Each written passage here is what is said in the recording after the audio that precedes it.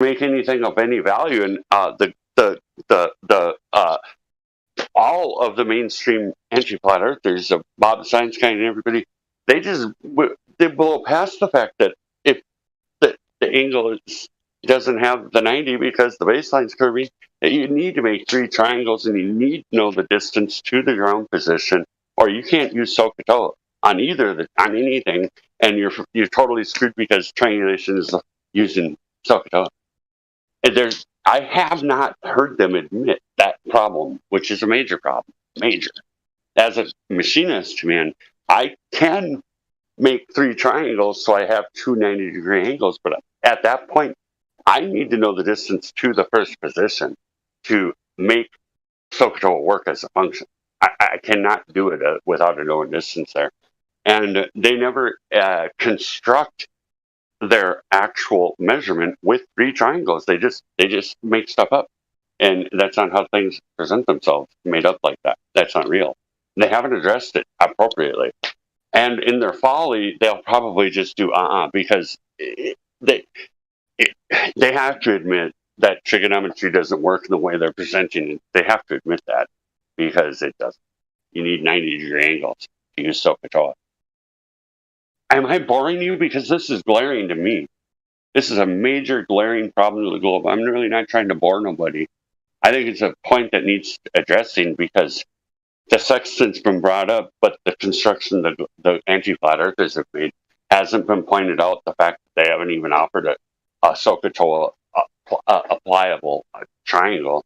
They just make the baseline curving to the ground position and then makes up some other stuff. But they've had a severe problem with the fact they don't have SOHCAHTOA as a function even available with what they've offered. It's a glaring. To me, it's another glaring. It's been kind of passed over by the flat earthers. I haven't heard them talk about this yet either.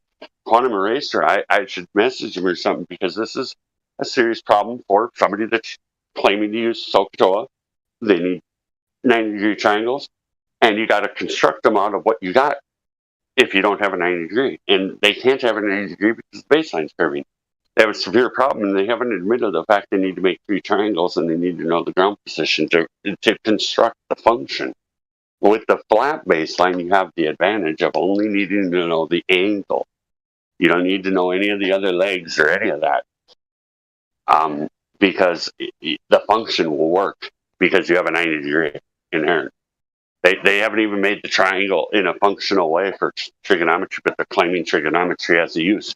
I haven't heard that directly addressed yet, that particular problem, the fact that you need to create 90-degree angles out of what you got. And they don't got one. They didn't ever create one. They just drew some lines on a picture and said that's what they do, which is a severe problem because you can't use SOHCAHTOA as a function unless you have 90-degree triangles. And they admit in their description that they got it, but they just assume it works. It's so weird because it's weird because they're weird because they believe a lie. You can't believe a lie and come out not being weird when you're confronted with reality. And things like SOHCAHTOA being a mathematical function like a wave. It's kind of bizarre. It works really well for precise manufacturing. Like I said, I'm a machinist. I do use SOHCAHTOA professionally. I've been in machining for 30 years. And man, the globe is really toast, man. The humanity needs to hear the message that there's no measurable Earth curve, and it's been debunked by a lot of numbers. Man. You go from what the radius would be, the claim 3959 to needed to be over 12,000 miles. That's a big difference.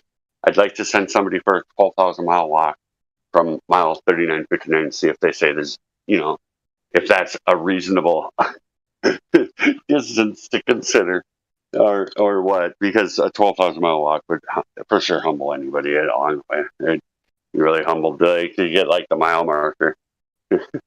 I can't make that thing real, obviously, but maybe somebody can conceptualize the difference between almost 4,000 miles and 12,000 miles. I just don't get it, man.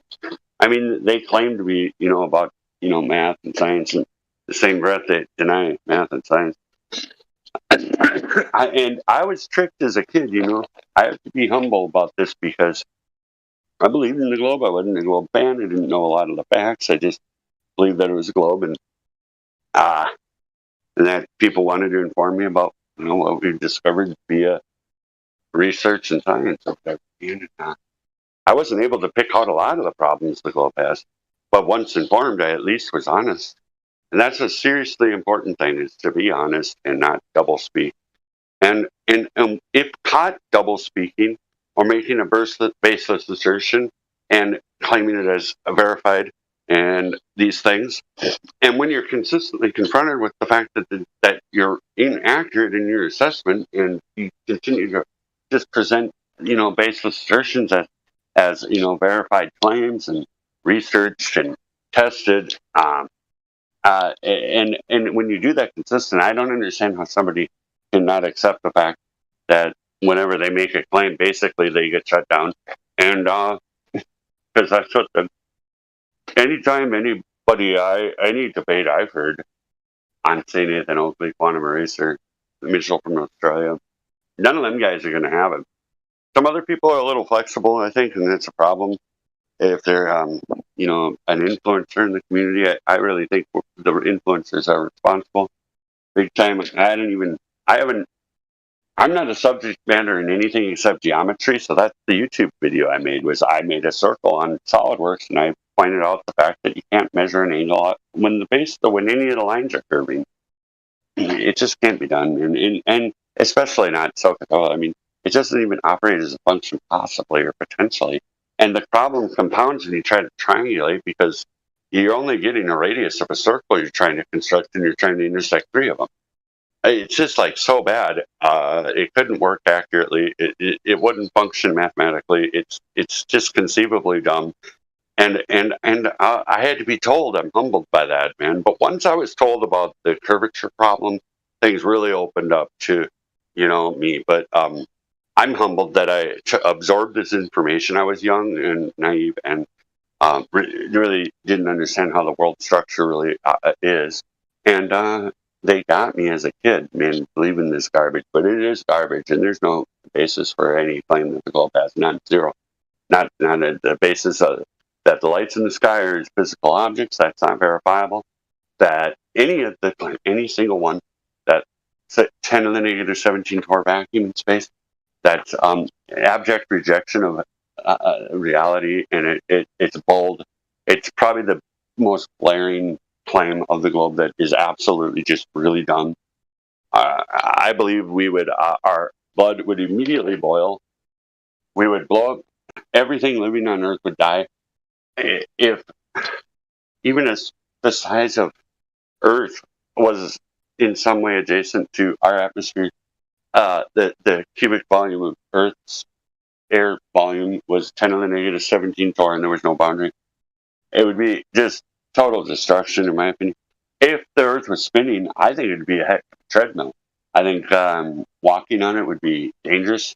If you fell over the trees that were behind you, you'd probably like slow down as the result of falling or something. I think it would act like a treadmill. At this point, I'm not sure, because Earth doesn't really spin, but I think it would be a treadmill, like a 1,000-mile-an-hour treadmill, which I think would be really good.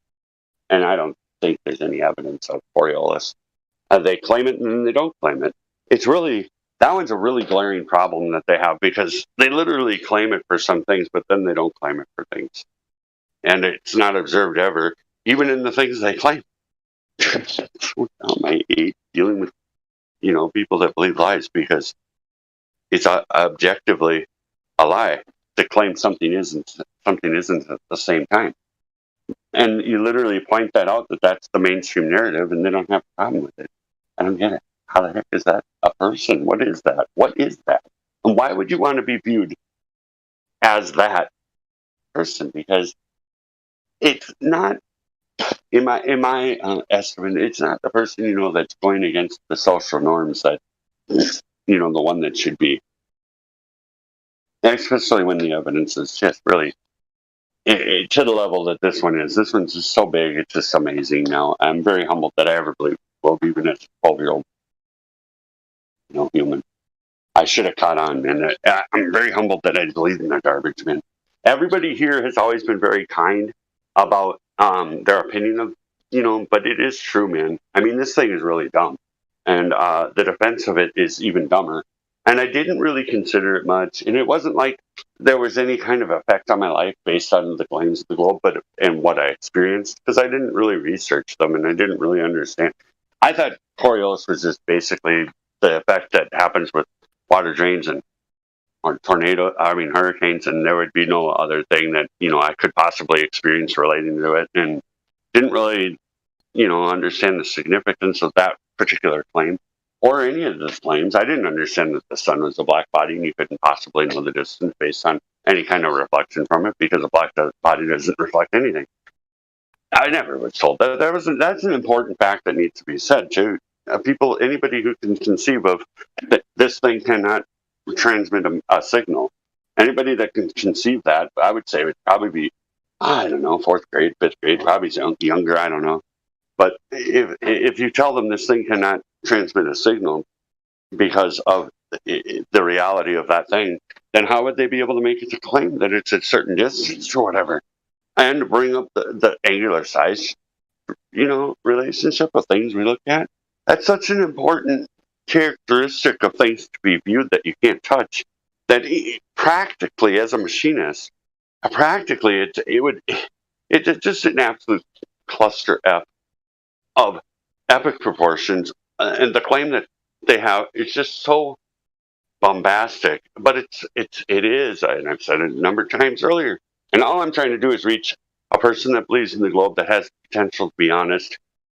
That's what I'm mostly here for. Everybody, all the flat earthers are the best people I know of, because I tell hundreds of people, hundreds. I've told hundreds, and I get really, it's really not a good thing to tell somebody, because it doesn't receive, and it's really, really, really cool to be able to be around you guys, because it's such a big deal, because it makes everybody almost an NPC in perspective. It's like you tell them a fact and they just say no. And it's kind of really, really, I have a tough time dealing with a guy who goes to church.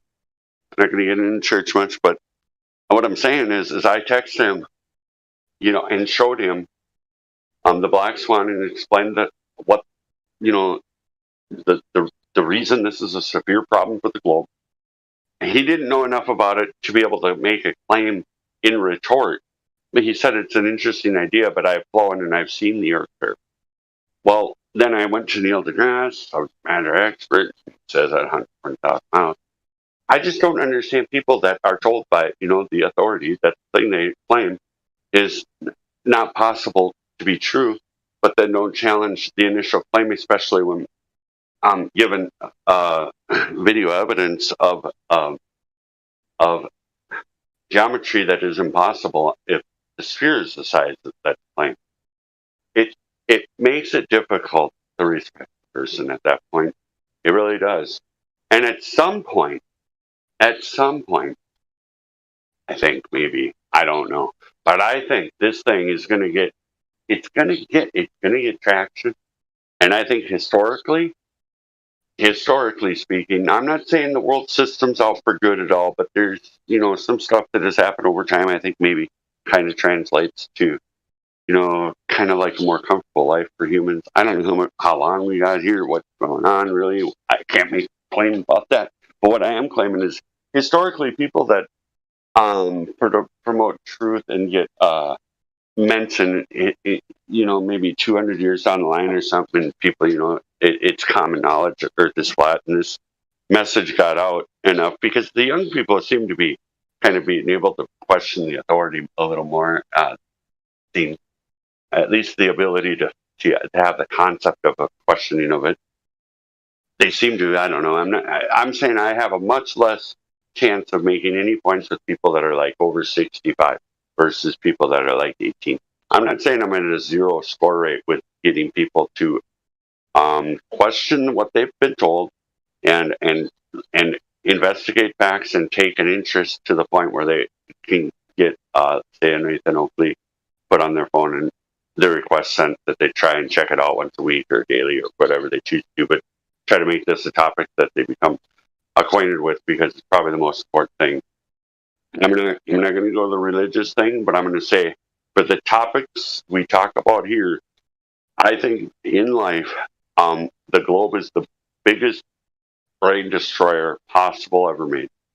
It really does. It makes you not know up from down in all kinds of craziness and all kinds of claims that are baseless that you have to accept as empirically proven that can't even be. It destroys the functions of logic, and it destroys the functions of natural laws, and it just really does, because it's a bold, in your face, huge lie, huge, like massive, huge, like really seriously big, and and that it's really bizarre that people don't really attach to the fact there's severe problems with electric curve measured ever on Earth, that these tricks, pulled off by the people, that are promoted in the books and whatever, um, are real.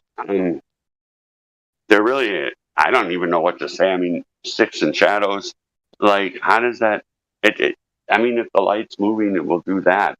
It will change the angle that the shadow, and and and how it's become accepted that no matter the movement claimed, when none of it felt, and it's just so stupid.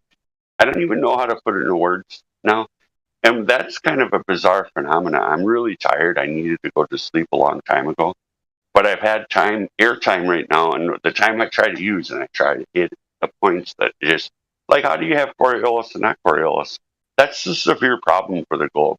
And anybody who's going to talk about Coriolis or have claim knowledge of Coriolis, when they say two reference frames and we don't witness two reference frames, and then you have to defend not having two reference frames in your own mind or to understand the concept presented, the not real thing, the globe. You have to try to understand how that Coriolis would present itself. You can get yourself on a merry-go-round and see how things appear to be moving, but they're not really. And there you have two reference frames, and now translate that to your experience on Earth, and you're going to find that you're not experiencing that in that like manner in any kind of way. It doesn't fit with the claim at all. I didn't understand the claim earlier, but when I'm told what the claim is, which is two reference frame, inertial and non-inertial, well, then it becomes real obvious, real quick. That's not happening. Any honest person knows that if I throw on the equator, throw a ball up vertically in direction, that if that was happening, that ball would take off at 1,037 miles per hour. That doesn't happen, man, and it's a glaring problem for the globe. You can't have it and not have it at the same time. You just have a major, severe problem.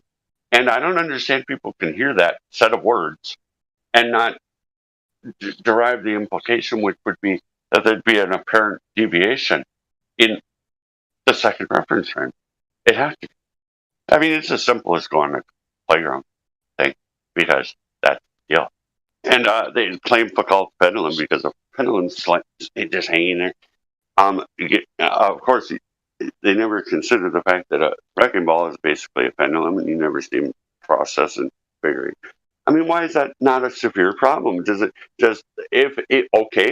If I name a fucking wrecking ball company Foucault, now would that be a basis for the current Glober, to have to be able to question is that the qualifier for the Glober, because the name, it's a sign, and the mechanism nobody can look at, that could be or not driving, but obviously is, because the wrecking balls don't just initially start swinging it. And you just say there isn't a correlation between them, because this wrecking ball, this ball that hangs, is a Foucault ball. How do you not see the problem there, man? I don't understand you people, man. How do you have your cake and eat it too at the same time? I don't get it, dude. I really have a hard time with you people. You know what? And to be intentional in annoyance and just saying stuff is like, I don't see, there's no chivalry there. It's wrong. It's not the good way to experience life. You can't, I don't see how you can maintain chivalry and self-respect if that's kind of like the motive. But on the other hand, if you really can't logically deduce problems in the claim, and be able to determine that the things that would need to be consistent to make the claim verifiable. And when presented with evidence that the claim isn't consistent or unverifiable, all of the different things that the Globe, every single claim of it, every single one. I mean, you just tell me one thing, man, that says, oh, Glob, you Glober, say Glob, just give me one, and I'll tear it to pieces, because there isn't a point you got that I haven't considered. Now, some people are a little more astute. I would hands down hand over the mic to Quantum Eraser any day of the week. I'd be really butthurt if they ever ban him. I really value him. I'm not going to be critical of anything. I'm not that man, and I don't experience being gaslit the same way as anybody else in life. And I would never, pass a judgment. I just say that I would like to be more patient with people, and that's just the thing I'm going to say. But Quantum Eraser is he's a human, and I know we're all the blind leading the blind, but he's really helped develop my ability to conceive reality in a way that conforms with what we experience, and I'm really grateful to him. This channel here is a really great place to be, especially when it's on point, which is the point is flat Earth here at this place. There's your whole life experience. You can introduce other things in your life that would probably be a healthier way to live. But this here and Quantum Eraser's channel and Nathan Oakley cannot possibly lead you wrong. They're empiricist. They just are not going to allow baseless assertions, and you can't go wrong when you're just dealing with what is. And these three people are these three avenues of gathering information to anybody out there who might be listening. The numbers we get from Google, whatever, I don't trust nothing. I think there could be, who knows what. There's an awful lot of people involved in YouTube that don't ever chat. Some of them don't even have a Google account, so they do things other ways because they don't want an association with that, which I totally respect. So there might be people that aren't counted and all that because they don't have a name associated with the they can't upload a video. They can't make comments. They're just like a third person viewer that can't really interact, but they can be at a spot and they're not noticed because they can't interact. Because that's kind of how it works. And these are probably maybe fear isn't a thing for me when considering the elite and the program, because I've accepted something that was said to me from a Marine, which is, dude, you're already dead. And that was probably really solid advice for my anxiety level, because I'm not going to live forever, and it doesn't really matter. It's over anyway. The only thing I'm trying to do is be honest with people, work, try to not screw up people, or stop drugs entirely. That's out of my life. There's been problems in my life, whatever. I'm not perfect, and I never claim to be in any kind of way. But what I'm trying to say is that nothing that the Globe claims, not one single thing, Coriolis, Earth curve, none of it is verified in any kind of real way. The claim itself is bombastic on steroids, and many of the claims on the Coriolis claim bombastic. There aren't words, man, for the absurdity of claiming there's 10 to the negative 17 torr vacuum, of infinite size. I mean, I trying to, quantify. I mean, how much cubic volume would 10 to the negative 17 torr be to get all of Earth's atmosphere to fit into what cubic volume to equalize with Earth? Because it's a stupid big number. It's unconceivable. I can't really determine offhand by just kind of judging a thing that you can kind of do when you're dealing with something that is conceivable and real. You're not this 10 to the negative 17, not billions of years, not these things that are just like brain breakers. That all that this narrative, that this science that has hijacked the meaning of finding out the reality, it's been fucked up because we got people that want to lie to people. obvious. It's obvious at this point. The engineers have lied to us because we can't measure any Earth curve. The laser tests don't show Earth falling down anywhere. All the horizons you view are by default parallel to each other in your view, which is impossible on a sphere. It's a determinable fact. In fact, you can. I don't like using the word predict, but when you do land surveying and you're on water, you have to assume that the horizons you're looking at are parallel. But in the same breath, you can inject an R value to them. It's so dumb. Like they say, conceivably for this purpose, when you're doing this thing, that your horizons are parallel.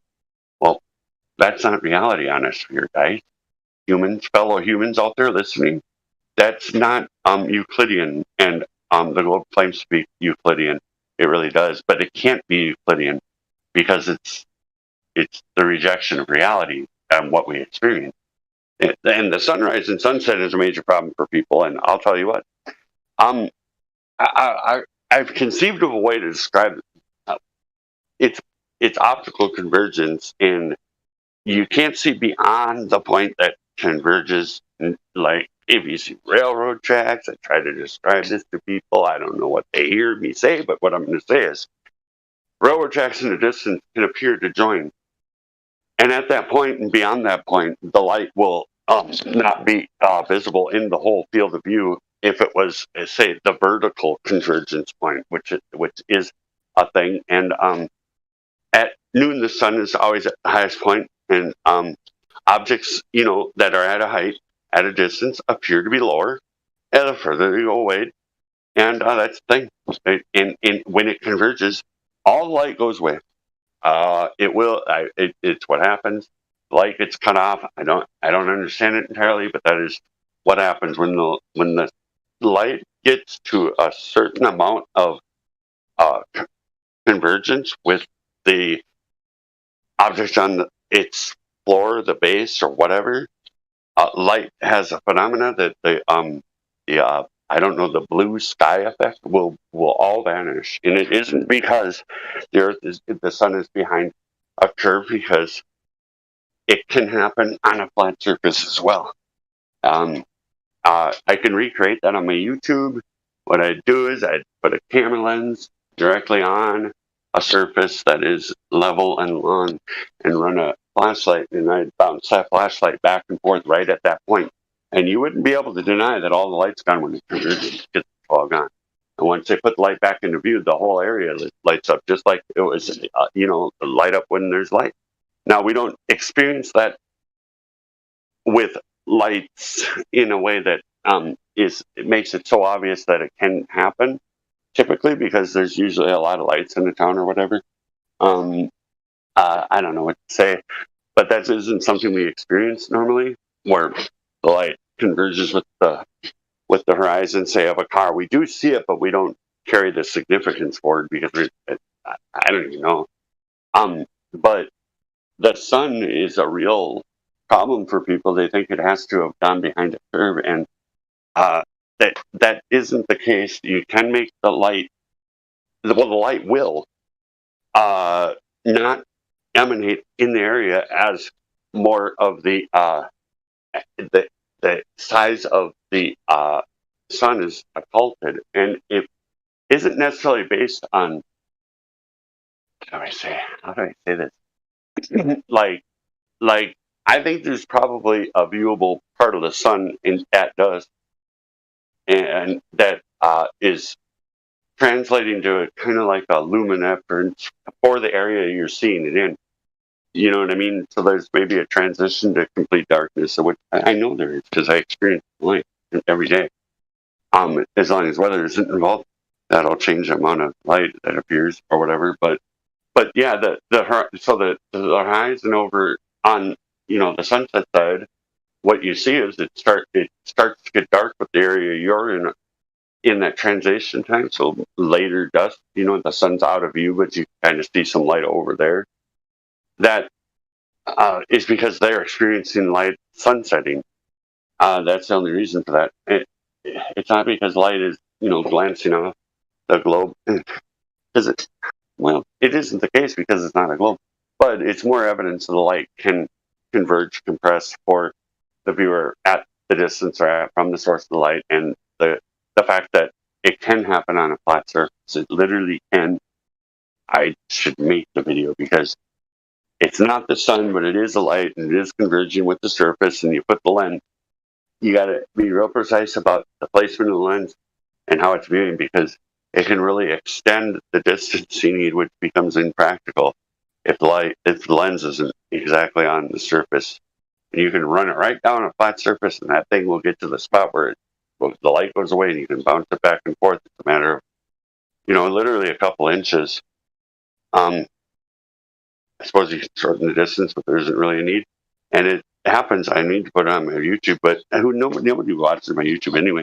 I only have one video on there, and it's showing how SolidWorks will not let you measure an angle if any of the lines of the triangle are curving. So, I mean, that's the most sophisticated geometry and part software available to humans.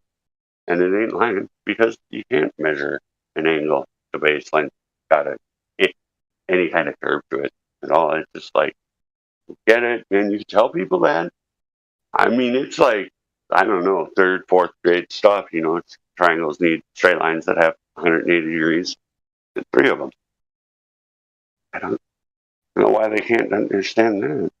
That don't make sense, guys. If you're a globe believer and you don't see the severe problem there, I don't know, man. Like, I don't know what is going on, because, like, I obviously am able to deduce logically the consequence of a thing. I don't know how to just parallel this, man. I used a tractor tire on a small car and trying to make it work, and practically everybody knows that that's not going to work, because it just doesn't fit, and these things don't fit either. The globe is that obvious to me now. Like, it's kind of humbling, because, like, I didn't have enough information to make. I remember my first exposure really with school to the globe, and the first thing I thought is, people are standing upside down to me in China, and that just doesn't make sense. And the first thing I thought was, I must not be very smart, because I can't make sense of that. And then I was able to, because I wanted to be smart, I had to concentrate on the concept of everybody being pulled vertically down from their position into the center of the earth. And that's how it works. And that was what I was taught. And I wanted to be able to be smart, because I wasn't mature enough at that age to do what needed to be done and just say that's not real. I didn't have the maturity level yet. I didn't really probably have it until I was about 30, to be honest. And I don't think admitting that is in any way. I might have been better. I don't know, man. I don't know. I'm humbled by the fact that I didn't. It didn't cross my mind any of these obvious problems with the globe, but all the definitions were kind of screwed up in describing the thing to me via the education system, and like Discovery stuff on TV, these sort of things, and movies about it, and then, like, these amazed videos about distances to suns and their sizes and these sort of things are just absurd. And, like, you can't determine the size of a thing because of this light you see, because, like, literally, dude, it's non-conceivable. It's like syntax error. You might be too young to understand syntax error. The computer just fails because you don't have anything except for an angular size relationship as the viewer of the light. There's nothing more to be garnered from that. And to claim it can is really, you have to force somebody to give up the reality of how to determine the size of the thing, which is you have to have some physical connection to it. There's no way you can, and that's a severe problem that I'm humbled that I didn't catch that, because that's a real problem. But as a machinist, I've kind of grown to learn that I can't measure my parts looking at the moon. I really got to put a caliper, micrometer, tools physically on the part, always 100% to determine their sizes. And you know, the globe is like, you look at the moon to measure your parts, and shut up. Don't don't you dare don't you dare say anything about physical contact of any kind. Don't bring it up. We don't want to hear about it. It's really yeah. It's another. I don't have a word for this. It's so obvious that it's not real because of the claim of the way to determine the information given to us. They're just, at some point in the progenitors of this thing say, let's just make stuff up because that's what they did or something. A lot of this stuff seems to have some kind of reference to 666, which I think is just a trademark, and they wanted to build the model around it in some ways so that it would be there as a trademark and probably in service somehow to things that I think are just not good. That's my opinion. I'm going to go on though. It's kind of a fantastic thing that there's so many things actually that are associated with the claim of the globe that are, 666, and who knows why anyway, because they claim the sun's a black body, which should be told to everybody right away when they're taught that the distance to the sun, because it refutes itself if you dig deeper, which I never went to university for this sort of thing. I just went and got a tradesman. And there was a lot of stuff that was given to me as reality, which, like, one of the things was that we know the distance to the sun.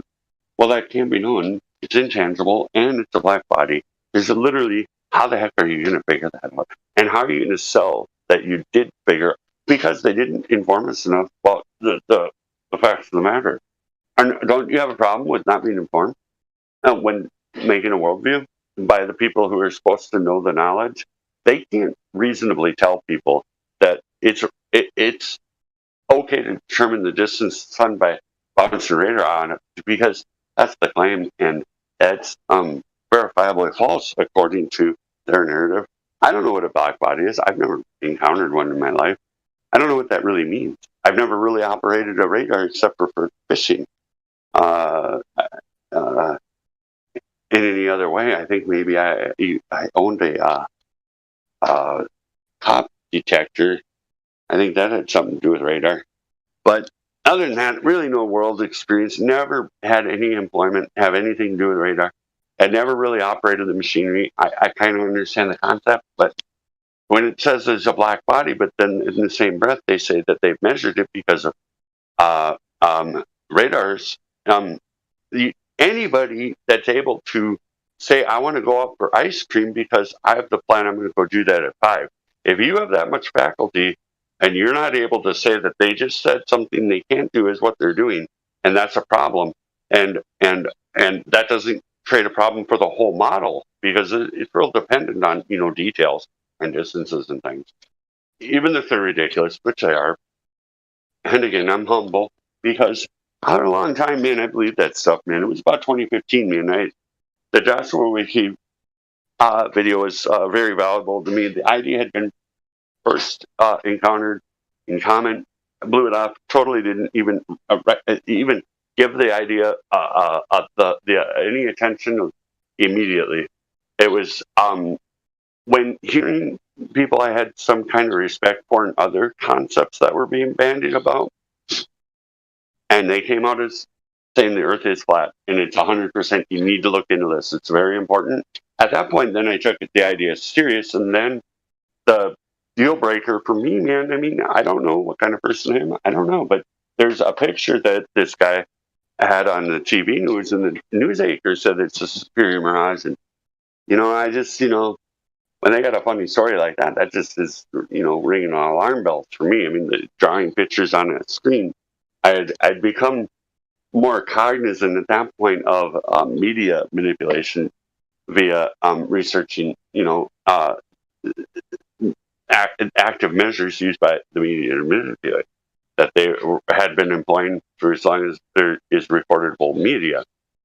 So I was able to have some skepticism what the media had to say. So at any rate, that being able to say that the media knows that it's a dependable thing, that there's going to be this Superior Mirage whenever they need it to be there, is to me a story that is saying you're just going to have to believe us, and that's not okay. That's not enough for me now anymore. I don't know how to make the transition from believing the media and all the structure can happen for an individual, because that's really the break that needs to happen, because they're the last people you should trust. They're if they're going to continue in the thing that they're doing, they have to parrot the things that they parrot. I don't think you can be an air traffic controller in a flat earther public. I don't think that'll work. I don't think you can be a weatherman and publicly be a flat earther, or challenge any of the narratives, and you're just going to read the script that they give you about the causes of things that you witness, and they don't conform with what the globe would demand. And even if like there's statements that have been made in the past that would debunk the current narrative of the globe, and they were the publicly in the whatever the official statements. I mean, and some of them are glaring in the numbers, and I don't know what to say about that. I think that part of the program is they got to change the story up and make it just ridiculous, because I mean, how much real difference is there? 500 light years. I mean, is that really a big deal? Somebody should worry about that they were wrong by 500 light years in this instance or that? Because it is there's that going on. There's always a correction to their knowledge on some level, but that doesn't matter, because it's all a story anyway. Because it's all garbage. Because there's no Earth curve.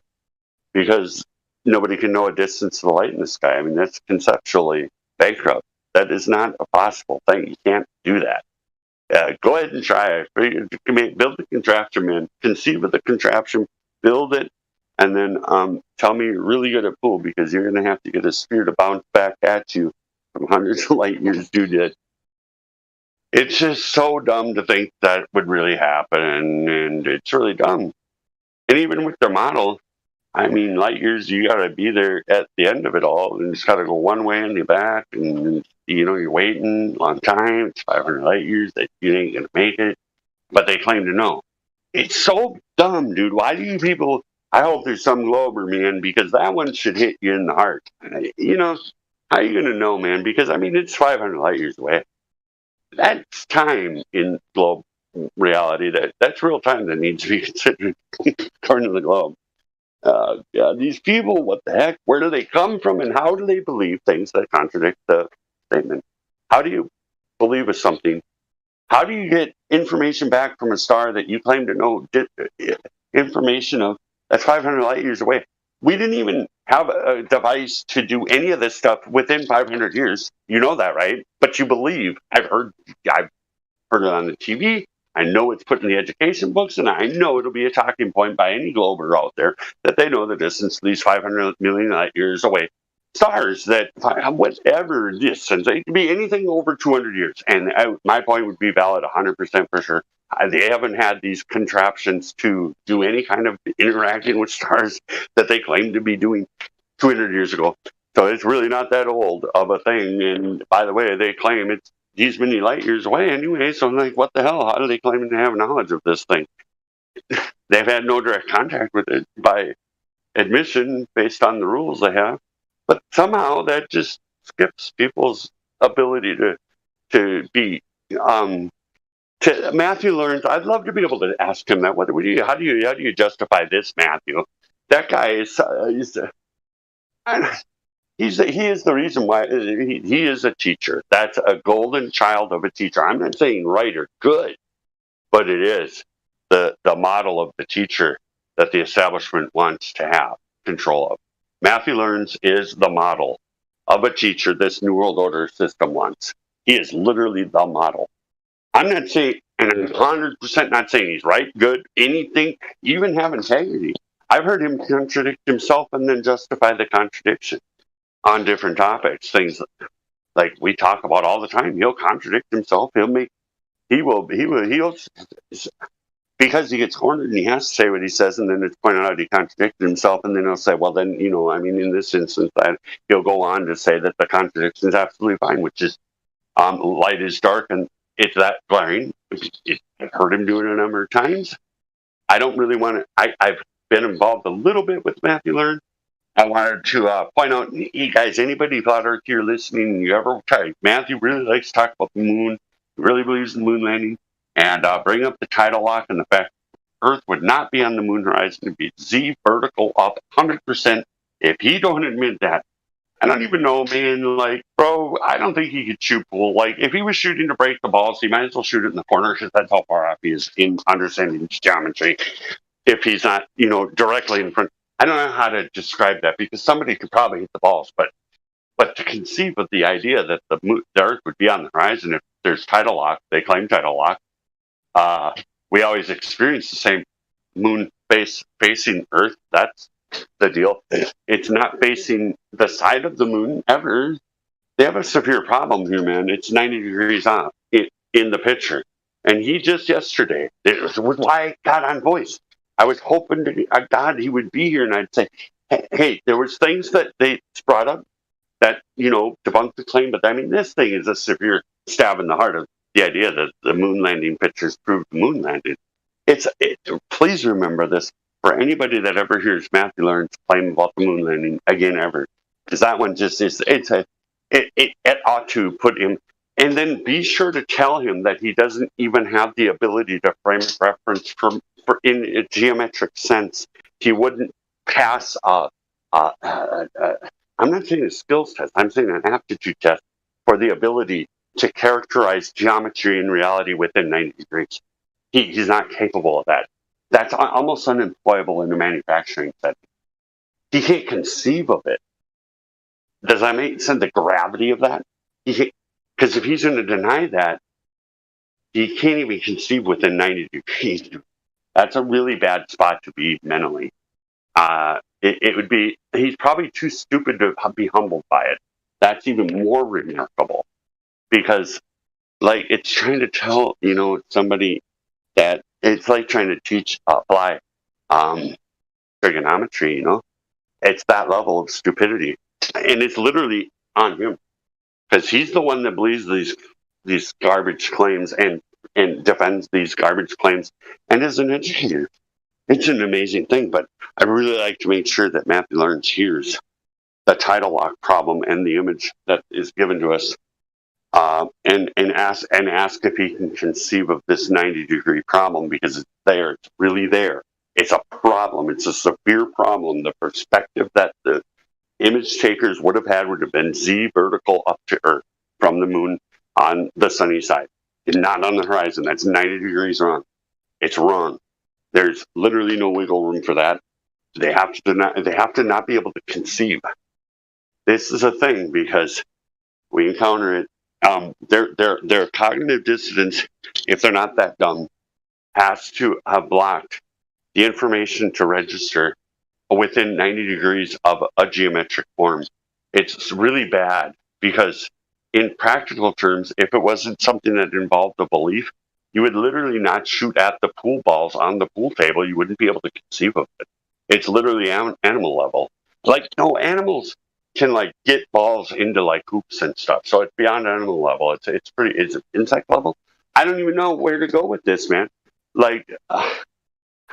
Glovers, you people are like a case study for believing a lie. You guys are like epic level case studies for believing really dumb lies. And it's not that you're dumb.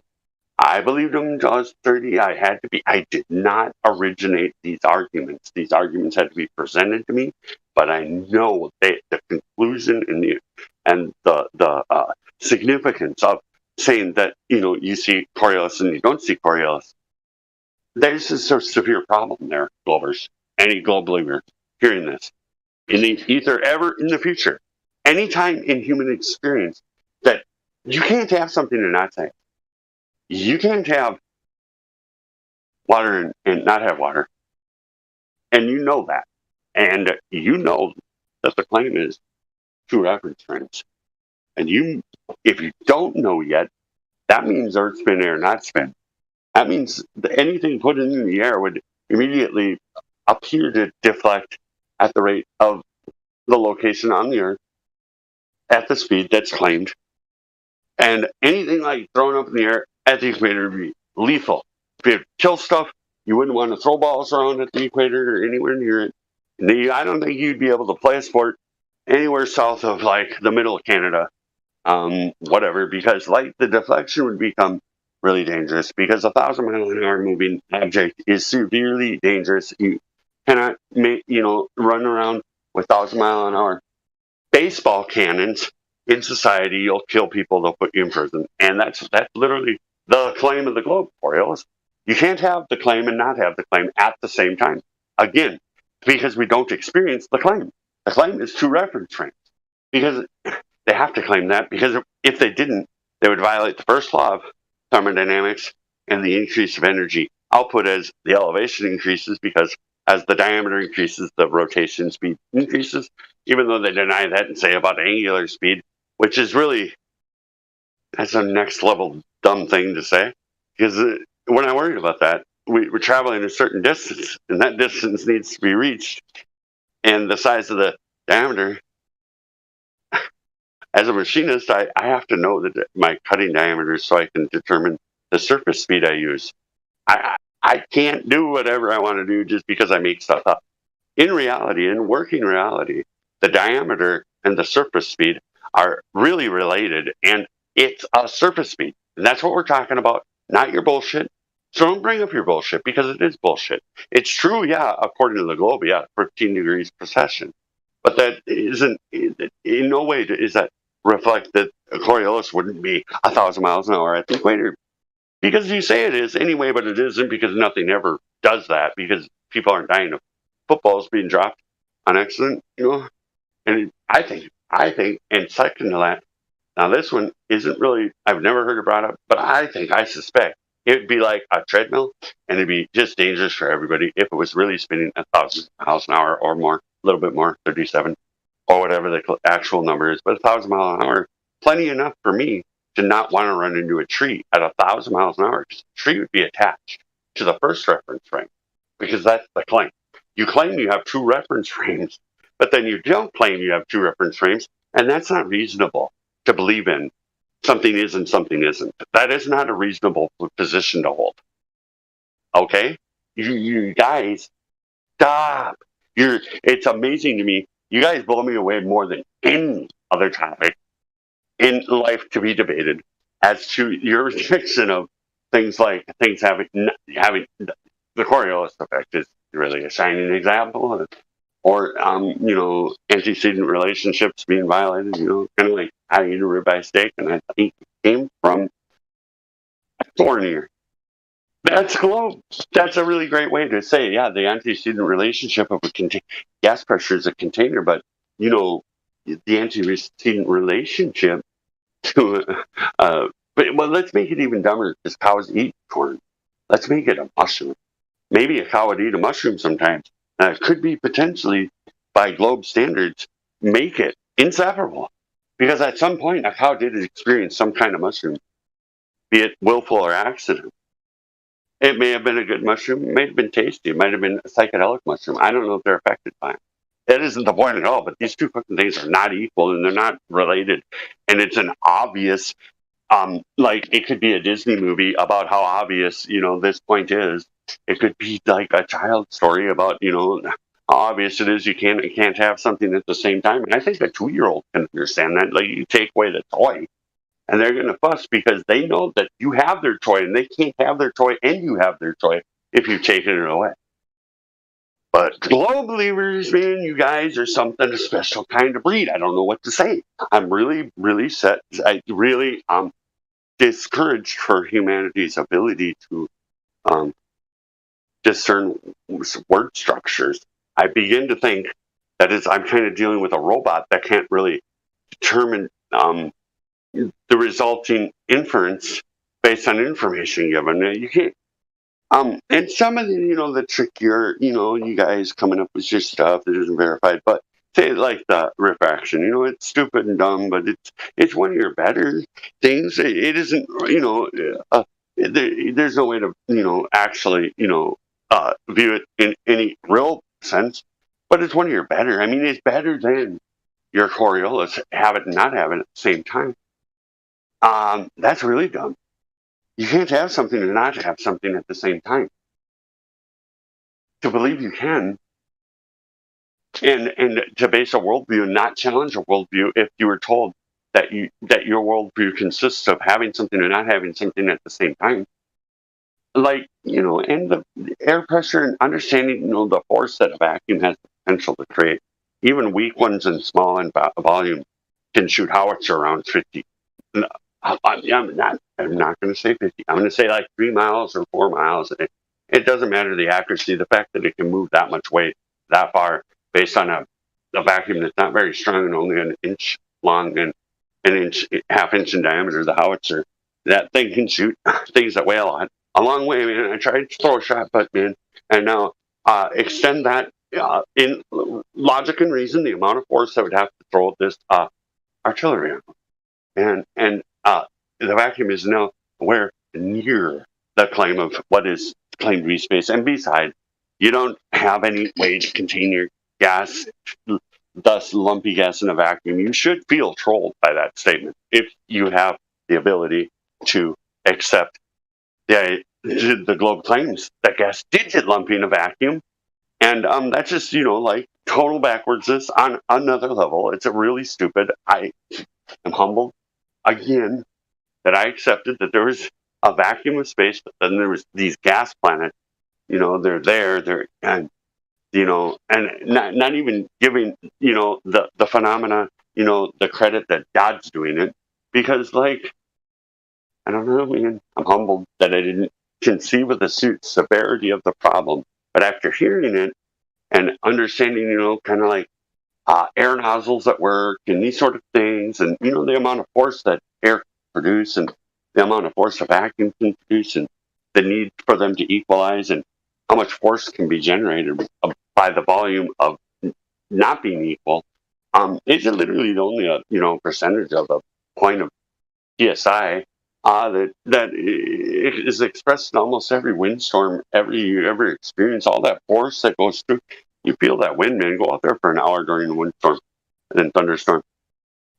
It's just trying to equalize, and that's a lot of force, and it's only a percentage of a psi. What we use as a typical measurement weather, and that doesn't translate to anything near, to the 10th power. That's not even comparable or justifiable to conceive as comparable. It's not a thing that should be viewed as a comparable thing, especially 10 to the negative 17. But I don't even know that's absurd, and it's dumb. It's another dumb thing that isn't possible. There's no way we would experience that because we'd blow up. We blow up like a helium balloon that expands and then blows up as it goes up, because that's what it's going to do. That's what everything does. It expands full volume. God damn it! I can't believe I have to say things like air. Like our air would fill the volume because it's infinite, and it would be a much lower pressure. And entropy can be defined in temperature, and it's literally like believing you can have a steel bar sitting next to that's 0 Kelvin, let's say, because why not? It needs to be a big story, right? And I can't think of anything bigger than 0 Kelvin. We'll go to the other iron bar, metal bar, a value of 1,000 plus degrees. I'm an empirical guy. I know American measurements as far as like reference frame for hot iron stuff. I've experienced of heat treating and different things. Anyway, I don't know if steel can be 0 Kelvin. I don't know what to say about that, but let's just make the number big, right? And they can't be them. They can't be there together and not influence one another.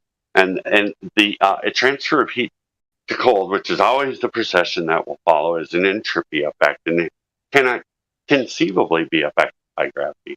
Maybe a baller could conceive of the way to say that gravity's affecting that, but they haven't really bothered trying. But the problem there is it needs to translate to entropy in respect to gas pressure, because that's an entropic effect. It's always happening. And we're in a dynamic system. I don't have all the answers for that, but it doesn't mean we don't need containment. And it absolutely is really dumb to think that we're somehow connected not that far away from an infinite 10 to the negative 17 torque. That is clown level to like think that that's the deal, and it's reasonable to believe that. That's literally another, well, I'm working as a machinist and making things that go into the assembly of vacuum seals. They're really high tolerance. Everything about them, they're really expensive to make. And the angles need to be very precise. The result of the amount of vacuum that thing can withstand is really not that high of a measure, and it's steel, and literally try tearing steel apart with your hand sometime. And that might give you a frame of reference as to what that steel is going to experience if they go beyond the pressure difference. It will tear apart, and that's what will happen. And I don't know if you can conceive of the amount of force that it would take to tear apart. Let's just give it a value of an inch thick, joined with another inch thick part. And then they're like, say, cylindrical, and there's a borehole of like maybe, let's say, an inch, and then the part itself has a diameter of, let's say, it's, doesn't really matter, 4 inches. And that try taking and putting them two plates that you have there together, and then tear them apart. Just to conceive of it, because that's the power of air pressure, and it will tear them apart, and it will fail, and that's a big deal, dude. That's a lot of force, because like I don't think a punch press without the correct die, it'll crash the die.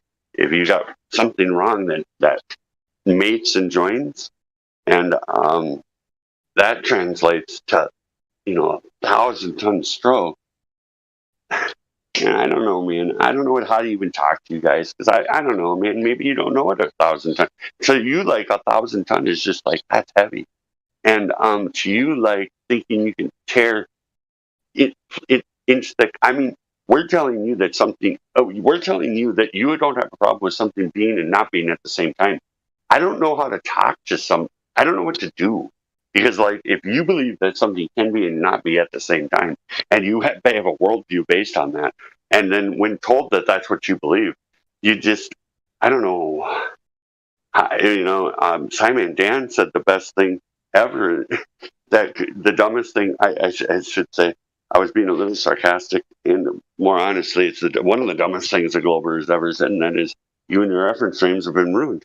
Well, and we don't have what do you think? What does he think a reference frame is?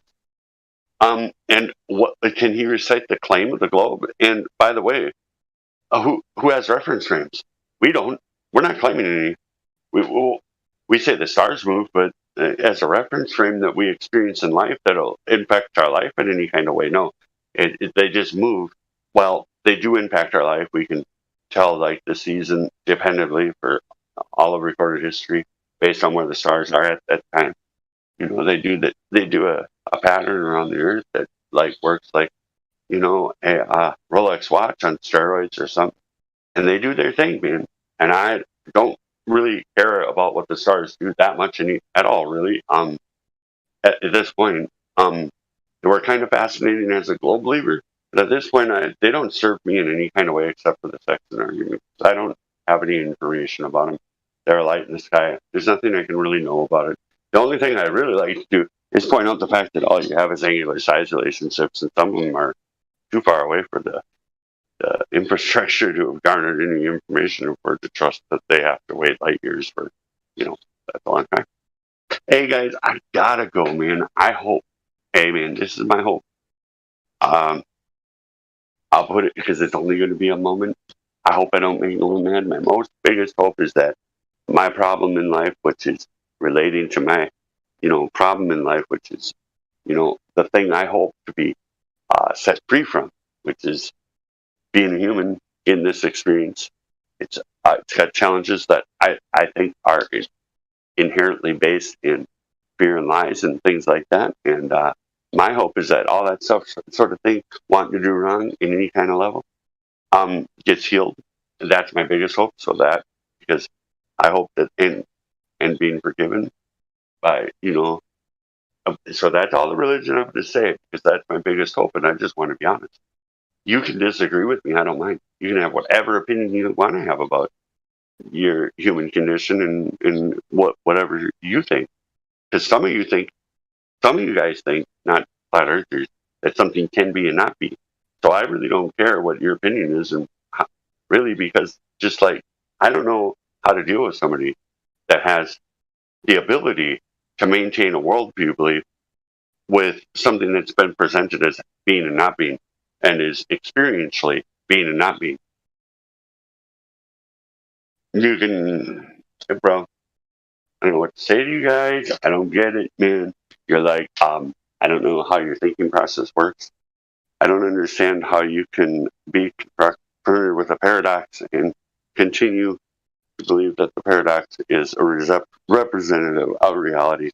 A paradox is a severe problem for describing reality.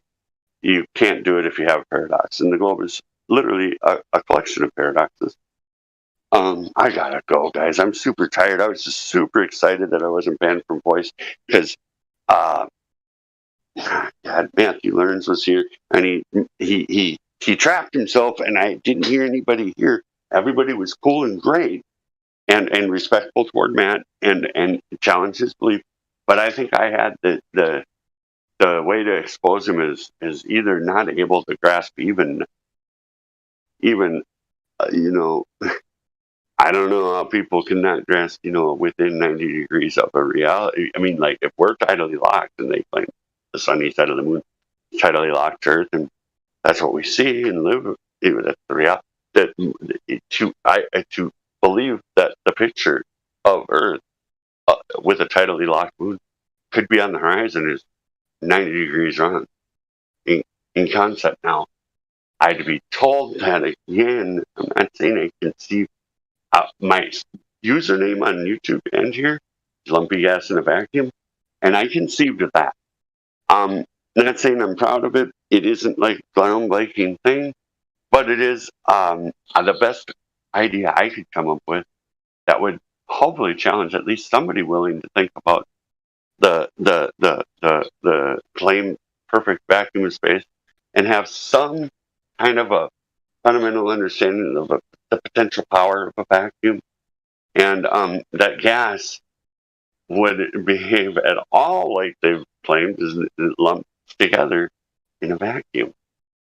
That's a bizarre.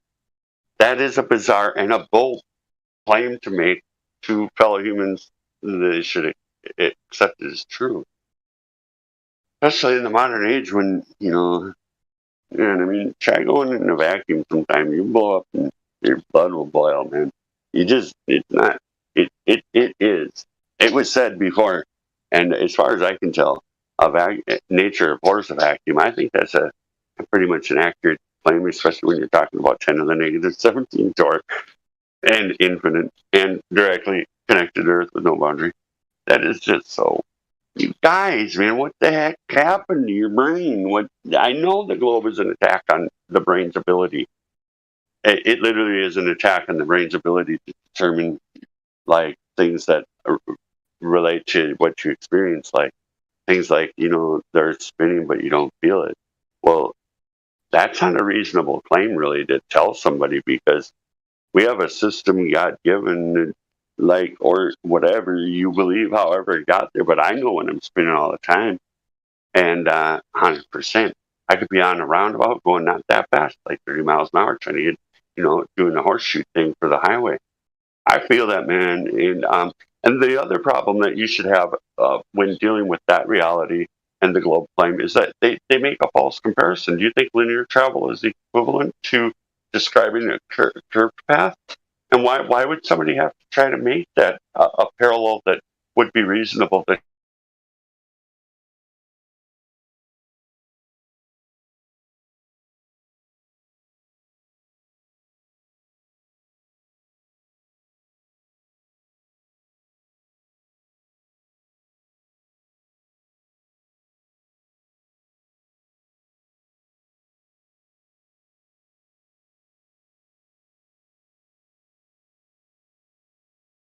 Yo, Miggy, you there?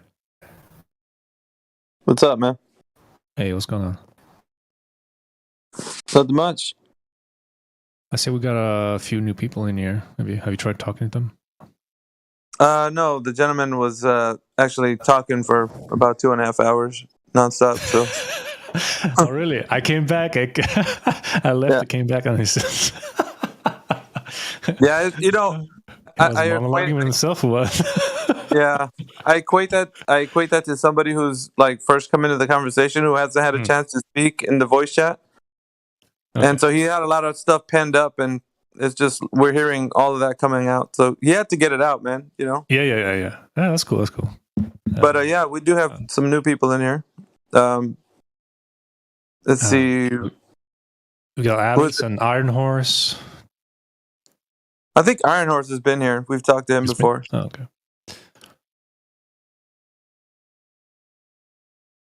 okay. Alice, welcome to the chat. Sam Free, I don't think I've spoken to you. Sam Free, welcome to the chat. Hi. Hello. Hi. I have a question. I have two, but I forgot one, so I'll have to come back. That's fine. So I already got the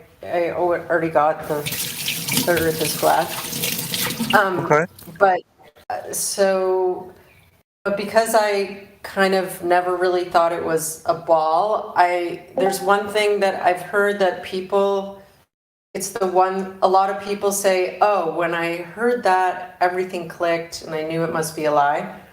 But it doesn't make sense to me. So what is it about the horizon? Something like, okay, if the Earth were a ball, you climbed up a mountain, what happened to the horizon in your eyesight? What would it look like? It rises with the eye level, but the horizon remains level. Horizontal on the horizon. Yep. If it were a ball, what would it be like? So the higher you go in elevation, if you're on a curved surface, the ground itself is, because of the spherical shape, it would start to define itself a lot more. So the curve itself would be more pronounced as you rise in elevation. So the curve in your eyesight of your left and right, like the periphery, would bend down. Well, yeah, we're talking about 360-degree curvature all around. So if you were to, I'll give an example. If you were to get on top of a mountain, and you were to go look, if you were in the peak of that mountain, and you would turn around the whole way 360 degrees, every direction you would see the curvature would be pronounced. Because imagine being like on top of a beach ball. If you were an ant, and you would turn around on that beach ball, you would see everywhere the curvature would be pronounced everywhere. It's the same idea, right? Like kind of like down from your feet, then you would see it. You wouldn't see way off into the distance. You'd see like you were standing on top of a ball. Okay. Yeah, like you were standing. Then what do you do when people say, but no, Earth is just so huge? Well, there's certain set metrics that we have for the curvature to be found or understood, right? So we have the radius, the diameter, and the circumference of the Earth.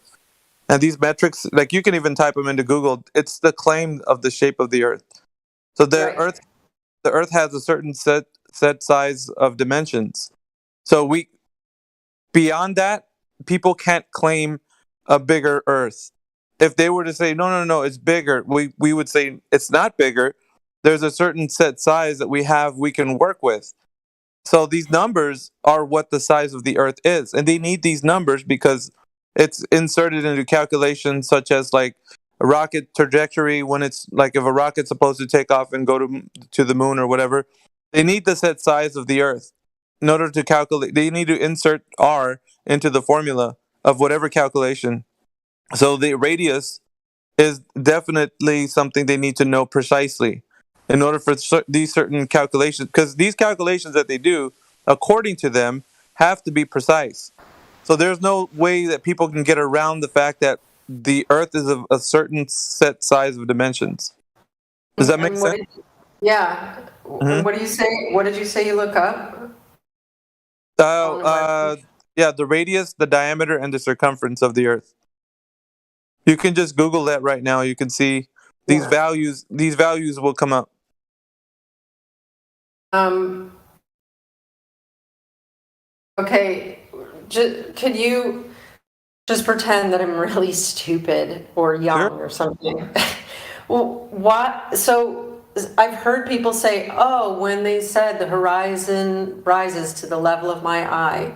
Hmm. Why does that turn a light bulb on for people? I just don't get that. Okay, so like if you were to rise on a plane, like the plane of existence in which we're all on right now, Uh-huh. if you rise, the higher you go, it seems like, and like this is not really an argument for or against, but the idea is that the horizontal horizon that we see would rise like with the eye level. So like let's say you're on an air balloon, right? And you're in a basket and you're looking at the horizon. Well, Yeah. the horizon you see in the far distance would be the same horizon you see when you're on the ground looking at the beach, like on a beach at the, over the water. So it remains in the midpoint of your eye. So it's like it's centered from your eye level perspective. So it's not going to be like dropping dramatically away from you. It's going to remain kind of steady, like where your eye is. Now there is some deviation, but that's where people would say that that's why it's a ball that's of a bigger size. But you can't have your cake and eat it when it comes to like Yeah. what you're supposed to see. So with the ball size that they said that they claim it is, there has to be pronounced curvature as you rise in elevation, looking at the horizon. So it becomes like an aha moment for the people of the flat Earth, showing the people of the globe. If you rise in eye level, you see in the horizon that it doesn't drop away from you like it should if you were living on a globe. Because if you were on a globe, rising up, the curvature would immediately you it would there wouldn't be like the curvature would be more pronounced as you go up, and the ball would be presenting itself even better as you get higher. You know what I mean? Yeah. So yeah, that's the reason why there's the idea that if you were to rise watching it on a flat Earth, that it doesn't drop like the way it would if it was a ball. Does that make any sense? Like, just imagine the two perspectives. Go ahead. No, go ahead. And that that's why I always put it to where if you're looking at the horizon and you're using that as a way to determine that it's not really a way to determine if the Earth is flat or globe. It's just what we observe in our natural known reality. So if you were to, and it's logical, right? It's logical to think that if you were on a ball, if you were to rise in elevation, the ball would pronounce itself even more. You could see the curvature as you go up better, right? You could see the ball better as you rise up. But if it Yeah. wasn't a ball, then it wouldn't be. You couldn't see the ball. It would be like more. Just you could see farther, but the horizon would still remain where it was in your eye perspective when you were on the ground. Like it'd be midpoint of your perspective, because everything converges. Whereas it would be halfway up to you. Yeah, yeah. So everything converges on the eye line. So when you look out at the far distance, everything converges to.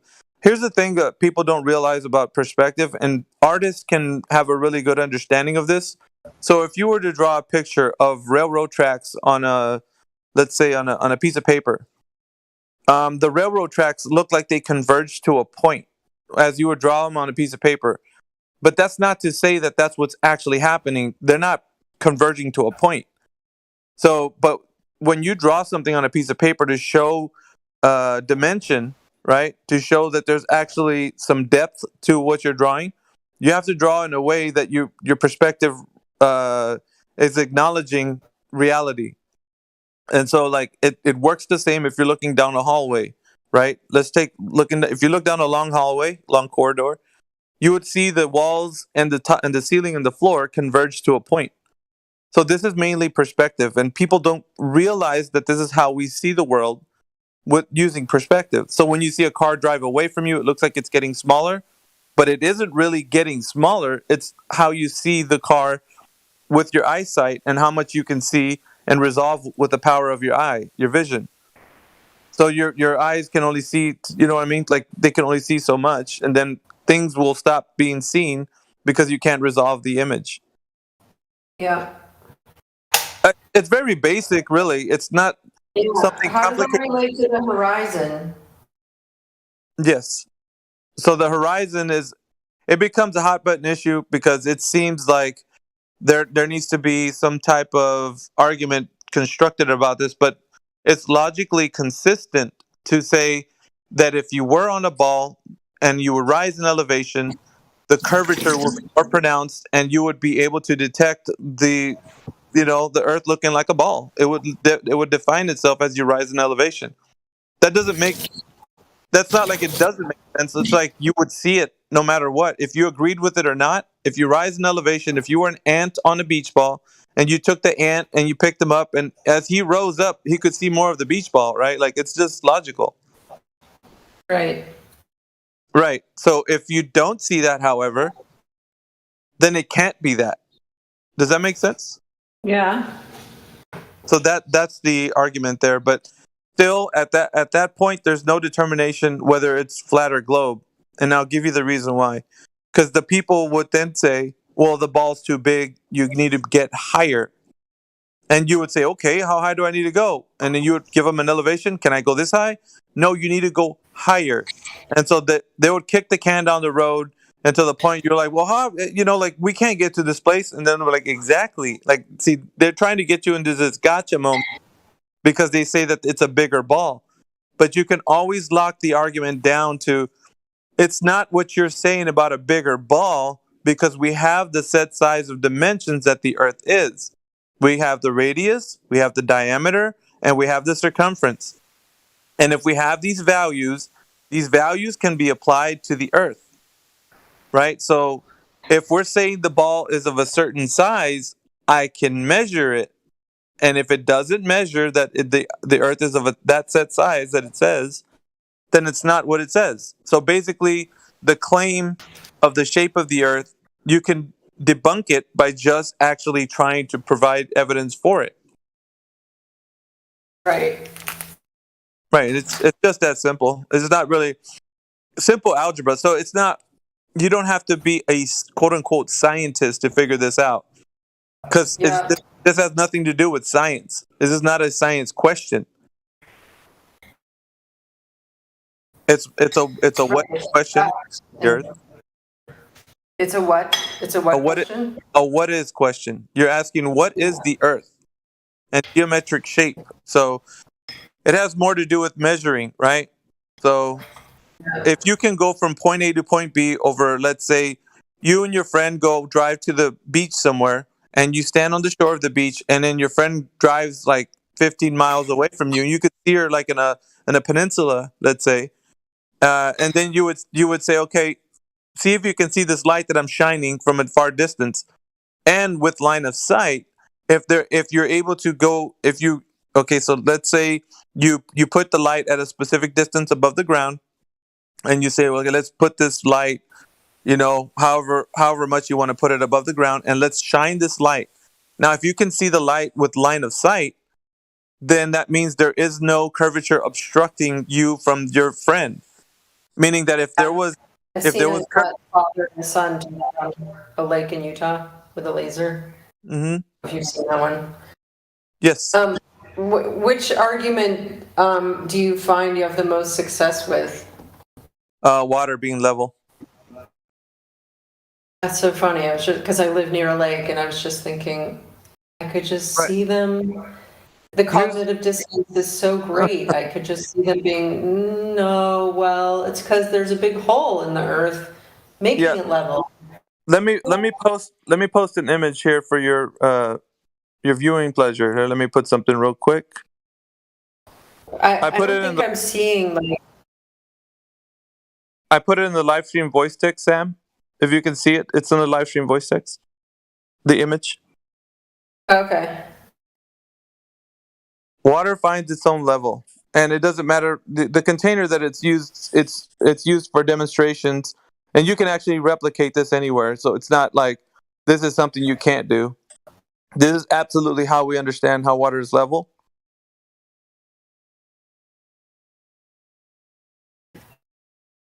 Wow, people have been sending me stuff, and I didn't realize. No, this is everybody. Okay, hang on. All right, so it's a funnel. Mm-hmm. And can you see the different shape of those containers? And then, like at the end of it, it's like it's drawing a line straight across. Yeah, It's pretty basic, right? It's simple. It's not very difficult to understand. Now, right. if the Earth is curving, however, there would be deviation in that water level. It wouldn't be level. This is not what we observe. Our physical and natural world demonstrates to us that water remains level on the surface of the Earth. Now, you said you live near a lake. Is this right? Yeah. Okay, so on certain days, I would say, or at least I would submit to you, on the very calm days when there's hardly any wind, you can observe a specular reflection off the surface of the water. So you would be able to see, though sometimes and certain days when there is hardly any wind or no wind at all, the lake looking like it's glass, like it's completely smooth, right? And at which point it reflects the images off of it at a specific angle that hits your eye, as if you're looking at like a reflected image of the thing that's above it. So that right there would demonstrate to you that also the water is level and it's flat, because you can only have that specific flat specular reflection if the water is completely flat and level. Now, if you were to say No, that, this is what I'm saying their argument would be.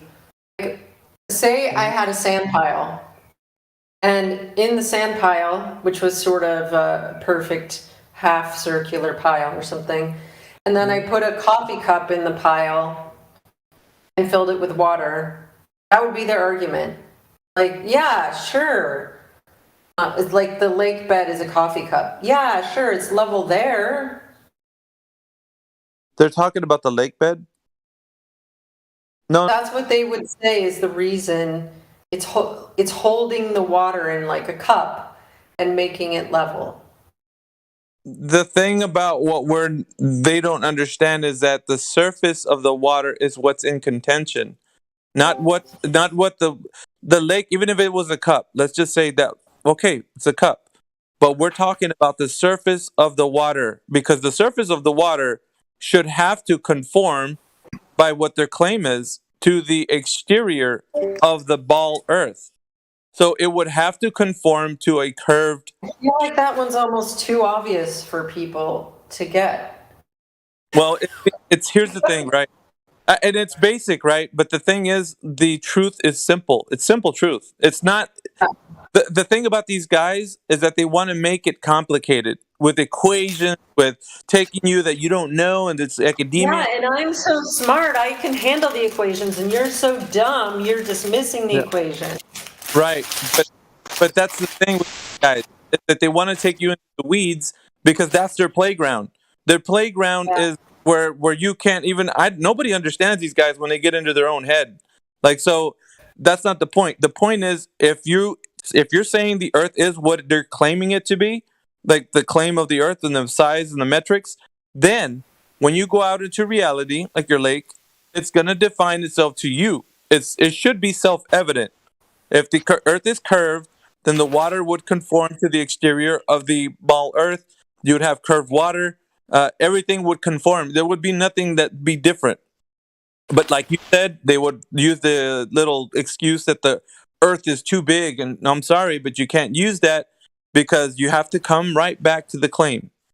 And here's the thing about these guys, that they're these type of like sophists. They want to say things like, "Well, we're not saying we agree with that claim, but it's not up for debate." You see, the claim of the shape of the Earth is not up for debate. It is either take it or leave it. And if you leave it, then you're just making up your own cosmology, really, at that point. Do you understand? Like, that's how it is with these guys. Yeah. You have to make them realize that if you leave the claim and you say it's a bigger Earth, then you just made up your own cosmology, and I don't know where you're at now, because we're talking about the claim specifically.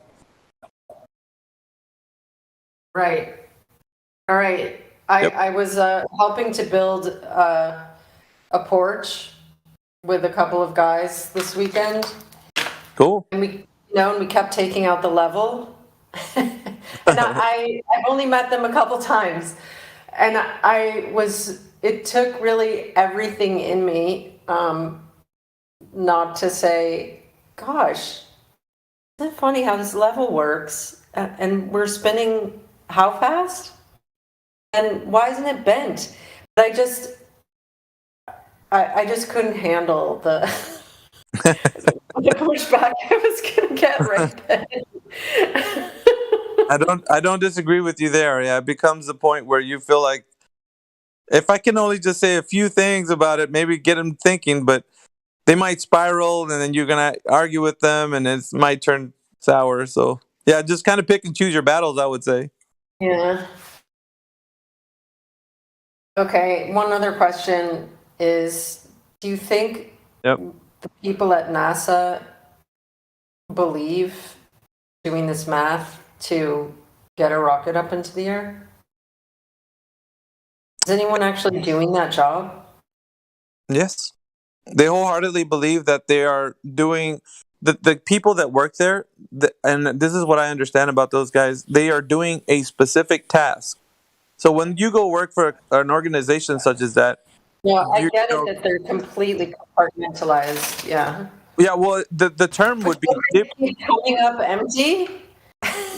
yeah, the term would be departmentalized. So Yeah, compartmentalized is different from departmentalized is like you're working as in a certain department and that's the only thing you know. You could be working at a job for 20 years and only know the specific job that you go and do every day, but not know what the other guy doing on the next floor is doing. You know, like you can be doing just that one thing and you could talk to those guys, be like, dude, you work at NASA, you should know this stuff. They're like, dude, I only punch a few keys on the keyboard, like, and I'm looking at a screen all day. Like, they don't know what we think they might know. Like, there's a sort of like a projection we might give to these guys, but really, when we get back to it, it's like they're just doing a job. Like, they don't know if it is or isn't going to, the vacuum of space. They think it is, obviously because they work there, but I mean, I really regret my neighbor across the street worked at JPL as a physicist. I never asked him anything. And he started drinking a little bit more and a little bit more. And I'm just really curious if, like, he had to numb down or something.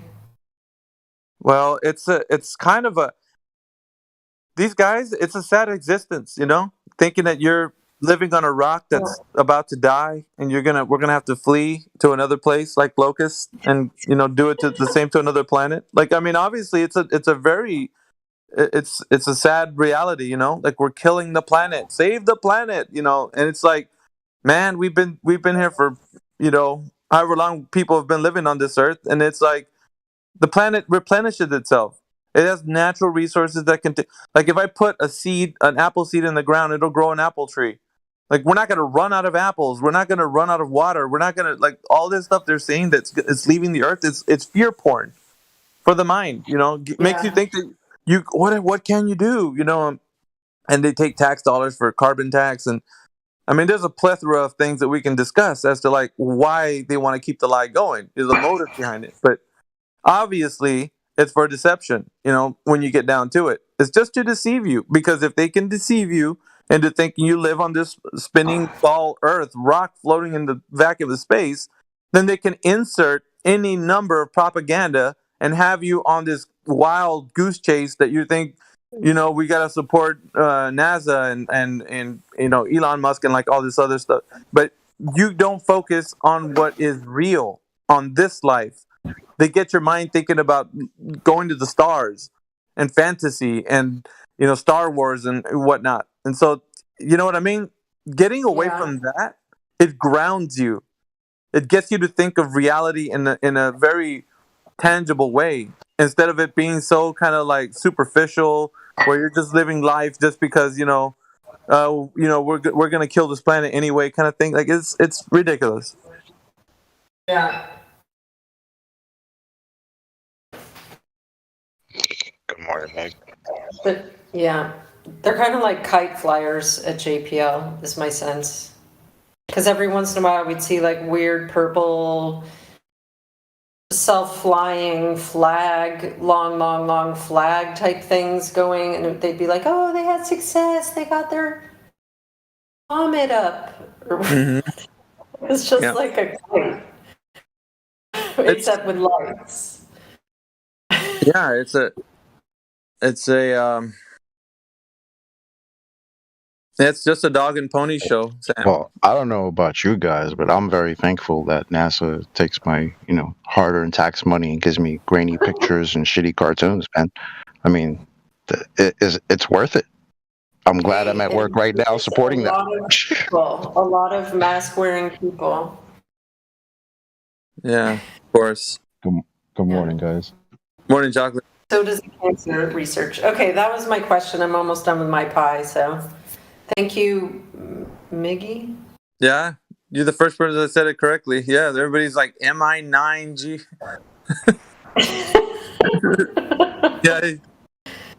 Yeah. And thanks, gospel bearer and people who sent and cut the shit. Yeah. Cool, dude. Okay. Have a good afternoon. See you, Sam. Bye.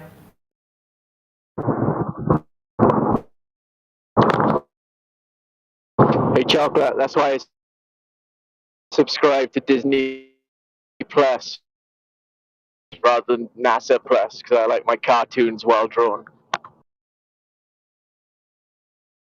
Hey, Flatty, you're getting away from your satellite, man. First part, you cut off the first part. I didn't hear. Yeah. Can you hear me now? Yeah, it's better. Am I good? I said that's why I subscribe to Disney Plus rather than NASA Plus for my cartoons. I like better quality.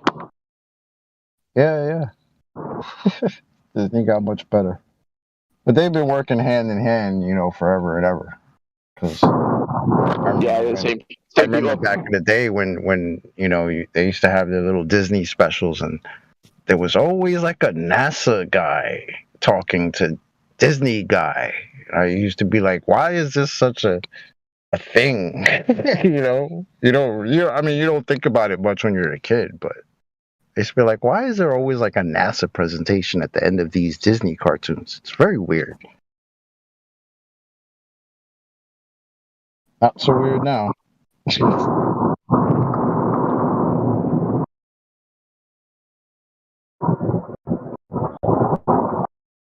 Flatty, you flying or what? What's going on?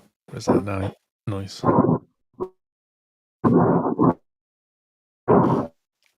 An airplane. Something top down in his convertible going on. Sorry, Raven. Sorry, dude. Oh, I just remembered my other question. Yeah, go ahead, Sam. Somebody made a point like that we call it a sundial and not an earth dial. How is that a point? How is that an argument? That a Glober said we call it a sundial, not a earth dial. Well, it's everybody a calls it a flat- sundial, and it definitely wouldn't work if we were spinning around. But Because the sun moves, not us. yeah, That's why just it's a in the point. name. It's a sundial. It's not an earth dial. But I don't get. Somebody was calling it an earth dial. I don't see how I could use that as an argument. Can you hear me? Yes. Okay. It's because the sun moves, not the earth. That's why. That's why Kind people of. say that. It's really it's not an incredibly profound or helpful argument. It's more of a cute, poetic way of speaking. I mean, it doesn't really prove anything, but that's why they say that. It's because the sun is doing the moving, not Earth. Okay. Thanks. Yeah. By the way, where are they I saying? you could say like dial is like the verb, so the sun is moving. It's telling you the sun is moving. It's not though. I mean, it's not profound. It's actually just. I don't even know what to call it. It's just kind of simple. It's not to say the reason that it's a sundial is because the sun is moving isn't very profound, and it doesn't necessarily prove anything. But people like to use things that sound good but don't necessarily That's have any. kind of the way we use words, right?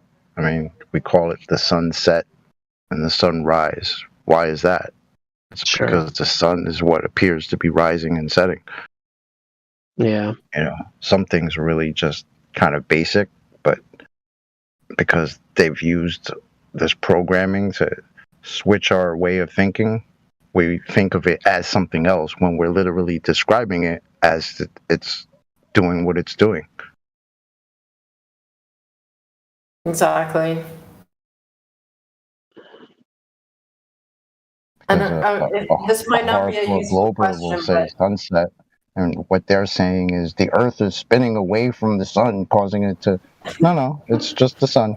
It's just the sun doing that. I took astronomy in college, and we had a planetarium on campus, and that was, you had to go there once a week for class, for the lab, and they used to say, like every other class, well, of course, we're just pretending that the North Star doesn't move, and these stars are up above our head, and they're in a dome, and like the entire thing that we were learning was just for the sake of argument, so it would be easier to learn. But of course, it doesn't really work that way, and that's why we go do the math in class. I mean, I get that it's all programming, but do you think the professors believe that too? This is just completely conjecture, but I've just been wondering.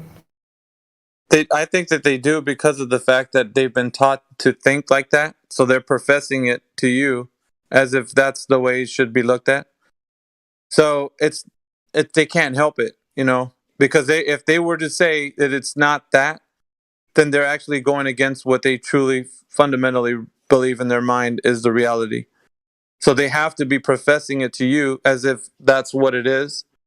Because if it's not that, then they are talking about a shift of paradigm of epic proportions for them. So they can't say anything other than how they're presenting it to you, because that's how it was presented to them. And so they can't deviate. Another thing is they can't deviate from their curriculum. So it's also something they have to teach you, because imagine if they were to say, guys, you know what? I just came to the realization that this isn't what we're taught. Like we got to look at it differently. And then imagine one of those students going to talk to the administration about like what happened in that class. The guy would be fired faster than he could even go back to his room. You know, like he'd already been, you know, getting rid of. So they can't deviate from their curriculum. And also, because we know there's people that have testified to like how if you don't even stick to the program, you can lose, you know, things that you have in whatever position you have, you know. So this isn't something that's not known. It's like just stick to the program, teach them what you're supposed to, and keep moving it forward, you know. So it's even if he was think about just the concept of a planetarium, right? They the best way to replicate what's going on in this quote unquote planet is to put you in a contained building and have the stars on a roof, right? That's the best way to replicate what's going on in the world. But the same people that put that together will tell you it's completely opposite of what this is. They're fighting tooth and nail to tell you this is not what it's like, but this is what we use to represent what it is. Think about how insane that is. I know, that's what I've been thinking about. And you know, as we're talking, there's always the chance that he knew and, you know, he wanted to feed his family and didn't have tenure yet or something. And so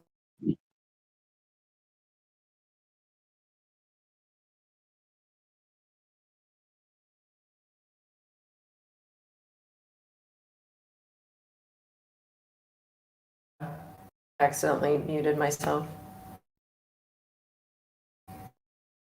Can't hear anyone. I don't know what happened. Yeah. No, you're here. Okay.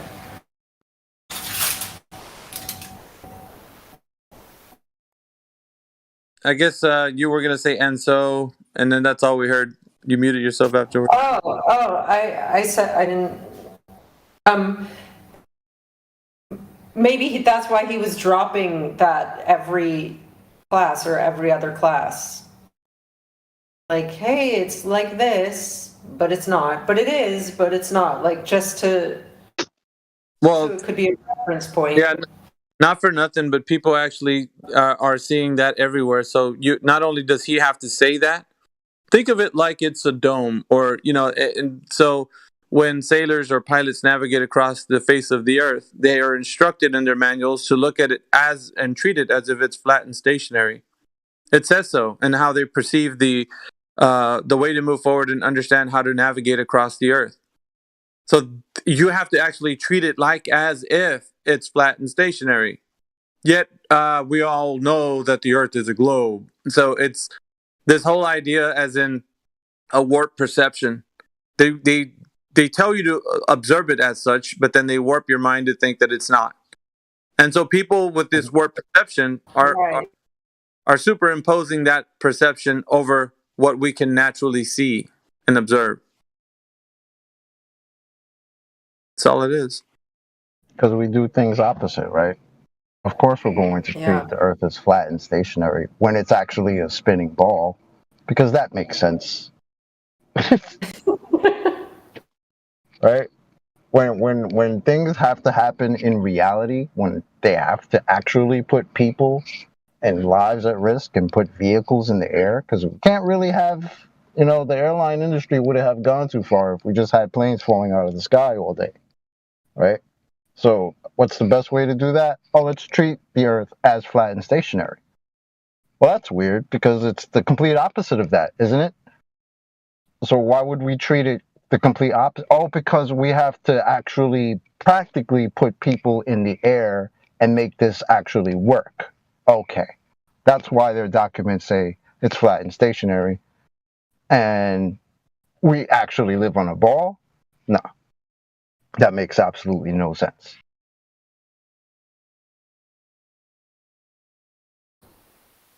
And the hardcore blowers, they don't like that.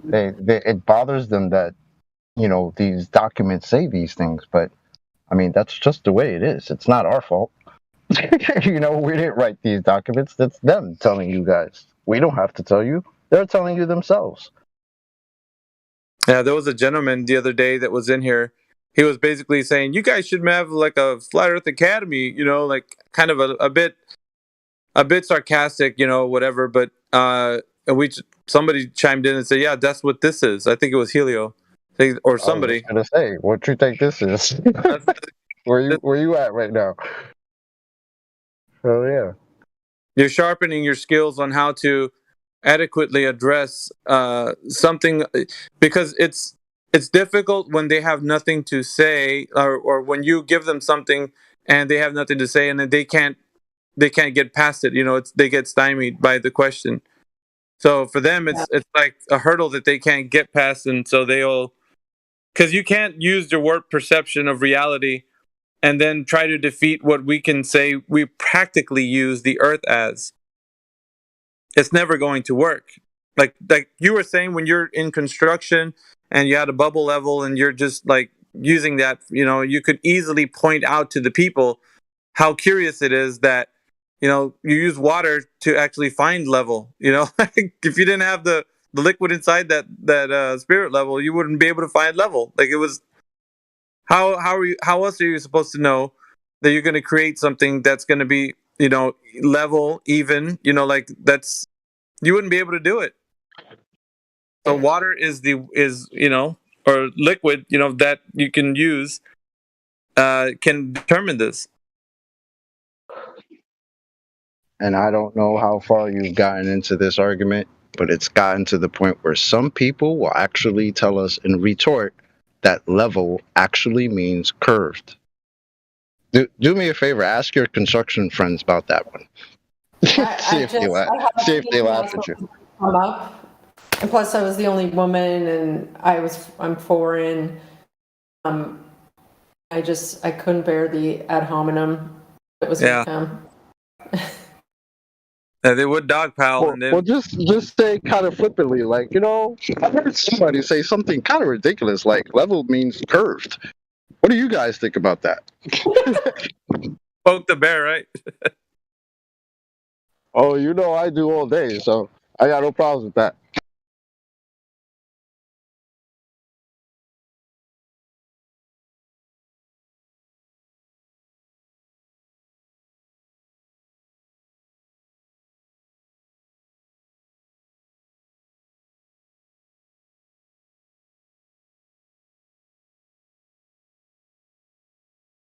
Uh,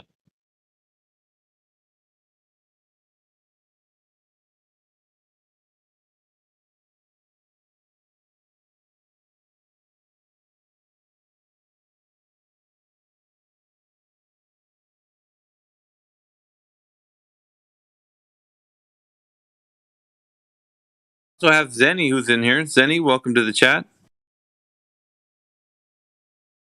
Dude, Public no way. I gotta go. No, I gotta go. Sorry, literally, appointment at 9 a.m. Unfortunately, I talked for the first time yesterday. It was really fun, but unlucky. This is the point that unlucky. all right, well, come back. that was Bye, Zen. funny. Like Speaking that, of get your Zen, flat earth nice and early in the morning before work.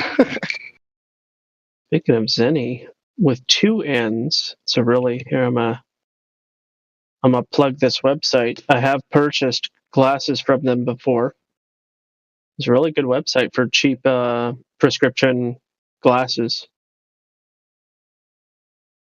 Like really, really inexpensive in comparison to what you'd get at like a normal optometrist office. Gospel Bear, but you have to say this message is brought to you by, and then insert said. I was just gonna say, yo, are you doing a commercial?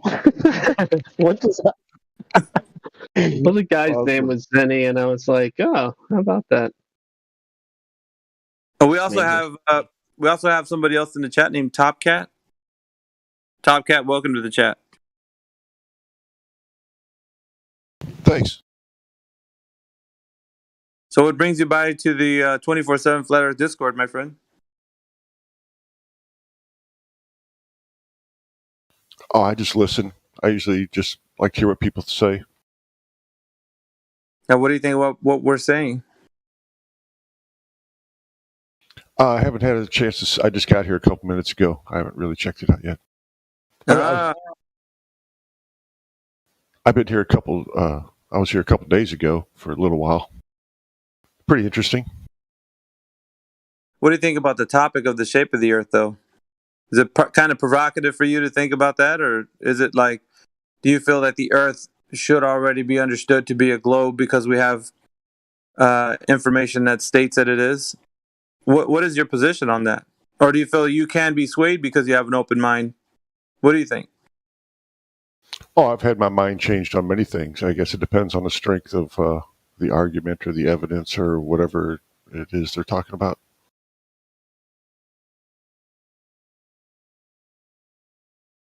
Okay. I'm kind of new at this, so I'm just learning right now. Well, the thing about this information, and we'd like for you to feel comfortable enough to ask questions, because we do like to challenge the claim that they are stating about the shape of the Earth being of a certain radius, diameter, and circumference. So if you adhere to the claim and say, okay, we're going to find out whether the Earth is what the claim says it to be, or it's not going to be that. So it's either black or white. It's either what the claim says, because everybody's talking about the claim, right? They got NASA taking pictures of the Earth and or images or whatever you want to call it. They're taking that and showing it to you, and you got people claiming that ships going over the curve, or whatever the case is. But if there's a claim, then there has to be some way that we can figure out how we can understand that claim has been known to be what the conformed shape size of the Earth is, right? Because it's a geometric shape. Certainly, we can figure it out. It doesn't take somebody to be of high level understanding to actually, figure out or practically use this Earth and figure out if there's any curvature from point A to point B over a set distance, and see if there's any curvature within that distance. Because if it is a ball, then everything that we see in reality would conform to that reality. Do you know what I mean, Top Cat? So that's what we're doing here. And so it's not so much the person that we're challenging more than we are the claim. And if somebody stands by the claim, then we challenge the person to think about the claim. Does that make sense? Yeah. Okay. So if you know now your life and you come into a flat earth server because, it's kind of a provocative topic, and you think, well, let me see what they got to say, then we would say we are challenging the claim and we want people to challenge the claim. That's why it's important. And that fosters critical thinking because it gets you to start to think, well, the thing that they taught to me for as many years as I've been on this earth, is that the earth is a globe. But I don't have any foundation for me to tell you that it is a globe, only that I can say things that they tell me are that ships going over the curve, astronauts to the moon, all this other kind of stuff. But there's no foundation rooted in understanding as in empirical evidence where you can verify that the earth is that particular set size of dimensions. Because once you can do that, then you can verify, okay, Earth's a globe, guys. We measured it. It is a globe. There you have it. Very important. Telling me Newton and Einstein, for hundreds of years, people have been lying to us. Yeah, well, and you I think, have my PhD in, quantum physics. right. There's a lot of ideas that people have had over the years, how they want to postulate, they imagine the Earth to be because of these ideas of how they can imagine it being. But it was the truth has always been simple, right? It's always been right at our feet. The thing that we're standing on is the foundation for your understanding of what the Earth is. And so everything precedes that. You can't deviate from the fact that you can actually measure, weigh, and test reality for what it is. And once you can do that, anything you derive from that particular axiom can actually verify or deny the thing that precedes that understanding. So if I was to say the Earth is a globe, that's all good and well. I could tell you the Earth is a dinosaur, a donut, a pyramid, a burrito. I don't care. You can insert whatever you want, whatever claim you want. But if it doesn't measure up to reality, then it's not what you're claiming it is. Your claim, I could hand wave dismiss everything in its entirety.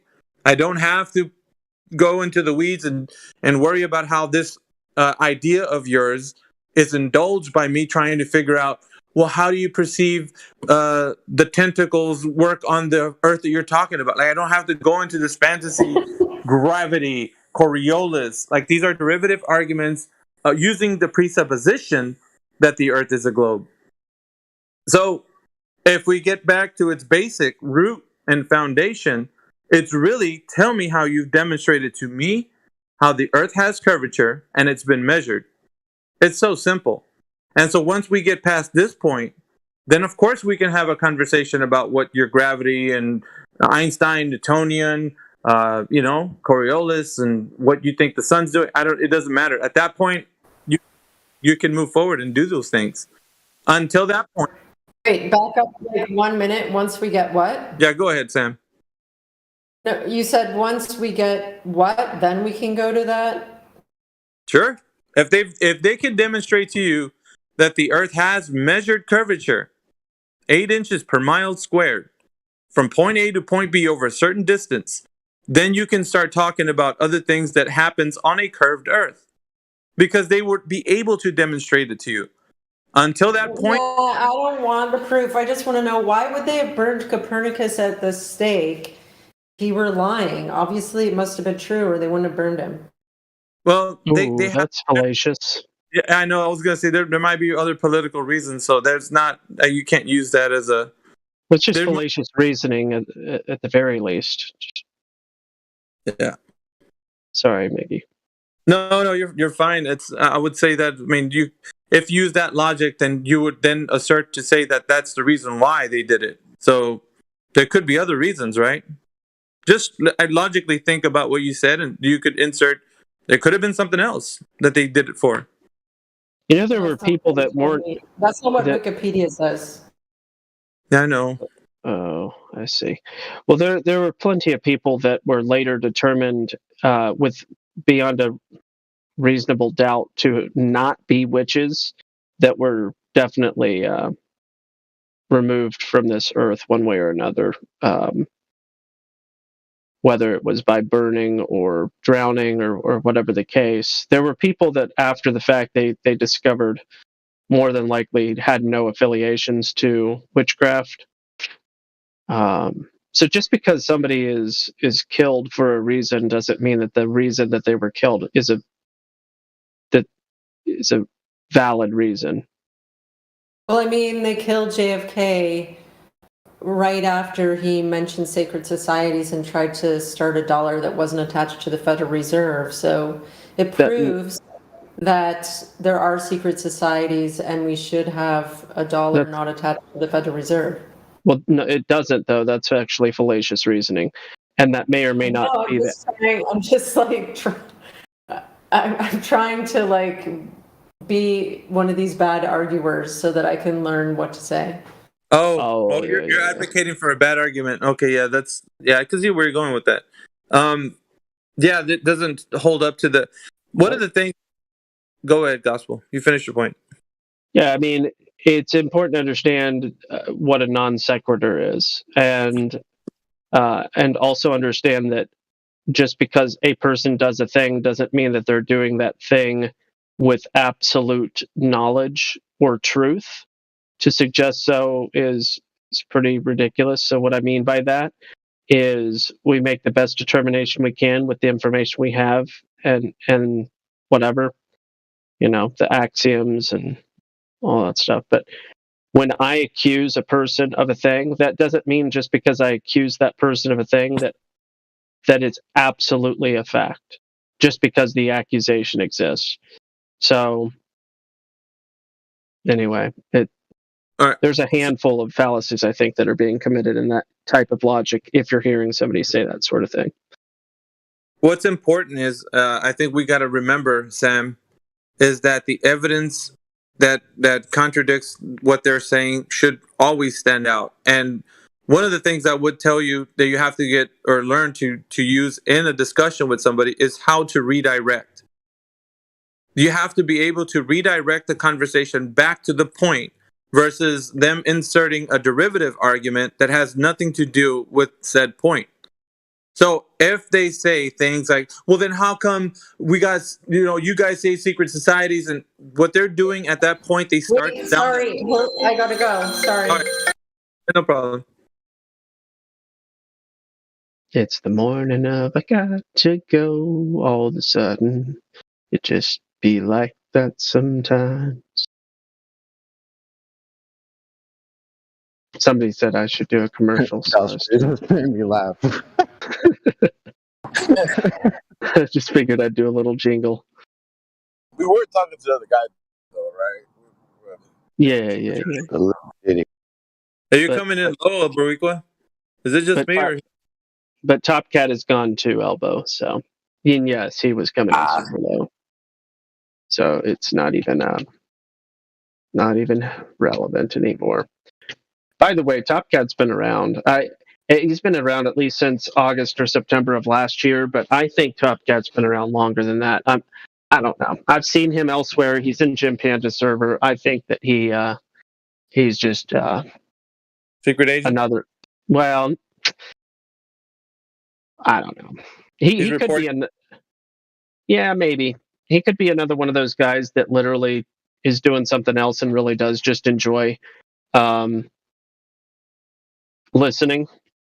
Like we've had those types of folks here. I can't remember one of the guys' names that I used to talk to that he had this, he sounded just like Elon Musk, and he actually had an Elon Musk profile picture for a really long time, but He used to be in the VC like all the time for years, and then eventually it just kind of, I think, got thumped in the head and knocked out of here or something. I don't know, but he was a contrarian and stuff. Cannot remember his name. Basically a hamster. Yeah, they like to get in their little wheel and spin round and round. I don't like those guys. They make it so difficult to even come to a point. So it's almost like, well, how do we know anything is real if we're in a simulation? And dude, go away. Like, I don't want to talk to you. Like this is like you drag the conversation to new lows, and it's like then all bets are off, man. Even what you're perceiving is like a simulation. So I don't want to talk about it. Like there's no discussion when all bets are off, because anything goes, and then your perception is completely warped at that point because you don't even know who you are. And I could be a hot dog. Like, you know what I mean? Like, it's I don't even understand how that's an argument. Even if it's being simulated, it's being simulated flat. So what the fuck is the problem? I don't understand. Even if that was a thing, it's still flat and measures flat. So But how here's does that help bro, your like, globe argument? I've had these conversations with these characters, and they'll say things like, "It's a simulation, so of course it's that way for you because you can test and measure it, and it'll be that way for you. But when I check it out, it's a globe." Like, trust me, it's all bets are off, bro. Like, you can't. It's Yes, it's it boils down to whether or not there's one reality or greater than one reality. Yep. That's what it boils down to. yeah. Because that's what solipsism is all about. Solipsism is a greater than one reality. Certain interpretations of the Mandela effect I is find that to be so nonsensical. a Like, greater that's greater sorry, than man. one reality.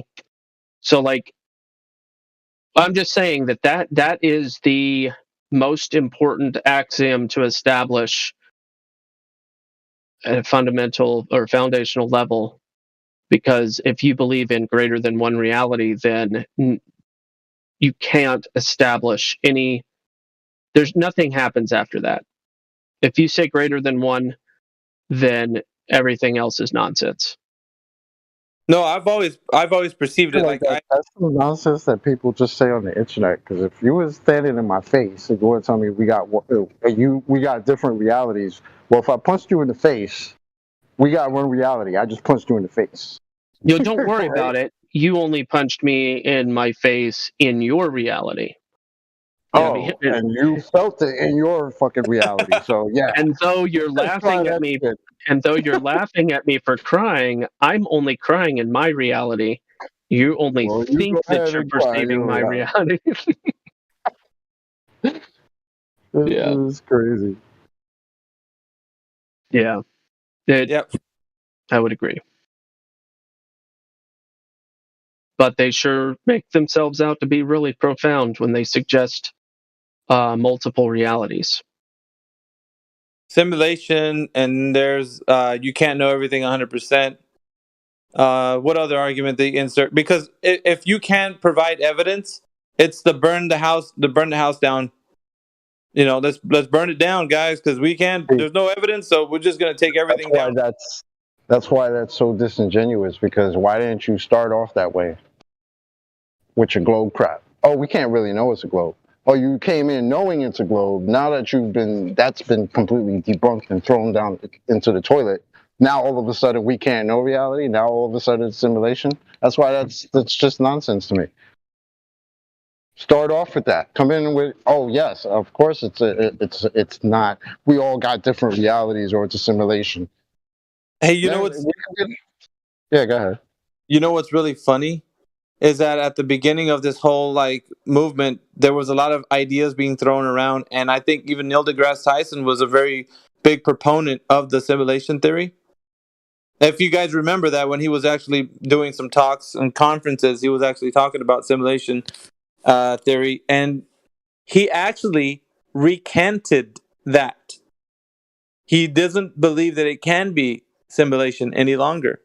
And he gave a specific reason for it. I mean, being that it was still kind of ridiculous, but his claim he still recanted that it's not a simulation.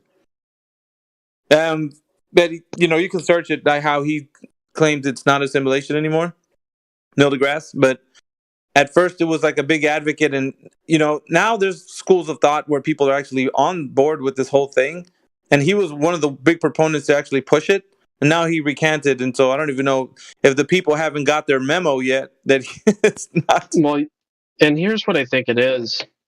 I think that simulation is actually a slippery slope into the obvious logical conclusion that there's a creator. And when you dig into that, that's dangerous territory for those who hate the creator.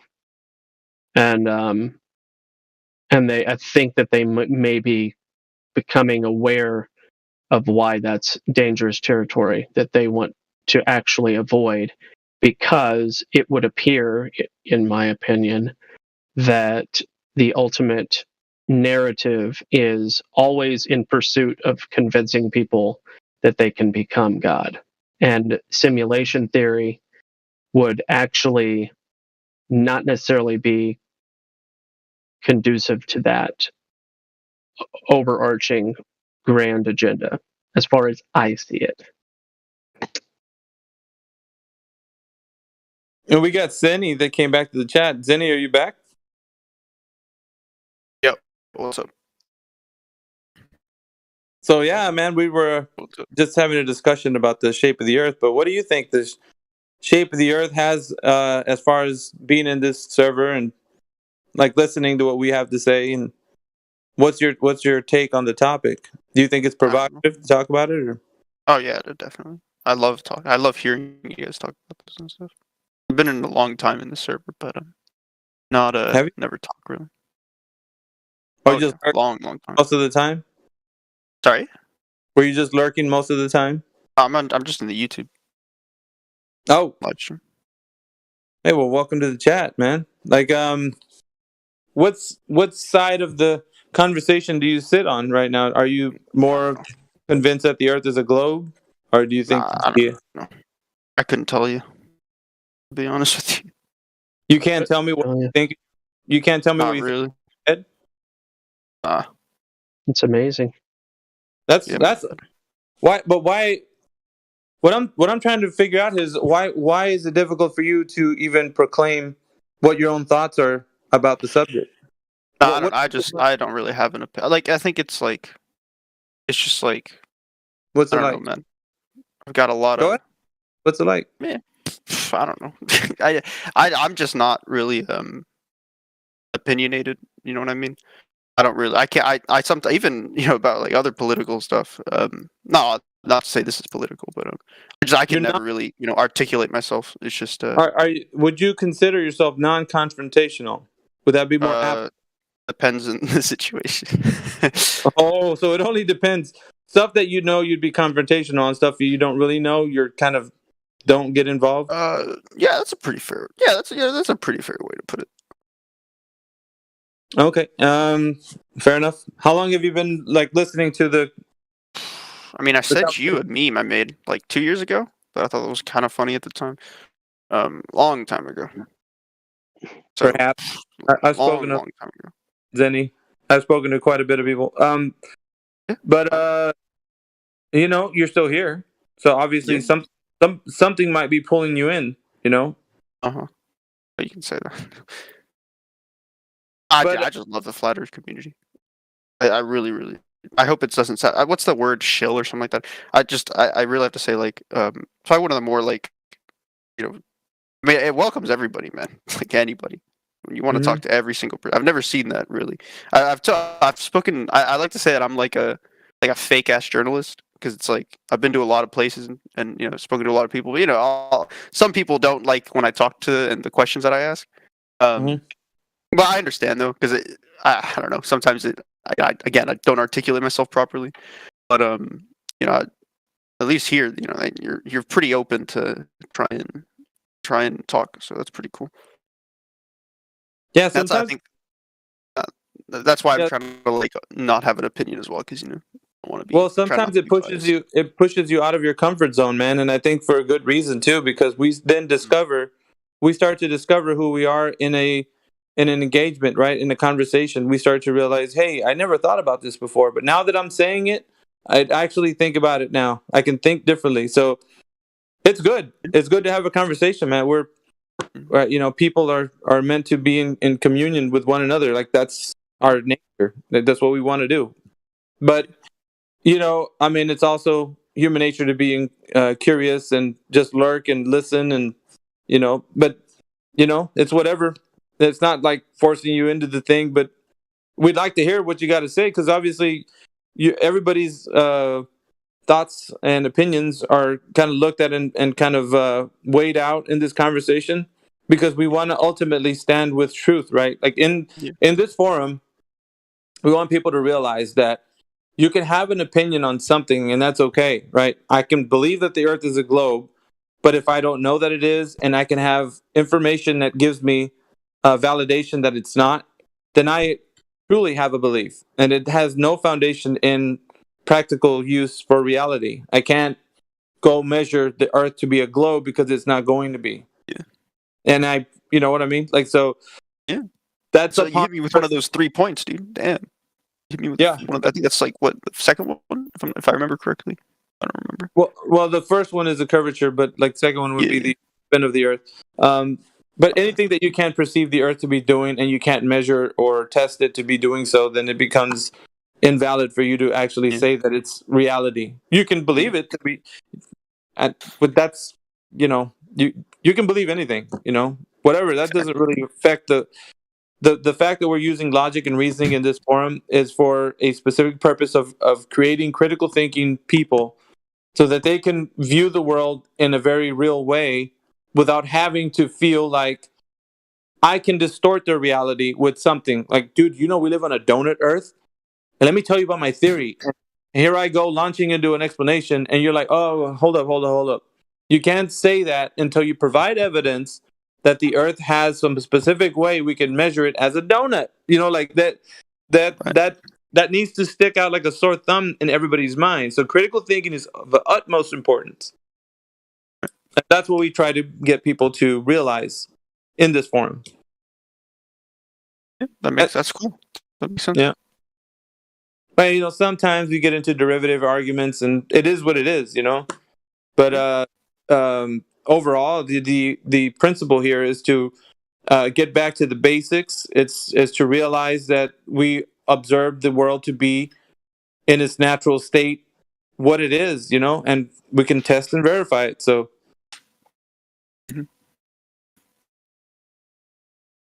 Yeah, I don't have much to say, man. I do apologize about that. Like, usually I have more questions, but I don't know.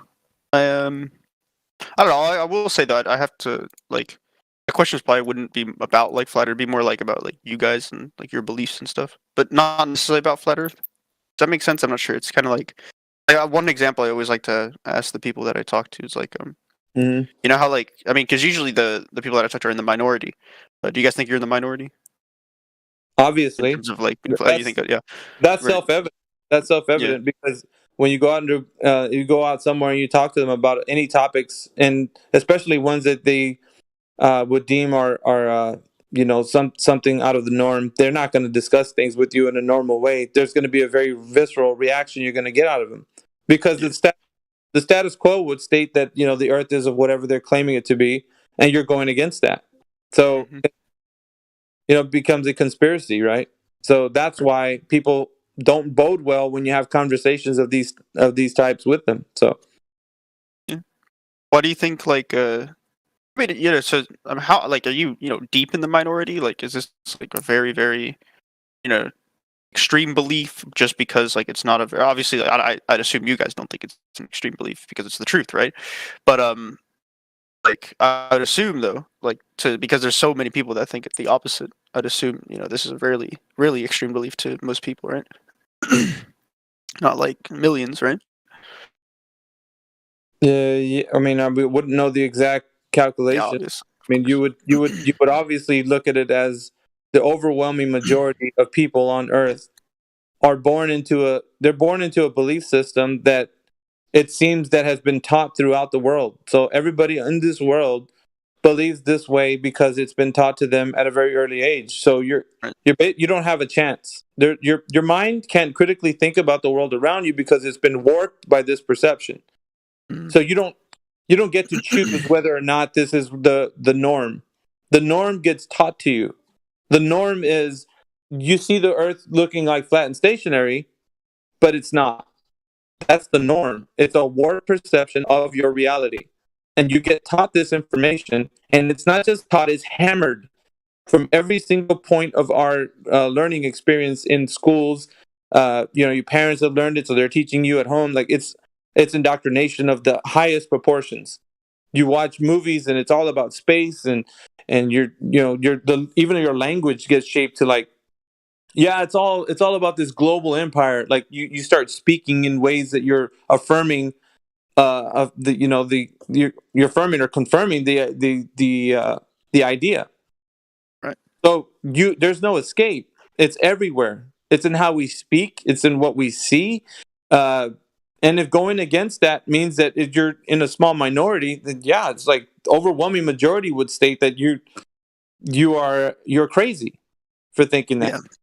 Do you think most people that are outside of, I think yesterday I heard one of the, I forget his name, EXO, something like that, said that only at the people at the very top know they're lying. Do you think that most people genuinely believe it? There has to be a reason why this particular agenda has been perpetuated throughout human history. So there isn't any other reason other than there has to be a controlling interest into this specific topic to be something that the humans of Earth are being taught at a very young age. Even before critical thinking has begun, they're indoctrinated with this knowledge. So yes, there is a controlling interest from the groups that would be controlling said information of the world, not just one particular place.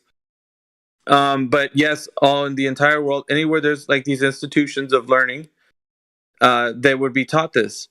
Now you might go to some place where it's very foreign, and indigenous people might not even know anything about what you're talking about. But what we're talking about is according to what the understanding of civilized societies would have this being taught to them.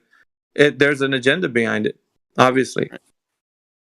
What do you think kind of the goal is for the agenda? Like, obviously the goal is to try and, push Glober theory, but what is kind of the end goal?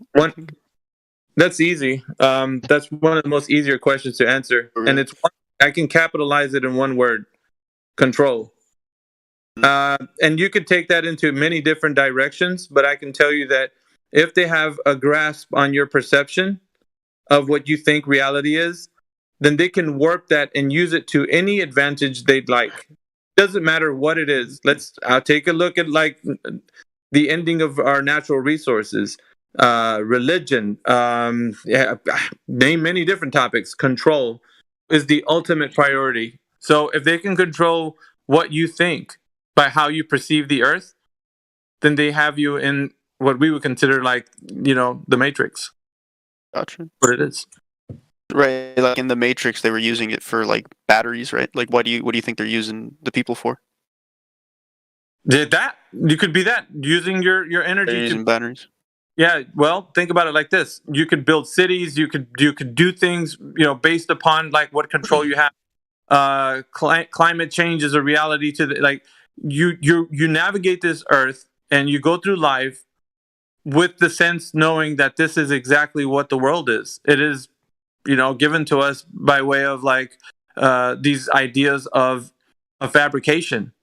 Like we look at organizations like NASA and all this stuff, and we think that's real. We want to aspire to be an astronaut. Like these are some of the things that, and we never get to the heart of the issues that we need to. Like there's a lot of division because of the topic. There's so many derivative things that come from that. Control is the ultimate goal. Because if I have your mind, if I can tell you a story about the world that you live in, and you don't perceive it to be that way when you go out into reality, you go see the earth for yourself. You don't see globe, you don't feel spin, any of the things that we tell are the fundamental understanding.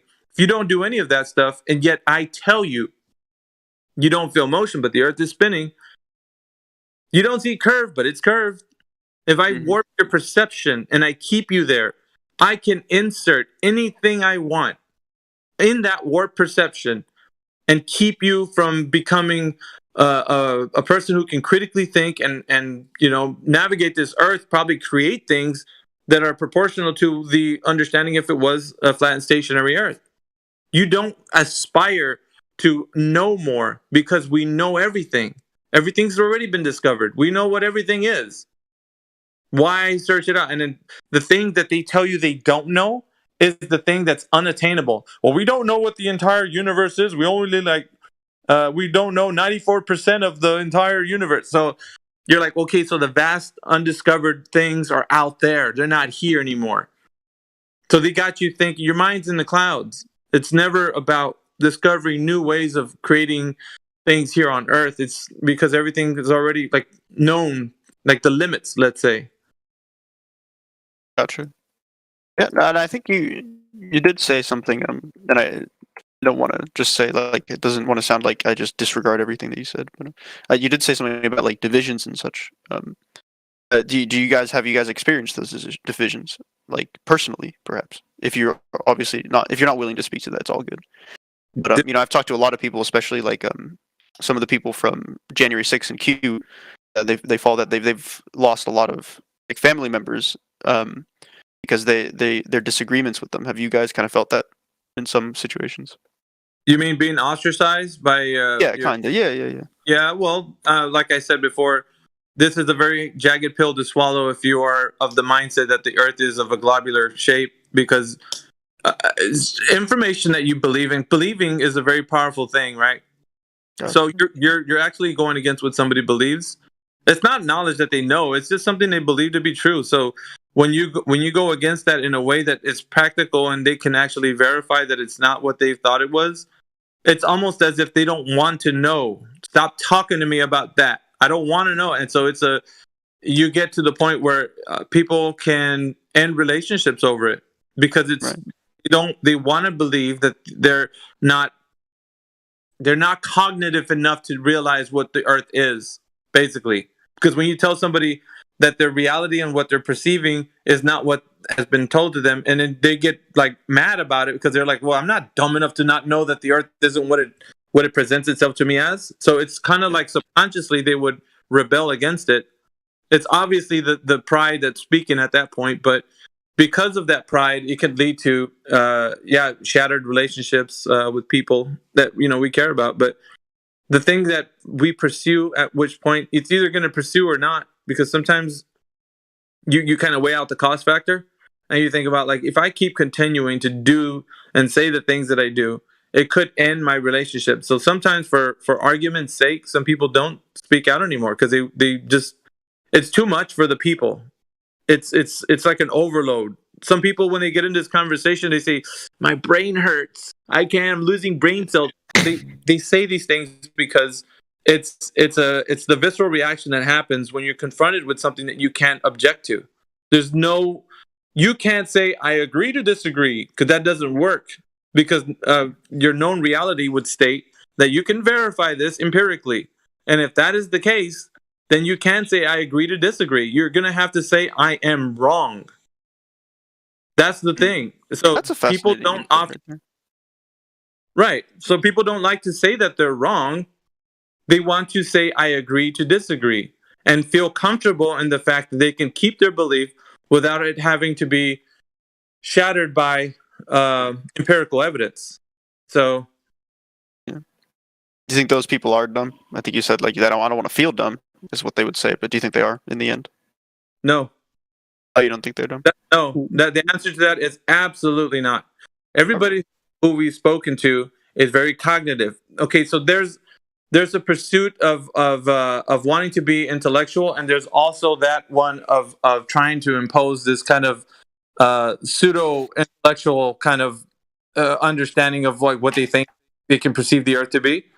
So it's basically maybe tied into something like of being a part of a social group, or like if I say I don't know what I'm talking about, then I got egg on my face because now I got to go back and face all the people that I talk to in my social circles, and they're gonna look at me like I'm dumb. So it's not that they're dumb; it's that they don't want to be perceived as such because they think it's so redundant to think that the Earth is simply what we perceive it to be, versus it could be something else more complicated. Mm-hmm. So no, the answer to that is they're not dumb. And we, over and over again, when I have conversations with people, Zenny, I tell them, I'm like, I'm just so, they say this to themselves, bro. I'm just so dumb. I don't know anything. I'm like, dude, don't say that. Like, what makes you think you can't figure things out? Like, this is why we do this every day. Because we want people to wake up and realize they're not dumb. You can think about things. You can view the world. You can figure things out. It's all about the curiosity. It's all about, investigating stuff and figuring it out for yourself. So no, these people aren't dumb. They're in fact the opposite. But they don't know how to perceive the world because they've never been taught how to. It's like, so coming in here is a refreshing awakening, at least to some, and to others, it's a very ugly thing. They come in here and they're disgusted by it. They just want to say all the nasty things they can. They want to cuss at you. They want to tell you how idiot you are because they don't want to lose the thing that they have in their mind, which is a pseudo intelligence that they think is what intelligence should look like, and it's not. I see. Anyway, do you think that's a really that was interesting? Mm-hmm. Yeah, I always do like the perception of other people, especially if a perception of you, of everyone here. Okay. I think that's always fascinating to see that. Like you said, they try to protect their own, perhaps even sense of superiority. You could say. For sure. Mm-hmm. Maybe that's why it's quite popular. Unlike, I did talk about this yesterday. How it's very easy to make like YouTube videos and stuff through this like stuff, and that was actually one of the reasons I don't talk much, because in some of the other, or at least in one other Discord, maybe it was I think isn't this one called 2.0 if I'm not mistaken. Mm-hmm. I don't know. Either way, a long time ago, there had been other Discords, right? I'm sure I don't know why I'm talking to you guys, but I'm sure you guys know. But there were videos made of these Discords and stuff, and I don't want to be a part of that. So that's kind of why I've stayed in the YouTube, but no, because they do think that you guys are dumb. And, it's when I've heard a lot of your guys' ways of trying to convince globe earthers, trying to not convince, but necessarily just like show them, what's going on. I have to say, some of them, I'm surprised that they don't fall into their, like, some of them, a lot of them don't really, aren't convinced, at least from my perspective. But I think it's interesting how, I don't know how, I'm terrible at articulating. Fuck. Like, they fall into their own reality, and like even the things that you say, it makes sense in their own reality. So it's kind of like irrelevant, but I don't have an example. So it kind of sucks. Sorry. Or actually, how about this? I think you were talking about with Sam earlier, how the water finds its level, right? And how it's like it would be curved if it were over such a long distance. It would make no sense for it to just be flat like that, right? Right. Well, I think it was interesting that at least some of the people that I've talked to about flat Earth, they immediately understand that as, well, it's too big, right? The water, it's too big, and thus if you're standing on, I think you even used a beach ball, and you're the size of a particle, of course it looks flat. And so I think it's an interesting thing that everyone goes into their own reality. That's it. Not much to add up on that, though. Yeah, they do. You're saying they agree on certain points. They do, because they can't deny it. If you deny reality, you just become a reality denier. Is the worst possible. But they do agree with some points. But the point they would disagree on is that it's a bigger ball, or And here's the thing, though, man. You can't get away from that. You can't get away from that. It's a bigger ball, because you get really, you have to stop short at like, okay, if I'm saying it's a bigger ball, I need to give said size of dimensions of the bigger ball. So I can't just assert a claim and then say, "Oh yeah, well of course you can't see it. It's a bigger ball." Okay, fine. How big of a ball? I don't know. Just a bigger ball. That doesn't work. We're talking about empirical evidence. We're talking about if you just made a claim that the Earth is something else than what we're telling you it is, then you're going to have to state the fact. How big of a ball? Tell us if you know. And of course, it winds up being that they just wanted to say that as a way out. So, Yeah. you know, and this is the critical thinking part, right? This is what we try to show people. This is how you address these comments, these discussions. You have to make them think, because we're not taught this. We're only taught to sit there, learn, nod your head yes, and move on with the lesson. And you're not taught how to like question, oh, wait a minute, this doesn't sound right. Like, no. And, you know, you get this overwhelming sense of like, well, you're not listening to the lesson. Maybe you should study on your books a little bit harder and you learn. Like, it's not helping anyone, because you can't then, you know, determine and verify, validate, falsify the information. You're not given ways to do that. So this is what we're trying for people to understand when they have conversations with us. That's what you can do. If somebody made a claim that the Earth is whatever it is, test that claim out to reality. Go out somewhere and verify it. You know, see how much evidence it brings, and you know.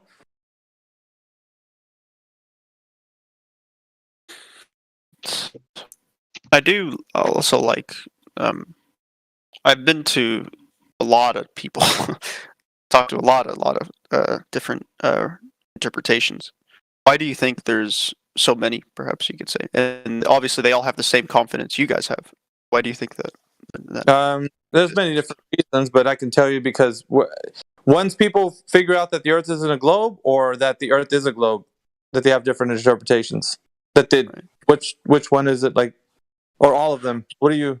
You know, I Here- just. I'd like to make a point. Yeah, go ahead, bro.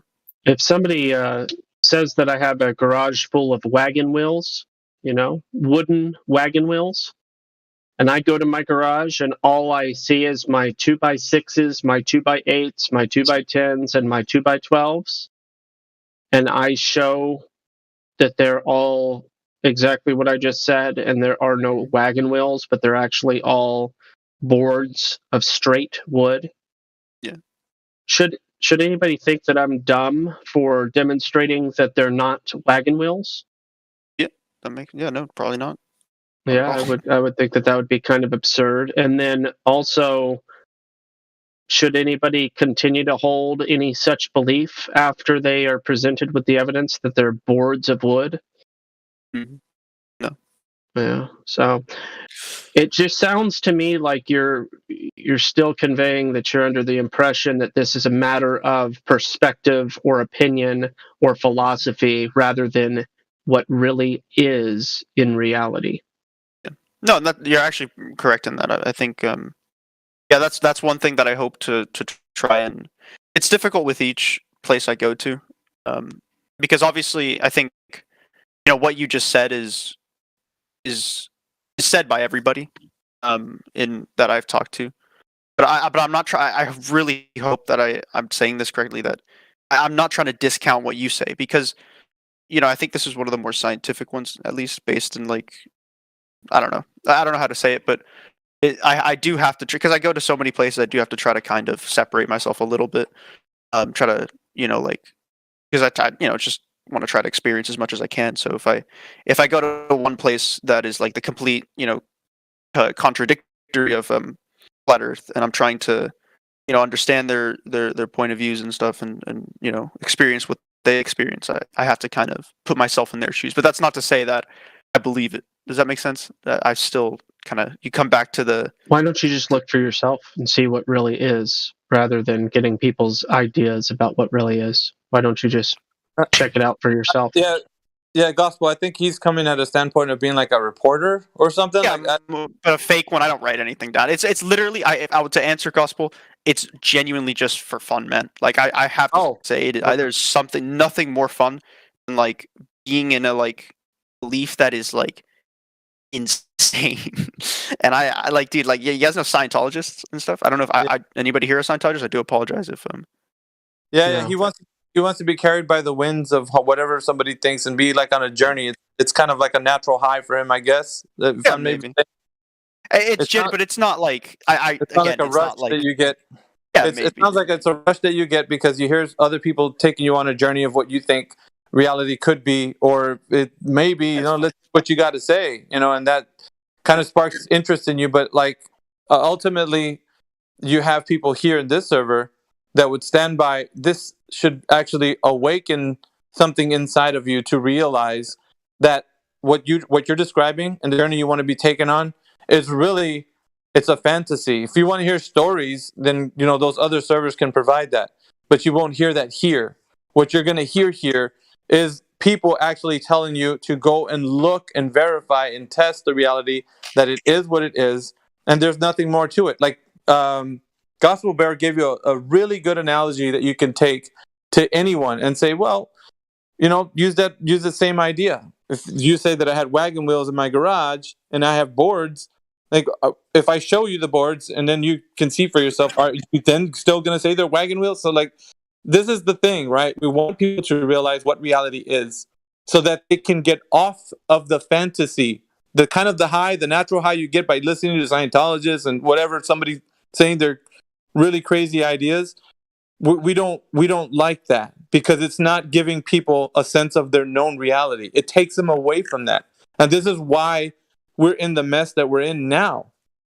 The tangled mess of all these different ideas is because nobody can root themselves into what known reality is.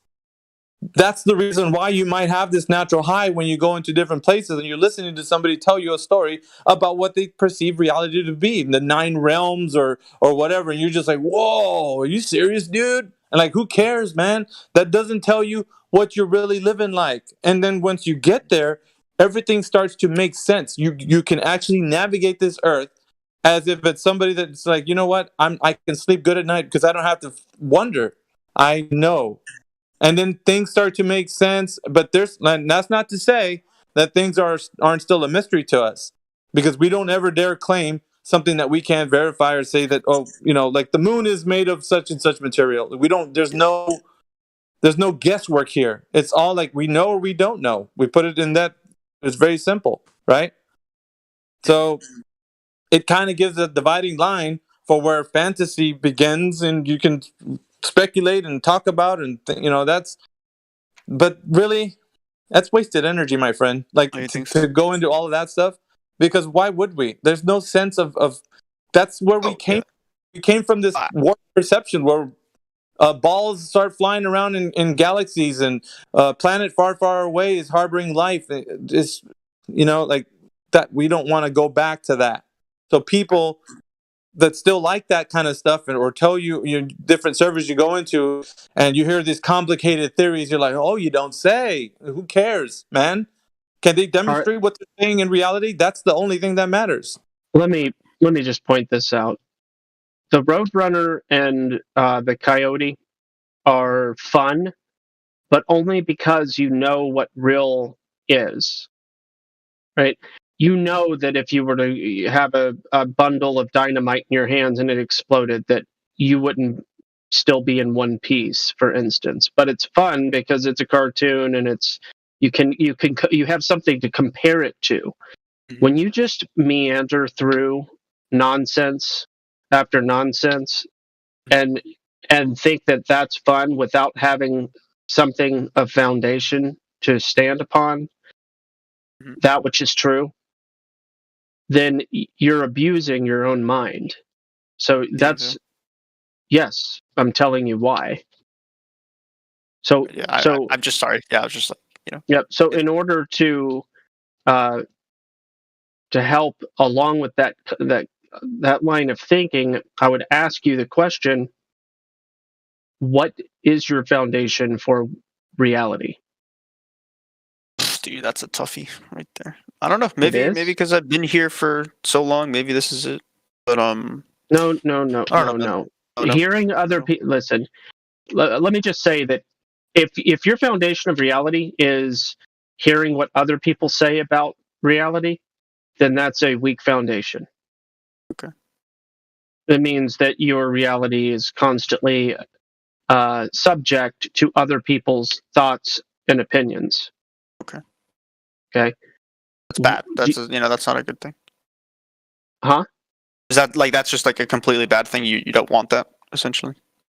I would suggest that that's harmful. Yeah. Oh, okay. You're like Yeah. brain essentially. Yes. Okay. Interesting. Yes. So if on the other hand, your own observations of reality is your foundation, that's a better starting point. Okay. Oh, that makes sense. That makes a lot of sense. But again, man, like I'm really sorry that maybe I just gotta, maybe it's been what, like 20 minutes. Maybe I gotta think a little bit more. Maybe again, I'm not very articulate, so I can't really put my thoughts into words and stuff. So yeah, I don't know. I really couldn't tell you. Maybe I'll try to stay talking here. I do have to go in like 14 minutes, but maybe I'll try to stay in the Discord, and instead of just being in the YouTube, I'll talk a little bit more, and maybe in a little bit I can give you an answer. But Yeah, we shut down the YouTube chat, and I think really? it's been a beneficial Oh right, thing. yeah, you did. Oh, you think so? I did. Yeah, okay, that's why. Okay. Okay, well, I guess I'll Yep. have to just be here more. Unlucky. But no, it's been interesting. Or you could also learn how to do your own observations, Yeah, that's well. and learn the proper methods for determining what is in regards to geometry claims and whether or not those claims are true. And you can see for yourself. And then you can just know rather than just hearing people say things all the time. Yeah. Do you think like someone could almost like believe in two different things like simultaneously? Like someone that could like almost like like what's the quote like in 1984 whatever it is, like the Double belief yeah what's the quote though? It's like to believe two things that are fully contradictory and cancel out, and believe in both of them. That's a possibility. It appears so, yes. I think so. Yep. Do you think that's any examples? It's got a colloquial term known as cognitive dissonance, but Gotcha. are there any examples? Cognitive dissonance. Sure, there's a lot of examples, but Dissonance. Interesting. Two conflict. Yeah. Okay. Well, this wouldn't doublethink sort of be the ultimate form, or kind of go with the next step of cognitive dissonance, because it says mental discomfort. Essentially, someone that's has doublethink wouldn't. There's no discomfort yes, there. it would Man. be They a believe stage they of believe apathy. yeah, they believe in the flat Earth, and they truly believe, and they have arguments for it, and then they believe in the globe Earth, and they believe it as well completely. That'd be kind of crazy, Yeah. bro. Yeah, so I guess one example could be that they perceive the Earth as flat, but they're told that it's a globe, so it has curvature. So flat and globe are existing in their paradigm as in a reality that they perceive, and also one that they think about, and also it becomes another perception. So they would say, I do perceive it to be a flat, stationary Earth, but that's only because my senses are telling me that. But my senses, I can't trust them. So it's like, you know what I mean? Like you can't trust your own senses. So at that point, I don't know if I actually agree with that much. I think it's more that like I think this person would be like mentally like sick. You know what I mean? Like literally just like a personality disorder or something, where it's like, because that makes sense. That's like that can happen. I feel like, but I feel like someone that's like believing both of them. There's no like perception. I don't know. They genuinely think, and they justify it perfectly in their own head, in their own reality, that it's a globe. But then the next day they wake up, they come back and realize it's a flat Earth. But then the next day it's they believe it's a globe. No, I don't know. Yeah, what I'm saying is exactly that. Oh, you think? Because Oh, okay. they agree for the most part, for practical purposes. They agree with us. Like I know there's been some globers that say, yes, the Earth is locally flat. It's locally flat. Trust me. This term gets used a lot, but they do believe it wholeheartedly, that they can navigate and use things on the Earth practically as if it's flat locally. It's locally flat is what they say. But you got to get higher to see the globe, and so it exists in their paradigm that you can have a flat area, and also it's going to be a globe when you get higher. So it exists both things exist. Gotcha. So it's true to them. It's not like it becomes a very difficult conversation to then get to that part because they say it's such a big ball that you're not going to be able to realize it. So Yeah. it exists in their mind as both. That's pretty interesting. Hopefully, I For can talk to one of them because I do those. No, I hope it's not. God, I think Globe or Gospel doesn't necessarily like that. You know, I don't know if you. I saw the little picture you put in chat. But yeah, no, I do like talking to the people that are like that. So yeah, I find no what interest. do you guys Oh, and you says like gospel, and I see another like Trinity. Is it like really rooted in religion, flat Earth? It's fundamentally there would have to be a creator for creation because it's the necessary antecedent for the things that we see in creation. It's all because if you have a vast universe that just happened to be a random accident, a cosmic burp, if you will, like that's just nature creating itself. That fosters a lot of ideas of like there isn't a creator, it just happened. Like so. Saying that this place is very special, it's unique, it's one of a kind, it's only this realm in which we know of existence, then it becomes specific, it becomes intentional, and it becomes like we were put here for a reason. So now all this thing comes into play, like how the ecosystem in which you and I exist in are perfectly designed for life, such as how we experience it, to exist. Specifically, all the things that we experience as humans to interact with creation, it is very specific that we interact with it in very specific ways, and we have unique experiences because of it, right? So we start to realize that there must be someone or something that has created everything in which we see, because otherwise it wouldn't be intentional. Mm-hmm. If it was just a random burp, then food wouldn't taste so good. Every different type of food, it would be just like things are specific to us and our experience and how we perceive the earth. Experiences like talking to a friend, skinning your knee and having your mom hug you and tell you it's going to be all right. Like we experience things in life that go against the very foundation of somebody that thinks that this is just a random accident. Yeah. Oh, that's true. I think it's just one of the more interesting kind of points of disagreement within the flat Earth community that I have seen, at least, because obviously not everyone. I mean, I last night, and I think they left immediately. But maybe you'll even know who I'm talking about. There was someone that said atheist, but they also had a flat Earth in there. They were both basically, which I thought that was interesting, especially with like it's interesting. And that's one of my favorite people to talk about when I was at like January 6th and stuff. I talked to some people that like essentially disagreed with the crowd, but we're still there to support, right? They still had a massive disagreement, which it's interesting to talk about those people that are within the movement, but disagree with everybody. Because would you say that they think that you're wrong in a way? Let's say because someone that is doesn't believe in a creator or anything, would you say that they think you are incorrect? What, for perceiving the Earth as flat and stationary? Yeah. No, no, not that. Like, no, because it's not that. Because it's like you have the agreement in flat Earth, right? But then you would say, well, actually, no, but there's no creator. And then you would say, no, there is a creator. And then you guys can kind of go off that. You know what I mean? I can't articulate why I find it interesting. It's just interesting. That's it. Wait a minute. You said it was interesting 24 times. Maybe one more. Yeah, my bad. Yeah, my bad, man. No, it's the necessary antecedent. I mean, obviously, if things are specifically put here for a purpose, if it's not just a random burp, that it's actually intentional, then yes, there is a complete validation for a creator. But to get into like the specific religious ideas is a whole different other topic, right? That's something else. So that would, speaking of it in that way, becomes like you're imposing on somebody that they have to think about the creator in a very specific way, right? And so we don't often in this specific chat get into that discussion. So yeah, no, there's a couple, if I'm not mistaken. Yeah.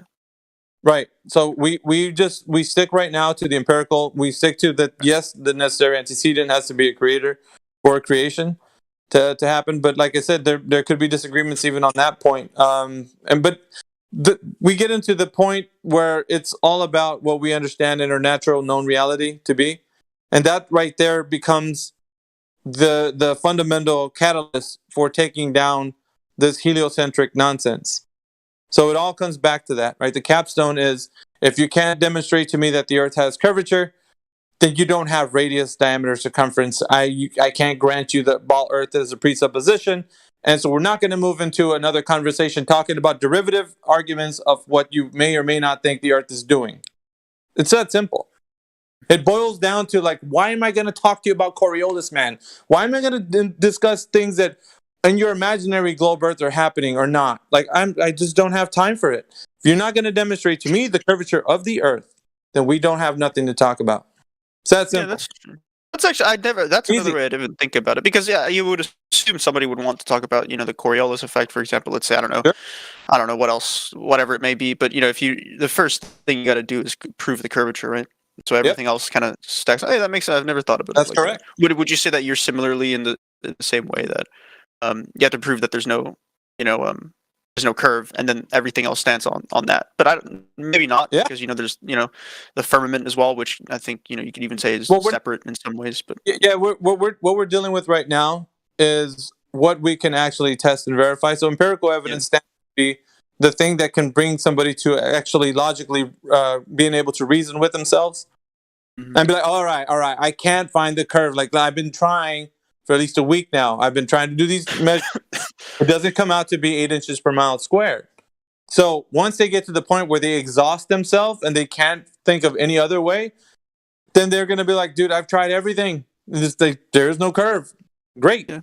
Welcome to the group. But like, that's we want to make sure that people have something to test their perception against.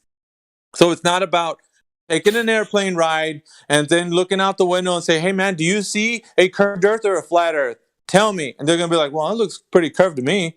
And then, well, it's because of the window. And you don't even have to go there, man. It's not about taking a rocket ride or an airplane ride or whatever thing you think you can get on.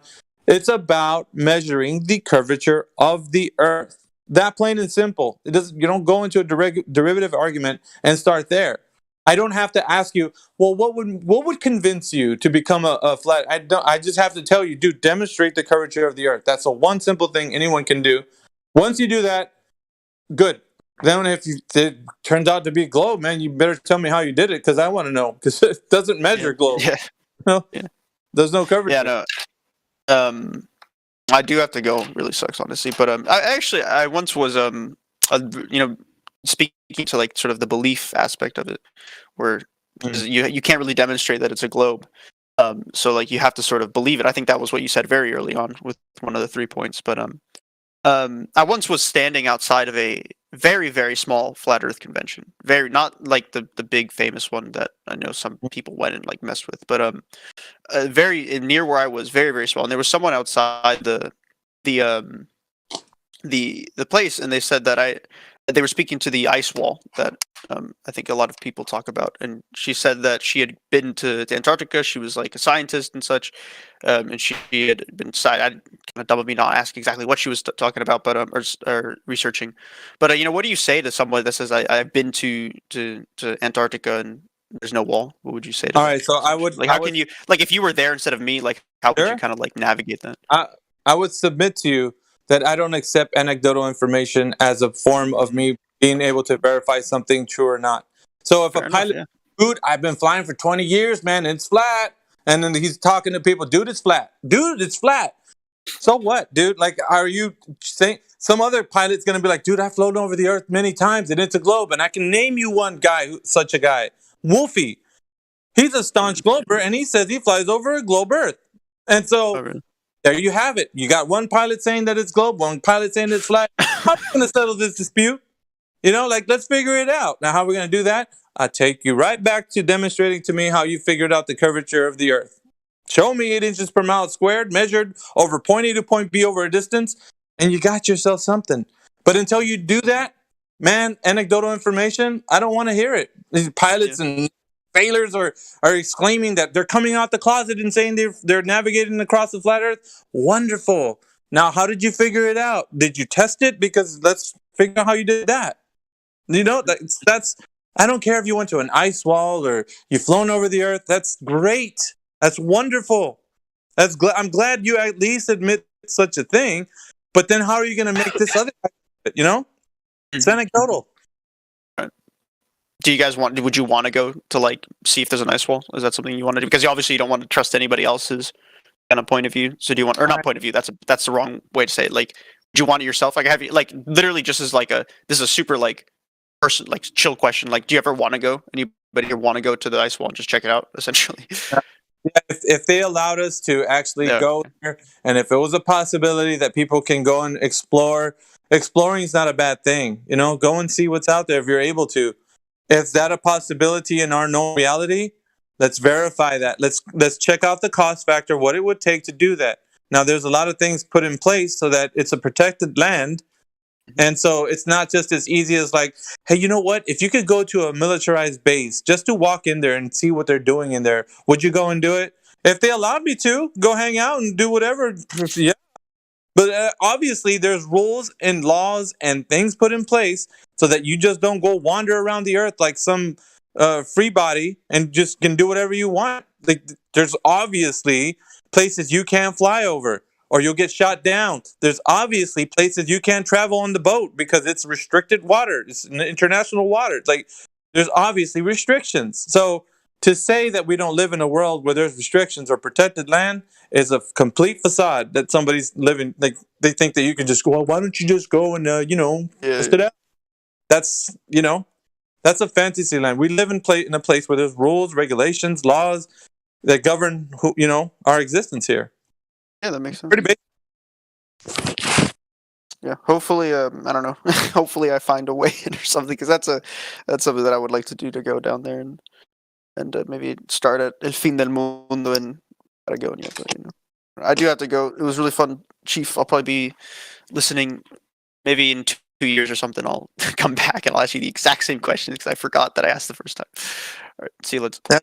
Yeah, but first go measure the curvature of the Earth. Do that one thing and find a Earth curve calculator online to test and verify that you can do such a thing. And that's the easiest thing, Denny. Easiest thing. I'll find one and I'll send it back. See it. Alrighty then.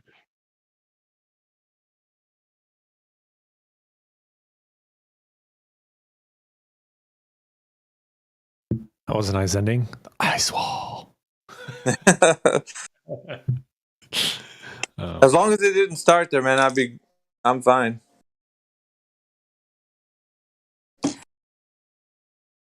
Or try to rouse the crowd to be like, you guys, we're just sitting here talking. What are you doing? Let's go to the ice wall. Come on. You who's with me? And like, as long as it didn't go there, man, I'm okay. Wait, we're going to the ice wall? Yeah, I want to go to the ice wall. We gotta wait for the next guy to come in here with his torch and pitchfork so we can all get riled up and let's do it. Yeah, next, you know what? Maybe next time I should just be all for it. Bro, you're on to something. Let's go. Who's with me? Come on, this guy's got a great idea. Let's go to the ice wall. Maybe all the people with the Antarctic AIDS and the Snow Intel Pro roles can meet in other VCs and plan their trip. Yeah.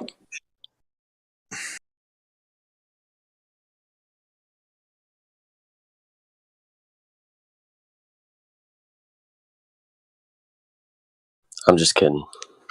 Fruitless endeavor, in my opinion.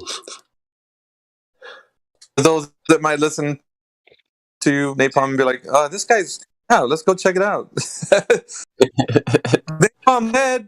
No, Napalm didn't say it. You guys just wanted to hear what you hear. Oh, yeah. All right. Has anyone talked to Alice? No, I'm going to actually step back for now because Alice? That reminds me of a Jefferson Airplane song. Alice D. Oh, ask Alice. We're just 10 feet tall. One pill makes you larger, and one pill makes you small. And the one that your mama gives you, don't do anything. It's all. At all. Go ask Alice. When she's 10 feet tall. I think I have that on vinyl. Damn, now I'm going to have to look. I remember Owen Benjamin's breakdown of that song. Did he do a breakdown of it? Yeah. Probably about three years ago at this point. What year is it? Yeah, somewhere around there. 3 years ago.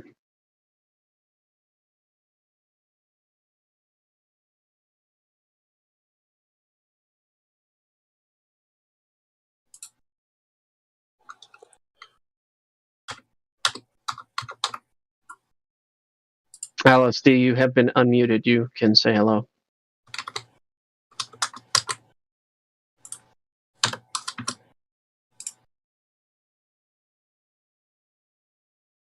All right, well, Alice D is apparently AFK, so I'm going to disconnect.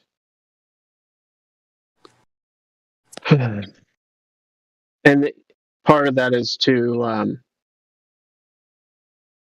in a roundabout way, see how AFK somebody is, or if they're just being obstinate.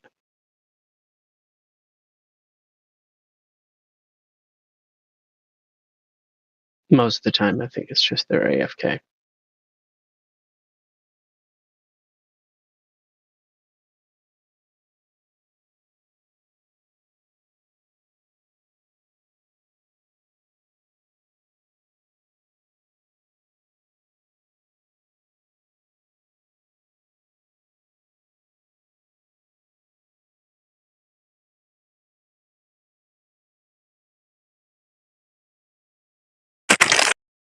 All right, gentlemen, I'm gonna step out. Gotta go to my day job. Gospel, Right. I'll check. It cut out there. You said my name and then. No, I said I gotta go to my day job. So, okay. so you guys have a nice day. Likewise. You too, Miggy. Take care. Hey, Miggy. I am at my day job. Yeah, same.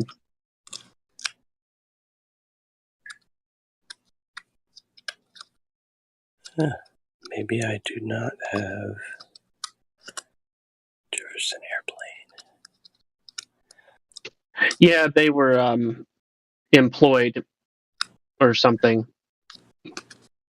More of that CIA involvement with the music industry stuff. Oh yeah, most of them were.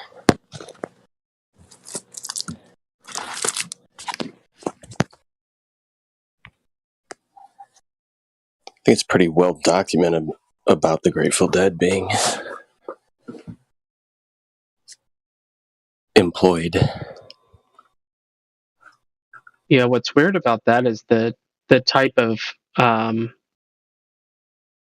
audience that they have seems to be mostly like boomer type. Well, that's the generation, yeah. Yeah.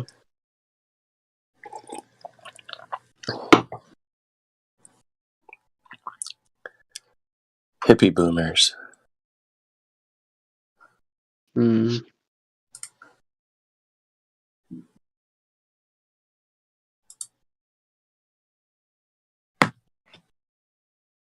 Reminds me. I was just double checking out this YouTube channel, Revelations Goyle. Funny name. I'll post the link to this YouTube channel. Revelations Goyle. Surprisingly has remained. It's the sort of channel that you would expect to be deleted, but has not been. One of my favorite videos that is on Revelations Goyle's channel is what was his name? Something Hanks. Hanks, the crisis actor commercial guy.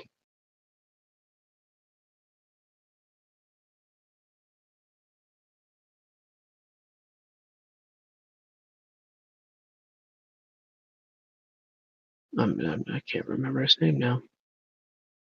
Crisis. Nope. Actor.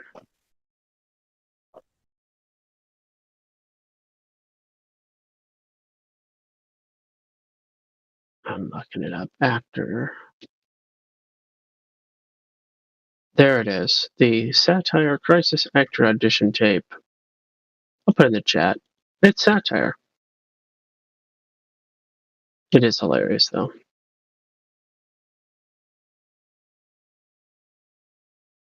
Or sad. You know, maybe it's not hilarious. Maybe it's just sad. Gotta laugh so you don't cry, kind of thing. Well, I mean, it is satire. But it includes a lot of real life footage in that video, and that footage and how it's used to deceive people. And anyway, it's a really good red pill video. I mean, I thought the television and news media was only there to inform people of the facts of situations that are taking place. Yeah, that word news. New. News. Whatever is new. Allegedly. North, east, west, south. I thought about that too. I wondered if that was a coincidence or not. And I think I fell on the side of probably just a coincidence. I would agree. But it's neat. I would agree. I mean, I enjoy the news when they're playing with Huey Lewis. Ah.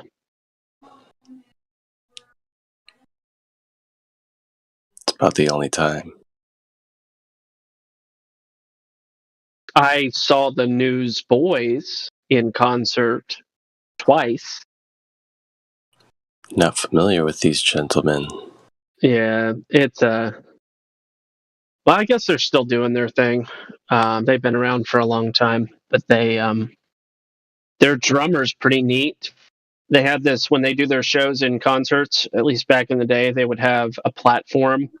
The drummer would be on a platform, everything would be tied down, and the platform would raise and then rotate towards the audience at like a 90, almost, I don't think it was quite 90, but very, very close to 90 degree. And he would continue to do his drum solo while all of that took place. It was a neat little part of the show, so to speak. That's cool. Yeah, there's been some bands that have kind of emphasized their drummers in ways like that in the past. That Tommy Lee from Motley Crue had a time in which his drums were all strapped down to a platform that would raise up and completely do a full 360, not horizontally, but vertically, like do a complete flip while he's drumming. There's the video that shows this guy's drum set and him playing at an almost 90 degree angle.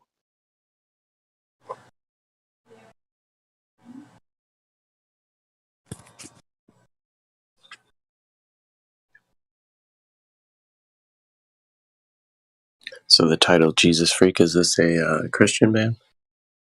Yeah, Newsboys, old Christian band, yeah.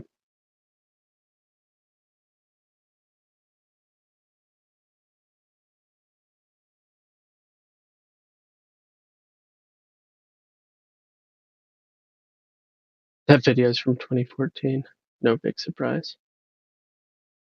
As if you want the timestamp, you just go to halfway through the video. Yeah, it rotates too. It goes to that almost vertical position and then also rotates while he's doing the solo. I mean, That's cool. Yeah, I see that. spot on for staying On beat. yeah, and it's tricky. Lots of practice. Yeah, because it turns pretty quickly, stops pretty quickly, changes directions fairly quickly. That would throw you off. Yeah. If he dropped his drumstick, it would be a bit of a letdown. Well, he's got extras.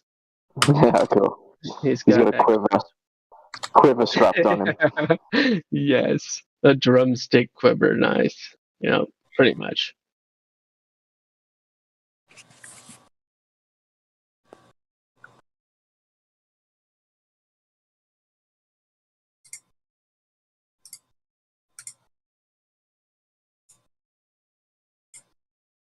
It's weird because a completely different band also did that song. So I wasn't listening to the song. Sorry. Is my keyboard super loud? a little bit. It's not a big deal. My bad. Yeah, a band by the name of DC Talk was the original ones that did that song. But Now DC Talk is some old school Christian rock there, huh? so is Newsboys. Newsboys got their start in the early '90s or late '80s. They've been around a long time. Gotcha. Yeah. Yeah, I remember DC Talk from the '90s for sure. Yeah. 2004. Well, no, not 2004. I don't know what that's talking about. What year? 1985? Is that true? That sounds about right. 1985. Formed in Queensland, Australia.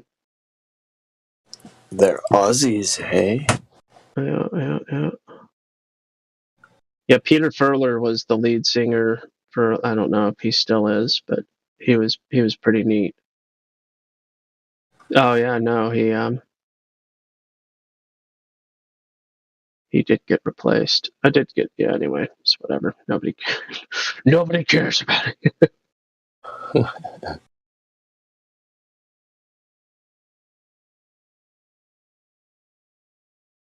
Do you know if there's any story behind how they got their name? Or if their name has any relevance or meaning or anything? News, as in the quote unquote good news. Good news. That's what it's in relation to. Yeah.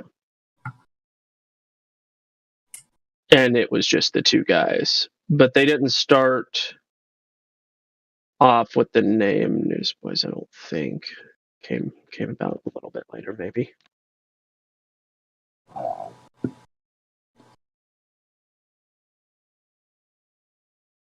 Tangents.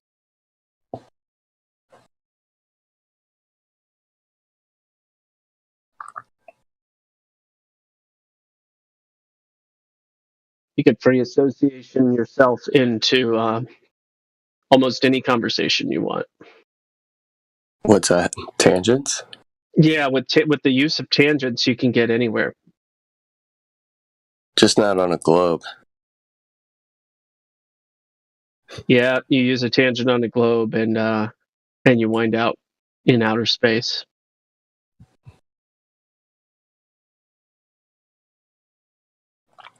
I don't even know what Rookie is talking about here. See what you guys started. Double. Oh, is it in the text? Sorry, I am not looking at the text. Not looking at the text. I'm reviewing people's work, and it astounds me how people can just not produce quality work on simple tasks.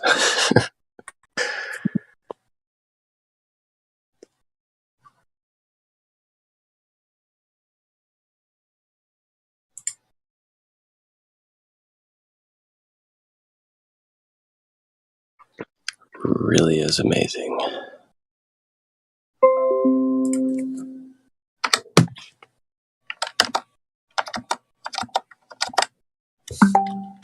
Like, I'm on here often, having conversations while doing work.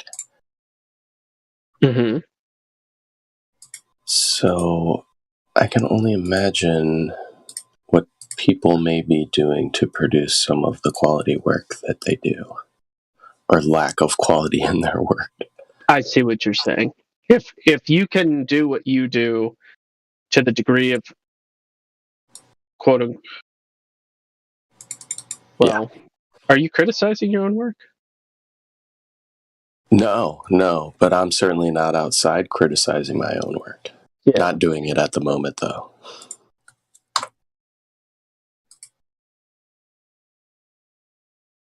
What I'm saying is,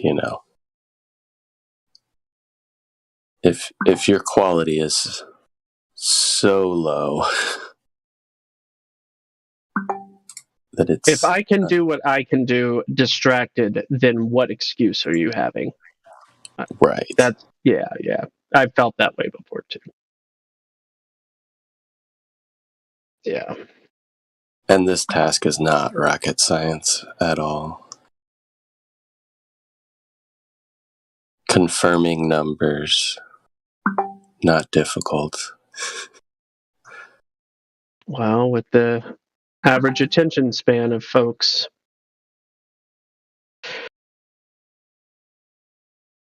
this is true.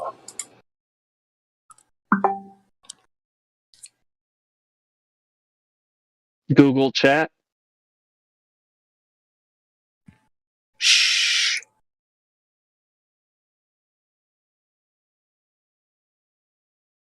Brett. You know what? I think I know exactly who this is. Let me just go out on a limb and say we might mean we. Hi, Brett and we.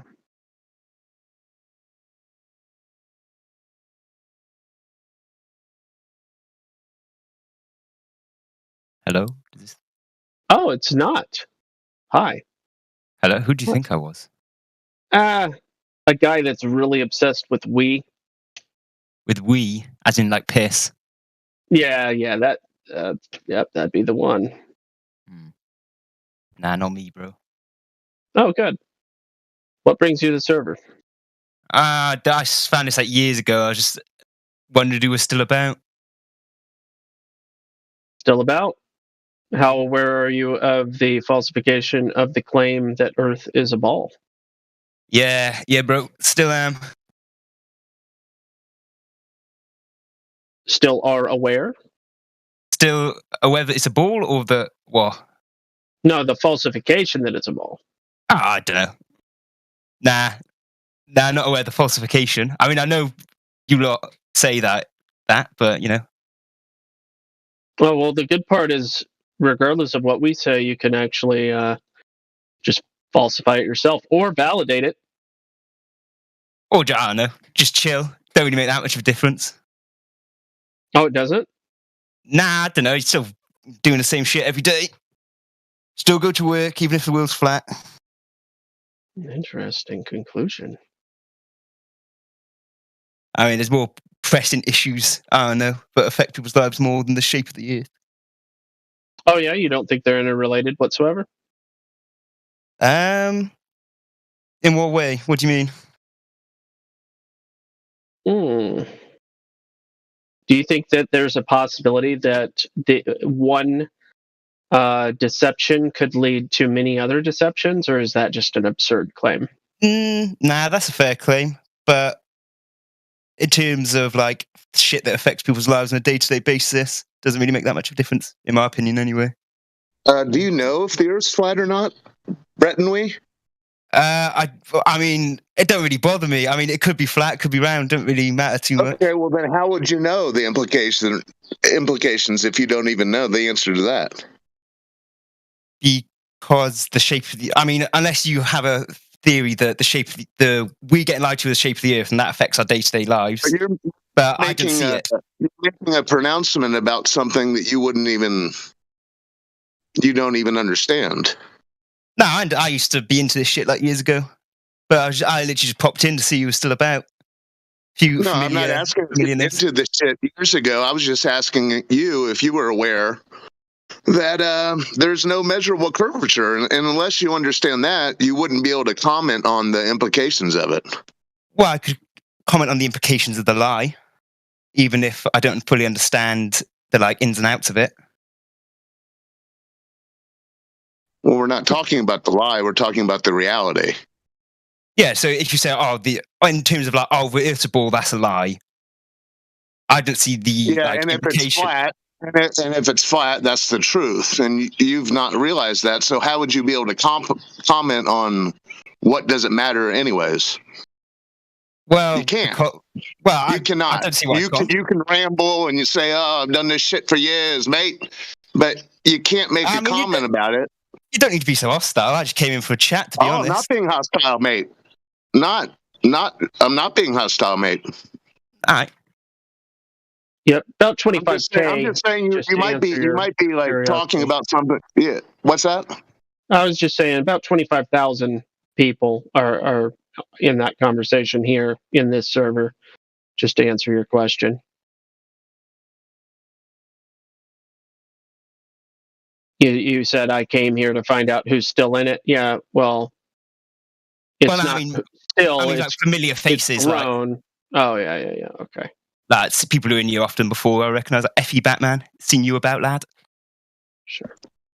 So you just wanted to see who was still in it and just tell us it doesn't matter, mates? Nah. I mean, I just came in to see you still about. And then Gospel Bearer was like, "Oh, who's this Bretanwy fella?" I was like, "Okay, I'll pipe up." Yeah.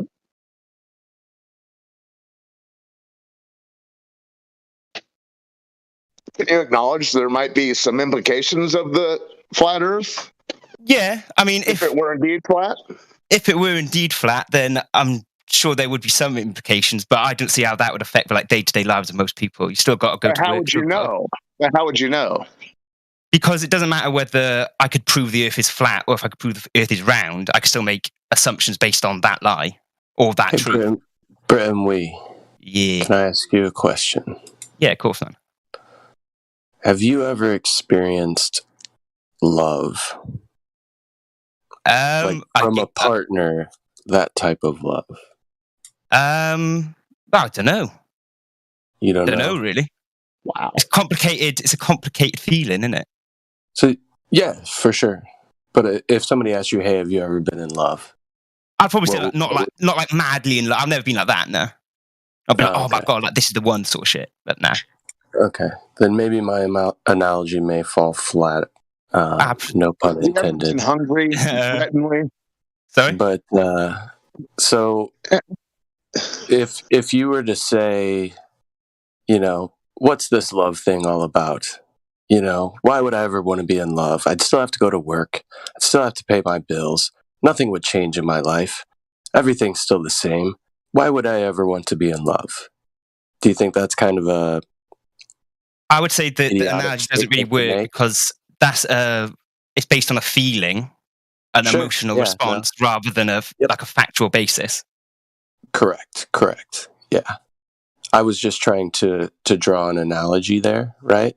To where if you had never been in love and you asked somebody, right? I've got another one then. You could give a response back where, hey, regardless of whether I'm in love or not, nothing in my life changes. I still have to go to work. I still got to get up. I got to pay the bills. I got to eat. I got to do all of this, which was your initial response to this, the right? emotional implications. I still have to get up. I still have to go to work. But what I'm trying to say is until you have that understanding, right, when you come to the realization of the truth, you wouldn't know exactly how that changes your life until you're there, right? Until you experience that. Yeah. But in terms of kind of my point. I mean, I don't know, but I would say the different like feelings you would get from that, wouldn't you? Like you could be like, "Oh, I really understand this thing now," but like change my perception of the world. But yeah, it certainly does. It's different for It's different for every individual how coming to the truth and coming into this knowledge changes their lives. because it does. But You'd be hard pressed I could to see find what anybody I on can see what here you're that saying. would say that this understanding hasn't changed their life in some way, shape, or form, and most people in profound ways, to be honest. Yeah, fair enough. But I It'd mean, in be like terms of there's. All right, go on, man. it'd be like having a 12-mile commute that takes you about 35 minutes, back and forth to work, right? And you're told that the other way that might be a possible way to get to work, you can't go that way because there's a massive pothole. The road is out. It's been out for years. You just can't go that way. So you have to go the other way, and it's 12 miles. Otherwise, you'd be able to get there in like a mile and a half, and it'll only take you about 3 or 4 minutes. But you can't go that way because there's a massive pothole, and the road is out. You can't go there. Then you go, and you're like, they say that the road is out. They say that there's a massive pothole. You go and look at it, and you go, oh my goodness, would you look at that? The whole road is perfectly fine. People are actually, there's a couple of people driving on it. There's nothing wrong with the road. I actually can save myself 30 to 64 minutes every single day that I've wasted for the last 15 years going back and forth to work. I can just start saving all of that time that I've wasted all these years. That's, man, amazing. That's just a silly analogy. Yeah, right? I mean, I kind of lost on that one, to be honest, mate. You kind of lost. So I'll make it more. I get where you're coming from. I'll make it more direct then, because you probably not see people that know probably understand why that is a relevant analogy, but I can see I can see the point you're coming from, and I understand. It more direct. I understand the analogy and where it's going. And so you've been lying to this whole time, and now you've opened up an avenue for yourself. Not just an avenue metaphorically, but in a literal sense, and I'll explain why. For instance, I know for a fact that there aren't going to be any type of catastrophic, what do they call it? Extinction level events, as they describe it in the movies. An Armageddon event from an asteroid, like portrayed in the Bruce Willis movie Armageddon. I know that that's not going to happen. For instance, in that way that they describe in that movie. I know that aliens aren't going to be visiting. I know this. Okay, but I think you can make fairly strong, based on like the cosmological model of like how likely is that to happen. You could just cast that from your mind anyway, regardless. I also know that we live in a closed system, so everything that we need is right here, and nothing is disappearing. So the claims that we have limited resources are actually invalid. But if it's a closed system, there's a finite amount of resources in that system, because it has to be. It's not unless it's infinite, and then you could say it's not a closed system. Can energy be destroyed? No. Cannot. Okay, so you then do understand my point and how we would never run out. But you would still have resources within that system. Not all resources are just energy, Not all resources are energy. That's correct. There are certain resources that it seems implausible, such as maybe the resource of marble.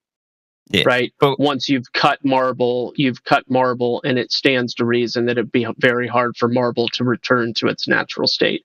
I can understand that kind of claim. Yeah. But in regards to the meaningful resources that are fought wars over, that's what I'm referring to. So if you come to the knowledge that these are the sorts of things that the lie is perpetuating, it does change your life. I mean, I understand the flat Earth. I suppose it's not really. I know until last time I checked, there wasn't really a specific model that flat Earth is used. No, Earth is the reality. Models are not the reality. No, but you can build models based on reality. But are the models reality themselves? No, but we use it to understand certain phenomena. You do? Well, we can. Would that be scientific? Well, we could make models based on. So I do international security. I'm at university, and we can base models based on we can make sort of models based on abstract ideas in society. Mm-hmm. But it doesn't mean that is society. It's just an explanation of phenomena we're trying to study. Mm-hmm. And if your model suggests one thing, but reality suggests another, well, you need to change the model. Okay. You change the model to adapt to that newfound information. And how many times has the globe model changed? I don't know. I don't. Yeah. Loads. You might I wanna look assume into that. loads. I assume loads of times. But that Yeah. doesn't mean necessarily that just because a model changes doesn't mean it's false. It's just it might have been false previously, but you're presenting new information based on that, and based on a new understanding. Ever heard of kicking the ball down the road, kicking the can down the road? Yeah, I know the phrase. You go, oh well, it's not that. It'll be the next one Moving the along. It's not that, goalpost. yeah. Okay. Yeah, I'm not dumb like that. I know about these things.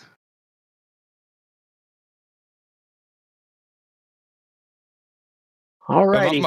My only point was that you're still going to have famine, and you're still going to have wars being fought over oil and stupid political wars. The shape of the earth won't affect unless everyone's like switched on and turns on the governments of the world. But is that like to happen based on any information that you're given? I don't know. I would say that's not likely to happen. However, your knowledge of what you are able to do within your own tangible reality changes and can improve in a beneficial way. I was just thinking in terms along lines of knowing the shape of the earth won't solve societal issues like poverty or. Well, why won't it? It could independently. How?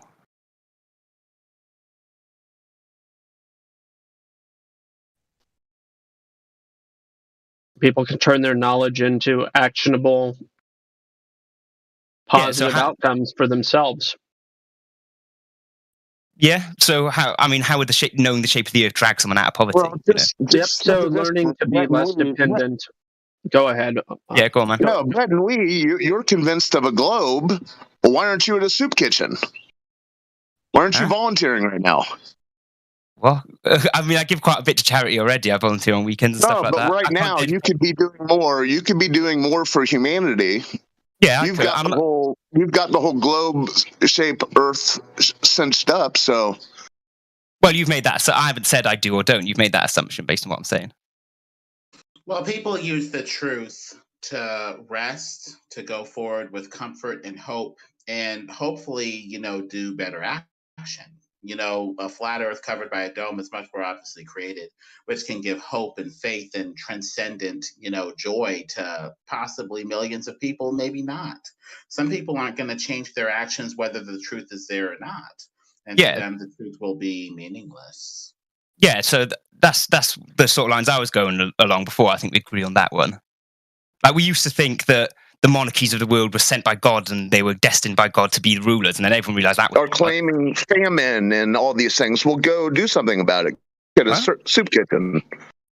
In a way, the monarchies did serve their purpose. You had one accountable head of state, as opposed to several shadowy bankers in the background whose identities you don't know and who aren't elected that pull the economic purse. Yeah, I don't like them either. But the point I was... even those systems. But the point I was making was that was a massive societal shift, and a whole worldview changed on the way systems were running. Or the Jesuits systematically destroyed all of the monarchies so that they could rule in their stead. But go ahead. Yeah, I think we're on the same page. Like, the elites of the world are not running it for the benefit of everyone else. They run it for the benefit of themselves. But the point I was making was that there were still issues like famine and poverty and inequality and all that stuff, even after everyone's whole worldview changed across a lot of the world. So poverty is one thing. That's why, the U.S. has the richest poor of the world over, the fattest poor of the world over. The poor will always be with you. So focusing on poverty is just a fruitless pursuit. You just try to lift everybody's sails, so if somebody decides to be poor, they can be the richest poor of the world over if they choose to. All you've really done, Brett Conway, is shifted it from, well, it has no personal difference to me. Now you're saying, well, it makes a difference to humanity. Yeah, that's just an opinion, isn't it? We're just throwing around opinions here. Sure, that's my opinion. Yeah, it's kind of an invalid opinion. All right, fair. I haven't called you out like that. Ignorance. Space from ignorance. Remember how I said don't get that hostile? You're coming in pretty hot. Bro, I'm not hostile. It's a word. Ignorance is just a word that means something. Yeah, but there's implications behind calling someone like ignorant. Well, it's coming in hot. You're the one that's telling us we're all doomed, and there's nothing we want to can. talk about is purposefully ignoring the truth for ignorance, purposefully and willfully staying ignorant of the truth. Well, I mean, I guess you. I mean, I see it through a different lens of the truth doesn't matter in this context. You're being a doomsdayer, and you're complaining about me. When have I claimed as a doomsday coming? I've never heard that. You say famine and poverty more than the television. I mean, they're big issues. I mean, I don't know why you'd want people to be in famine or poverty. I do not. That's the last thing I want. So yeah, that's what I'm saying is that's the meaningful work I think people should be working towards in eliminating those things. Then we can worry about philosophy later. We can worry about philosophy when all the things that affect people's lives are really sorted, and then we can have that anyway. Their own humanity, maybe they would pitch in a little more. Sorry, I didn't hear you. If people were aware of humanity's true plight, maybe everyone would pitch in a little bit. Yeah. Well, the question is, do you solve the problem directly or indirectly? Poverty comes indirectly from several causes: broken homes, poor moral choices, drugs, a lack of desire to pay off debts and or work, as well as, shadowy elites that might hoard the wealth or not be willing to pay people a wage. It goes both ways with that. But those are problems that can be solved indirectly with the truth. And the truth, like the flat earth, may not solve it directly, but it may get people thinking in totally different terms and discerning ways to solve the problem properly, maybe. Yeah. I guess that's where we differ in that sort of view.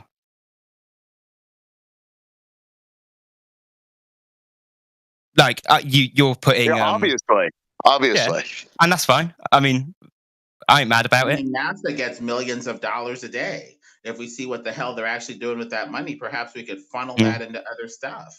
I mean, there's one way we could get a whole lot of money, millions a day from NASA, depending on what they're actually doing with their rocketry program. Yeah. I mean, yeah, I agree with that. But there's also other places where it's not just NASA who's wasting money, is it? There's a lot of other wastage especially in US you solve institutions. The problems that you can solve, and this problem is quite easy to solve if the Earth is flat and covered by a dome or whatever. That is one very easily solved problem right here, right now. And if we can't solve the easy problems that are right in front of our face, how the hell are we going to tackle the even bigger problems? One step at a time. Yeah. Okay.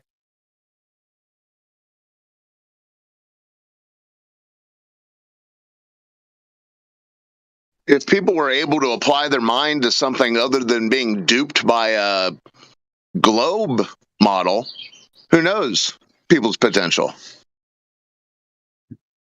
People are pretty smart. So what they try to do with smart people is say, okay, I'm just going to give you a boondoggle to try to solve, to waste your mental energy on so I can distract you and do something else over here. It's like prestidigitation. That way you don't see what the other hand is doing. The devil has many ways to try to trick and beguile people. And even though we have our smartest minds trying to figure this stuff out, it looks like their focus is in the wrong direction. So it looks like we need a change of direction in some of these things, and we need discernment and truth for that. So flat Earth or not, maybe we need to just open our eyes a little bit. Yeah, I'll agree with that. That's a good point.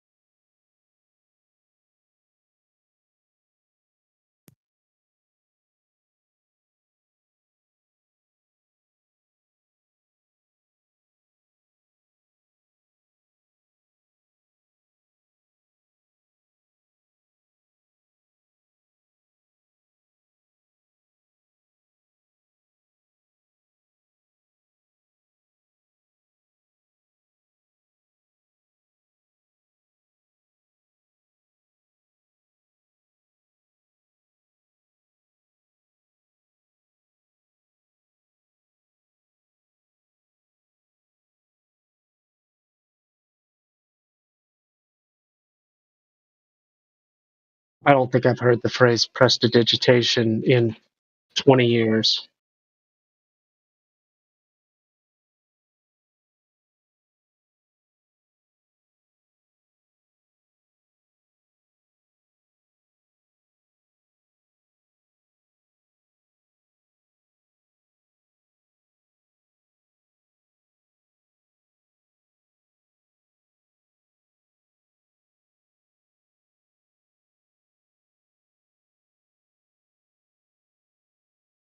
I woke up this morning and I realized that the earth is still flat, just like it was when I went to sleep last night.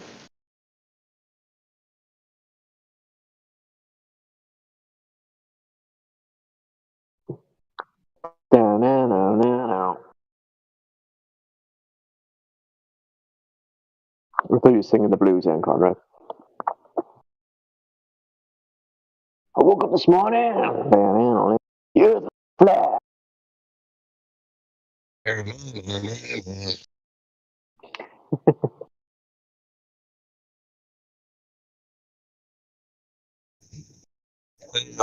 Flatty, you missed it last night. XO got put in Cogdis. Damn.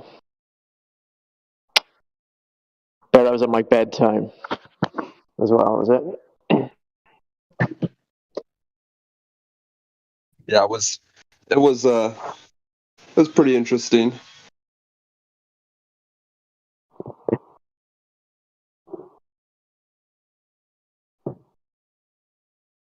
Let's get on a chill chat and you tell me.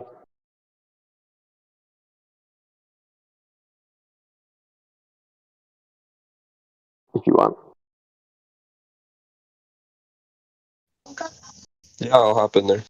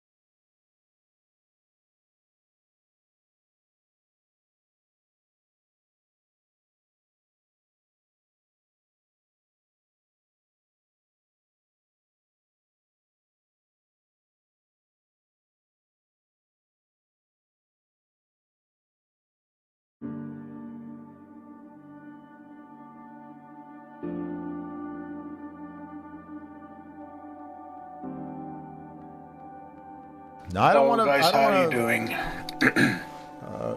I don't want to fool you.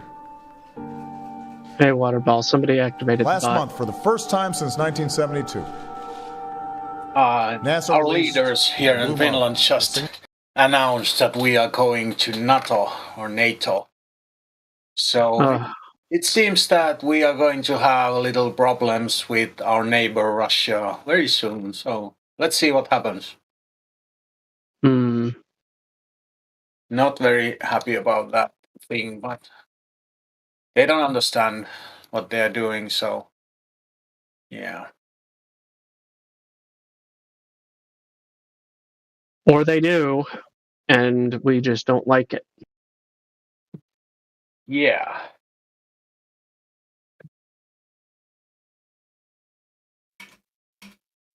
Is any of you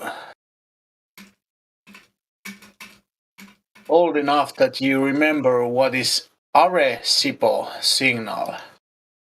I will post an image of it into the chat. So Thank you. Yeah. So I think something like 20 or 30 years ago, we sent this signal or started to send this signal to the space.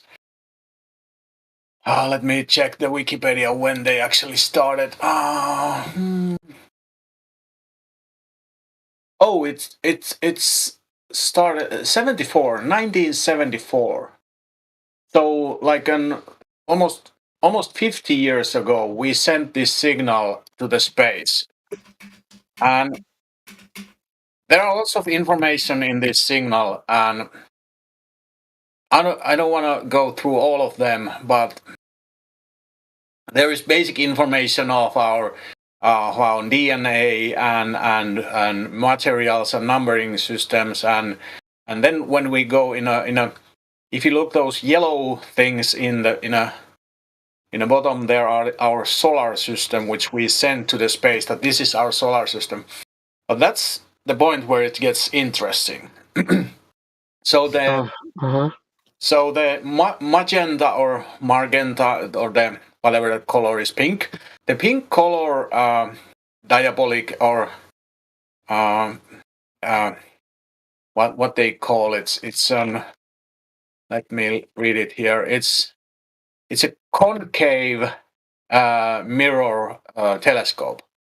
So what they are telling us that the pink drawing there is meaning that this signal is sent from this telescope, and the letter M is a little mystery for me why it's there. The explanation is very weird, and if you can watch in a very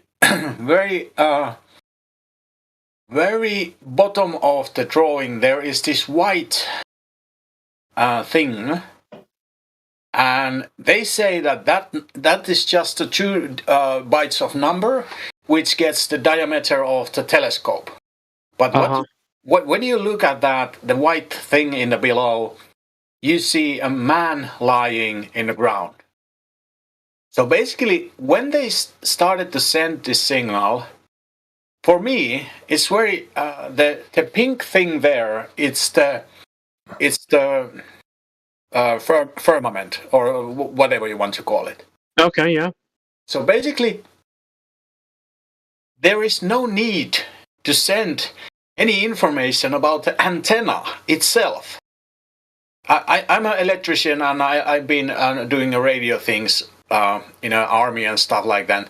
And when you send a signal, you don't need to have the information about your antenna. So sending the information about antenna is nonsense. It doesn't have anything to do with it whatsoever. So what they are telling there is actually all the things about us as a human, and then they are telling we are under a dome. So when you look the pink M, let me emphasize that one. So basically, the solar system. Let me paste just that one into the chat. The last one. So basically, the solar system, which are the planets and the sun and the moon, are in or above the dome or somewhere there, and the dome is the pink thing, and the man, the white one, is in a below the dome, into the dome. And I'm not sure about what the M means. I haven't figured out that yet, but yeah, that's one thing. You can ask any radio amateur, do they ever send the information about the telescope itself or the radio antenna itself? They will not. And it just doesn't make any sense. They are telling that it's just an. If you read from a Wikipedia, it's just the information about the telescope diameters. So it's 2 points. Yeah. Anyway, that's one information. 50 years ago, we sent this signal or started to send the signal to space just to represent if there is anyone behind the dome to know that we are here and we are trapped. But yeah, it's not what they told us to.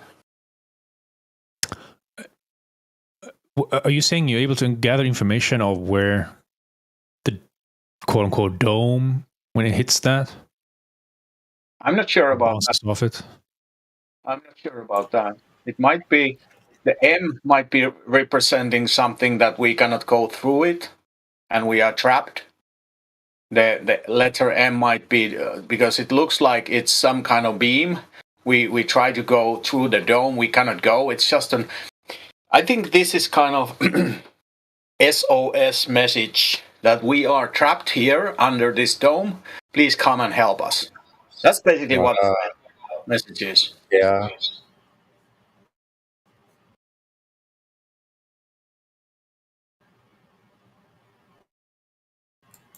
Are you deciphering this, or was this deciphered by someone else?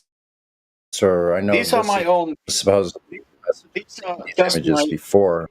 Okay. Just my. I haven't. Oh, okay. Okay. I thought this was something. I thought this was something they previously had sent out. Yeah, I know. I haven't found it anywhere else. It's just in my head, and I'm planning to do a video about this like 2 years. Okay.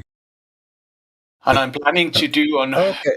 But I have to make an explanation very carefully that people because all the other things in that information that has been sent is right and correct. There is like all the basic elements what we have here in a like on nuclear on Earth. DNA and double helix and stuff like that. So those are all the lines of dots that we're seeing, the first few lines. And then, okay, I see the red. I'm looking at what you put in the text at 50 minutes. So yeah, at the bottom, interesting. Okay, I didn't hear the entire conversation, so. Yeah. Basic info is that they are sending the signal to outer space, telling that what kind of telescope we are using to send the signal. That's my point. That's the whole point. You never send a signal that, okay, I'm sending you a radio message using this kind of antenna. This kind of antenna or this kind of transmitter. But you said they're actually mentioned or show a transmitter? No, well, I don't know. See, I'm getting mixed up. They are representing the diameter of the antenna, and also that it's on what it's called on. That's kind of ridiculous. Think about that. Think about the movie I Am Legend, where he's like, I'm out at the carrier in the harbor. I have food, shelter. Like, I have a 15-inch antenna. What? Yeah. That's stupid. My antenna is 15 feet diameter. Like, who cares? Basically, the same thing. It would be the same thing that I'm now speaking onto the Polycom microphone made by a company called Polycom. So you need that information that you can understand me. Yeah. That's very. Yeah, let me go check that. Let me go check that microphone specifications out so I can figure out the veracity of your statement. Exactly. That's exactly. But the two things, that the shape of the antenna, which is the curved mirror or whatever cone shape, and also the diameter of the wavelength and also the antenna. So basically, if somebody already has received that message They don't need any other information about the antenna. None. It doesn't. Nobody is using that in a. Let's say if we steal, for example, Finnish radioist stole lots of Russian radio, what's called radio transmissions during World War II. We didn't know what kind of antennas they are using. We don't need that information. We just pick up the signals and then start the decrypting. But yeah, I'm planning to make some kind of video about this, but I have to make it so clear that people don't get mixed about the other things, because it's only the two bottom things, the shape of the antenna and the diameter. They don't need to be in that information within.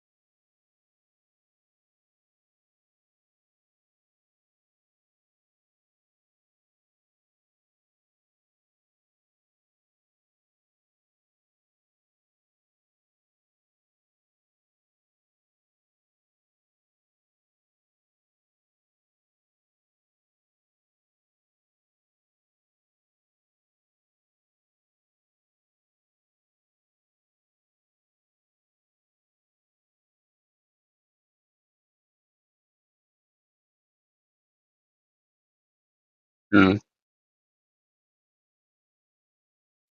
Yeah, that sounds very interesting.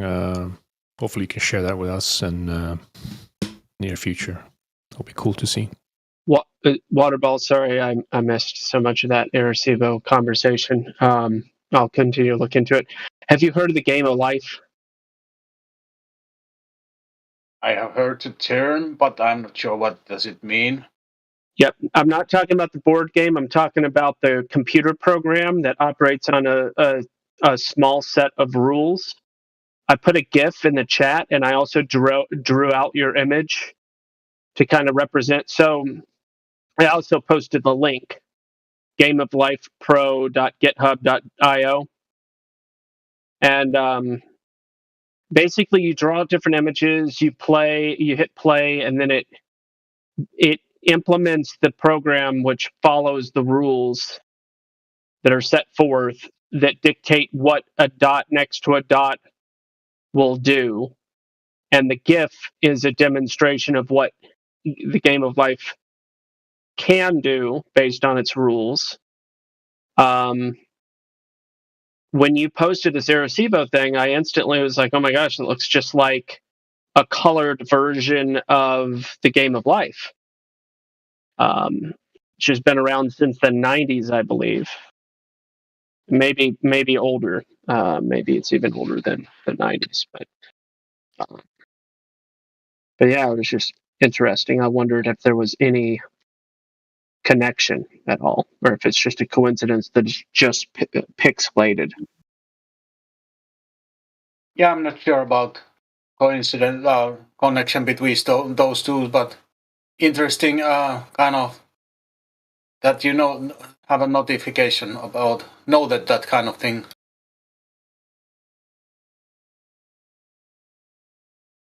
was funny when you showed that. I sort of remembered something from the Jodie Foster movie Contact, some sort of similar thing that they had. Anyways, I searched Contact and code and whatever, and your diagram showed up. So. Oh wow.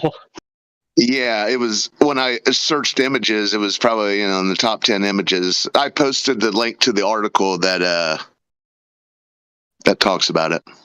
Wow. So the Arecibo image, that white line above the person's head, could that represent a lightning bolt by any chance? White line? What do you mean? Above the red dude? Yeah, okay. No, The that's the DNA or what it was. I'm not sure. It's a double helix, yeah. Oh, okay. So it's about our DNA and nucleotides and our how we are built.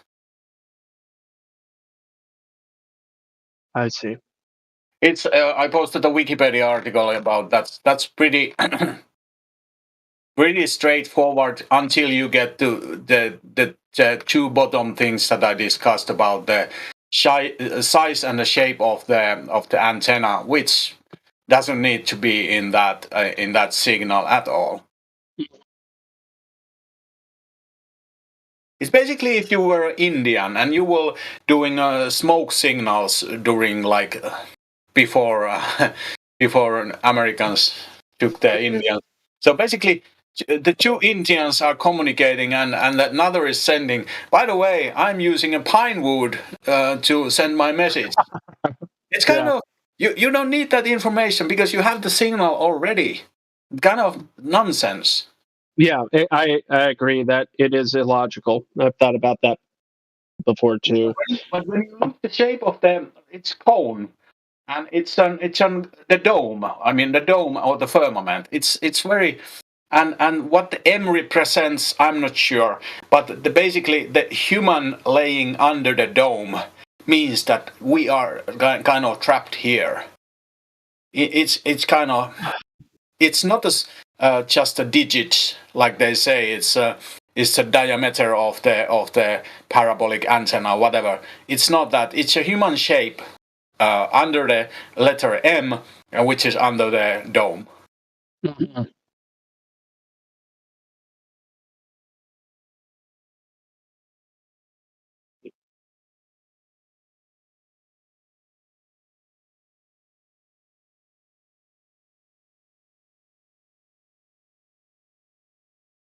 Yeah, this is very good argument about that if you have any reason to send the shape of the antenna and the diameter of the antenna within the message, then this would make sense. But otherwise, the last two things or three things there are something else that they are told to be.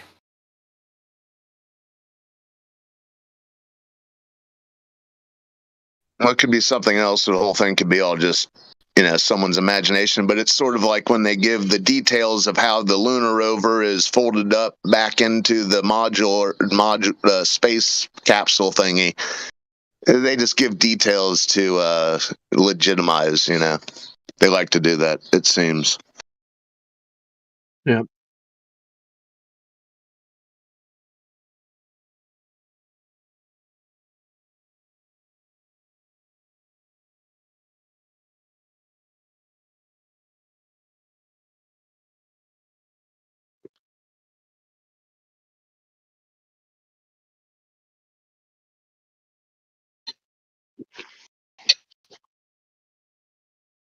Yeah, Carl Sagan's a pretty shady character.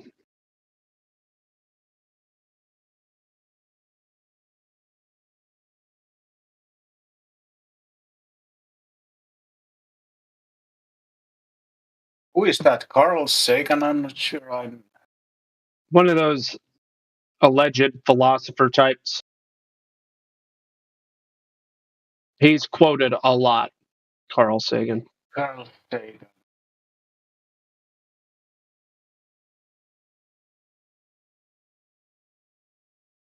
Copy link.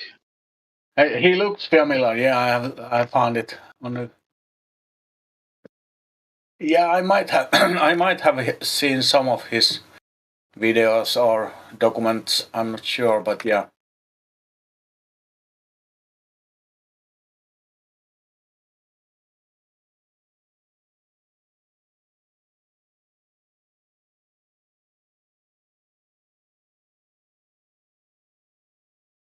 But it's interesting that when you are an astronomer, you can basically say anything you like, anything that pops up to your mind.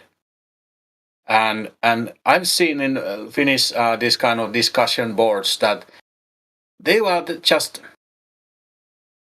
they are living on a dreamland, and they are like dreaming that this might be that, and millions of years ago there was this huge sun which doesn't exist anymore, and therefore there is this black hole which we cannot see, and it's just imagination, and they are just I'm not sure if it might not be lying, because I think they believe in those, but yeah.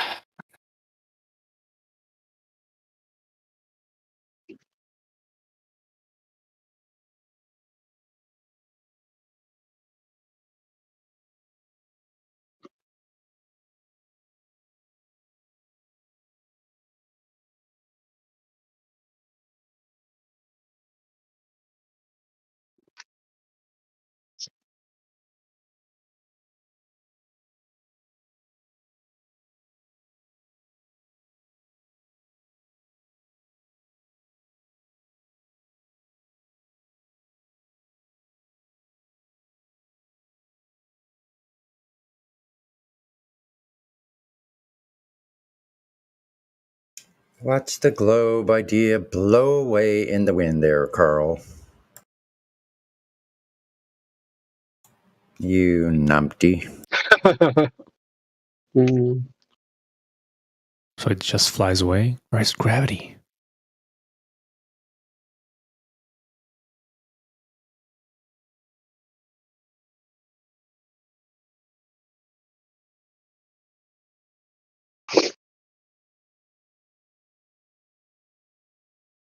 Still up to their same tricks. The wind blows, therefore galaxies.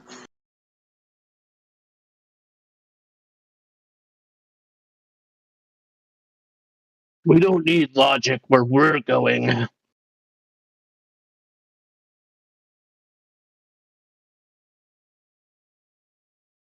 Yeah, we don't need to check anything in these nether regions either. We just shoot these rockets up there the first time, and it worked perfectly.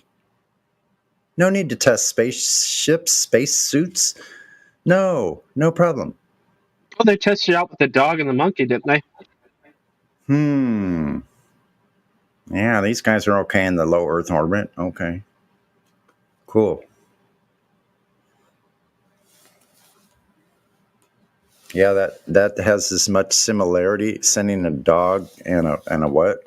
The other thing up into low Earth orbit. That has a lot to do with going to the vacuum of space, doesn't it? Just like water in the pool where the ISS actually is.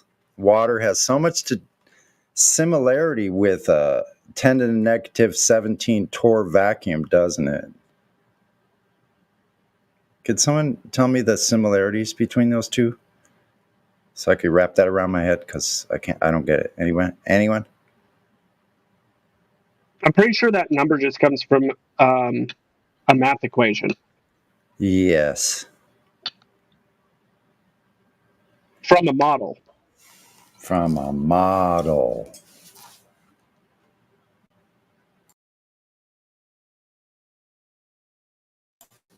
Which a model isn't real.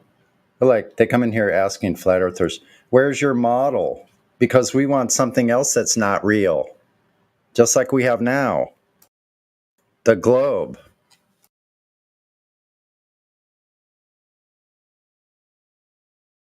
because we don't want you looking at reality. Don't look at the really is. No, just look. We want to look at a model. It's like it's like the Stepford Wives. Where's your model?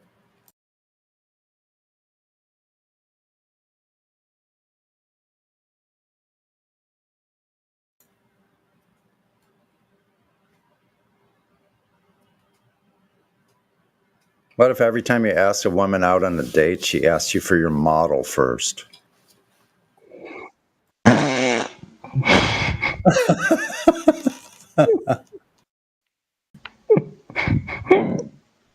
Okay, honey, just come over to my place and I'll show you my model, all right. That one's even got Jake X laughing. That's a good one. What?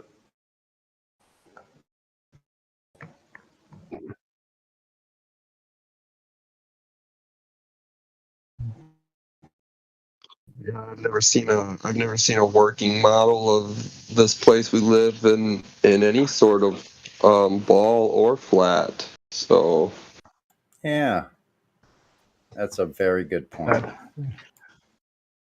So when they come in here and ask for a model, ask them what a model is. Have them tell you what it is because they don't know. They don't even know what a model is. I used to watch this TV show called America's Next Top Model. Would the top model have been the globe Earth? That the top model would be the globe Earth. That would have been what won, right? I don't watch the show anymore, but I would assume that the globe model is the winner. I don't know. Those legs don't look like anything like a globe.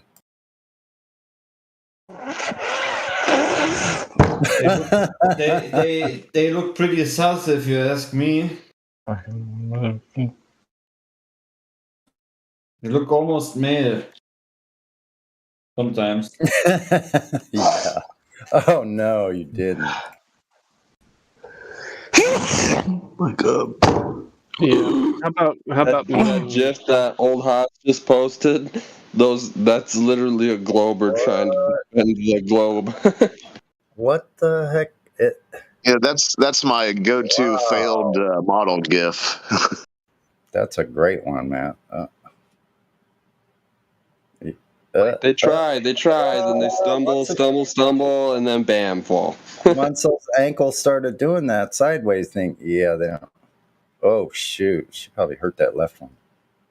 It looked like a 90-degree angle to the side. Ow! I mean, it's like she said something stupid and tried to back it up with something else stupid, and then just completely fell apart. You know? There's the globe model. There we go. Oh, yeah, now that's it. It's predictive. Yeah, it's predictive because she's gonna fall. Mm-hmm. There it is. Oh, those knees too. Dang.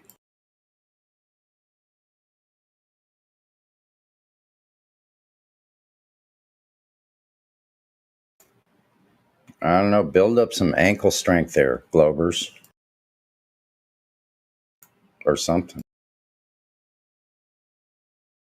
Or at least, at least do the walk on your own. Do the whole thing on your own. Don't have to call him for backup towards the end there. If we're still referencing that GIF. Yeah, that guy just offered, but why didn't she just go barefoot? What the hell? If you have that much trouble walking. She needed a foundation to stand upon. Exactly. She's trying to do her job, Sonny. She's not going to give up. She just needs to make it all the way up and all the way back. It's like the Globers that come in here. They just need to come on in and leave. But, that happens. But they're just trying to do the job. I'm sure she walked in just fine, strutting her stuff. But she got to the front stage and, looks like maybe it was when the Heron kicked in. I don't know, just guessing.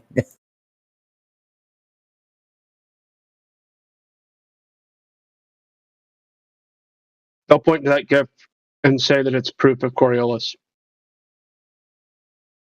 Yep. See what happens, folks, when you have a weak foundation.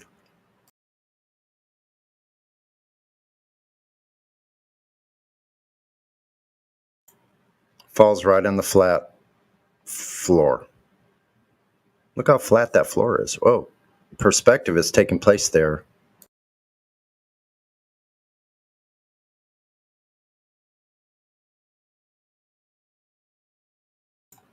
Why You mean does the that surface? how Go the ahead. light is reflecting off of the surface, just like the sun does off of the Yes, water? that's true. Yes, because that can only happen on a flat surface. And how the actual surface appears to rise to our view as it goes further out, it rises up. This only occurs on a flat horizontal plane. That doesn't occur. You don't have these effects at all if you're looking at a curved surface. Whatever you're seeing off in the distance on a curved surface is never, I repeat, never going to rise the further out it is from your view. Yes. Exactly what you're explaining right now. I posted a slight demonstration on a smaller scale. 21 minutes after the. I see it. Awesome. Mm-hmm. You don't see that line of light. It's impossible to see that. Just like you posted. That's really simple too. Something that's overlooked by a lot of people. I mean, that's one thing when I saw, demonstrations of it and stuff, I was like, I was already a flat earther, but I was like, man, that's pretty good visual on a smaller scale. It's replicatable, so Yeah, they want to deny these. They want to deny these most simple facts of what our reality is, what you're actually looking at. Like, there's no other way this light looks like light will do that on a reflective surface that's not flat. I'm sorry, it doesn't work any other way. That's why they go to refraction. That's why they have all these stories, because they want us to ignore the most simple facts of the matter of our reality, is that when you see something in the distance, it's rising up unless it's dipping down in a valley or you're on the edge of a mountain, that's dropping down. We're not talking about that. So on a flat surface, it's rising up as it gets further out. Very simple. It's geometric. That's the only way this could occur. That's why painters use the perspective that is matching reality. Otherwise, it wouldn't look real. That's why they make realistic looking landscapes with this perspective, with the vanishing point, the bottom and top dropping down to the center and everything squeezing in from the sides to this vanishing point. There's no way to refute this. Yes, it's amazing. We live in a beautiful earth. This place is fantastic. Just takes a little taking care of. I mean, it doesn't need us to take care of it for its survival. That's for sure.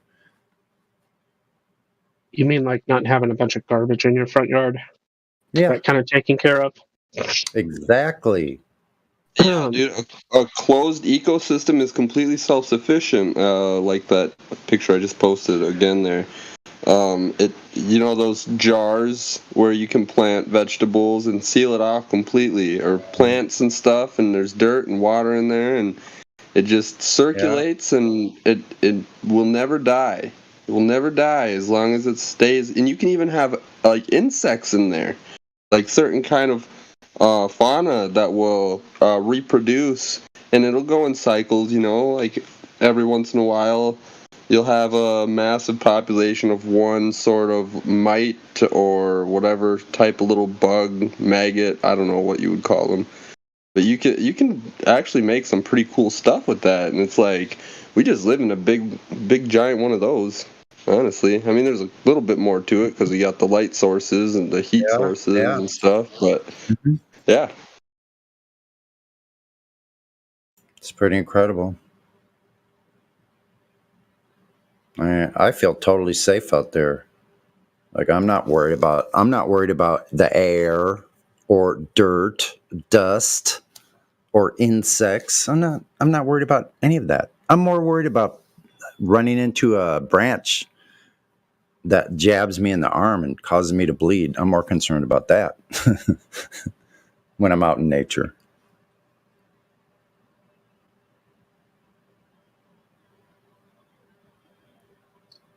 I pick up all the trash from the natural area and I put it up by the trail where the numpty Lindas, Karens, and Darrens go by so they can pick up the trash.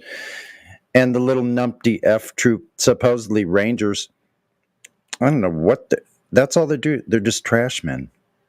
That's all they do. But it's really sad because this area I go to, it used to be a creek, and I see in the creek bed like freshwater mussels. There used to be fish. There used to be running water in those streams until they cut it all off. I mean, it must have been a beautiful place. Dude, I've read some like old accounts or documentation of people back from the 1800s when they first settled in the area that I live, and it said that the rivers flowed out of this area in every direction. That's what it says. But it's like, and a lot of people will be like, oh, that's impossible, blah, blah, blah, blah, blah. But it's like, it's not impossible for a river to flow north. I've seen it. I'm here in North Dakota, and there's a continental divide where the river flows north. That's what it's called, a continental divide. Yes. Yeah. Well, a lot of people think that rivers only go south. Like, they all just drain south into the ocean. Like, that's like a common misconception. That's ridiculous. Most of the rivers in California, they all go from the coastal ranges down to the coast. They are all flowing mostly westward. Well, I mean, but generally they go south. They take a path south into the ocean from where they started. They end south from where they started in the ocean. Yeah, that's what people think. You know, they can't flow in the northern direction, but they can. You know, but they're gonna end in the ocean. That's what rivers do. They drain into the bigger, water's finding its level. But it's just crazy. I found a lot of weird stuff with the water, how the water used to work around here. A lot of weird stuff. Yeah, you probably, I mean, like I wonder in the areas that I tromp around in the forest over here that, like, there was people here. I wonder what those people were like. I mean, it must have been a beautiful life if no one was messing with you. You know, like you could go to the stream and get fish. You had a whole life there, with nature. I don't know. I think it's sad.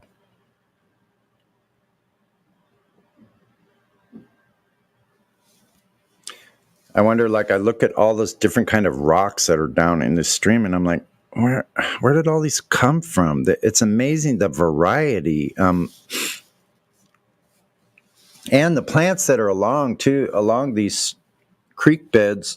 I'm like, yeah, my mom's a rock collector. She travels like out of state. She travels like across the country to go to like excavation areas where you can dig, and she collects all sorts of different types of rocks and crystals and stuff, and she's just she doesn't really understand the whole like kind of speculation behind where rocks came from and stuff, but she really loves rocks. I don't know. Yeah, like I found this one the other day, and it was like this black quartzite. And I went over, it was about palm size, and I picked it up, and it was heavy. It had these little flecks of purple quartzite in it, but the thing was black and solid. I'm like, what is this thing? Like, I don't know, man. A lots of things that looked like I found a flint I found that a they use. native, some sort of native tool. I don't know, axe head or scraper, knife or something. It's definitely a really heavy rock with a sharpened edge, and it looks like it could have even been a spearhead, but the one side of it, if it was a spearhead, only one side of it is like still intact.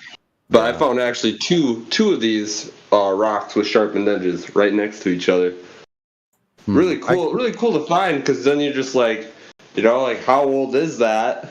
Because you can't go get a rock dated and trust what they tell you, because they're always like their margin for error with those tests is insane. Well, I've looked around in creek beds my whole life, but the creek beds here, I see a lot of evidence of when a lot of water is rushing down. There's these big boulders, and obviously they're in motion in the water, and they have collisions with these other rocks. I see the evidence of huge rocks being just completely just split in half. You could see both pieces of it. And this was obviously done underwater, and other rocks were rolling down in that stream. It's a fairly small creek bed, but these rocks are large, like 1.5 feet, 2 feet, oval shaped kind of rocks, big, huge boulders. Get this. You want to get into weird stuff, since that it reminded me of something that I saw. You're saying these rocks were collided or had some sort of impact. So at this local museum, there's a porcelain ball. It's old, like not like a toilet porcelain, like the raw porcelain material, and it's a perfectly shaped ball. It looks like a cannonball. And the story on it is the water. The water just made it. No, I'm not sure. The story on it is that it was thrown through someone's window during some sort of civil unrest. That's the story. But it's just like, it looks like a cannonball. But like, I've never heard of a porcelain cannonball before. You know what I mean? Wow. But this is way off topic. But it's like, if anybody's interested in like Tartaria type stuff, and like buildings getting destroyed, absolutely destroyed, like it looks like there was some sort of war or something like that, just mass destruction. I don't know if anybody else has found any of these porcelain balls that look like cannonballs. Like email me or DM me or whatever on here, because I'm like interested to know more. Because it can't just like I find it very hard to believe that somebody took a perfectly rounded spherical porcelain ball and threw it through somebody's window. There's rocks and bricks all over the place. There's no point to take a perfectly rounded ball like that to throw it through somebody's window.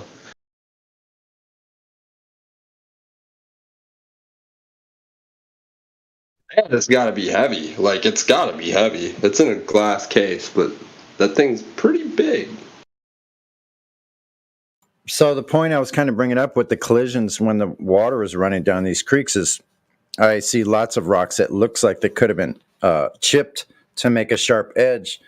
But a lot of these rocks that are tumbling down the creeks during heavy rainfall, a lot of water's moving through you see the same effect of these sharp edges, and it would be hard for me to tell. I've tried to figure it out, like, is this one that was chipped by a human hand, or was this something that was just from a collision of these rocks that are rolling around underwater when they're being pushed down? You can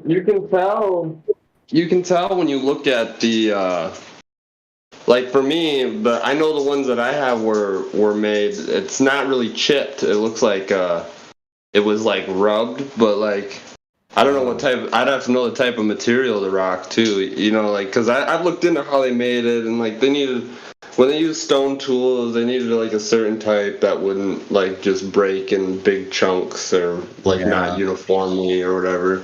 But they could use bigger, more dense rocks, kind of like probably the ones you're talking about, if they rubbed it like sand, like file it down or whatever. So Well, sure. if you look for like those scratch marks, or maybe if it's smoother, if one side of it's like smoother than the whole rest of the rock would be. But you're looking in the river too, so in creek beds, so that'd be like erosion could be causing that too. So I don't know. Yeah, I The keep stuff looking. I found has been just on the ground and in the dirt. So Yeah, I keep looking around to see if I could see anything man-made, because obviously there were people here thousands of years, no doubt.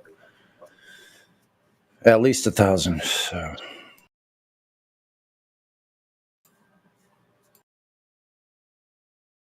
yeah, I can tell there's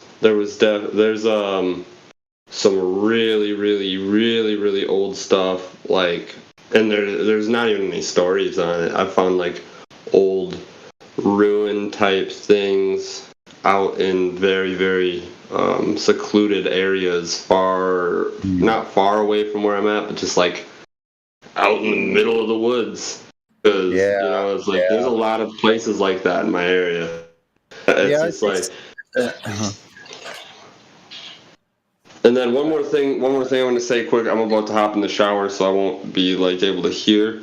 But my dad was in an old abandoned building, like 30 or 40 years ago around this area, and he found an old plat book that kind of had like one of the local, like, kind of nearby counties mapped out, and it also had a map of the state of Minnesota and a map of the United States from like the 1800s, from like the mid to late 1800s, and I brought it to those maps to the museum, and they're like there's stuff on there that the librarian at the museum was like, I don't understand why this is like this, or why this is written this way, and just like there's a lot of like unexplained things, and I've tried to find a similar map to that, and I haven't been able to.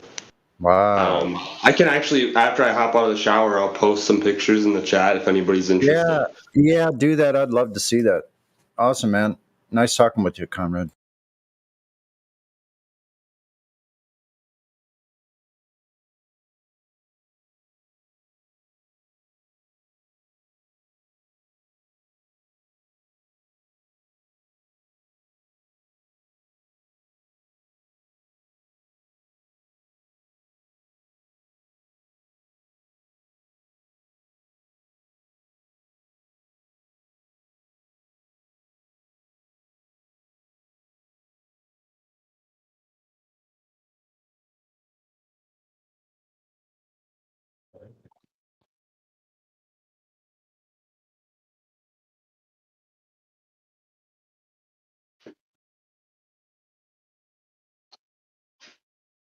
Alrighty, let's see if the Better Business Bureau can help me out this time.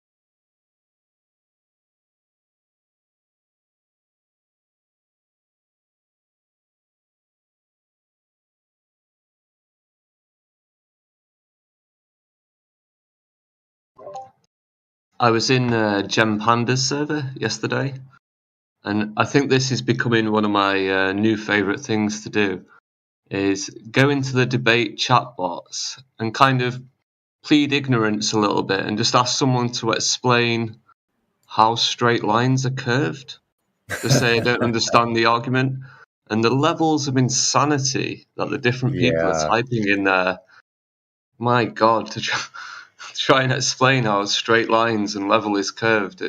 Somebody it's should get some madness. clips. Somebody should get some clips of that cacophony that is over there.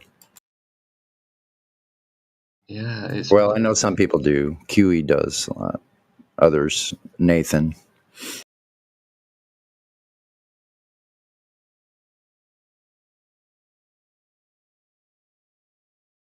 I mean, their evidence was this. One of the people in there, they showed me a picture of a ball, and they drew a straight line from like top to bottom, and then they went, "There you go. There's a straight line on a curved ball." And then you look to the side. No, it's Yeah. not straight. That was the evidence, just drawing a straight line over the Yeah, top of the ball. they're 2-dimensional.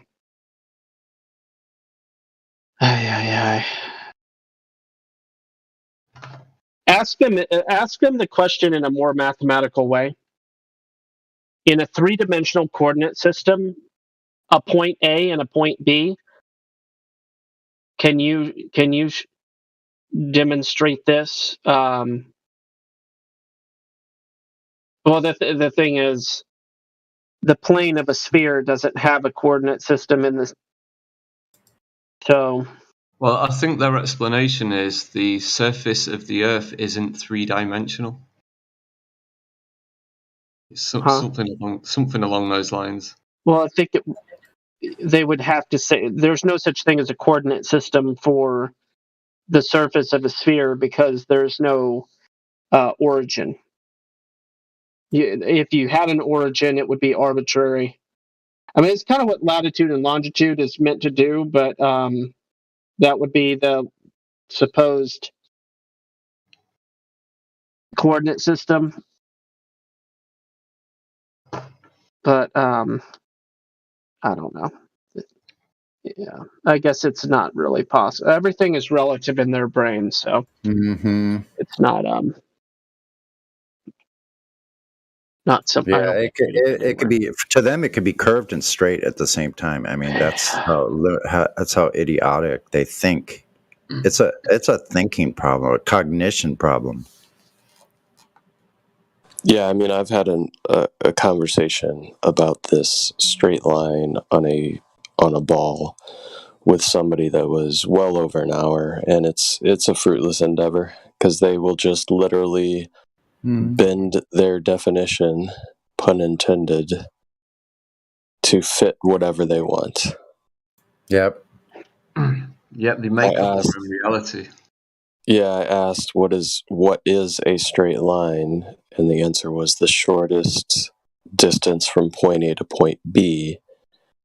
And I said, so can there be a straight line on a ball? The answer was yes, the shortest distance from point A to point B. And I said, well, in 3 dimensions, that would be curving if the surface of the Earth is curving. And if you want to account for elevation changes and all that stuff, technically you would not have a straight line there, right? Yes, exactly. Yep. I spoke to him about this yesterday, and I said, wouldn't the shortest distance be a straight line through the ball? It would and be. not be a straight line, right? It's the equivalent of me saying the quickest way for me to get to my local shop is turning right when I leave my house, then turning left. And because that's the quickest way, that's now a straight line. When it's not a straight line, obviously. I've turned right, I've turned left, I've turned right again. Unbelievable. The quickest way, but it's not a straight line. Yeah. A straight line would be through the buildings, right? Quickest wouldn't be the proper word. Shortest distance from point A to point B would, but then you'd have to tunnel. You'd have to go under the Sagitta. I mean, it'd still be the shortest way as well, so can't go through the buildings. So they can't get over this level flight thing because they truly are in level flight aircraft. This would never occur on a ball. There would never be level flight on a ball. Just like there's no straight lines.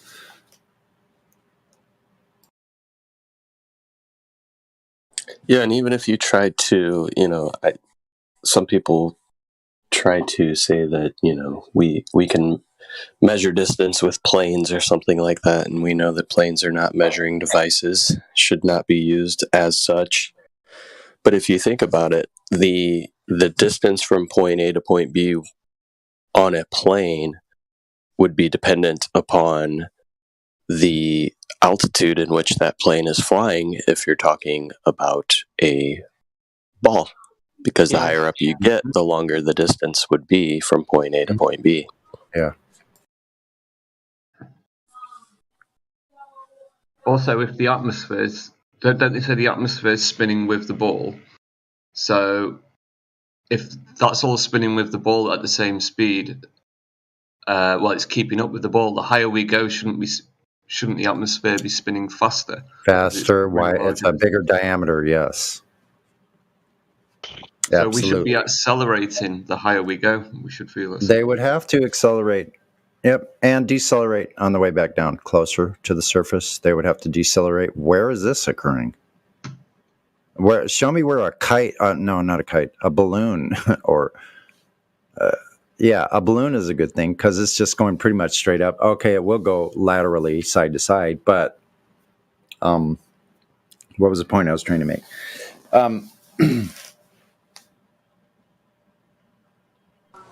Well, like most things with the globe. Where's the acceleration, deceleration? That's the point. Yeah, like most things with the globe, the atmosphere moves with the Earth when it fits something they would prefer to talk about, and then it doesn't when it doesn't fit something they want to talk about. Yeah, the straight line is curved. You guys remember that field goal that was made because of the Earth spin? What a fucking joke. Neil deGrasse Tyson. Yeah, that was a classic. Classic blunder. Not even fit to teach kindergarten. Not even fit to be on TV, if you ask me. Like talking about knowledgeable things or educational type, quote unquote educational. Like that guy is, when he came out with the Felix Baumgartner thing, like, you can't see curvature from up there. But I remember in science class, before he said that, my science teacher was like, yeah, look at the curvature. Like, what the fuck, man?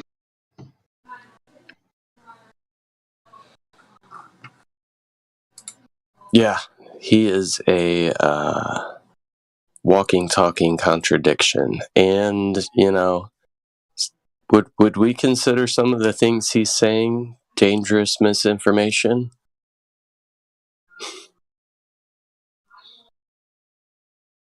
No, but the implications of a lot of the globe stuff is dangerous misinformation. There could be real-world consequences if you actually applied some of their pseudoscience to reality. There could be. Well, potentially it could be the most dangerous misinformation out there if there's an afterlife and all that stuff, and all these millions, billions of kids are being taught to be atheists on a spinning ball. It could be the most dangerous information known to man.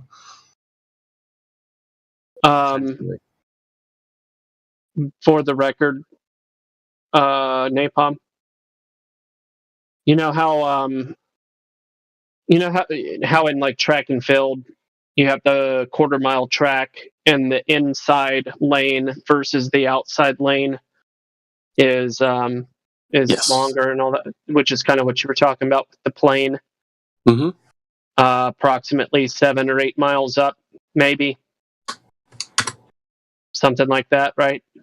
Yeah. Unfortunately, that only adds about 40-ish miles to the circumference. So, from a standpoint of ratios, when you go from 24,901 miles to 24,944 miles, negligible is what you're saying. Yeah, unfortunately, it like the plane unfortunately could not be a valid, because it's so small that it would have to be so perfectly precise, and it's not. And I thought you were going to bring up concerns about javelin and the Coriolis effect. no. That reminds me of Revenge of the Nerds. Both of those maps. I wonder if LeVar was taking into account Coriolis when he created his flexible javelin, if anybody remembers Revenge of the Nerds. I'm looking, Conrad. Well,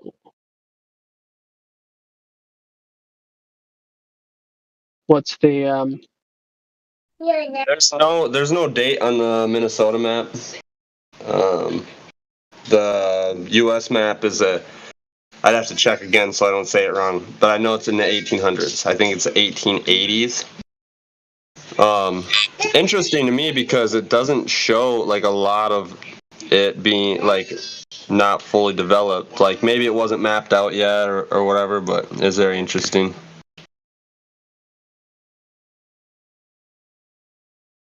I was looking at the big map you're talking about. There's a small one too. Are these your maps? Yeah, they're maps. These are. Do you have these? Yes, they're mine. Or well, they're my dad's. The globe is my dad's too. It's not mine, I swear. You can see the corner of a globe in there. No, I'm just saying. No, they're nice. I like I like maps. So that's neat. Yeah, they were in super good condition, and he was just in some abandoned buildings in the area, and he found a book. It had one of the neighboring counties mapped out in it. It was super old, so he took the maps out and he brought the book to the museum. So he doesn't have the book anymore that he found them in. He also found those maps with a really, really old newspaper from Los Angeles. And it's like, we're in Minnesota, so kind of interesting how that made it play all the way over here. And that's in mint condition too. There's some interesting stories in there. I haven't completely read through it yet, but it's very cool to have like really old pieces of information that you know are like the originals. You know, those maps may not be the original maps, but they're definitely like original copies of the maps. You know what I mean? Sure. Yeah. It's a nice map. I always thought that it was weird. There's two, one of Minnesota and then one of the U.S. I don't know if you saw the other one. Yep. I was looking at both of them. Yeah. But I like I said, I took that one. Indian territory. Yeah, I took that one Minnesota to the museum, and there was some stuff on there about our county that didn't make sense because there were some like smaller towns that were supposedly not around anymore, but they're still mapped out. So she's trying to figure out the date of it. Like the dates didn't add up to what was on the map. That's what she was telling me basically. Uh-huh. And the names of places, they were some of them were slightly changed, and she didn't really understand why either. But I was like, that could have just been like a language barrier thing too. She's like, yeah, that's true. She agreed with me on that, but I'm not a history buff or anything, so I don't really know that. But I'm trying to learn though. I've been going to the local museum a lot. I got a membership there and stuff, so I'm trying to figure out what really happened around here, man.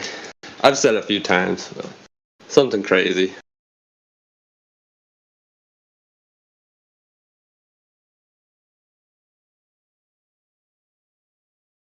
Nice maps.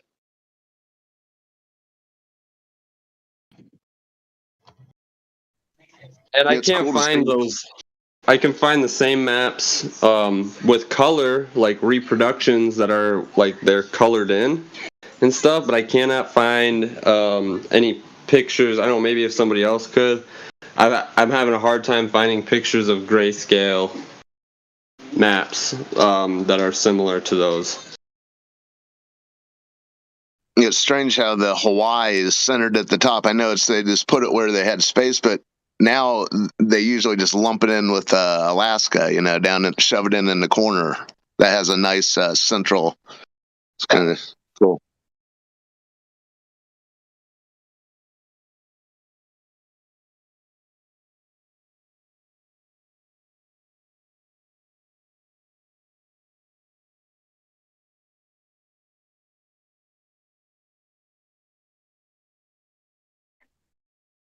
Yeah, and if there's even if there isn't anything like interesting about them, it's still a cool talking point because they still have the novelty of being, almost or over 200 years old.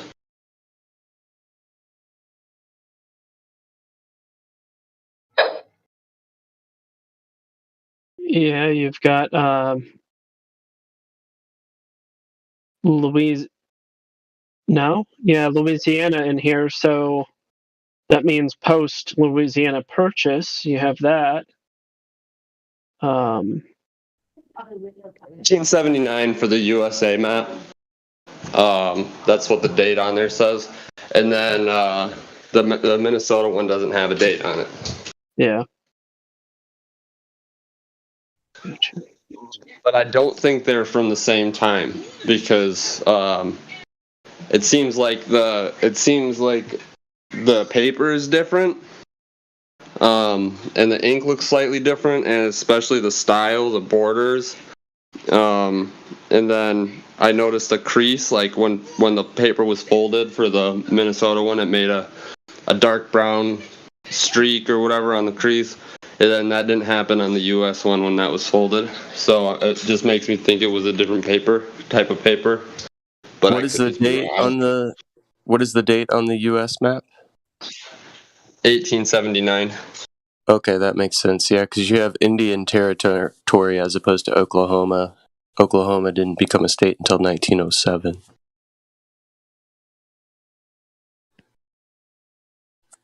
So that makes sense.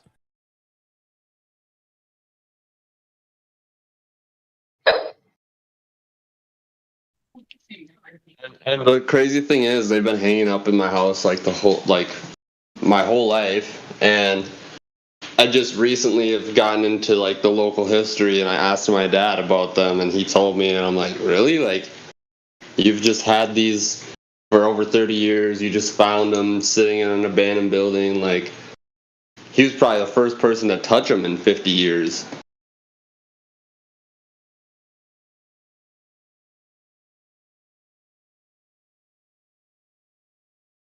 And he really likes them too, because he's like I'm not sure, he definitely has a bachelor's in history.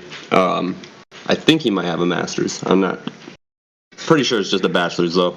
But he's like a huge history buff.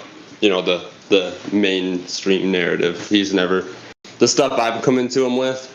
I've really been making him question everything he knows.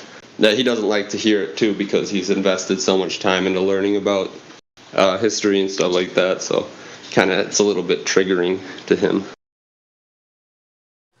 Yeah, old documents are interesting. We have some in our family that are really old, signed with signet rings in clay seals.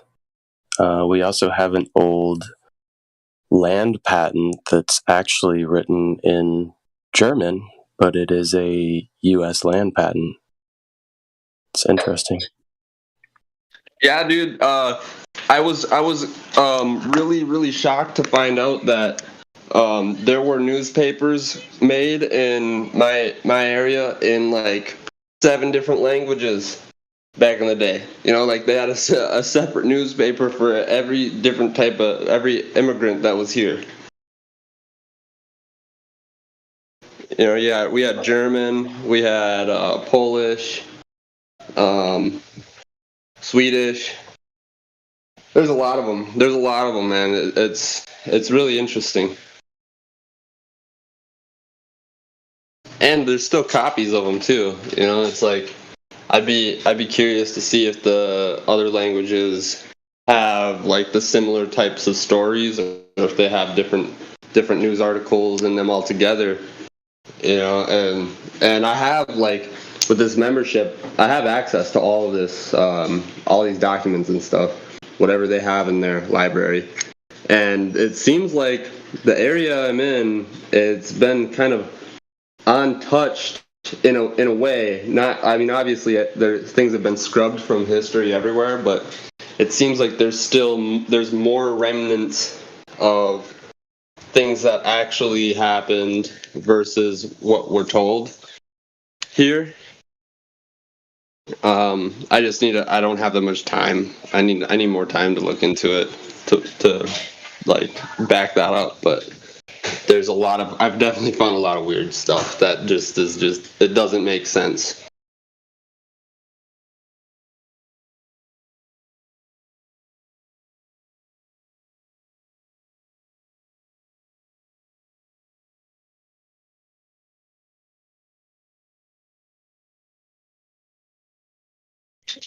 Anyway, back to flat Earth. It's flat. Pretty sure it's flat. Actually, I know it's flat, but like I say, pretty sure because, you know, I don't know that it's like flat. I just know it measures flat from what I can see. But, you know, I'll sit and talk about it all day if nobody else wants to.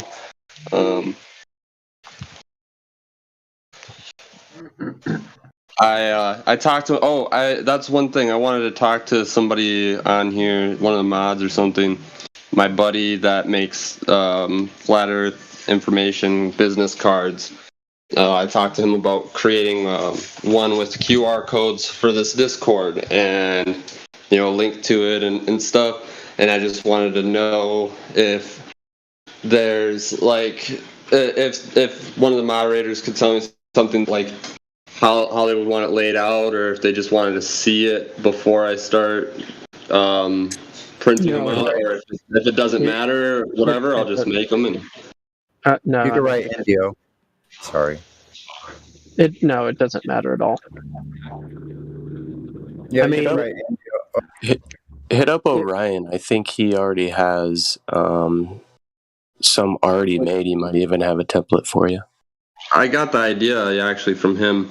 I'm gonna have my buddy do it because he's made a lot of flat Earth cards in the past, different types, different styles, and I want to get it. I want to have information on there to make the reader question like what, you know, their reality, and lead them here versus just saying, oh, 24/7 flat Earth Discord and just have a flat Earth proof. I don't know. I want to get it, like, make it more of have them come in here wanting an answer to something that doesn't fit with the globe model, that fits better with the I don't want to say flat Earth model, but with the flat Earth topic. You get what I'm saying? Like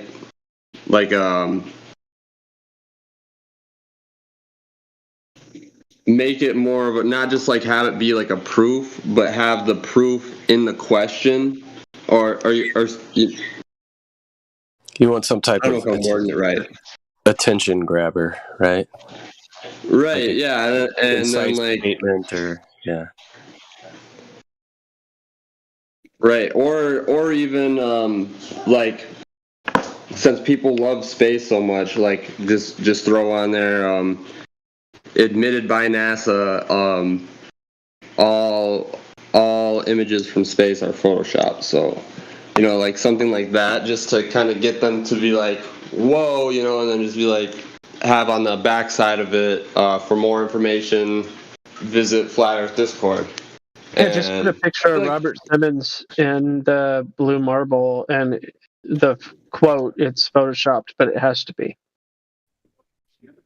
Right. Yeah. Yeah. I think that's probably where I'm going to go with it. But I want to make a couple different, different versions too. Just so that way, so it's not all this. They're not all the same, and I'll definitely make like a lot of them. So if anybody wants, if they got like a PO box or are willing to share their address, I mean I'm not asking, but I'll send them out for free if people wanna pass them out.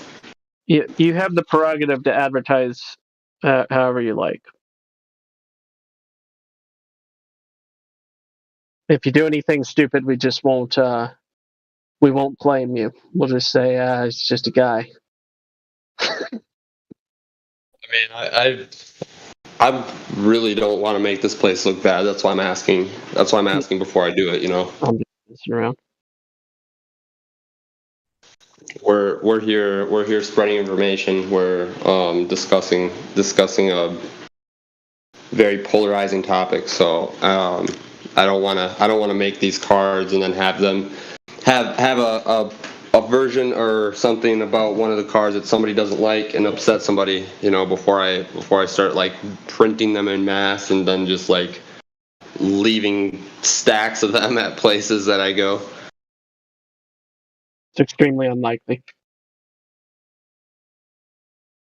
Speaking of stacks of flat Earth information, I still have stacks of flat Earth flyers that somebody left at my household while pillaging some of my craft beer. Are you talking about the Nathan Thompson ones?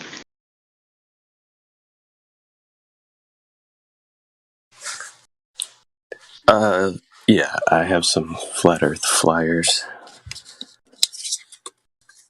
The grab your attention on the front page is just, did you know Earth is flat? ? And then it contains top 10 proofs and some NASA fails and some resources. Yep, I had a few of those for a while. I ended up actually passing those ones out over the ones that my buddy made, just because they're more like the information is more like laid out better than the ones that I have. The ones right here, I'll show them in the chat. I posted them before, but don't really agree with the top 10. I don't think Moonlight is Cold should be considered a top 10 flat Earth proof. That has nothing to do with the shape of the Earth. Now I know why you're saying it the way you're saying it. Yep, I got you.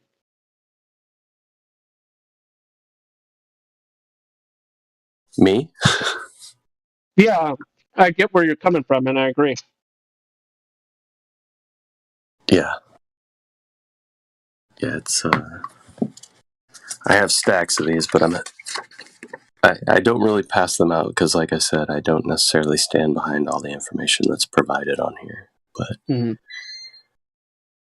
yeah, I have a ton of them that were given to me.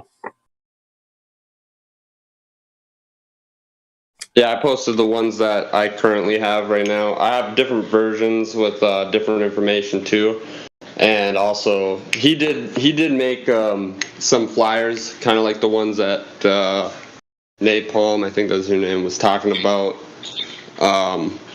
They weren't that great though. I didn't really like them that much. And there's a lot of vegan information, and it was trying to like, it's like keep it to one topic. It's a flat Earth flyer. I don't know, but it's all right though. It's still activism, and I'm sure I passed some of them out, and people, like a lot of people got triggered at my job, but a lot of people were like, "Oh, this is some good information," Like I got a few people very, very interested in the topic just by passing out things like that. I think the term flat Earth is like our own worst enemy. Like if you could avoid the term flat Earth, because people have already seen or been shown some misinformation on it, and they've come to their own conclusion that it's all bullshit or it's laughable. If we can just get them to question the validity of the globe and start thinking about how impossible the globe must be. without Like, what if it just didn't? What if it just like really challenged the globe model, and then it just had the link, or not the link, but the QR code to the Discord with just saying join this Discord for more information. Yeah, something like that. People are just so turned off by the term flat Earth they won't even look at it. But if they can see something that just shows the globe as being impossible, then maybe they can start thinking about it. How about Earth is not a ball, sphere, oblate, spheroid, or any other globular object? That's a factual statement. Yeah, that's pretty good. And then yeah, I like that. There's definitely going to be a few different versions. I'm getting with my friend on Sunday. We're going to try and do the observation, and then afterwards we'll probably go over this. But there's definitely a lot of good ideas in here. Thanks, guys. Yeah, even some type of attention grabber like empirical measurements don't lie, as the statement. And then a question. Were you ever provided the empirical measurements for the curvature of the Earth? Me neither.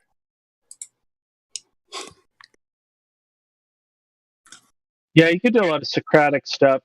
Does Earth measure flat? ? Has anyone ever directly measured Earth curvature ? Yeah, that's the vibe I'm trying to go for, because I want people to come in here asking those questions. You know what I mean? Because that's what we're doing here. We're answering those questions.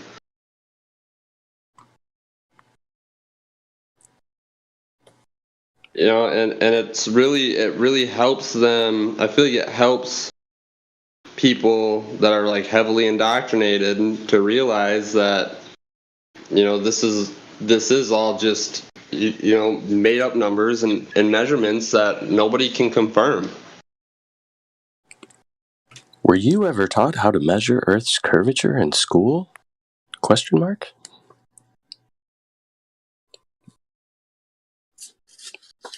Me neither. Because it doesn't. Or has Earth's curvature ever been measured ?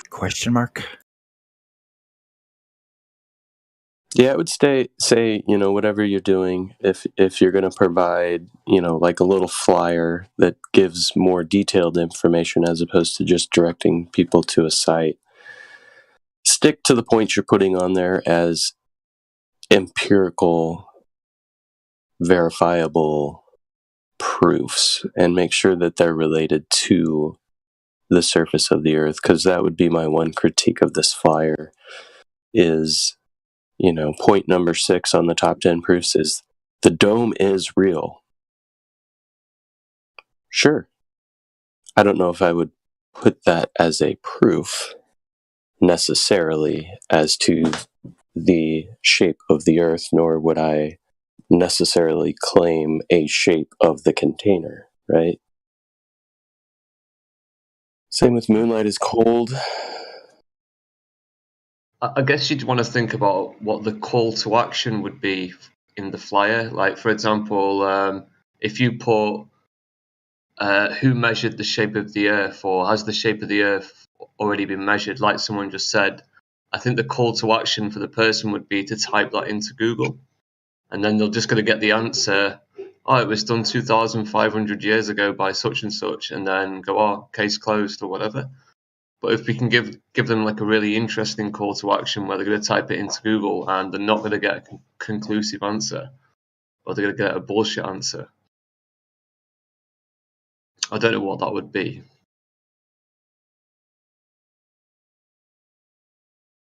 We have some new people in the room. Old House Radborn and No, he's not. Hello, Think and Johannes Midgard. Those are. I do have an idea, though. Maybe I'll make a T-shirt. Would you like the T-shirt? Will read. Would you like to know how to pronounce Eratosthenes? There's a group of people on Discord who have been trying to figure out how to pronounce it for several years. You said it just fine, sir. Eratosthenes. if you want to put the accent on it. You know, it's If my it's funny accent that I too put on because it was right. I know a lot of very smart people that pronounce it wrong. They say Eratosthenes, Yeah, that's something like that, and it's I don't have, Eratosthenes. yeah, and I don't have the heart to be like, yo, you're saying it wrong. You've been saying it wrong for over a year. I'm just like, you know what? I'm just gonna let him have it. Yeah, I only say it right once out of every 8 times, but when I do, I know I've said it correctly. Right. Nice. It's a very strange word. I mean, there's all kinds of workshops. There's workshoppings of how to pronounce this word that I've listened to for years. Well, no. On the yes. Well, on here and on flat Earth debates and things like that, there's a lot of discussion of. It's been sorted out how to pronounce it. Well, there's only one pronunciation, so I should hope so. Yeah, but there's sort of a trick to saying it. Well, for I had my own personal journey, I guess, of how to learn to pronounce Aaron, Toss, no air. Yeah. There's anyway. no N. There's no N before the T. You know what I'm saying? When you gotta try to remember stuff like when you're a kid. When I break it down, there's some wheels spinning when that word is pronounced. I always have a hard time pronouncing fictional characters' names. Touche. Yeah, that's an excellent point. Gospel, did you say Layla and Johannes are not new? Yeah, none of those. There's nobody new in the chat right now. Oh, okay. I mean, Z is slightly new in regards to only being here for a couple of weeks, I believe. Okay. But apart from Z, everybody else has been here for at least over a month. I thought they were new because they didn't have any roles. They just had VC verified. Yeah, that's interesting. I've been noticing that people haven't been spending enough time in the VC to acquire proper roles. There's a lot of people that are being wishy-washy with, like, oh, I'm just here to listen. I don't know what I believe. Just saying things like that, and they're non-committal, very, very, very non-committal. Well, some of these guys, like Lalo, if Lalo is able to speak, I think his original account got nuked with some other people's, so that might be why they haven't. Yeah. Another server went down, and some people kind of went along with it, right? Their accounts got deleted based on that. So, Lalo, you're a flat earther, aren't you? He's probably at work. Yeah, he is. I think that's what the 1.5 means, doesn't it? Regarding the newness of his account. Yeah, like last week or earlier this week, there's just constant server shutdowns, which is why I'm trying to tell people, like, realize that Discord holds you accountable for all of the content in all of the servers that you're in. No, that anyone posts in any of the servers that you're in, they hold you accountable. I'm telling you. I'm not saying this may be. I'm not saying this may be the case. I'm telling you this is the case, and especially if you hold a role higher than default, if you hold any type of moderator, sub-moderator, or admin role in any server, you're held to an even higher accountability, regardless of your.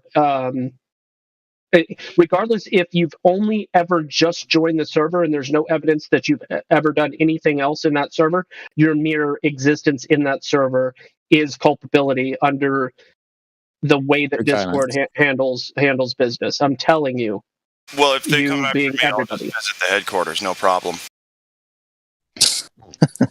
I'm just letting you guys know. That's fine. No, see, I won't let idiots get away with dumb shit. So if they come after me that way, I will visit the headquarters. Thanks.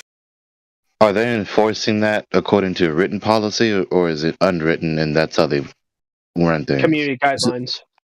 Which again, they don't give you any specifics. They just tell you just misinformation. That's it.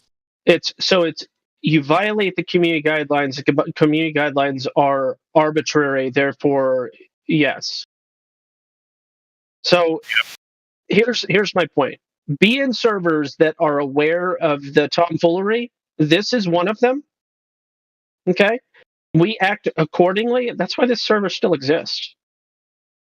It's not special treatment. It's special euphemistic, behavior. It's the fact that we use techniques and strategies and moderation to not violate, at least to the degree that we're capable of doing so. It's so funny.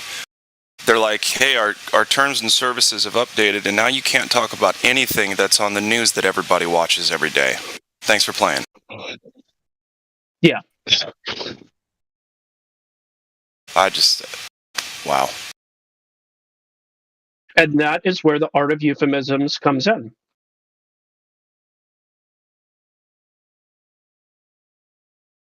Are the community guidelines specifically defined?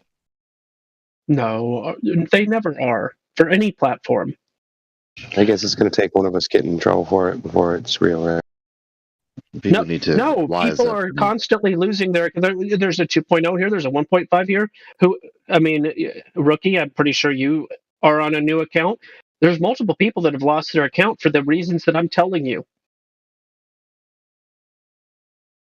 I think that also applies to Flatty 2.0. I can verify that completely. Yeah, just don't plead. And I don't even know why. They didn't tell me. They didn't even tell me why. They didn't tell me what I posted. They didn't I'm tell telling me you why. Anything. Yeah. I'm telling you why.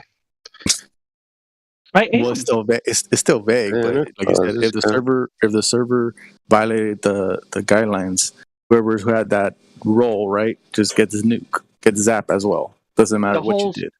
So this is the mentality, and why do I know this? Is because of my communications with Discord and my observations and experience and observations, and through those two things put together, I have reconciled the fact that they hold accountable the entire server.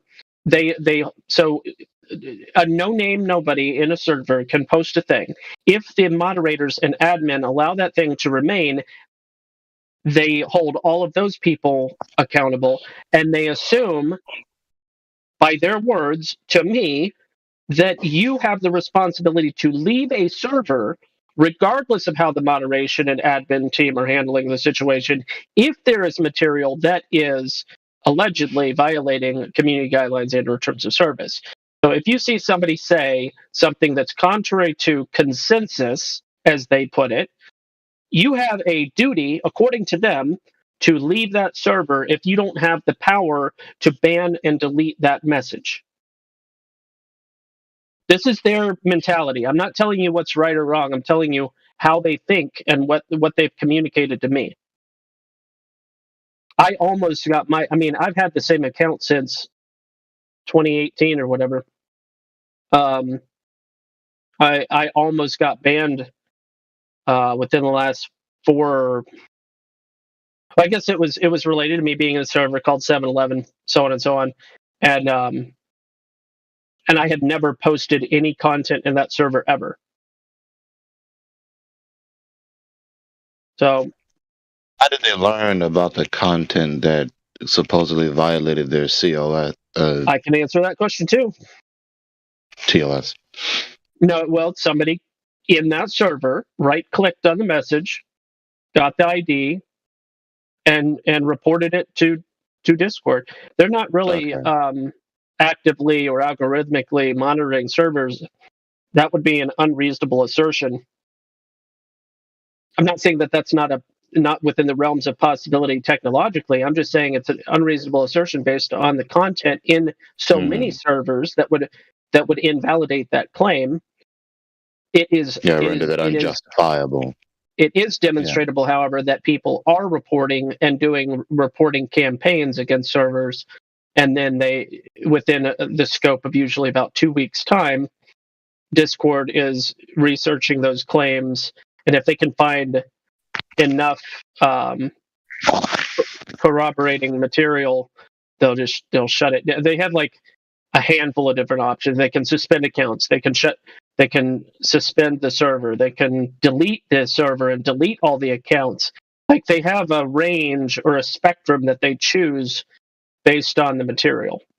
And if they think that this is consequenceless, this behavior of theirs, I posted the Discord headquarters address and phone number in the live stream voice text.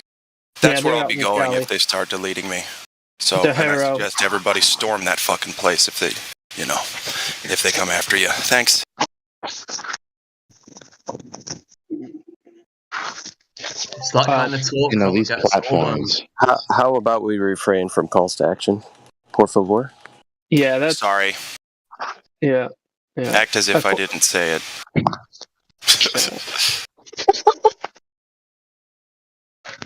These platforms and this technology, people need to rise up from that. We do have technological overlords, whether people like it or not, whether we justify it or not.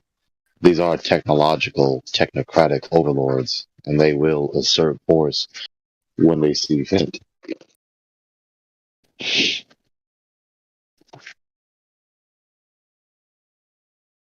They make these platforms, they make these devices and machines and apparatuses, and then they let the public use them.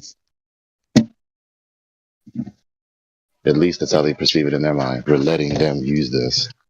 So, given that we are your lenders, you are subservient to us. And Proverbs does say the borrower is slave to the lender. For anyone that thinks that Gilded is better, you can watch this video.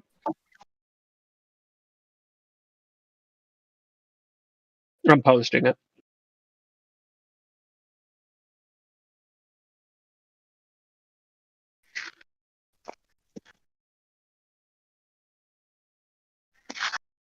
What is that? It's an alternative platform that's supposed to operate similar in function to Discord. It is like BitChute once claimed to be, supposed to be censorship-free. All evidence to the contrary. Nobody should be surprised, but just throwing it out there. Those the Club Penguin characters? Aww. I didn't make the video. So, did they start coming down on censorship for a reason? Like, why did they do that? Did the government step in and say, hey, you can't let them talk about reality? Yes. 2020. Yes. Okay. I didn't even know why they did it. I thought it was just like, well, we better just start censoring them because, geez, man, I don't know. Because YouTube did it, so we should do it. Yeah, I'd like to say similar like YouTube. Special meetings took place in 2020 and before 2020, to be fair, October and November 2019, that specifically dealt with this issue. Like, and Event 201 covered this topic in great depth. Yeah, disinformation on the internet. Yeah, controlling the narrative on the internet. But they think they're allowed to. That's what's so weird about it. It's like we are many, they are few kind of deal. Well, that's interesting. But I don't care what the terms of service say. You're not going to stop us from talking about shit. Except when they do. Well, they can't, though. On the platform. Just make another platform. He means. Yeah, I'm still looking for Maldive. Where are these server farms that are free from any ordinances? Yeah. So I just don't understand why they have to place restrictions on anybody. Are they paying somebody to be on the internet, and those people are like, you can't talk about stuff? Like, why would they have to do that? I'm glad that subject goes very deep. You would have to move down to politics to talk about that. Huh. All right. Well, don't worry. I don't want to talk about it anyway. Oh, not really. They do it subversively. They tell us so themselves. So that's how they do it, and that's what. No, he said, "Why do they do it?" Yeah. Why are they towing the line? What, you know what I mean? What is the reason? What is the motive? Right. What does it gain them? Control. Control you know, of the I just narrative, don't- just like it's always been. It's always been control of the narrative, right? I know, but I don't. Well, control the narrative, sure, but I don't think Discord cares. I'm trying to say, who is telling the owners of Discord, hey, stop your patrons or your people from talking about this, that, and the other? Like, Discord would not have done that on their own if something didn't step in and say, don't do it. Yeah, Who was it's that? probably their owners. If you don't The play answer from the ball, question was the answer control just kicks the can down the road. I want a first and last name. That's all I'm saying.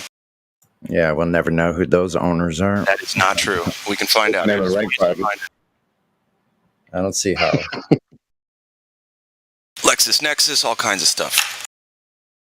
Yep. So what if these are unlisted, like these owners of these companies? They're the rulers of the companies. The companies have to toe the line to their shareholders. Okay, this is the last I'm going to And say. owners, Everybody has an address. Yeah, that's true. That is true. You so know do the what? server farms.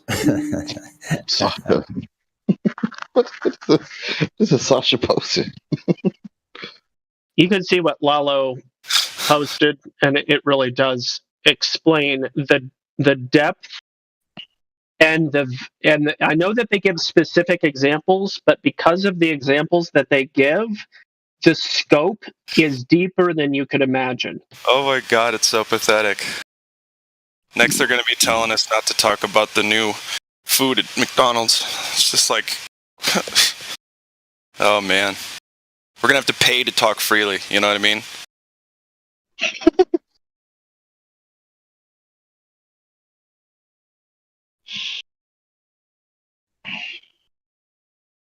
I mean, is TeamSpeak still a thing? Anybody ever use TeamSpeak? Yeah, dude, I used to use TeamSpeak all the time in like 2005, 6? They're already making us do that. They're going to make you pay if you don't have a permit. Do you have a permit to speak that way around here? Right. And you know what? We're paying for internet service, so technically we should be able to say whatever the fuck we want. I'm just saying, if this platform becomes an issue, we could like migrate. We could try and find another one. You know what I mean? Yeah. But tell me I'm wrong about this. We all pay for internet service already, so we are paying for our ability to speak publicly about stuff. Actually, and going along with that, Glatt, we actually paid for the infrastructure ourselves as well. Right. So we should be calling the shots. Yeah, who paid for everything? They took it from us. They took it from us. Now they built all this infrastructure to use against us. No fair. Foul.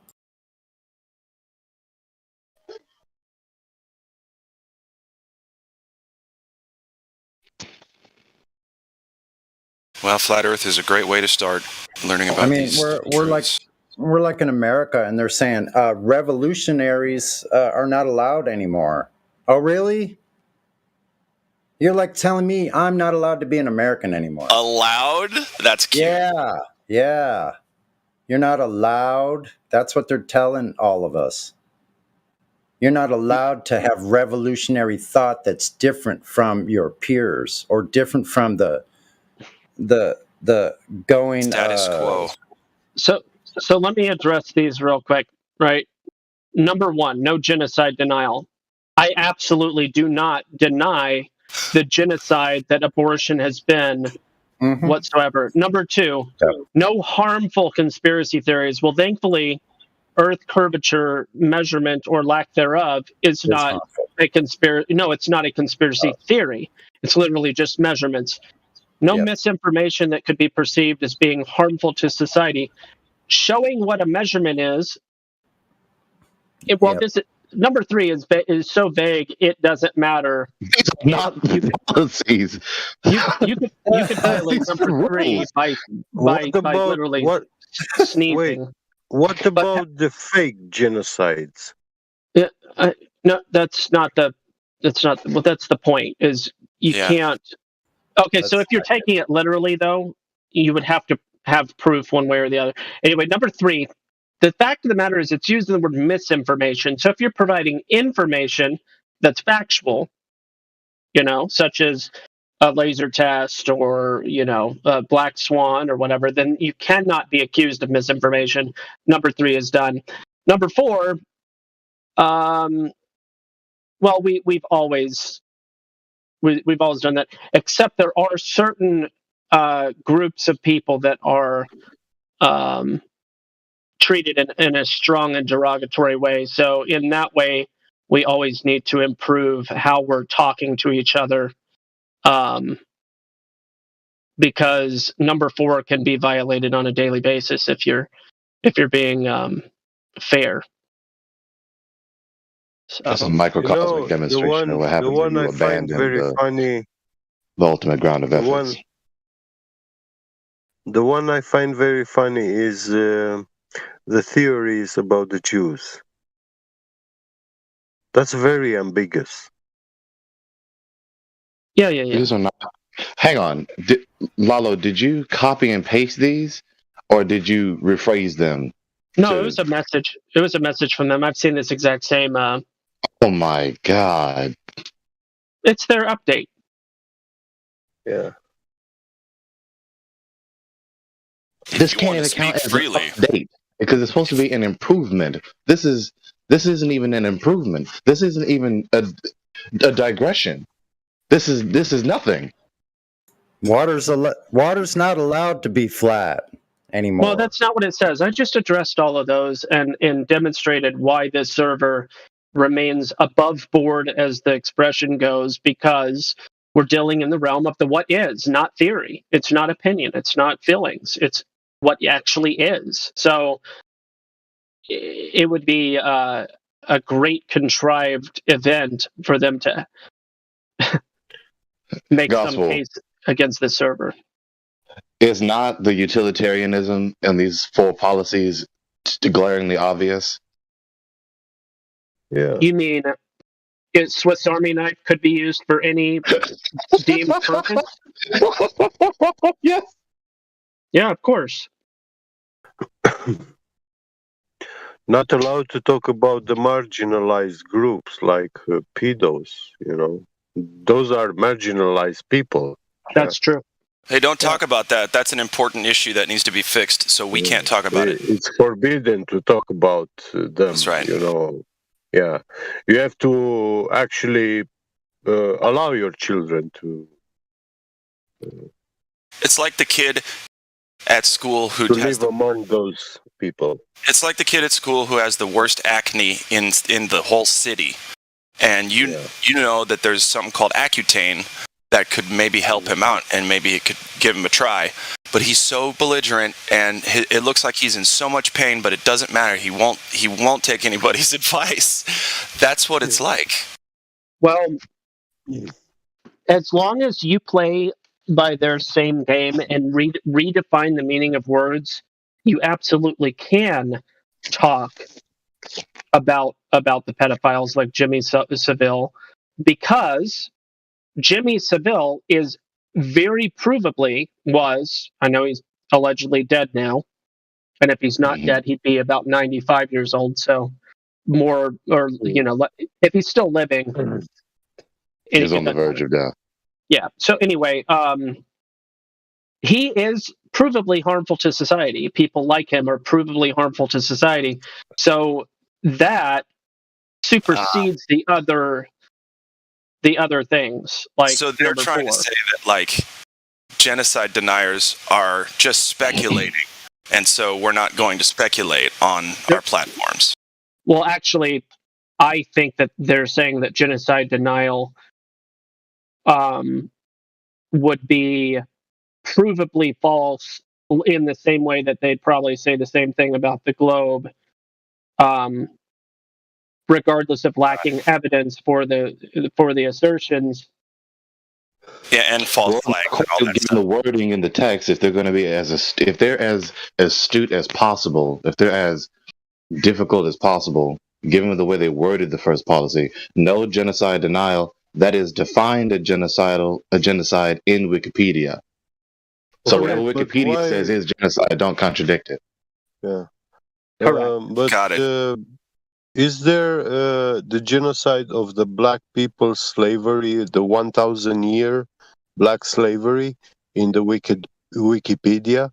It's a genocide which made 100 millions of victims, you know. So anyway, what it's establishing is Wikipedia as the arbitration for what is true.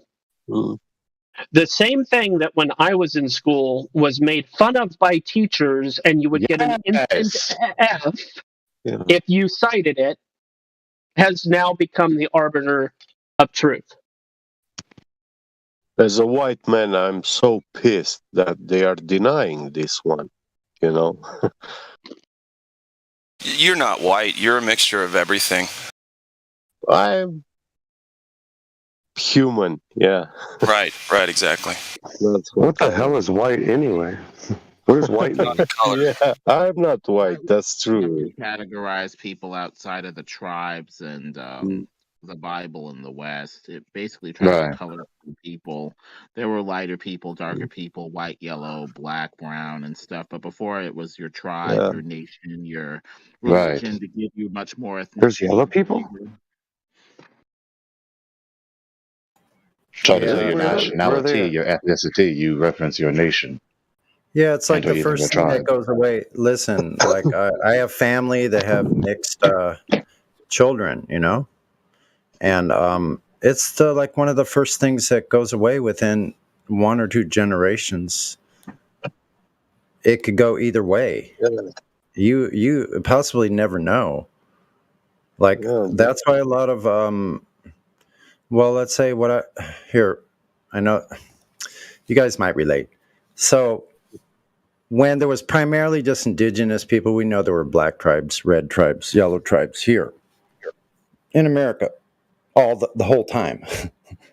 So when the more Caucasian people came over here, there were families mixed. They mixed because even the slave owners, obviously, look at Andrew Jackson's history. Some things were found out about him and his family. And so a lot of these were just hidden in the family. And later on down, like for my generation, there were probably Indian or indigenous Native Americans in my family, as well as possibly black people in my family. I mean, there's a lot of things we don't know about our history.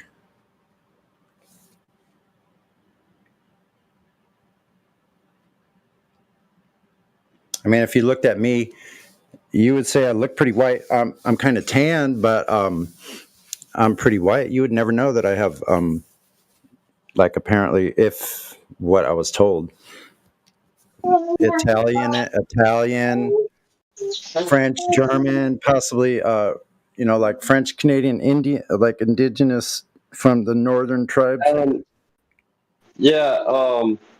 So, and even if you know what you're told is true, like that's just what your parents were told, and that's what their parents were told, and at some point it could have changed. And then, well, at that point you can go and get a DNA test, which I know a lot of people here think is a terrible idea, and I think it's a terrible idea also. But I did that like 7 years ago, or I don't remember exactly when. But the crazy thing about that Ancestry is I've been on there a couple different times, and they've changed my percentages more than once. I think it's false. Yeah, I mean, it used to show up 2%, 3% North African, and that's before all this like, whole CRT thing, before all the whole like the racism type propaganda that's come out, and then now that's not on there anymore. And then it's changed I used to have like other things like Italian on there that would show up, and now it's not on there anymore. It's like, how accurate is this that you're changing my results right before my eyes? Well, listen, do you know this? Listen, I want to tell you, do you know this? Because I know one of my father died recently, and one of my family members supposedly got this, but I don't trust this person anyway, what comes out of this person's mouth at all. in the first place. So just because she told me on the phone what these results are, I don't believe her. But here's the point about the test. Do you know that all those tests are done on the paternal, the father side? They should be done on the mother side of the family, not the father side. That's allegedly that's not how Yeah, genetics I know. carry down, though. So that I know there's some controversy there, and there's like I do know like it can definitely tell you that you're related to somebody because I have other family members like not like direct family members like cousins, aunts, second cousins and stuff. They've shown up there, so I believe that part of it that it'll show you that you related to somebody, and I have found people that have taken like I found a second cousin in England supposedly that's taken it, and I believe that because I have second cousins that I know of that I know are my second cousins, and they've taken the test and they have come up as related to me as second What if they cousins. could demonstrate that you were also related to an oak tree? Well, I know about all that, but I mean, it tells you how much of your DNA matches, like how many segments are similar or whatever. It gives you like pretty definitive like results on that part of it as far as like where you're from and like what country or what area. I have no idea, but it does like.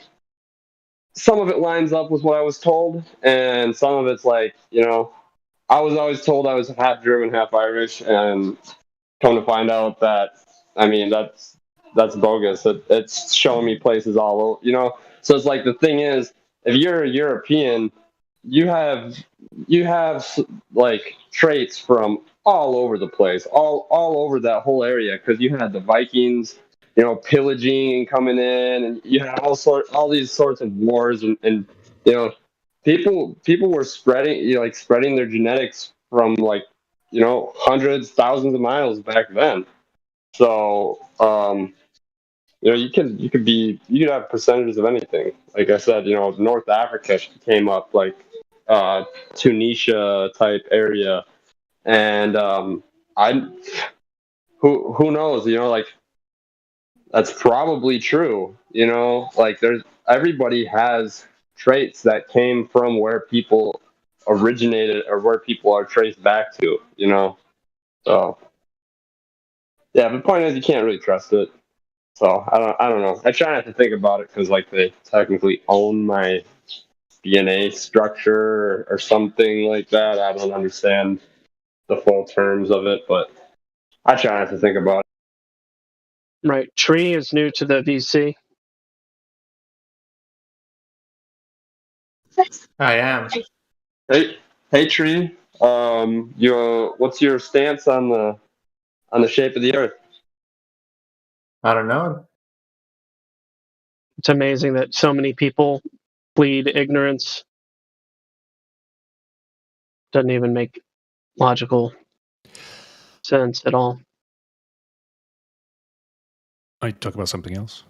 No, it's just the people that continue to come in here and say, I don't know. I mean, that's an honest answer. He doesn't know. He's here to find out. Yeah. Cool. It's so common. It's so common, though. Like, I don't know. When the question is, what do you think? You're answering the question incorrectly. Yeah, it's like saying you don't have thoughts.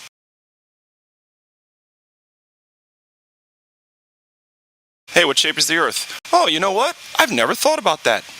Bullshit. Yes, you have. Everyone has. Just ask it more clearly. What is Earth to you?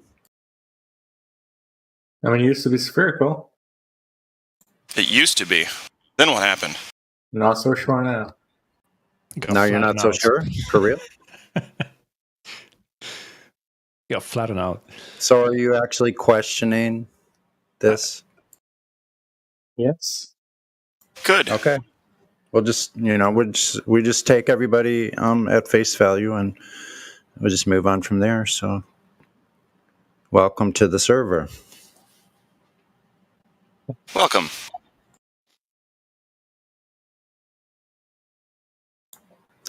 How much do you know about the heliocentric thing? Just like Be our this. guest. Be our guest. Put our What they flat tell earth you. knowledge through the. Wait, rookie? Gosh, rookie. Rookie, you're timing, man. Gosh, man. Anyway, now what do you actually know about the heliocentric model, Treelicious? Like the usual stuff that you get during your education. Mm-hmm. Yeah, like do you know like the size Earth is supposed to be, like the radius? Like 12,000 K something. No, it's 6,321. Yeah, that's the diameters. I think I could be right. That's in kilometers. About 3,959 miles. Do you know anything else about the heliocentric model? Yeah, I mean, like specific. I mean, that's a really general question. I mean, Yeah, like how far the sun is supposed to be. like I remember one astronomical unit. Right, but 93 million miles. Yeah, 150 ish. Okay, good. You're helping me with my metrics. They don't even keep their stories straight between countries. Mm-hmm. So what we found is that through our observations, we falsified the radius of the globe here. Is that something you're interested in finding out how we did that? Yes. Okay, good. Well, we have a panel of experts here that have been actually not only looking into this topic, but actually going out and testing the globe ourselves. Through the measurements that they gave us, the dimensions they gave us, this globe has to have a certain amount of drop over distance or an obstruction at a certain distance. These are geometric absolutes. So, like I said, I'm going to drop back a little and let the rest of the crew talk while I make some breakfast, if you don't mind. And once again, welcome to the server. Welcome to the server, Treelicious. Thanks. I was talking to QW. I don't know how to pronounce the name. Quetzalcoatl. Quetzalcoatl, yeah. And I had some ideas for some experiments. You could probably just call him Q, though, to be honest. Yeah, Mr. Q. Or Quetz, whichever you feel like. So, Treelicious, do you have any questions for us? Yeah, I mean, you were just going to say how you falsified, how you measured that it's not. I mean, only. Okay, let me just rephrase my question. You were going to explain the experiment that you did, that I'm really interested in. Wait, so what's the question? I mean, I don't know who we're talking, but someone was saying how they measure that the Falsified the curvature. radius. Yeah. Yeah, and I was just leaving it to you guys to, explain that to him. There's a couple of formulas. You got 8 inches per mile squared is the rate that is claimed at which curvature happens. And then we have done countless observations and measurements. How does the squared thing work on? Sorry? That's just it's so the actual mathematics, the geometry, it does not use that. That's a colloquialism. If you want to look at the actual mathematics, just look at the equation on this. Here, I'll post it in the chat. I mean, it shouldn't be difficult. It's just a sphere. Well, here's the thing. Yeah, it's a sphere with finite dimensions. And the point is, it doesn't match any of the math that's out there, at least on the internet.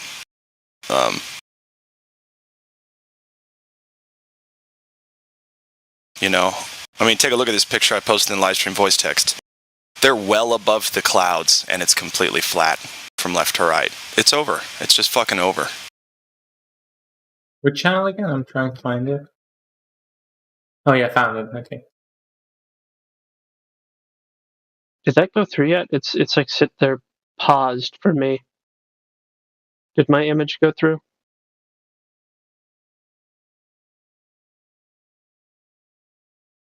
Here, I'll just cancel and repost. There we go. So this is directly from that Earth curve calculator if you want the actual mathematics that aren't a colloquialism. But otherwise, for colloquial purposes, 8 inches per mile squared is a colloquial way of dealing with this.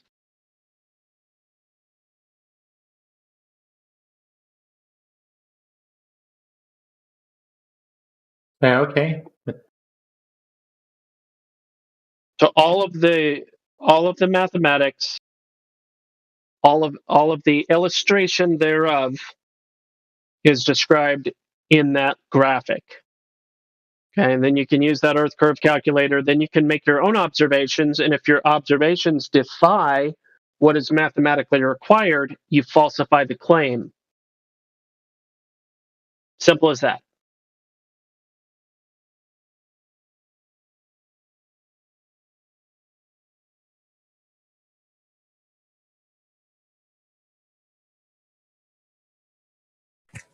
Hey Tree, welcome. Did you have some sort of contention with the 8 inches per mile squared function being used? Yeah, this other formula seems better. Yeah. I'm reading math and it's... Yeah, you can do 1.225 times the square root of the observer's height in feet. Would be where your leading edge of the ball would be, right?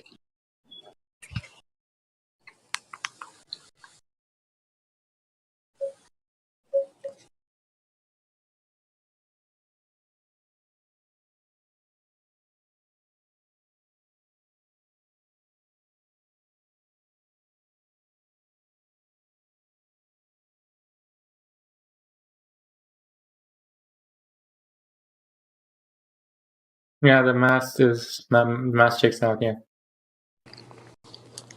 Yeah, there's a bunch of Earth curve calculators on the interwebs that you can check out. Check out their source mass, see if that's sufficient. But yeah. Yeah, I checked it out. It makes it's correct. As far as I can see. As far as you can see, that's the question. How far can you see?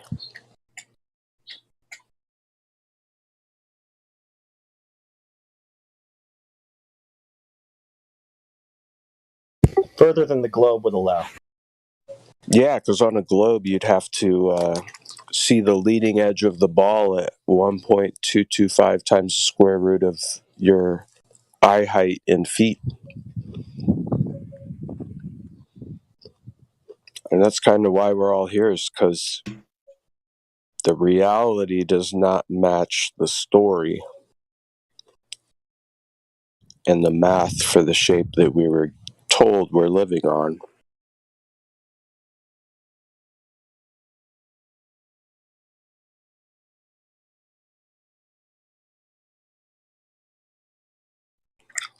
So, Tree, are you aware of a lot of the observations that have taken place that kind of don't comport to the claimed size of the ball? No. I mean, some of them. I mean, I was browsing this thread and that's it.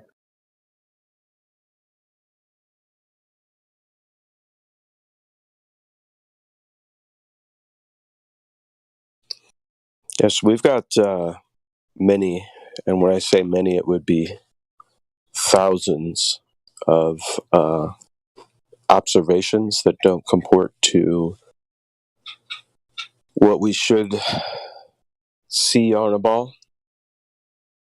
One of which we've kind of deemed the black swan. But this image is used often because it gives us reference points to known objects in the ocean, known distances to these objects in the ocean. So it gives us a good reference point as to how far we're seeing the horizon. So we've got an observation off the coast of California, viewing out over the ocean towards some oil rigs. And the horizon is, at minimum, 10 times further than it should be if the Earth was a globe with a radius of 3,959 miles.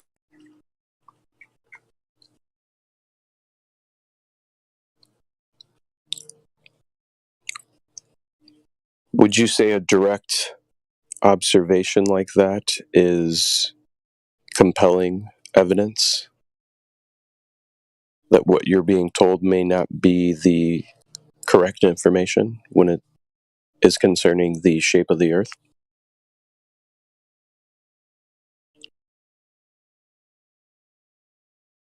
Excuse me, I was responding to a message. Can you?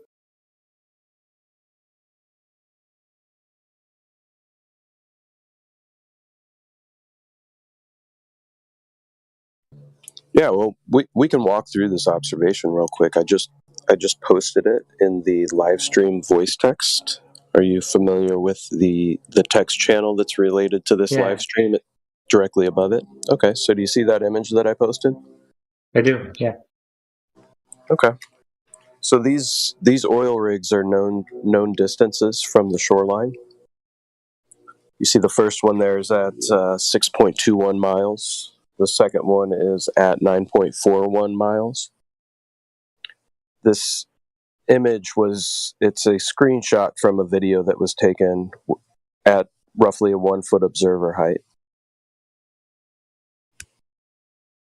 So when you're looking at this image, where would you say the horizon is within this image? Would you say it's in front of the platforms, in between the platforms, or would you say it's beyond the platforms?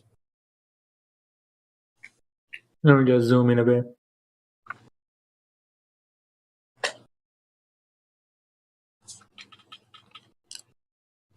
You can even see a little, I don't know if it's a boat. Could be a boat in between them there.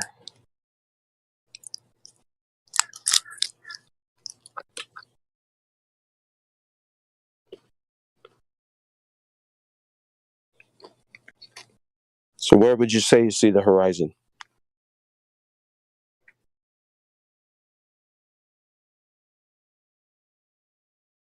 In between, it's behind the habitat.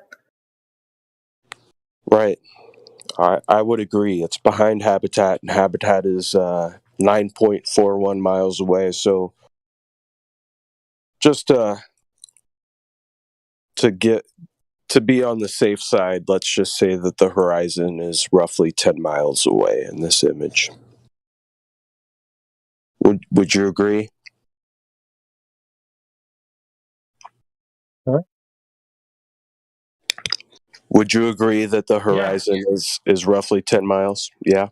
I mean, more than 9.4. Sure. Whatever. Yeah. Sure.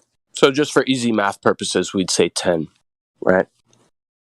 Okay. So from a 1 foot observer height on a ball with a radius of 3,959 miles, the leading edge geometric horizon on a ball should be at 1.22 miles from this observation point. So knowing this, we have an image here that's showing that the geometric horizon is not 1.225 miles away. It's actually at least 10 miles away. That would mean that the ball would have to be at least 10 times larger than it is. That's off by quite a bit, right? It'd actually have to be 2 orders of magnitude larger to get that geometric horizon to that distance. Way bigger. Yeah, that's even worse. How do you establish what an order of magnitude is? Another 0 at the end.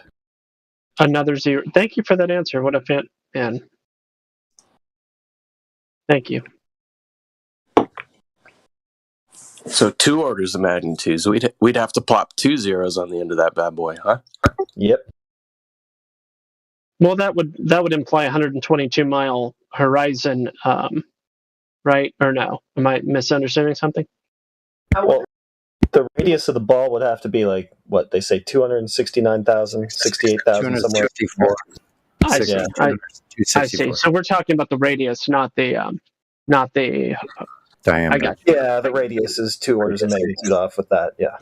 Yep. So what would the islands back behind in the same video a couple seconds before he zooms in on the oil rigs, you see the island at 29 miles, let's just say 30, okay? So 30, what would that's another magnitude, isn't it? At least one. It is. Yeah, now it's in the millions. Mm-hmm. Millions of miles for just the radius. Just the radius. Past the moon. That's what these observations are showing us. The Earth is so round, it's past the moon, y'all. Oh, that's not the diameter. You would have to multiply it, multiply by 2.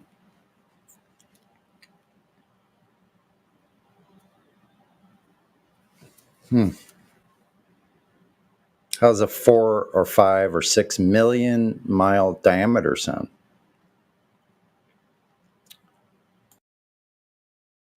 No.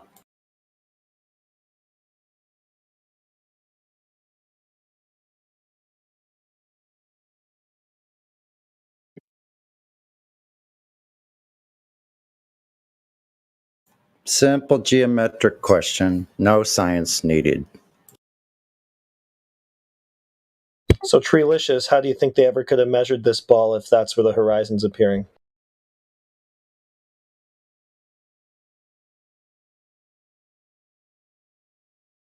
I guess you could. Let me think. Wouldn't they need the horizon to be in the right geometric location in order to measure it as a ball?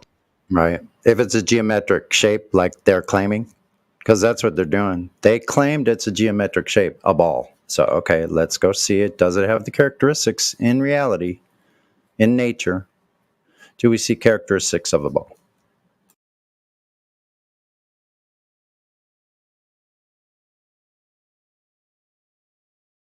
I mean, if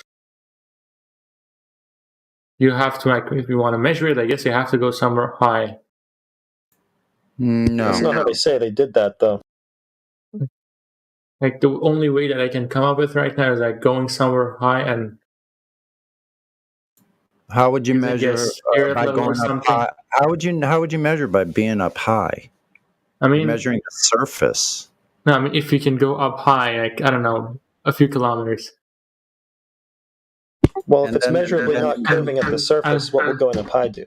No, but if you carry a spirit level with you and find the true horizon, if we can measure the degrees between the horizon that you can see and the true horizon, I guess you can calculate the curvature.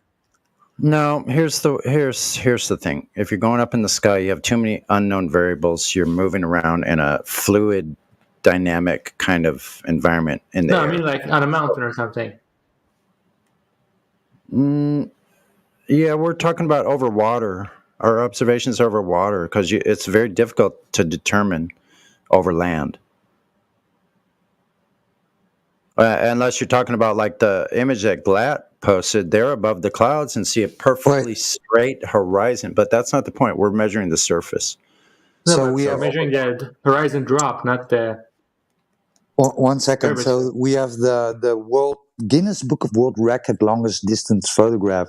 That's 434 kilometers away on a mountain. So he's on a mountain photographing another mountain that's 443 kilometers away. Would that be sufficient enough then? No, but you said if you wanted to calculate the curvature, I mean the radius, I would do that. If I were to. Right, but you wouldn't see, it cannot be possible to see those other mountains, 400. No, not a mountain. I mean, just you need the horizon, not a mountain. It's moving the goalposts, though, you see, because they claim that they calculated the Earth's radius by measuring the distance to the horizon, which is measurably not where it has to be for them to have gotten that radius calculation they say they got.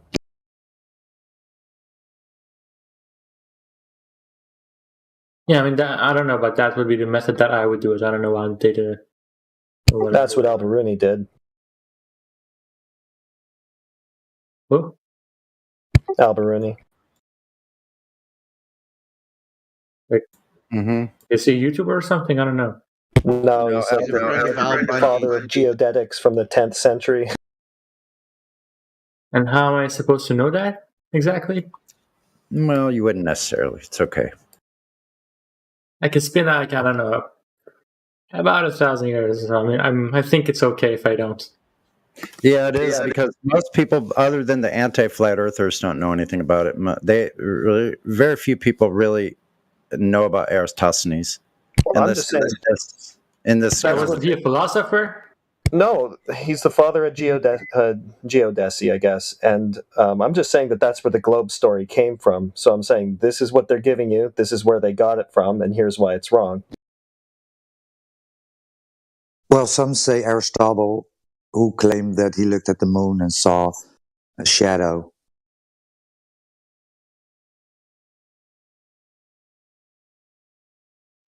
Which is impossible on something that's 238,000 miles away. But I digress.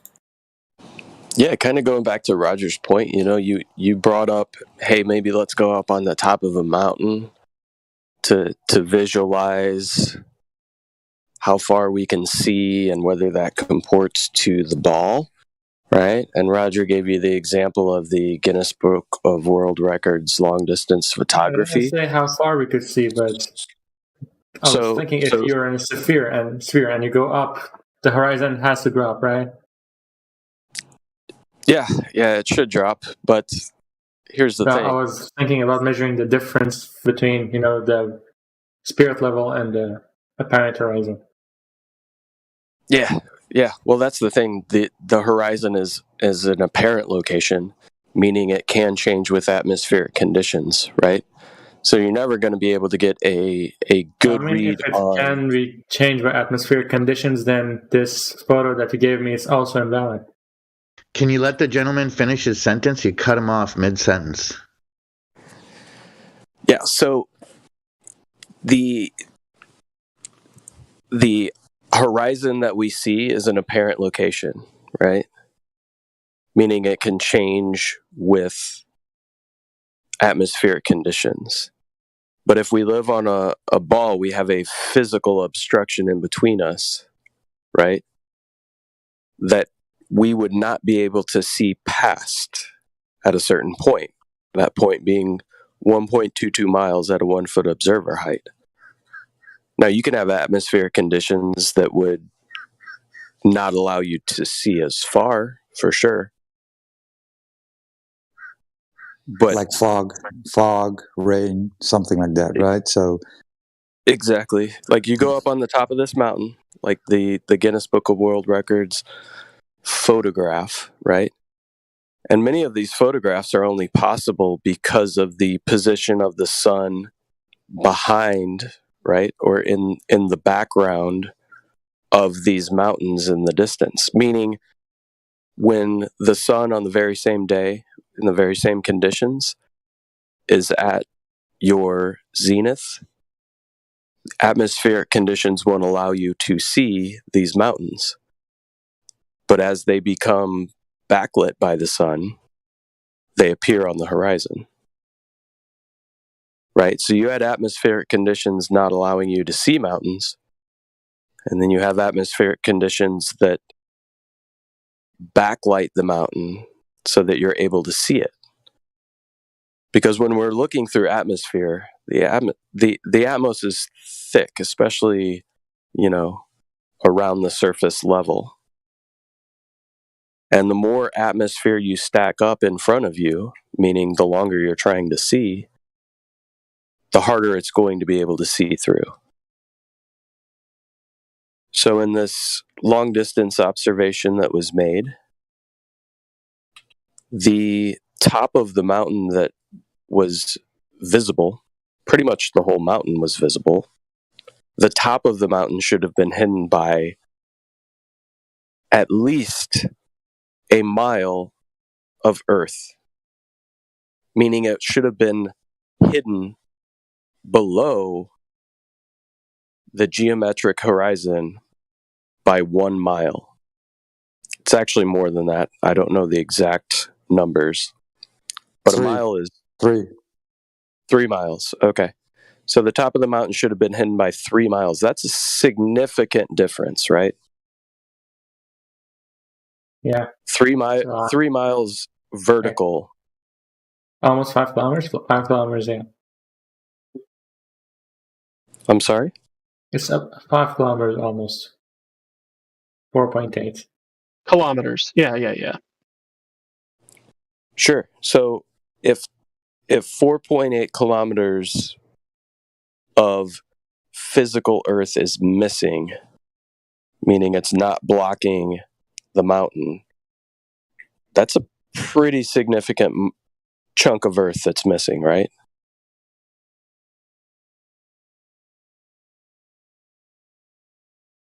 Yeah. Yeah.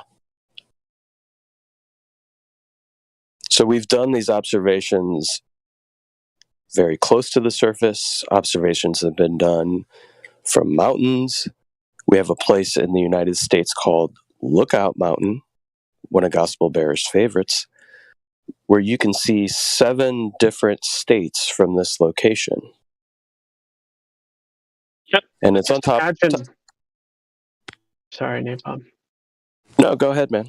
Because this guy likes meters. This guy likes meters. Just imagine buying a house, 200 square meter home. It's like, okay, that's not bad. 200 meter square home. I'm happy with that. That's nice, right? And you show up to the house, and it's 5 square meters. It's a 5 square meter home. Happy with the purchase? Unhappy with the purchase?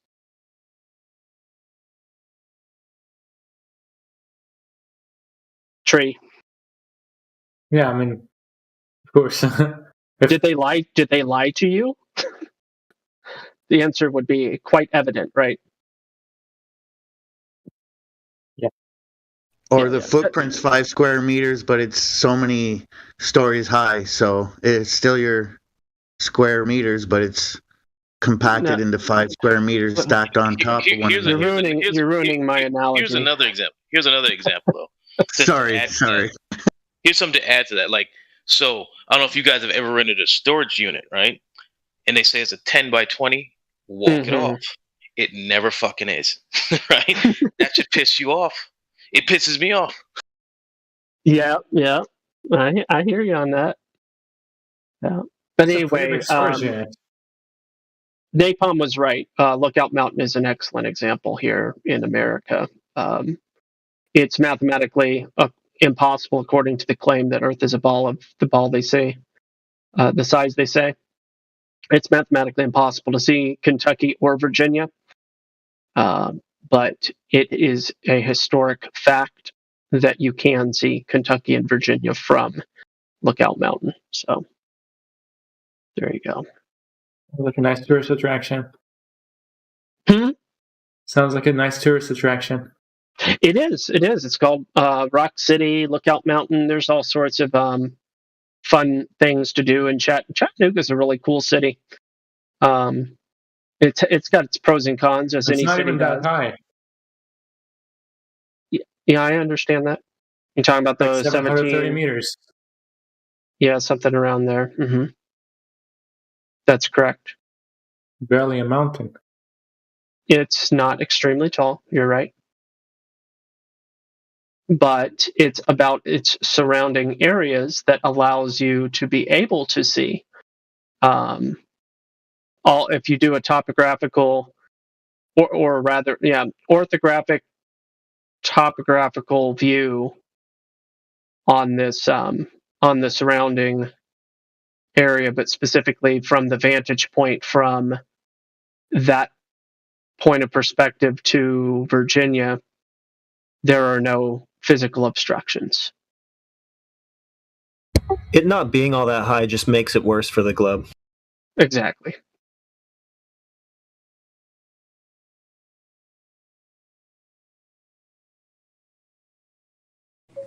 How far away is the mountain there in Virginia that you can see? The mountain? 146 miles.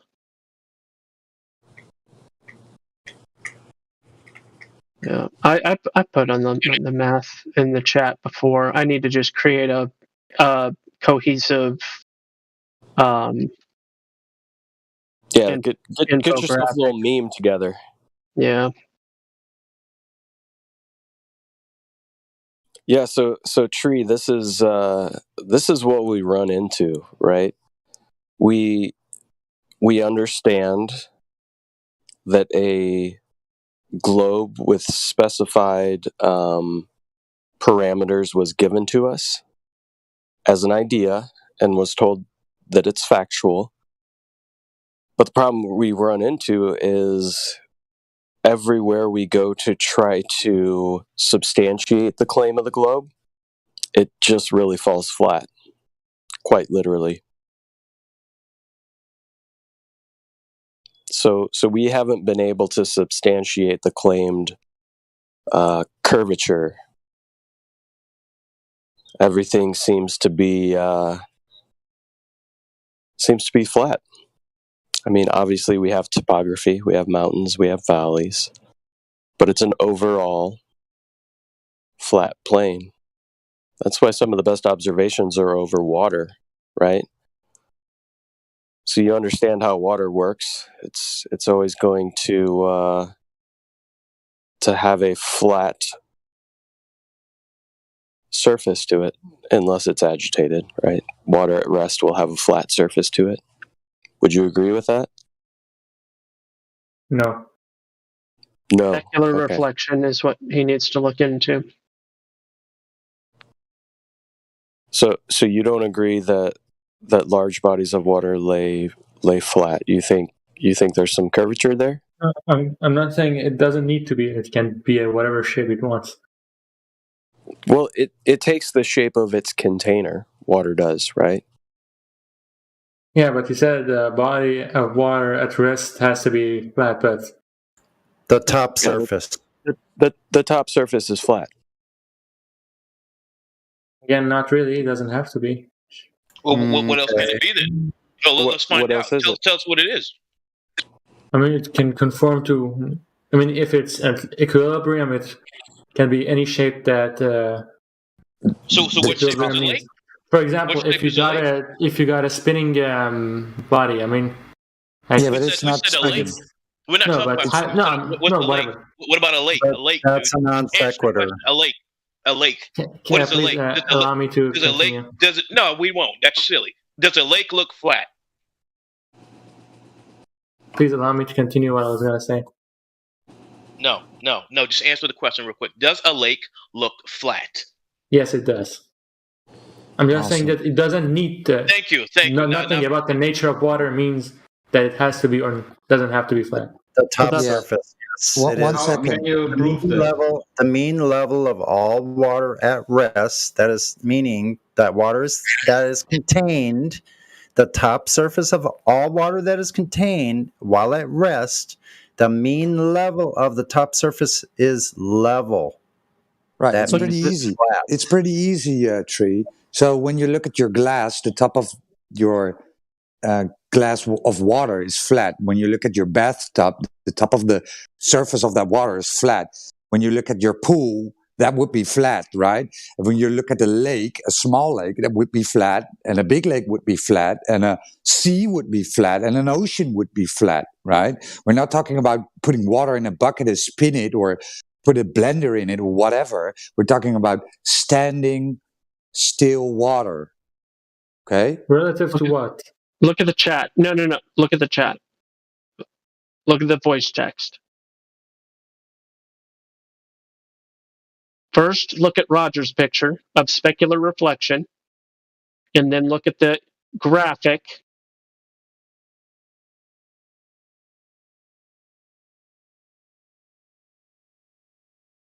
I'm not saying it is or it is not flat, but it just doesn't need it. That's not a point to Then you're defying the definition of a liquid.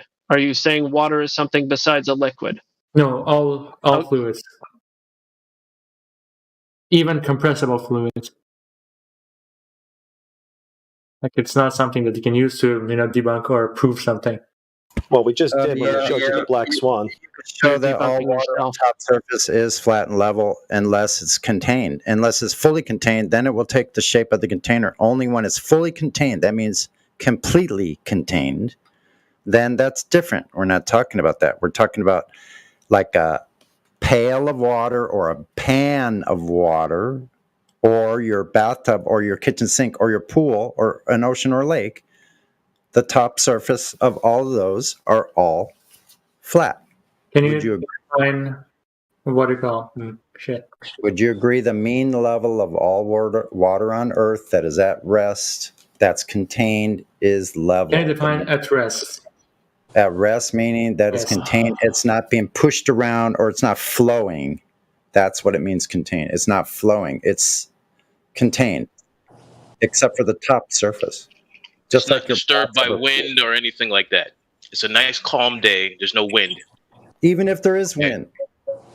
Even if there is wind. We know there's winds and currents. So what? I'm talking about the mean level. Even if there's waves, there's a up push and there's a up part of the wave and there's a trough.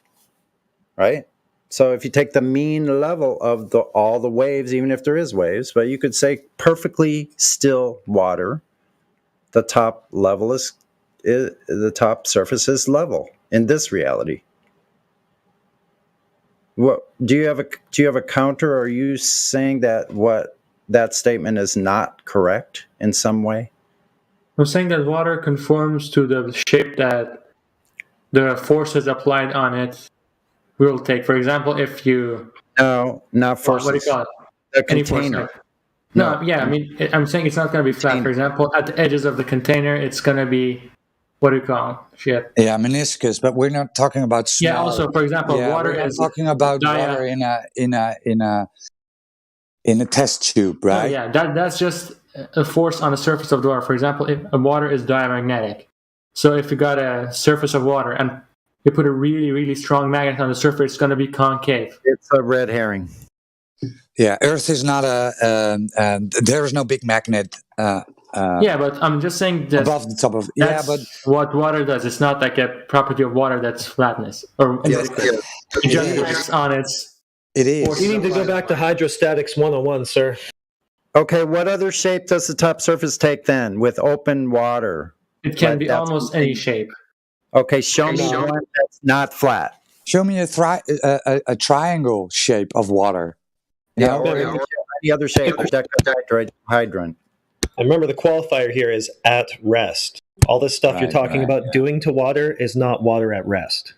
Exactly.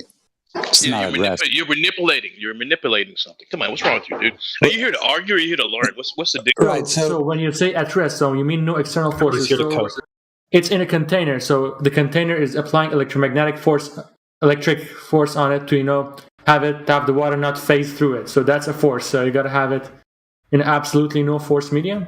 No, just in your cup, right? You pour water in your cup, and the top of the surface of that water is flat, level, right? So where this is going to end is, or you will agree that water is level when it's in rest, or you will tell us that level is curved, right? Those are the only two options now. I'm saying that water can take almost any shape. That doesn't mean that it is not the top, the surface of water. We're not talking about what's below. He just wants to argue, man. Yeah, he's not getting it either. Is there anybody else here that wants to talk? I mean, do we have to talk to this guy? Well, he keeps saying water can take any shape. He's missing the qualifier here. Water at rest. He denies that. That is frustrating. And then the only option for him is to say level is curved, right? No, he's talking about manipulating. I know. But that's where he's going to stay. He's not going to move from there. Well, just relax. Let's not preempt it. Let's just wait. So, guys, let's be honest here, okay? Because we have someone who's being a bit dishonest, okay? So everything regarding reality, evidence, and even words which are being used in mainstream in the mainstream narrative, okay, which is sea level or horizon, which is horizontal, and so forth. All these things speak against whatever you're trying to come up with, Trilicious, and instead of trying to come up with things, How is sea level against what we're trying to say? How is sea level? We're Not saying against level. what- The ocean is level, Sonny, not curved. Sonny, I didn't say against you. I said against Trilicious, because everything is speaking against him. What we are saying, it's exactly the same thing I'm trying to say. So everything he's going to come up is just waste of time. There is no if. The reality is water seeks its own level. And That's is why we level have sea flat level. on top. Yeah, and Yes, flat on the top. right. 100%. And curvature has been debunked and disproved by the observations we've shown them. So we absolutely know that level is not curved. So either we move on, or I don't know, because it just makes no sense. It's like talking about. Yeah, the globe makes no sense. We all agree with you. Yeah. Send us a picture of your pyramid of water in your pool, and we'll hear you out. He's gonna. That's a good idea. Yeah, so Treelicious, let me just direct you back to the live stream voice text at 22 minutes after the hour. The infographic that Gospel Bearer placed in the live stream voice text. Do you see that with the 5 different examples of water? Post it Do you again. see? I can post it again. Here, it's fresh. It's right there. Okay, perfect. Treelicious, now. are you able to see this? Yeah. Okay, out of all of these images, which one would you say best represents the globe Earth's illustration of water? Like bottom right? Bottom Correct. right. Okay. So if we took a cross section of the bottom right, would you say that that would be equivalent to the right-hand side, second image down? Oh, yeah. Yeah. Okay, cool. So as we're looking at that second image down on the right, this would be analogous to the image that I showed you of the oil rigs, right? So let's say that we're standing on the shoreline on the left-hand side of that image that we're looking at right here, that infographic, second down on the right. We're standing on the left-hand side, and we are looking towards the right-hand side. You see that hump of water? Yeah. That would be obscuring somebody that would be standing on the right-hand side of the image, right? Yes. Okay, cool. But what we actually see in reality, and was shown to you through the Black Swan image, the one with the oil rigs, is the image just to the left of that on the left-hand side, second down on the left. Would you agree? Yeah, I mean, I'm not saying that it is not flat. I'm just saying that's like the picture that you showed me was way more convincing than this, because this could work on any system. Because what we observe in water reality, can't curve. what we observe in reality is all of the images on the left-hand side of that image. What we don't experience in reality are any of the images on the right-hand side. Unless you can provide me with an example of a large body of water doing any of these things on the right-hand side, I'm going to stick with what I've proven to myself, what I see in reality, and the observations that I've made of water, which are all on the left-hand side. So you know how water works, right? It's a bunch of particles. Right? We can agree on that. Water works like all of the images on the left-hand side. No, what water is, not how it works. Water is a fluid.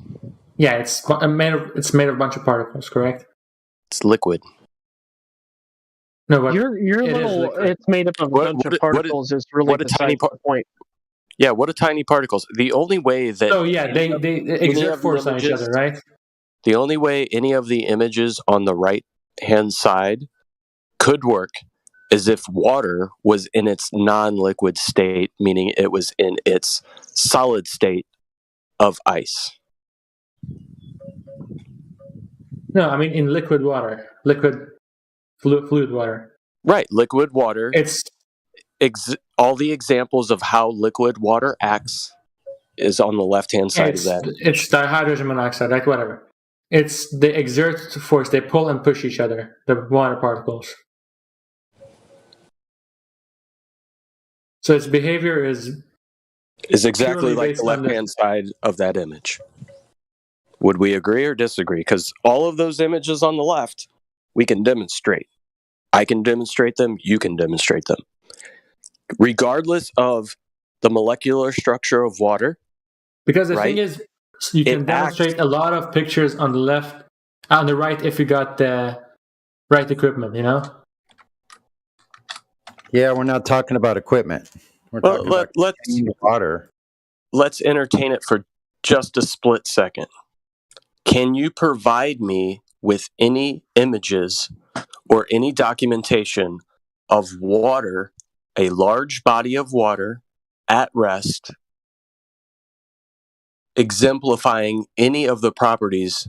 No, because I don't think anyone has a magnet big enough to do that. So the answer is no, right?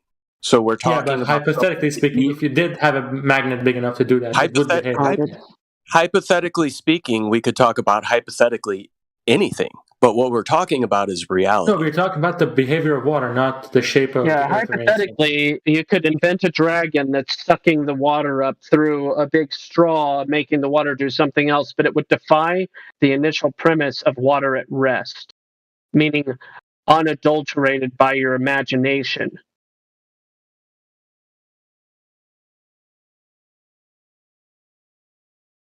I'm just saying that the behavior of water isn't a good way to get at anything. You're adulterating the topic with your imagination. Water doesn't behave the way you expected it to because we're not on a globe with gravity. It's that simple. Yeah. You don't have to pervert reality to try and prove your point, okay? Reality is reality. It is reality, I mean. Yeah, and it's all flat. Look into speculative reflection.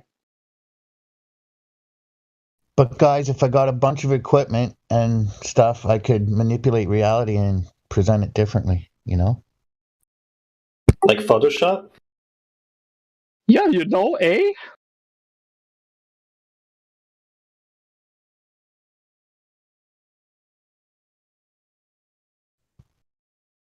We should invite Jordan Peterson here someday. But it has to be. I should Photoshop up a blue marble and just pass it off as a globe proof and see how many globers buy it. Uh-oh. Well, it is something that works. We do know that.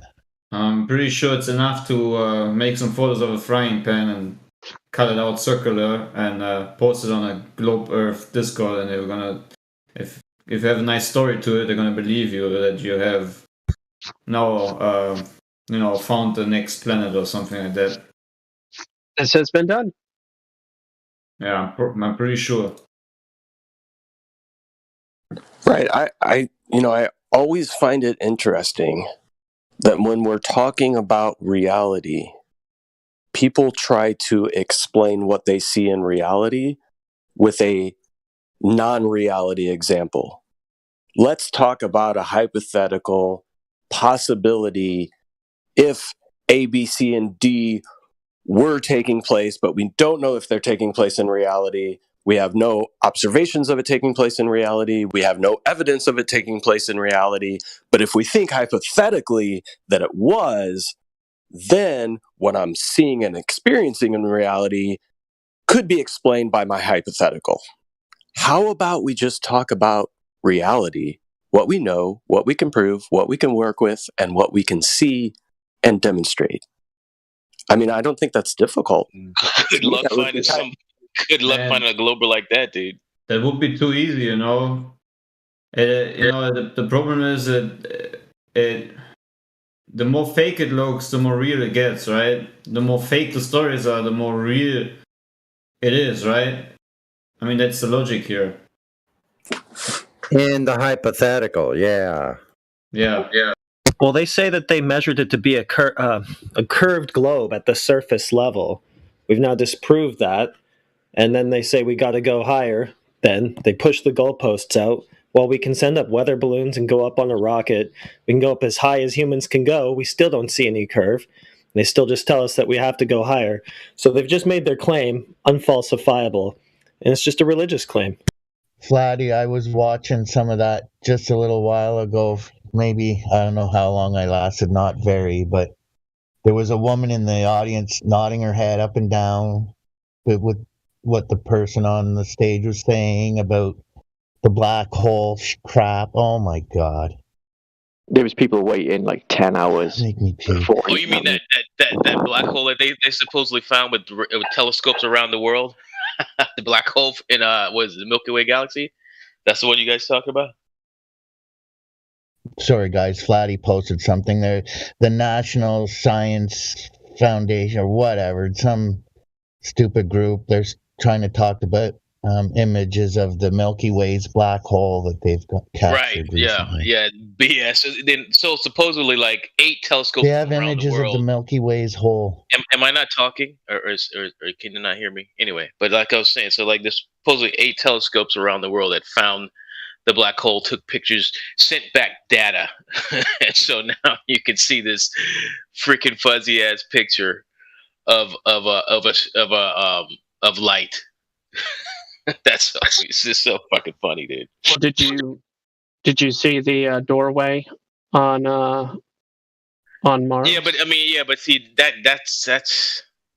that's like that could be so easily doctored. I mean, it's just some way to get people to think that there's life there or whatever the hell's going on. I mean, but that's just silly. That door even looks fake, and it looks so fake anyway. It's all silly. So, Treelicious, we can't measure the Earth to be a globe at the surface, you say, right? I'm not saying anything. I'm just saying that water is not a good argument. Well, you said earlier that we'd have to go higher than the surface level to measure any curvature. No, someone asked hypothetically again. If I wanted to measure, I think that would be the method that I would choose. Okay, so you don't think it's valid to try to measure curvature at the surface? I don't think it's possible now. Okay. Well, then you're on board with us then, pretty much, because that's how Globers claim that they did it. Is they claim that they measured curvature at the surface level. So if you want to throw that out, then I guess that throws out the globe curvature measurements too. I mean, I guess I can think a bit more if I can come up with something, but I don't think so. Yep, they never measured it. So you're smarter than these guys that said they measured the Earth. He is. He really is. He is. It's just, we have to give people. Let's hear him say it. Let's hear him say it. Let him say it, dude. Fraud. Wait a second, Fraud. We just got to give people a chance that are new to this. That's all, man. He's not new. I've heard. I know he's been here before. Come on, man. I know you're our local expert on like what people are doing and why, but just give it a break, man. I appreciate you, and I'm not. I'm not I would like to have the kid admit that he's smarter than the people that say they measured the Earth. Well, he already said that he discounts their measurements, so I mean, we're good to go.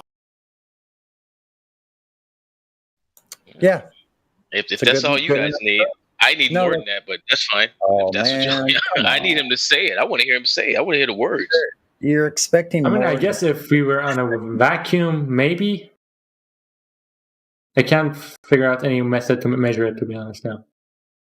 Well, then no globe's been measured. Well, he's not the arbiter because he doesn't even have a fundamental understanding of geometry. Yeah, so we're talking about the surface of the Earth, right? And we're just asking for a way to measure it. To me, it would be pretty intuitive that if I have an object in front of me, that the best way to measure it would to be work like work with the surface of it, right? So if I have a board in my garage and I want to know how long it is, I would probably take that board, lay a tape measure on it. He says set up a weather balloon. Yeah, that's how you measure a board in your garage. Yeah, I mean, I'm going to hover above the boards. Yep, and I'm going to do. If I wanted to make it, get a helicopter. If I wanted to make it a very complicated measurement, I could certainly get out my ladder, walk all the way up to the top of my ladder, and try to do some type of angle measurements. You might need to get up higher. Yeah, call NASA. Call NASA, and they'll tell you what the boards in your garage are. It would make sense to just go ahead and lay that tape measure across it and say, yep, 8 feet, and move on. Make sure your ladder is 12 feet high, and then you're going to have to use the telescope to see the delineations. That's a great way to measure from a distance. You know, if I was measuring my kitchen table, I would hover above 6 feet above to get the correct measurement. And if you can't find any curvature, no matter how high you go, then just say that you have to go higher to find it, and therefore there's curvature. That's it. Right, because you said you wanted to get high up, like on a mountain, and then I gave you examples of observations from a mountain that don't comport to the globe claim, right? Here's what I want. Why would increasing elevation somehow... No, I was not asking for a picture of a curved horizon for a mountain. I was just asking for horizon drop. So like we said before, horizon drop would be atmosphere dependent, right? So atmospheric conditions can make that horizon look like it's maybe lower than expected from your horizontal, right? If you were at the top of a mountain and you set a horizontal line from your eye into the distance, and you see the horizon, the visible horizon is below it at some sort of degree, you would notice that throughout the day, throughout different days, throughout weeks, throughout years, you would get a constant fluctuation in the Yes, you would average them? Angle from your horizontal. So you think the average would be an exact, like median, not average. I mean, that's what I would do. But what would that determine for you, right? You'd have to know the distance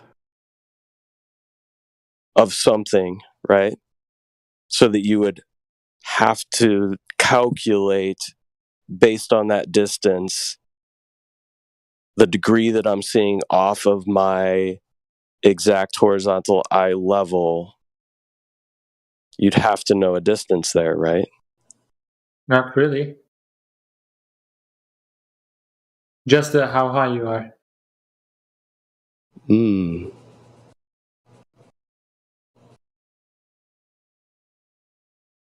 So if we're seeing our horizon,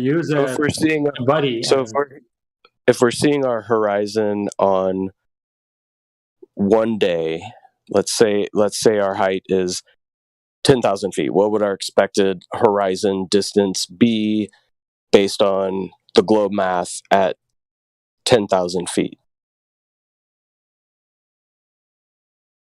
I got to run the numbers out. 1.2 miles times the square root of the observer height in feet.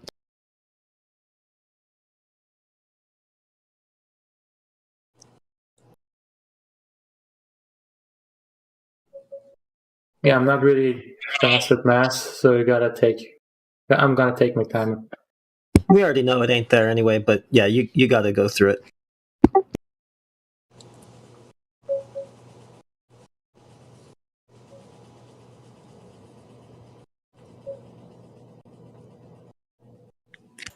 So I put a video in the voice text from my channel that this guy made on a mountain. So I suggest.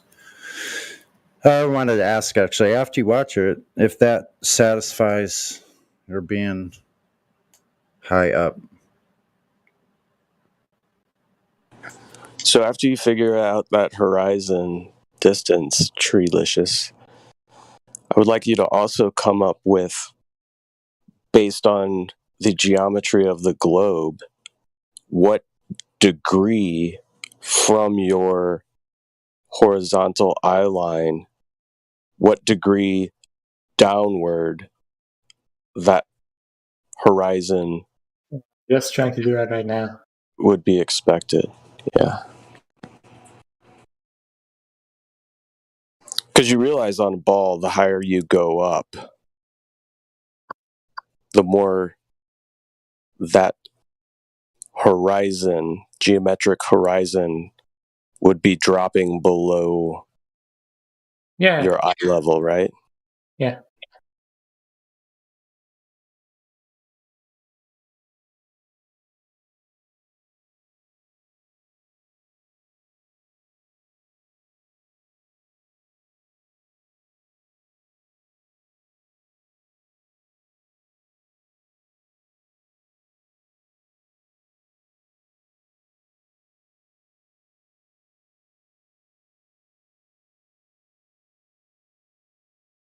But like I mentioned before, the higher you go up, the farther you're going to see. The farther you try to look through the Atmos, the more it's occluded as well. So how far can you see on I a was clear thinking day? you'd need a buddy to, check with radio. Well, usually local weather gives you some sort of indication as to the visibility of the day, meaning how far you can visibly see based on atmospheric conditions.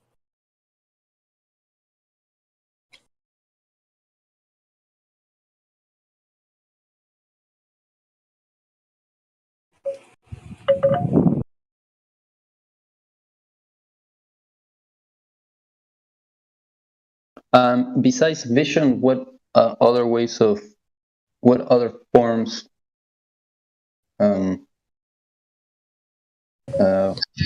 So even right now, in my local area, it says it is clear, visibility 9 miles.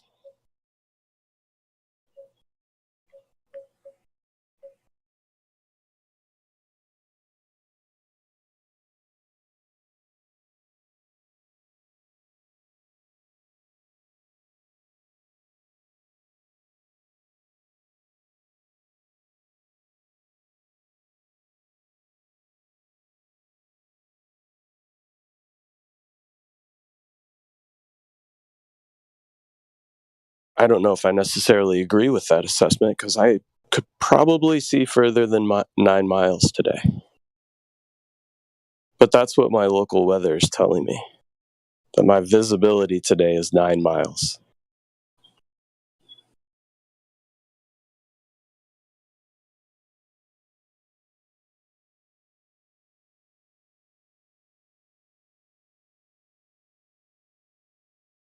Yeah, most of the time the maximum visibility here is 10 miles, but I can see islands off the coast on clear days that are at 25 miles minimum.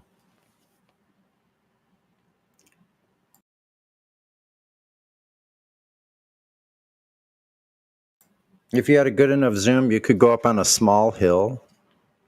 25 miles, that should be about what? 400, 600 feet of drop. So get on a small hill, maybe 500 feet. I bet you could zoom in and watch boats pulling right up against the shore. 25 miles away, you can see the shoreline of an island with a telescope.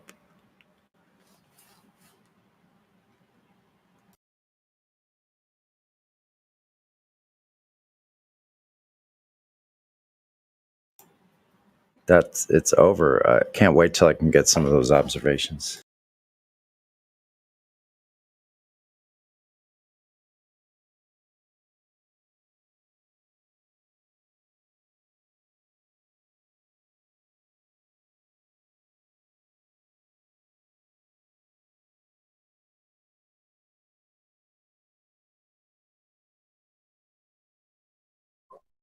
So just to clarify some things real quick, Tree, you're not under the impression that the Earth being flat would mean that you could see forever, are you? Not really. Okay, good. I mean, there's atmosphere and everything. Yeah, good. Plus we have, the fact that things get smaller as they move further away from you. They don't physically get smaller, but they appear to be smaller as they move away in the distance, right? You know what? That doesn't really. I mean, the atmosphere blocks them, so. Yep, true. Yeah, but you would be able to zoom in on. If that was the only cause, you could just zoom in and see them again. Yeah, both of these things come into play, right? The atmosphere as well as objects as they get further away from you become small. To the point of not being resolvable by your eye because their apparent size has become too small for your eye to resolve it, right? And I just wanted to clear that up because we get a lot of people who come in here and try to make idiotic claims like you should be able to see Hong Kong from California if the Earth was flat, which is a preposterous claim. Would you agree? Yeah, of course. Okay, just move the goalposts to unfalsifiability every time. Except you're not doing that, so good job.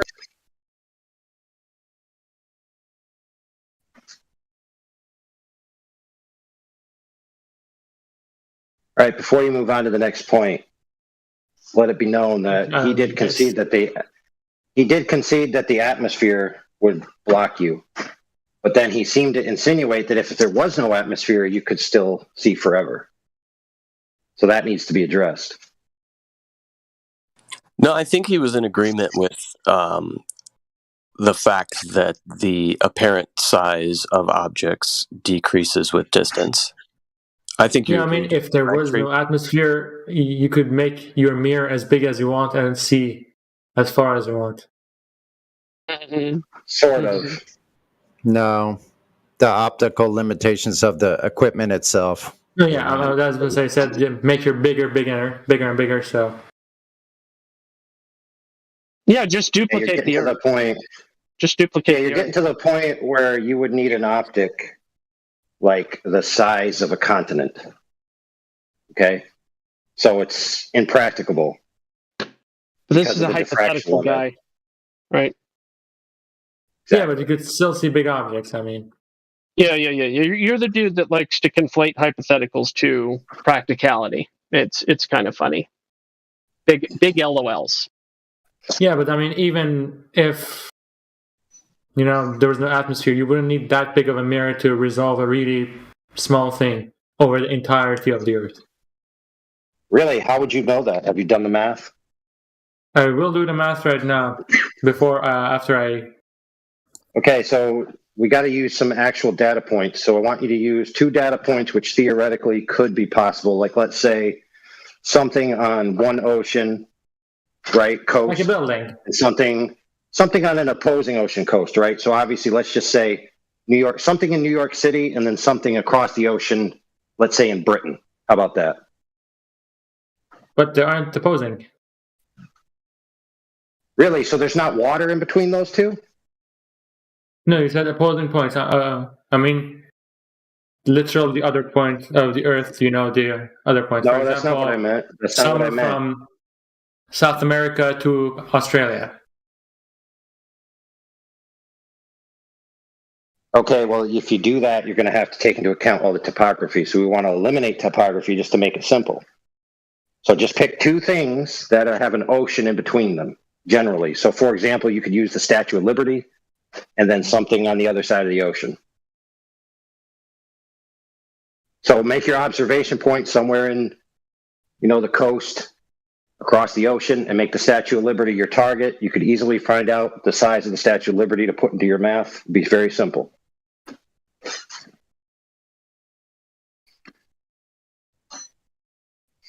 And so what we're looking for is the size of the optic necessary to be able to resolve the Statue of Liberty from So across the Statue of ocean. Liberty would be 1 pixel, right? No. Well, I mean, if you want that to be your standard, but sure, let's just accept that standard.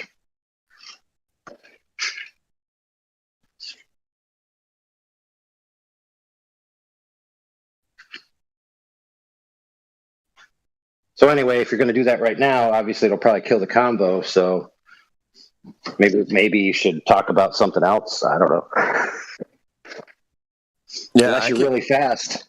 I mean, on Wikipedia, the formula doesn't seem that complex.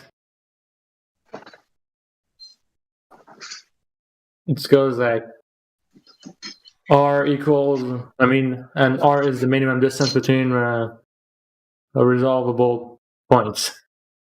It equals 1.22 multiplied by wavelength divided by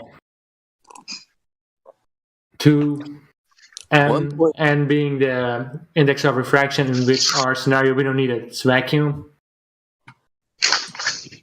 So numerical aperture. Yeah, it doesn't seem complicated. I'll come up. I'll just add a note to your profile. I'll give you the number. The numbers don't have to be complicated. They have to conform to reality. Excuse me. I mean, you cannot prove this in reality because it's not a vacuum.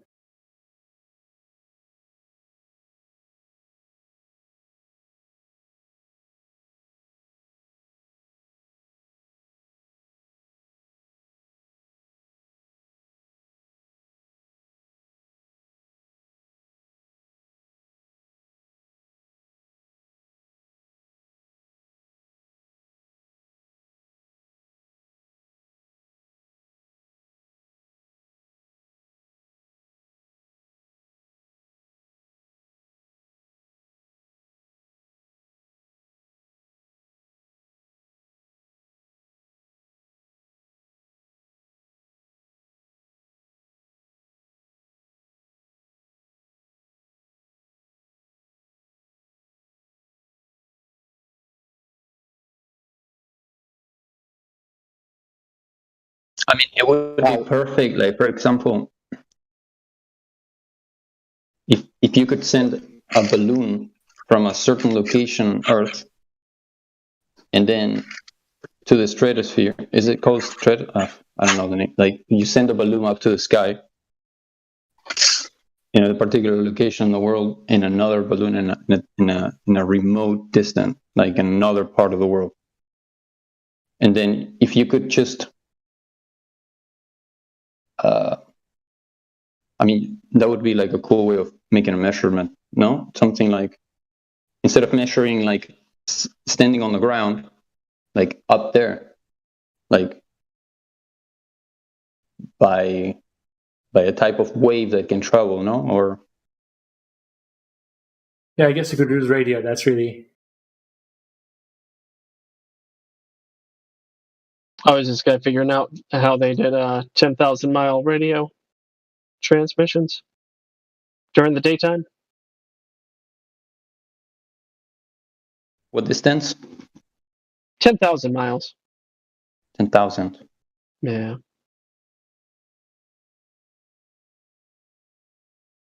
$10,000. 10,000. Well, that is a proof. Yeah, during the daytime it sure is. Because in order to invoke the claim that it's bouncing off the ionosphere, that's not supposed to be possible during the daytime. According to what they say. Who proved that? You said who proved that? Yes. It's a fine question. Who proved that it's bouncing off the ionosphere in the first place and not just traveling in a line? No, sorry, I meant like who. No, what I meant to say is like who did this? Like Marconi, the Australian government and the British government. That's crazy. Yeah, you just look up the Marconi 10,000 mile radio transmission. The more pertinent question is Gospel's question to you, which was, who proved it's bouncing off the ionosphere? Yeah. That's, guess what? Nobody. They just assumed, since we already know the Earth is a globe, it must be bouncing off of something. Otherwise, it would never get there. So let's just use a logical fallacy to make our conclusion. Good old begging the question fallacies. Yeehaw.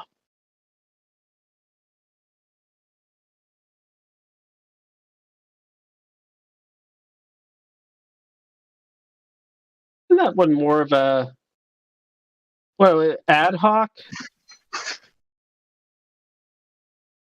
Yes, it is. It is a post hoc fallacy, and it is affirming the consequent. All right, I'm gonna get rid of this guy because he's done this more than once.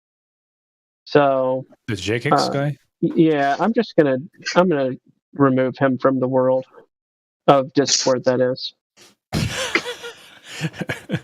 Terminating. That was JKX? Yeah. He was doing some weird behavior earlier. Everybody thought he was laughing. He wasn't laughing. He already got highly suspect tag from me. Yeah, I would stop typing if I were you, Jake X. Yeah, good job. He's one of those unmute me. Why would you unmute me, guys? Smarter than you act.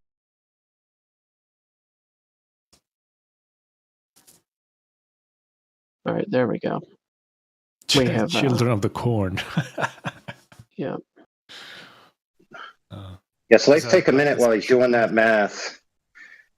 Let's take a minute while he's doing that math to recognize that him doing this math is highly irrelevant. Now, why? Well, that's because the proposition that will be concluded with this math has no bearing on whether the Earth is flat or not, because it's not a logical contingency of necessity that disproves the proposition whatsoever, and it's unpracticable because it can't be done in reality because we can't remove the atmosphere. So while it is interesting, right, at the end, it's not going to falsify the flat Earth in any way, shape, or form. However, a 10,000-mile radio transmission would certainly falsify the globe. So now that we're talking about radio, I was talking to sorry again. Yeah, I had an idea of, I'm using radio to prove that satellites aren't where they are,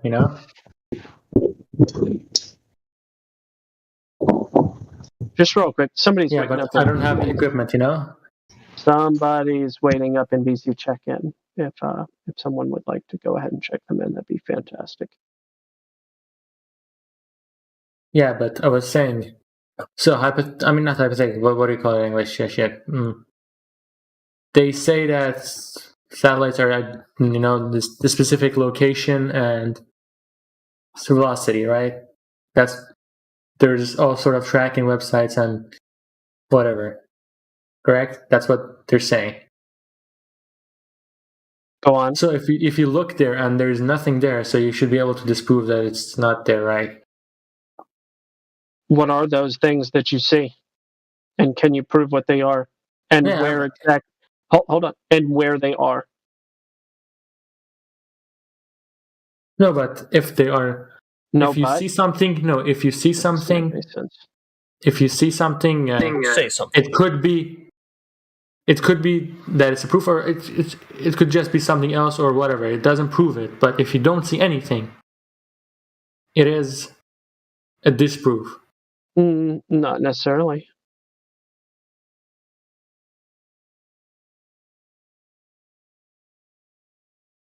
They would just say, well, you can't see it.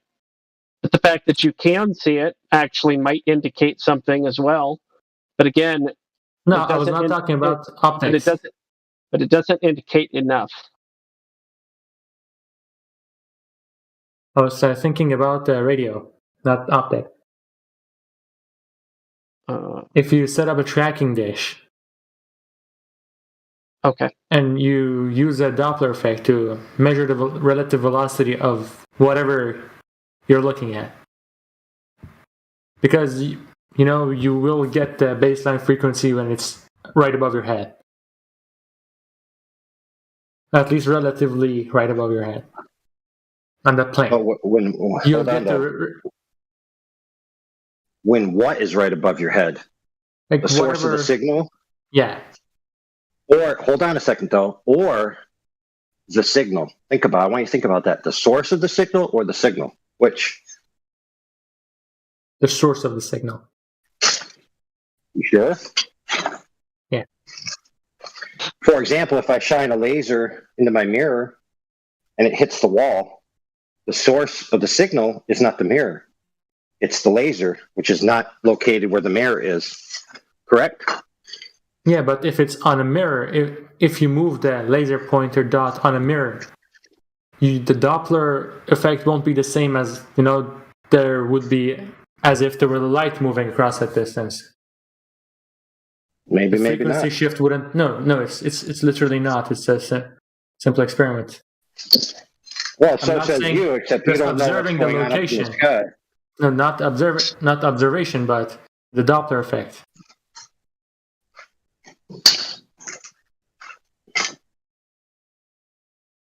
How is the Doppler effect relevant?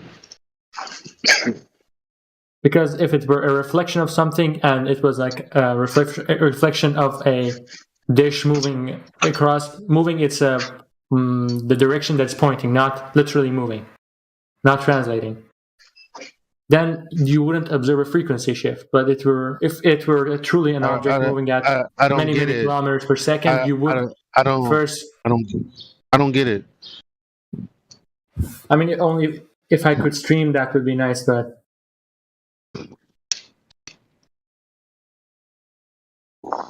You're saying that if reflected light if it away were from you, yeah, chill out.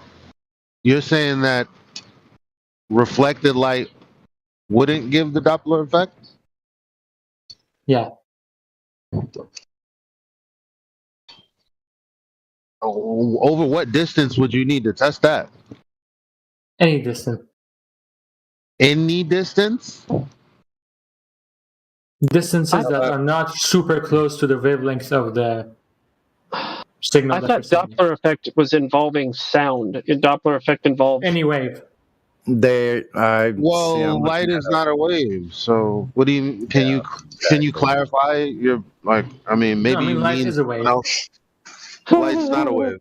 I mean, this experiment you can do in your house. I don't know. Light's not an experiment. I mean, you can just.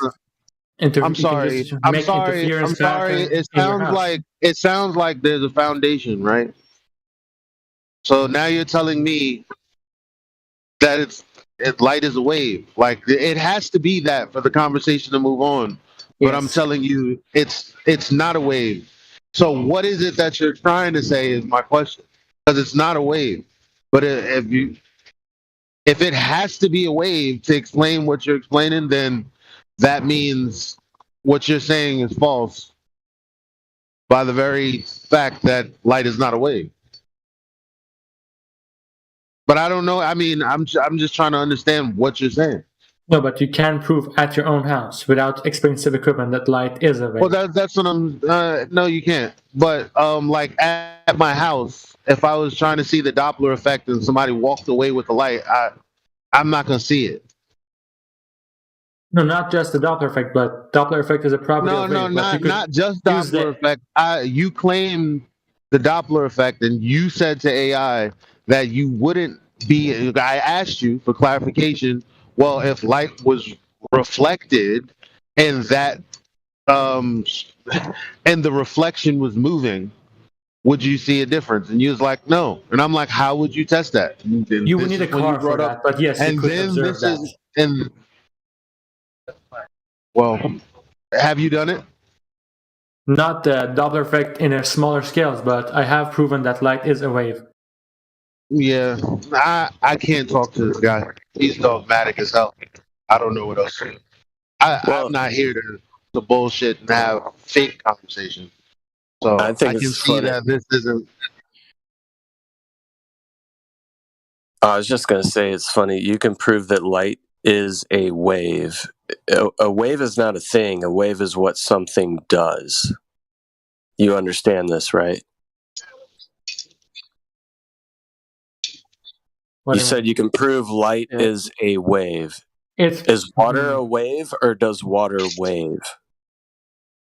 Water waves. Okay. Yay. So, anyways, not to go off on that.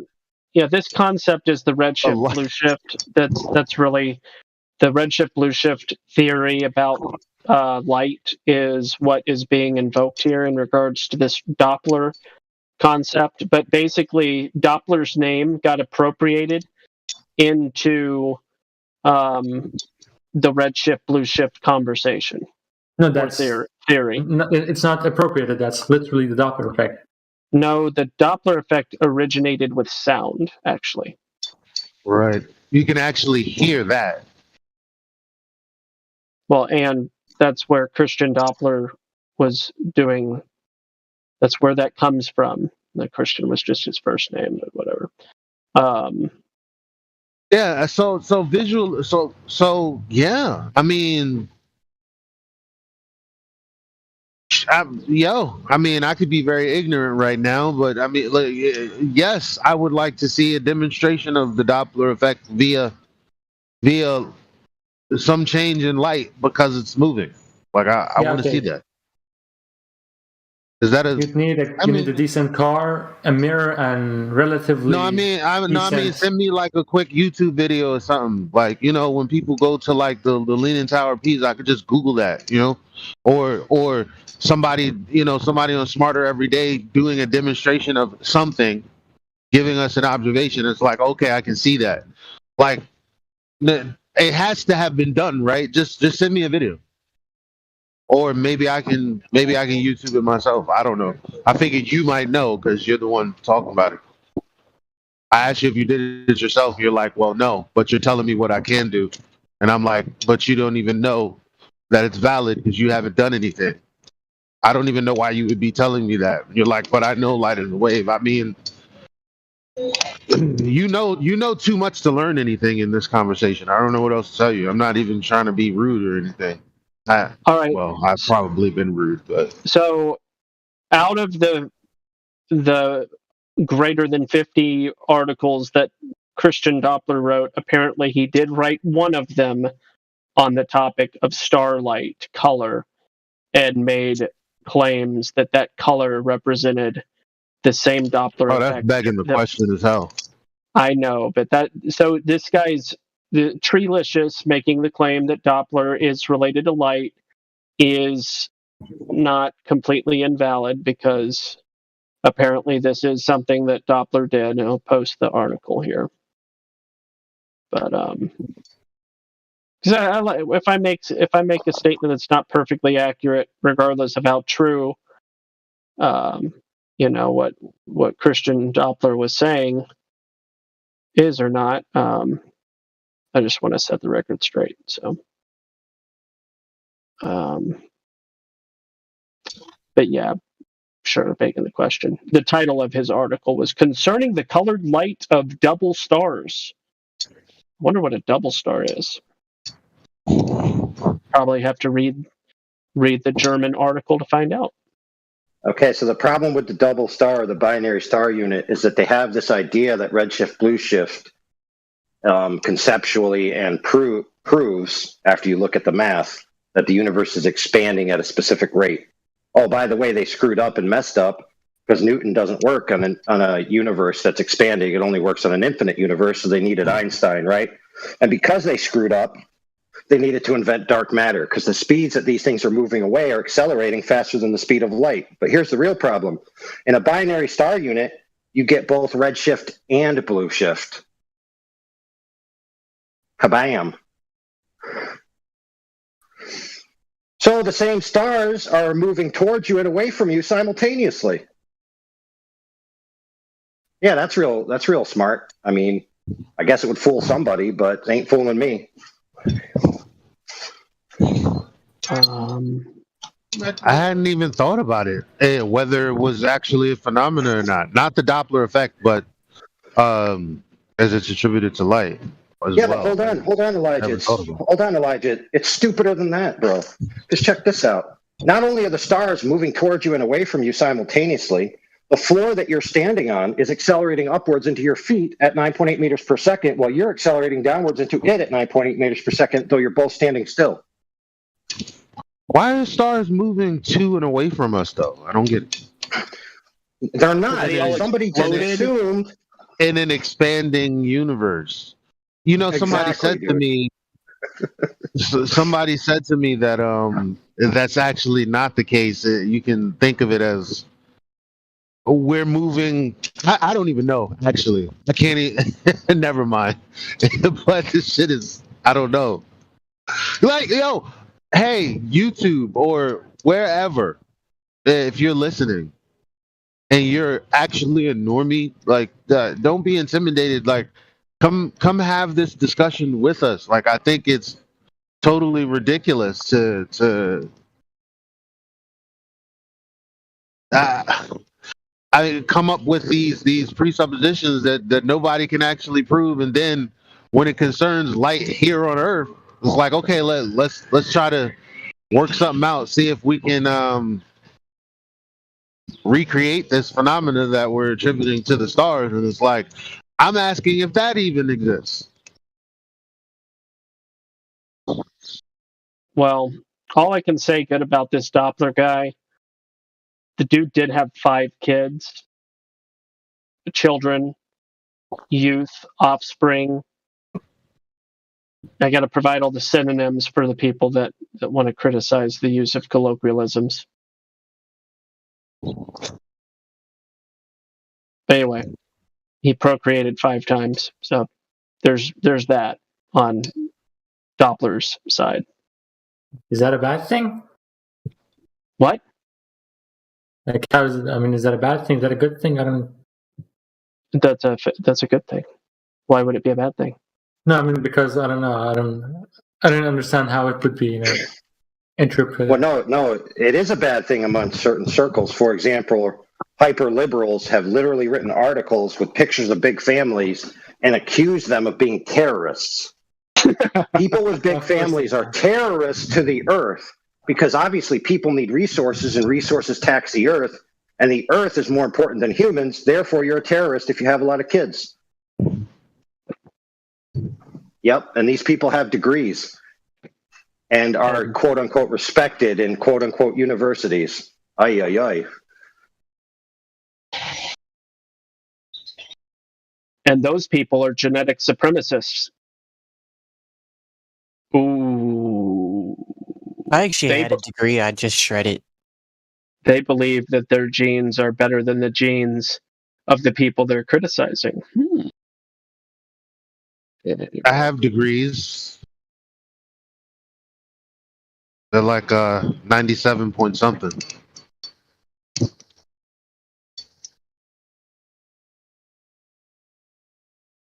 Those what the degrees read from my body. I don't know. Terrible joke? All right. All right.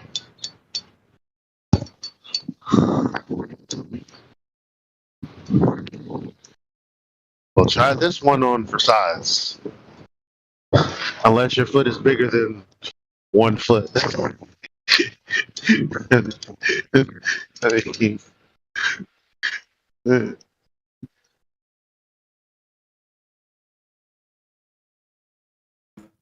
Tough all right. Yeah. All right, guys. New rule. If somebody says a bad joke, laugh. If somebody says a bad joke, laugh. That way we don't have to hear a second bad joke. Or the comment about it not being funny.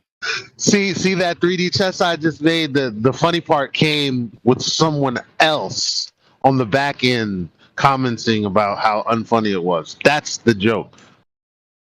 Yes, I'm taking a bow.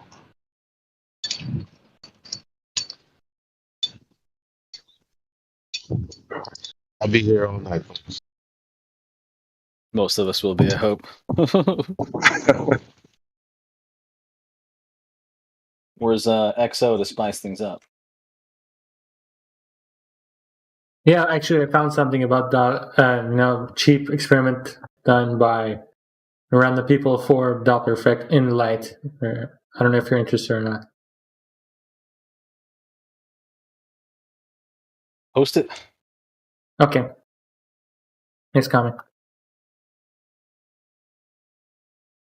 So I would hate to bring up the heliocentric nonsense, but I've been thinking about this for multiple days. So on one end of the revolution of a year as the Earth goes around the sun, at one end it's the furthest away, whatever time that would be, it's hitting its maximum distance away from the sun. So at that point, is the gravity like brakes where it's like skidding around the gravity corner, you know? It's just in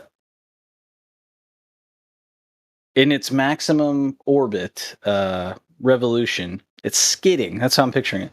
Skidding, and it has to be slowing down to a degree as it's skidding in that maximum. It's actually, it stays at the maximum distance.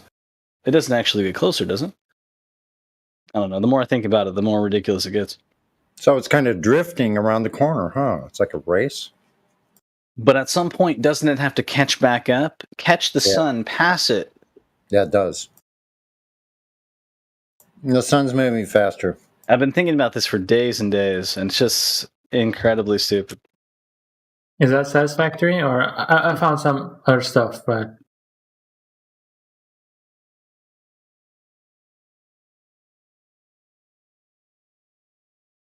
Yeah, Stormfire, I think you're thinking about it correctly, right? Because you can't detach the Earth's alleged elliptical orbit around the sun from the sun's alleged orbit around the center of the galaxy, right?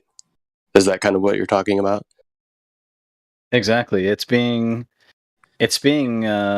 kept right at that maximum, but when it's in that the part of the orbit where it's the furthest away, it's kind of like it's hitting its brakes, its gravity brakes, skidding along.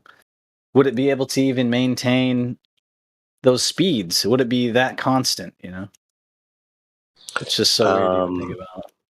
Well, this is why they have the n-body problem or the 3-body problem, right? Because their model of gravitational bodies and elliptical orbits doesn't comport to any modeling that you can do with the parameters that they claim. And not just for gravity, it's for all the other forces as well. Correct. So they don't even really have a working model of this. They can't model 3 celestial bodies. Yeah, but hold on a second. It's not just limited to that. It's pervasive throughout their entire paradigm. Everything that they do is models that don't fit together. They only have explanatory power when they're separated. When they all fit together, there's paradoxes. Those paradoxes alone tell you there's something wrong. Right? So when they tell you, where's your flat Earth model, you tell them, you first, sucker. These guys are out of their mind thinking that we, quote unquote, right, with limited resources and time, have to have a unified model when they don't have one. It's ridiculous. We could just say the celestial sphere model.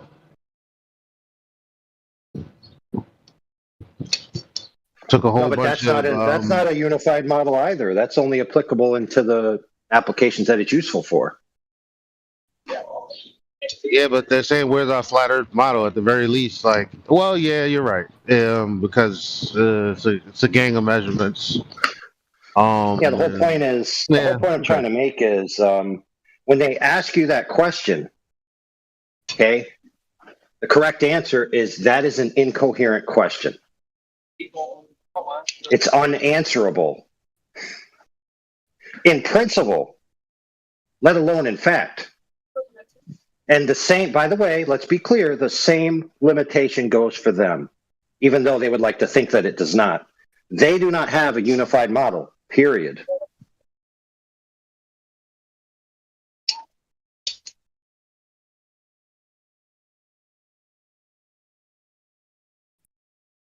Okay, what they have is a bunch of explanations for certain phenomena that they can theoretically explain in particular instances and model that explanation for that instance.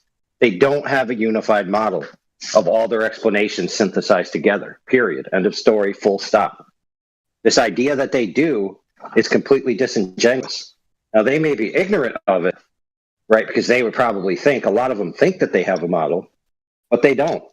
So to ask flat earthers for a model, they're basically asking, hey, we don't have a unified model of reality. Can we borrow yours and cheat off your test?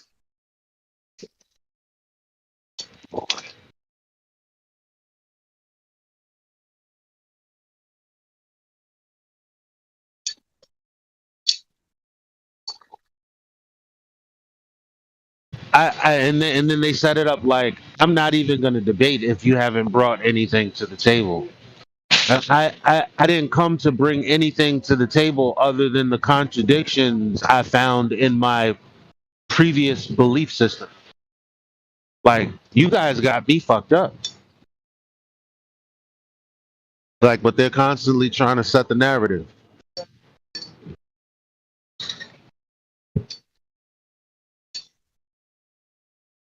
That's right. Let's be clear. The contention in question is not who has a unified model or who doesn't.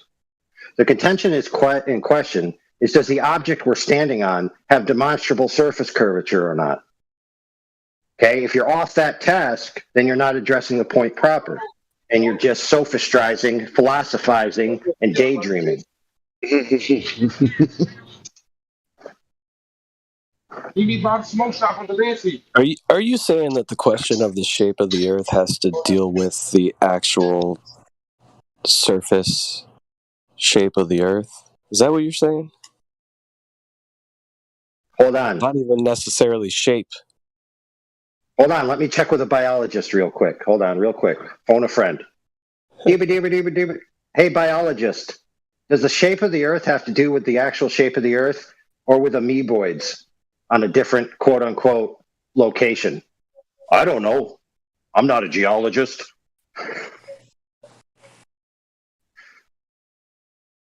So the answer is self-evident. Of course that's the case. That the point proper is the demonstrable or non-demonstrable Earth surface curvature, because that's the logical point that it all hinges on. Without that, their paradigm is destroyed and falsified.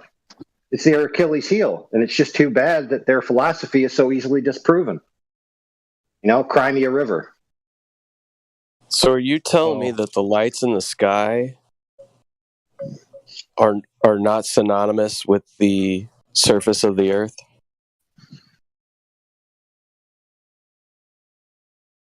Of course not. Sky is never a synonym for surface. You got to give him some credit. I mean, think about the task that they have. It's like, you want us to do what? How are we going to fake that? Yeah, you want us to trick everybody that a demonstrable object has no logical contingency of itself and must be derived from its surroundings? Oh, that's a tall order, my friend. Don't worry. Eventually, we'll go to space and take a picture of it, and then everyone will believe us, so all this work will be worth it.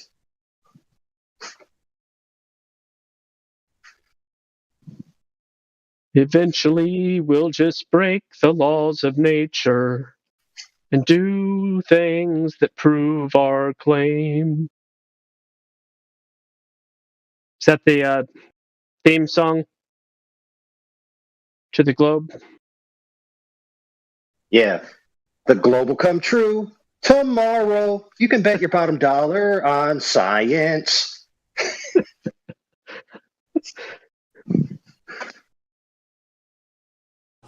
You can bet your bottom dollar that they'll claim that the question of measurement is a question of science.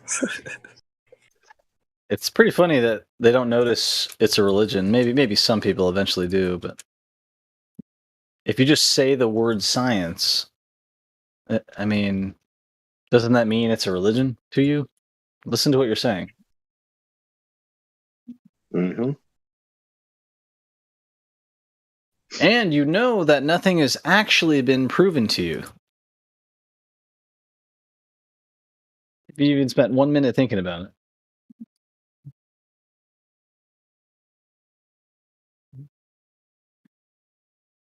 Doesn't matter. Shut up and get on TikTok. Watch those damn videos.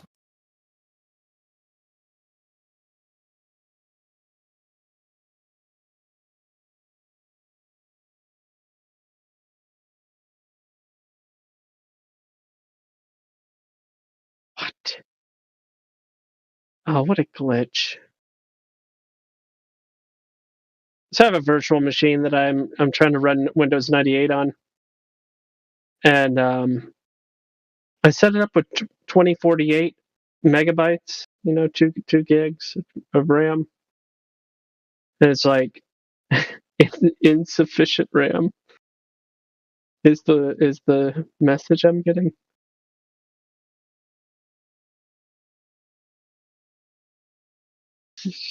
I did something wrong in the setup, I think.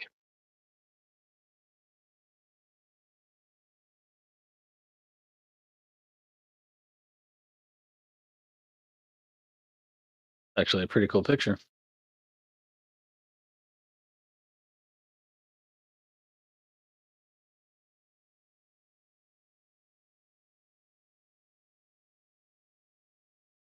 Yeah, it is high. It might be too high, I guess. I'll drop it down to like 512, I guess.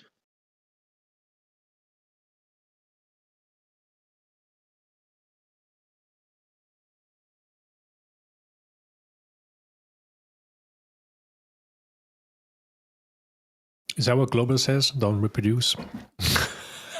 I've heard that, yeah. I haven't heard it personally, but I've heard someone say that it's been said. Probably, you know what it was? It's probably in a Flat Earth Society video when it spread.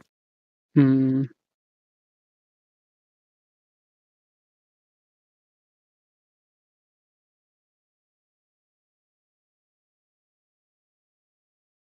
Wasn't there some Flat Earth Society videos where they're like street preaching it?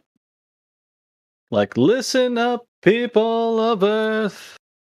Your Earth is flat and you've all been lied to. That did the Maybe trick. there's been both ways. 512 megs of RAM did the trick. Don't try to do 2 gigs of RAM on 98. Does not compute. Way too big, huh? Yeah, apparently. I mean, imagine having 2 gigs of RAM in 1998.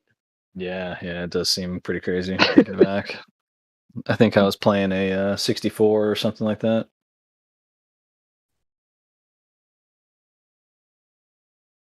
Actually 98. I think maybe StarCraft was out at that point.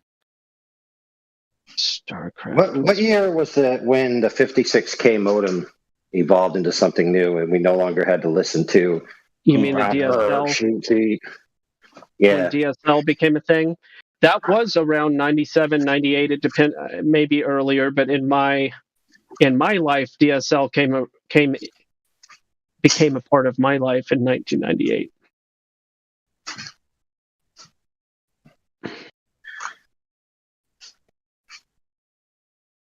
That was back in the day when you had to pay. Before that, you had to pay for dial-up 56K modem. And if your parents didn't explicitly tell you, hey, every minute you're on costs me money, you just go on there and be like, aha, I'll download this game, I'll download that game, I'll play this, I'll do this. And then at the end of the month, your parents are like, what the heck is this $300-$400 bill? Mm-hmm.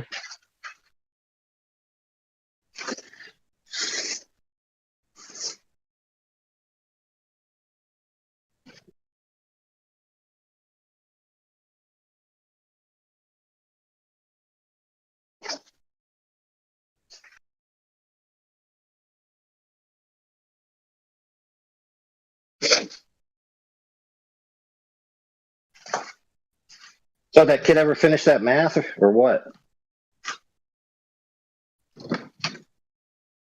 There's a bad trend of people being asked to complete some math and they never get it done. Sometimes you never hear from them again. True. You know, probabilistically, a few of them do the math. They think about it. They realize that the Earth is flat, and then their head explodes. And that's why we never hear from them ever again. That's really funny, the picture. I really don't remember anyone coming back after having done the math. Like, seriously. Like anyone who says, "Oh, you know, the parabola, the 8 inches per mile squared is wrong," and yada yada. Oh, I'll do the math. I'll be back in 5 minutes. And they never come back. Right. Or they'll bring the alternative number because ours are wrong. Oh yeah, speaking of that, before we go on, we need to do a PSA to our dear departed friends. Pasa, you're welcome back. Once you do that math, with open arms. Yep. Pause is one of them. I forgot. Yo, remember when Matthew used to come in here? and remember that time Gospel Bearer asked, like it's like mad years ago. Like Gospel Bearer asked him, "Hey, what would be a number so great that it would falsify your belief?" And he's like, "I don't know, 200 some miles." Somebody just posted a 300 and some. What was it? 200 something. Yeah. Somebody just posted exactly that in the chat. Oh yeah, I guess you're right. I guess I guess I guess I wouldn't believe it. That's what he said. He's like, Yo. I guess there is no number. Okay, so you're claiming that you could see forever. That they're the ones that make the claim you can see forever. That belief comes from somewhere, I suppose. Yeah, but let not the point be lost for those who don't know. The guy in question here is a mathematics professor that should be fully competent in this ability to do the math and figure out the logical consequences of it. Right? No excuses. Zero excuses for this guy, to be honest. Yeah. Well, when I asked him, can a radius be curved, and he was like, no. And I was like, well, when you're trying to get the radius between you and the GP, how would that happen on a globe? He's like, I don't know how you would get that line on a globe. Chocolate clipped it.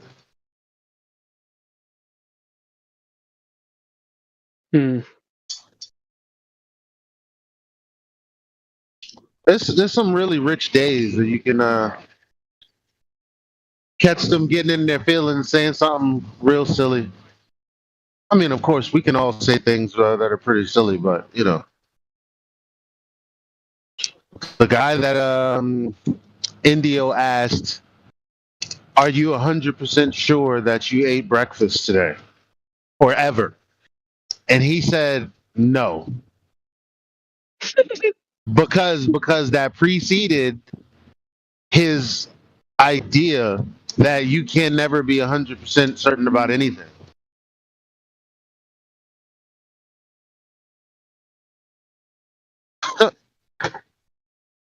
That goes to show when you're locked into a paradigm and you're forced to see, you're willing to say really ridiculous things to save the phenomena. The words of Edwin Hubble, by the way. So I had a conversation about that very same topic of can you know for 100% certainty that you've eaten food in another server with a gentleman? And he said not without assumptions. And I said, what assumptions? And he said, well, assuming I'm not a brain in a vat, then I might be able to say with certainty that I ate food, but I would have to make the assumption that I'm not a brain in a vat. So I could not say with 100% certainty without assumptions. I'm like, that's idiocracy, bro. Yeah, you're a brain in the vat, and the vat is your cranium, and your body is connected to the cranium, and it's walking around eating stuff. Why come you don't? Here's the proof. Wait a minute, I'll finish. Here's the proof. Then you poop it out. What do you think now? Well, this just brings up the, well, then I have to make the assumption that I'm not a mystical dragon from another dimension having an experience here. Yeah. Right. So I can't claim for 100% certainty that I'm not a mystical dragon that's having an experience here from another realm. It gets into such absurdity. Yeah, it does. It really does. It gets just like that. All right. What did Gospel want to say? Why come you don't have tattoo? A tattoo? Napalm said idiocracy, so I'm compelled. Oh, yes. I got you now. I'm compelled to say, why come you don't have tattoo? Every time anybody mentions idiocracy, that's my go-to quote. You talk like a but we do need to answer Sonny's assertion about the requirement to defecate after you metabolize your intake of nutrients. That the answer is that. Else. Mm-hmm. Yeah. But listen, bro. That's just a convention. You're right. That's just a convention. We can always just socially decide that it happens another way, and then it would magically happen that way. Or just pretend it's not happening at all. Like women do.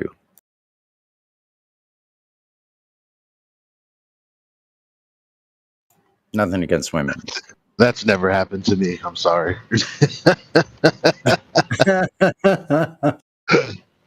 Oh, man.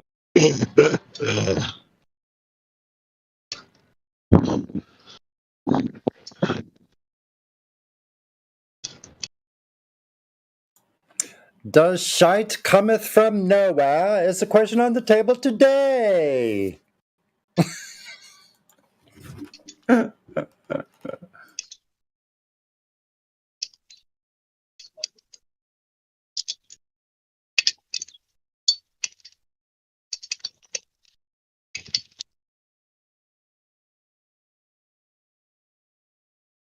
You hear that wind in my mic, ladies? I'm a NASCAR driver. Get at me.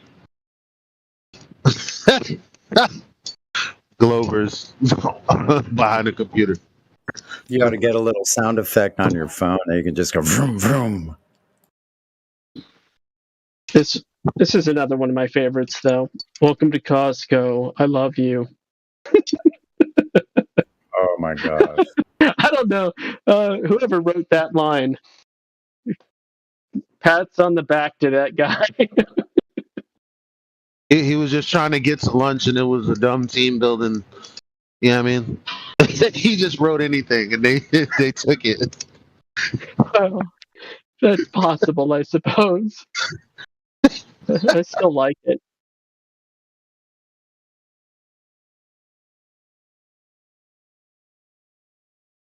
But I've been known to be entertained by complete and utter nonsense before. He was probably urged to say that through his rehabilitation program. Yeah, maybe. No, it's possible. And wasn't that nice of Costco to give him a job like that? That's horrible of me. I feel bad. Oh my gosh. Are you fat shaming the actor? I'm retracting the last several statements of mine. Oh, okay. Do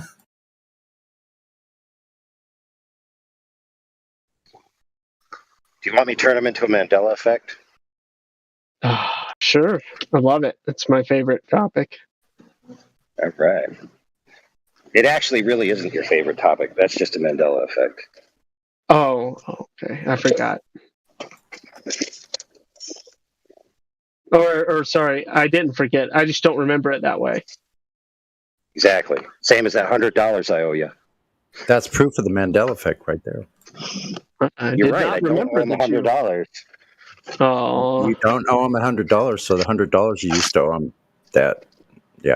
See, what you were supposed to say, Gospel Bear, was, "Oh, I do remember you owe me $100," and then I would have been busted. But I got you first.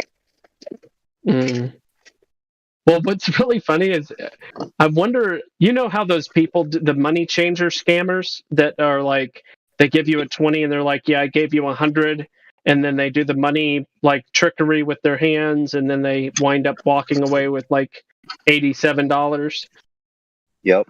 Okay. So I feel like you could do that same sort of thing with the Mandela effect. You'd be like, you don't owe me $100, and you're like, yeah, but I remember that I do owe you $100, and say, actually, you owe me $100, and I don't know. Right, and listen, it's so easy to make it. It's so easy to make it friendly by just giving them a discount and saying, all right, I'll just cut it down to 50 if you pay right now. Gospel Bear, I have a gift for you. That's Scammer 101 stuff right there. Right. So it might not be a gift because you might already know.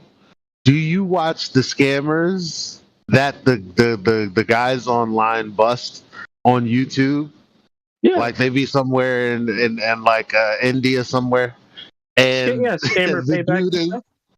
He'll act like a grandma. He'll be like, I don't care what your name is, Prahlad. And then he'd be like, I told you my name was Jeffrey, ma'am. Okay, Prahlad, I can see that you're wearing a plaid shirt. Yeah. What the fuck is this, man? Yo. Yeah, Scammer Payback is one of my favorites. Of course, Jim Browning is an absolute legend in this space. Kit Boga just does it for entertainment value. He doesn't really accomplish very much substance in regards to actually taking these liars down. But Jim Browning and Scammer Payback have both done some good work. Scammer Payback did a project with Mark Rober with the glitter bomb thing. There's folks out there doing some good work. They got those dudes that actually go to deliver like the packages, and then they bust them that way.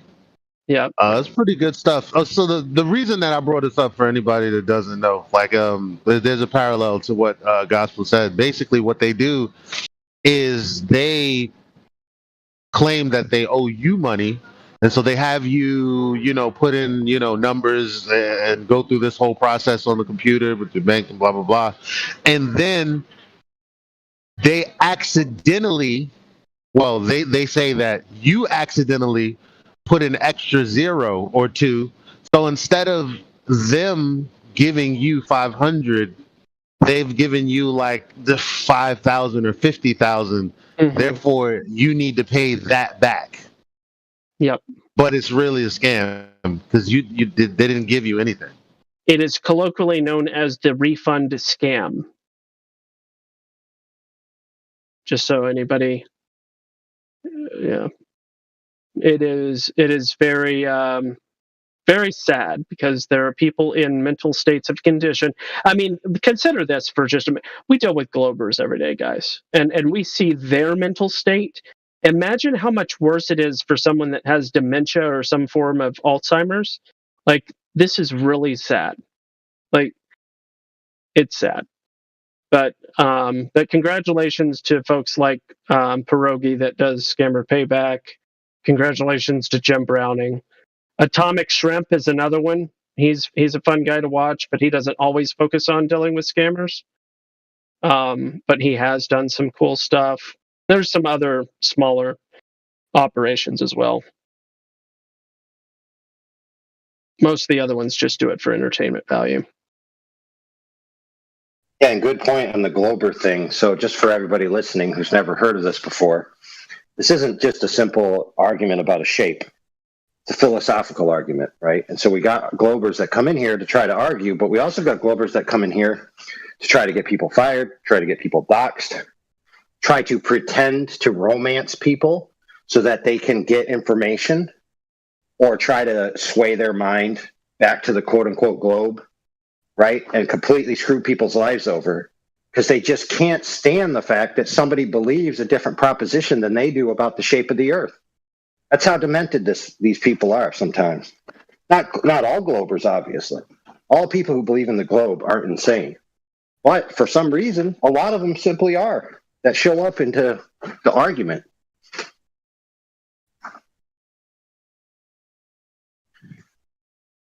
You know why? Because people don't really, they believe in the globe, but not really. Like they have like a kind of like like for me, I believed it, but all somebody had to say was, "Bro, look at the pictures," and that was it. You know what I mean? It's like, oh, what do I know? Nothing really. Okay, what's going on? Most people go, "Oh, word, moon landing is fake." Yeah, the government crazy, yo. But they don't really think about anything else. They really don't give a shit whether or not it's a globe. Like they just don't care at all. Don't care to have this conversation. They're busy caring about other things. They are incapable of thinking through the implications. The guy earlier that was here, the British guy, Britta something or other. He was one of them. He's a perfect example of either not taking the time to or incapable, one or the other, but not understanding the implications, the effect, the collateral damage, the implications of the lie, and the implications of living in the truth. Just complete negligence of what that would affect, how that could improve your life. But you don't know what you don't know. Another one of those truthisms.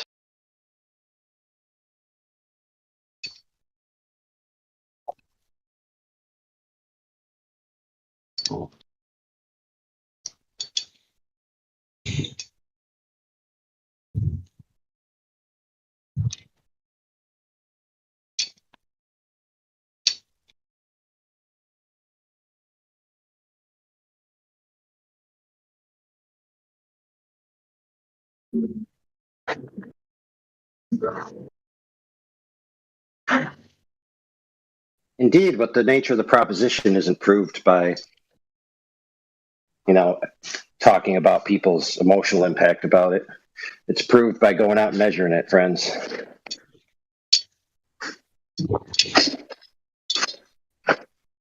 So, you could say, why would they lie? You could say, oh my goodness, it has deep philosophical implications.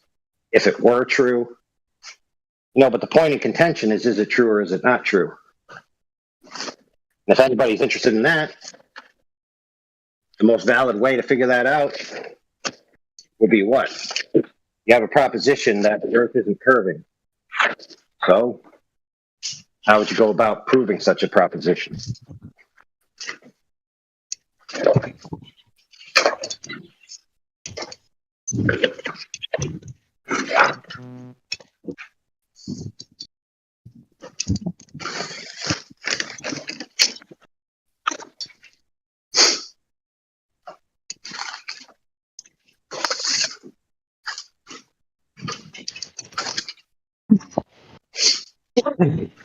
Sorry.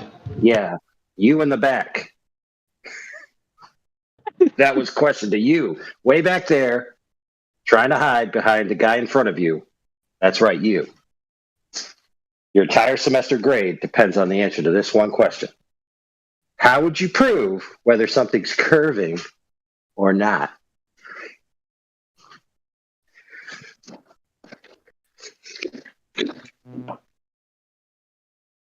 Are you asking if The Giants went to the Super Bowl in 19.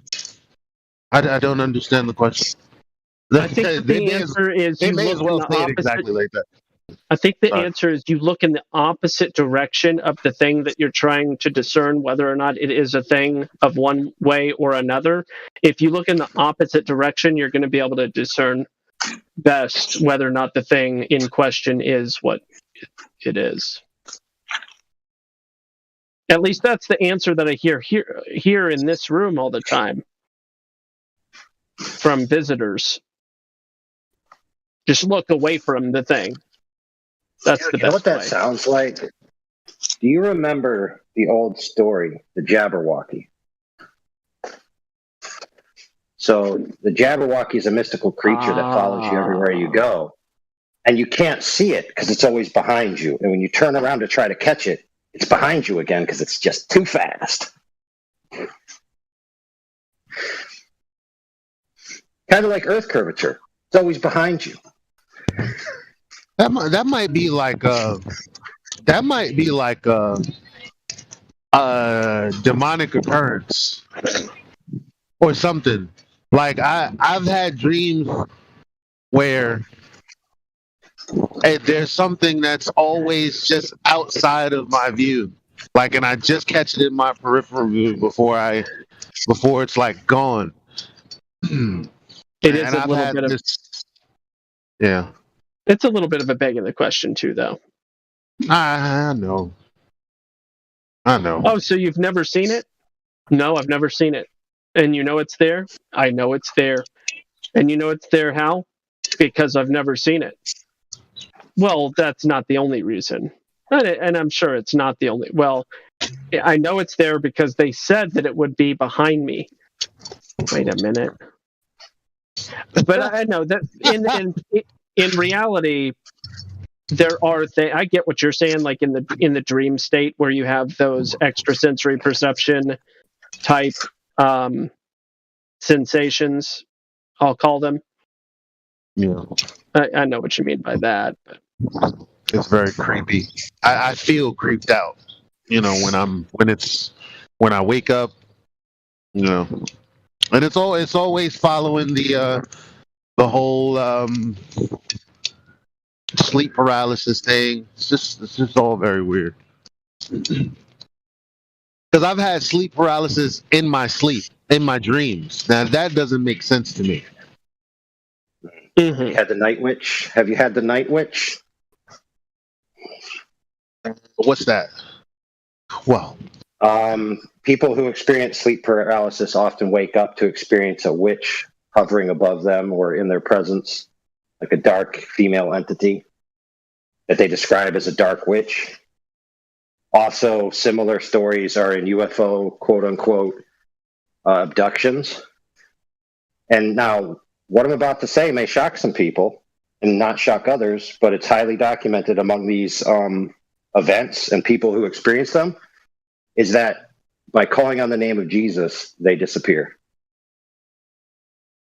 And these are people who aren't necessarily religious in any way that are recording this information, that believe in UFOs, believe in alien abductions, quote unquote, and these types of metaphysical phenomena. So that's just a curious factotum to anyone who wishes to research further. It's just a coincidence, right? We need physical proof for that. Otherwise, it's a coincidence. Right, so let me give you another coincidence in pop culture, which a lot of people didn't catch at first, but it is out there so people could figure it out if they wanted to, which is the movie Signs. So that's the M. Night Shyamalan movie, if I remember correctly. Mel Gibson. I see dead people. Yeah. No, not that one. Oh, Signs. Signs. They're all M. Night Shyamalan movies. They all blend together. They're all the same movie. Basically. No, I like M. Night Shyamalan pretty good. Go ahead. Signs, Yeah. yes. It was Mel Gibson. But anyway, the layout of the movie is that this family that's out in the farmland, pretty rural, so not a lot of people to help them, are attacked by aliens. And slowly but surely, they find evidence that the aliens are around. Till finally, they actually encounter them and they attack them. And, the kid tries to beat him with a baseball bat, whatever. But they're not really defeated until water is poured on them from glasses that are around the house. And obviously, people make this connection. Oh, wow, these aliens are so stupid and weak, because why would they come to a planet full of water when that's their one weakness? Now, that's a good observation at first, but there's a deeper observation within the movie. All of the water throughout the movie that hurts these creatures was blessed by the little girl. So in other words, it's holy water. And the insinuation one could draw from this is the subtext of the narrative within the movie is that these aliens are actually demons. Now, a similar type of, not necessarily demonic, but removing the extraterrestrial aspect from aliens was Indiana Jones and the Crystal Skull. At the end of that movie, they had this crystal skull, which looked like an alien skull, and eventually they brought it into what was a temple. And they found these creatures that looked kind of like the old gray aliens with the big bulges in the back of their heads, right? Mm-hmm. Which some people used to refer to as the Anunnaki. And when they returned the skull to the creatures, they reabsorbed the skull into their bodies, right? And then they became aware again. And then you realize that the temple is actually a quote-unquote spaceship. Now, obviously, the spaceship's starting to get going. They're all afraid. So they want to run away. They run outside. They look back to see the spaceship come out of the temple and levitate. And, the audience is thinking that the spaceship's going to do something. It might shoot laser beams. It might fly off into quote-unquote space. But it doesn't. What it does is it gives out an energy and then disappears into what is perceived as another dimension. And the man who is Indiana Jones' sidekick tells him they didn't go to space. They went to the space between space. Again, making an illusion that they're interdimensional entities, not extraterrestrial biological aliens per se. So a lot of these ideas have been posited in popular culture of late. Not that they haven't before.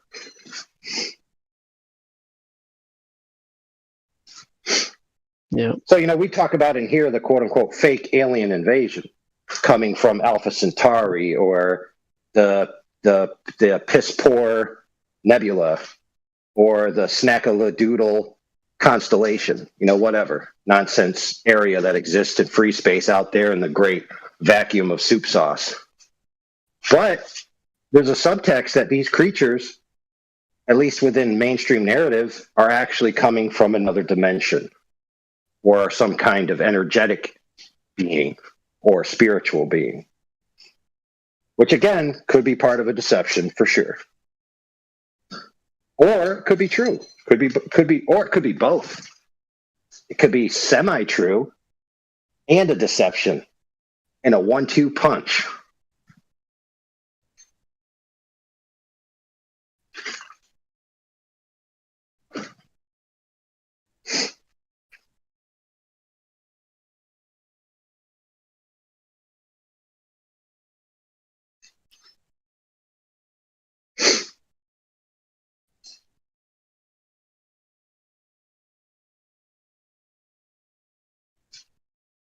We got all these saviors out there, right? The aliens are going to come and save us from ourselves. They're going to give us technology, and then everything will be peaceful. Or we're going to evolve into a higher state of consciousness, and then everything will be great. Or we're going to merge with the artificial intelligence and live in a digital world where we all can have digital food and digital Ferraris, and it's going to be so awesome.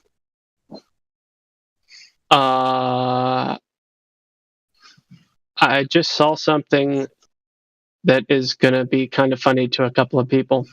Here, I'll post these 2 pictures. This is really weird. But continue on your train of thought if you're not done. The point is that there's always these stories of ways to escape what's going on. Who's going to be the enemy? Who's going to save us from that enemy? Whether it be old age, famine, people who drive Priuses, whatever. And people always fall into it. Like, they eat it up. They're like, yeah, I'm in this new thing, which is going to be the salvation of the world. Like, I put solar on my roof, therefore everything's good again. I recycle, therefore everything's good again. I sent money to support insert name here, therefore everything's good again. Nothing to see here, move along.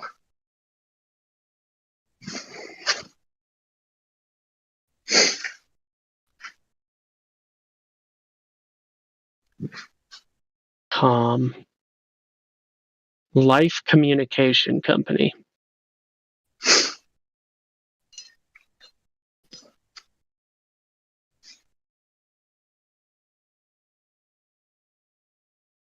Or by way of. Oh, there's different. Never mind. But by the way of.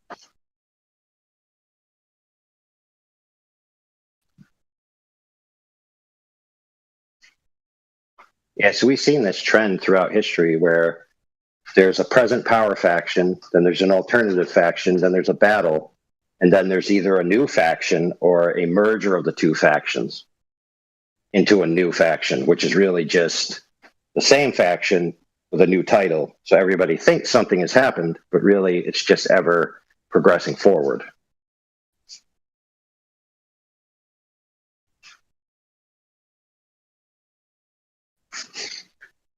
Even within this community, like, right? Oh, once we all know the earth is flat, everything's going to be great. No one will fight anymore.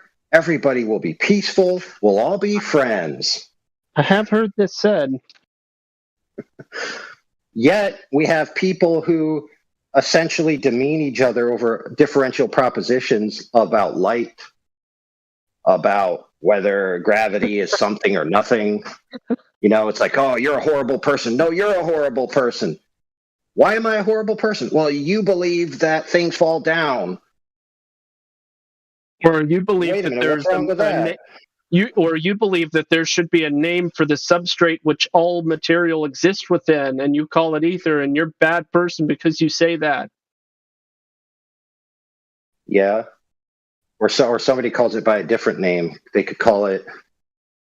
It doesn't matter. The list goes on and on and on of differentiations between factions, to where now that we have this one new truth, we're supposed to spontaneously just all agree and get along, and there won't be any more pain. There won't be any more hunger. There won't be any more fights. It's like, yeah, right. Evidence?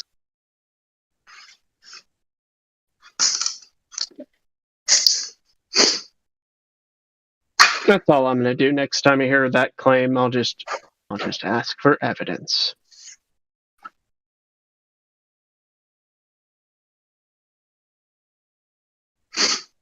Yeah, so the moral of that story is, even if you believe or disbelieve or know or don't know the facts of the matter about a certain logistical proposition, it's still on you to behave morally.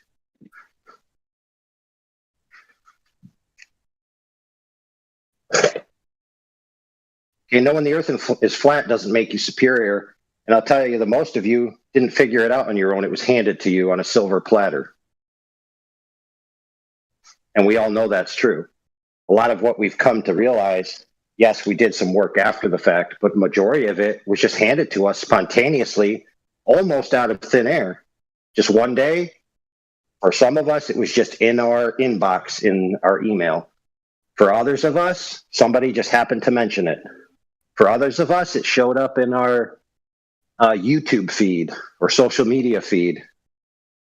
We weren't pursuing it. So while you may be privileged to have the truth, many times it's not because of anything you've done. And that being said, you don't have the right to demean somebody else who hasn't yet come to it. Now, if they're going to be an a-hole to you and be like, oh, you're a piece of garbage because of A, B, C, and D, and then you want to smack them around verbally a little bit in kind, that's up to you. But just this idea that we're somehow better than others because we had our YouTube feed spontaneously show, some secret truth.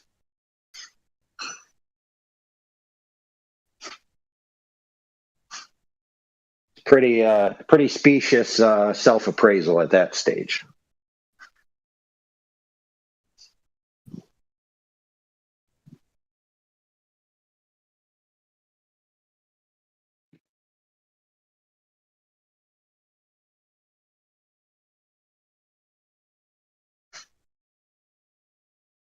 Hello, welcome to Flat Earth. Please state your identity. Ether believer, non-ether believer, up and down believer, left and right believer, density and buoyancy believers to the left. That would be Nathan Oakley to the right. Globebusters watchers down in the basement. Jeranism watchers go straight to hell.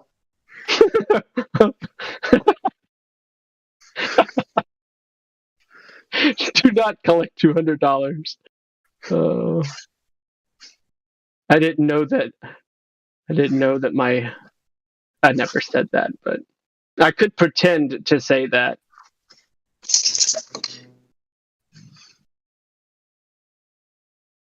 I'll form a little posse of Truth is Stranger Than Fiction lovers. I post one of his videos like every day, or like 4 times a day sometimes. People are like, this guy, it's like the only content producer that the Gospel Bear ever. It's not true, but he does make up a good 90% of what I post.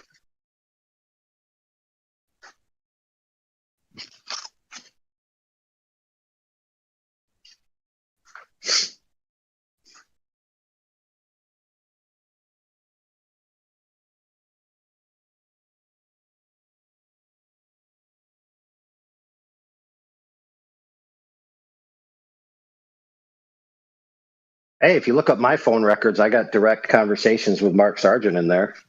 Uh-oh, get him. Did you discuss any sacred geometry with him? No. I can't even remember what it was about. But the main point is that back in the day, he advertised that his contact information was publicly available. Right, and that's one of the reasons why he took off in the way that he did in certain avenues. It's like he literally just was available, and some people who dealt with him basically said to him, and this makes perfect sense, I tried to find flat earthers to talk to, but they're all so hard to find, whereas you, I Googled your name and there was your phone number.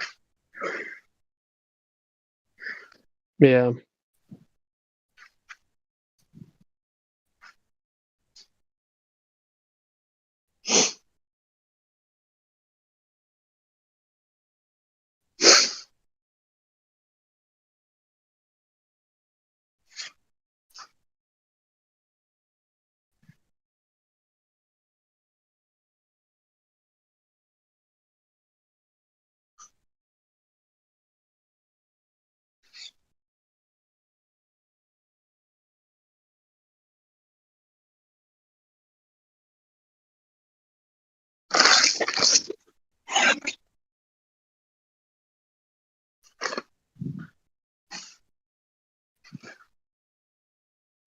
Guys, if you vote for me for ruler of the universe, I will ban fiberglass insulation, so nobody ever has to get itchy again when they're doing house renovations. Interesting. I will commit my entire 4-year term to the pursuance of science to invent a non-itchy insulation. Well, that would probably create a lot of jobs. You know how they are about job creation. Yeah, Alice D was here earlier, has come back. Say hello, Alice D. Hey, what's up? Oh, yeah. Why? Why Alice D? Where are you getting this name from out of your thousands of names you can think up? That's a good question, buddy. I do what the great Flat Earth creator tells me to. Maybe we should just call him Napoleon Dynamite from here on out. That would be too much. Too much. I don't know. Are y'all still thinking Earth's a solid, or did y'all upgrade yet, or what's going on? Upgrade? How is it relevant is the best question, I think. How is it relevant?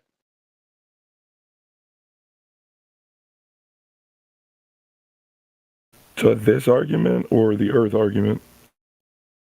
What relevance does whether or not the Earth can be manipulated or smushed or moved, what relevance does that have exactly? Oh, that's good.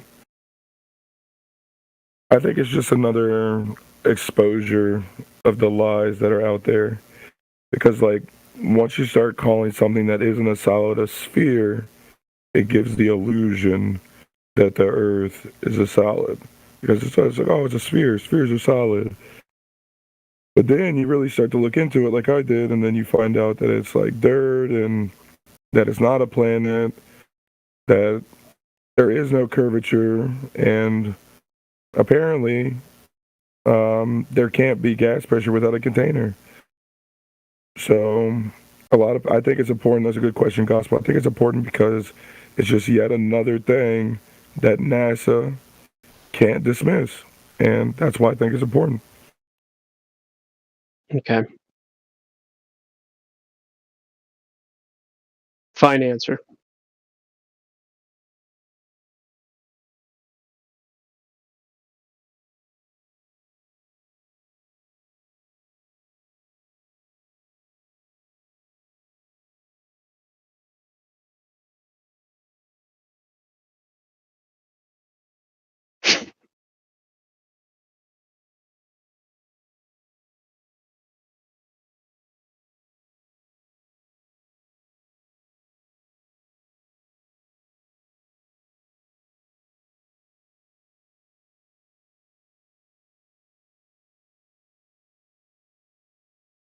Why did the triangle and the square never have babies?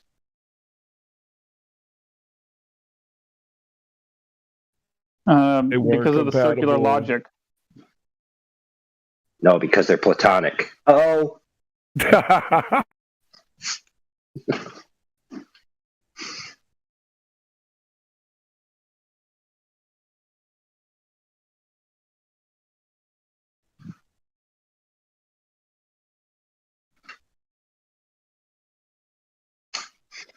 Is that like a nerd joke? I'm with you, Jimsy. I'm still thinking about it and trying to figure it out. It was funny. What? Oh my goodness! Do I have to explain it? Yeah, only because I don't understand the connection between Plato and/or Platonic. All right, platonic shapes, platonic relationships. People who have platonic relationships with the opposite sex don't engage in anything that would produce babies. Oh. Well, what are platonic shapes? There's also platonic solids as well. Oh. So to answer Jimsy's question, yes, it was high level. I see platonic solids. See, I didn't know this term. I feel like I should have known this term. Platonic solid is a convex regular polyhedron in three-dimensional Euclidean space. Being a regular polyhedron means that the faces are congruent, identical in shape and size.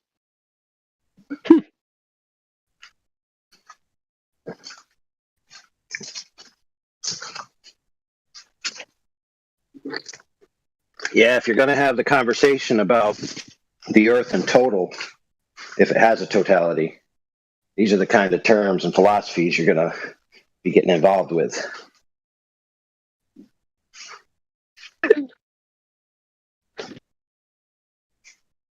Flatty. Touche. Of course, though, you could just say, I don't know, and I probably never will know, so I don't need to learn all of that stuff because it's intangible and inaccessible.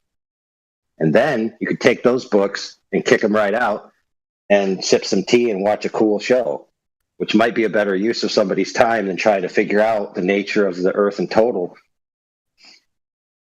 Not that it's an unworthy pursuit, but some people just ain't got the mind for it, or the bother, or the need.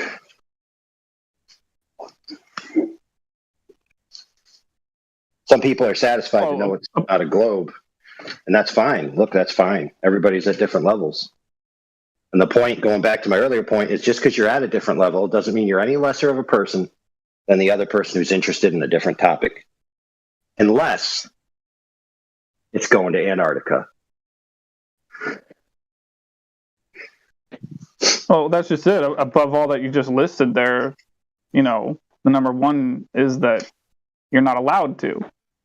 So it's like, even if there is a will, you can't do it. You just can't do it.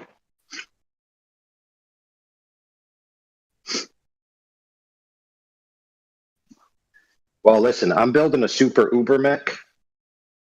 Okay? And I have a lot of GoFundMes, which none of you, by the way, have donated to yet. Slackers. And this mech is so tall, it could just step onto Antarctica and just keep walking and nothing's going to stop it. Follow? Is it Unstoppable mech. Optimus Prime by any chance? No. Oh. Is it tall enough to stand over the ocean or just sturdy enough to walk under the surface of the ocean? Well, under the surface, because we don't want people to know we're coming. The problem is though that it's going to have seismic events, which Japan is going to interpret as Godzilla reawakening, which could start World War IV. We're just going to skip right past World War III because that was just not even worth talking about, and just go straight to World War IV. Nobody, and I mean nobody, liked Home Alone 4.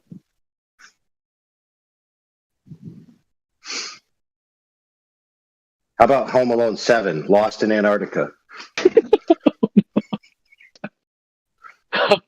Home Alone 7 should be set in Antarctica.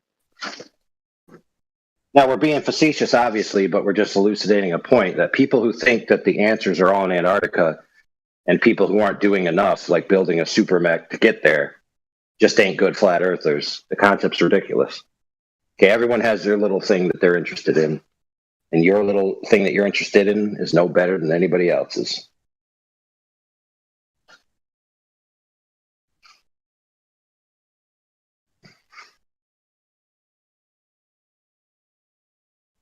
Unless it's pineapple on pizza, and then you clearly are at the apex level.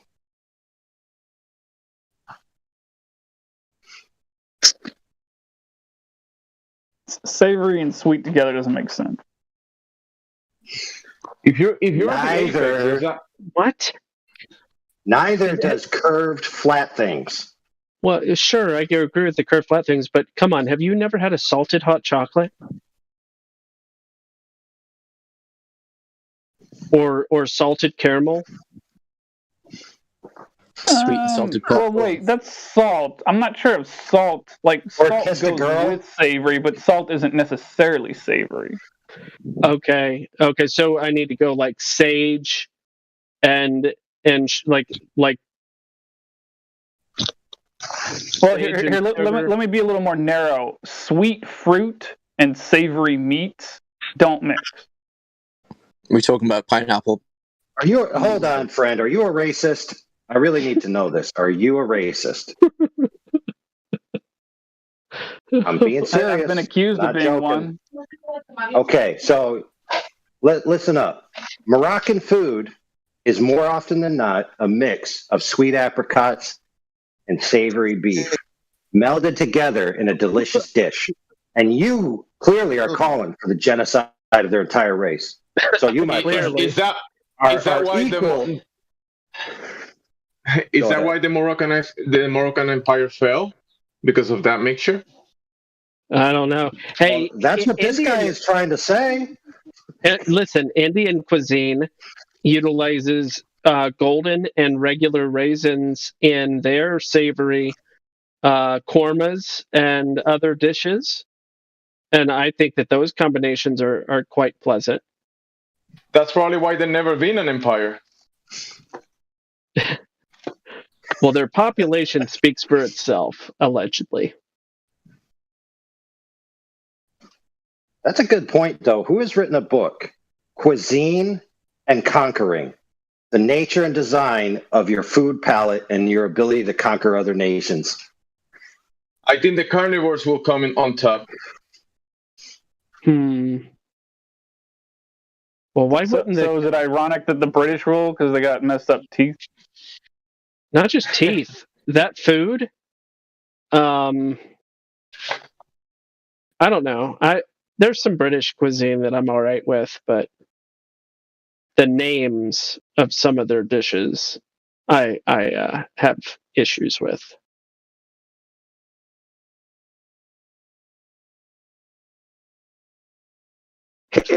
Well, let's be clear. Enjoyment of a piece of food is subjective.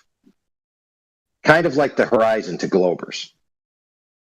It's wherever they want it to be, whenever they want it to be there, and they enjoy it in its place that it is, in their mind.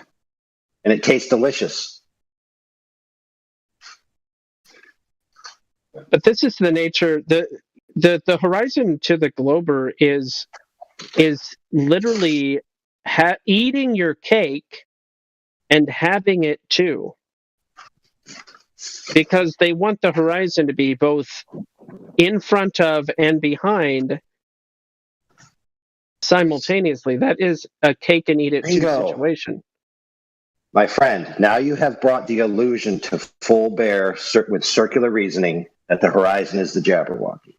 It's behind you and in front of you simultaneously. The Jabberwocky. The horizon or the curvature? Both. Everything. Who cares, man? They identify as one or the other at any given time in probabilistic free space. So, they're the same thing while simultaneously not being the same thing.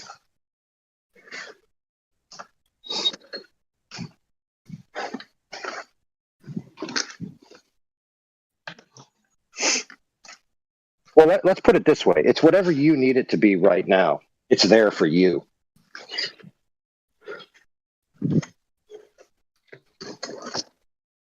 Like the Glober says to the horizon, who are you? And she's like, whatever you want me to be.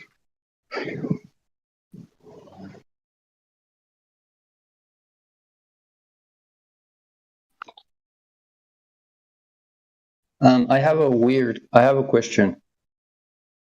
Sure. So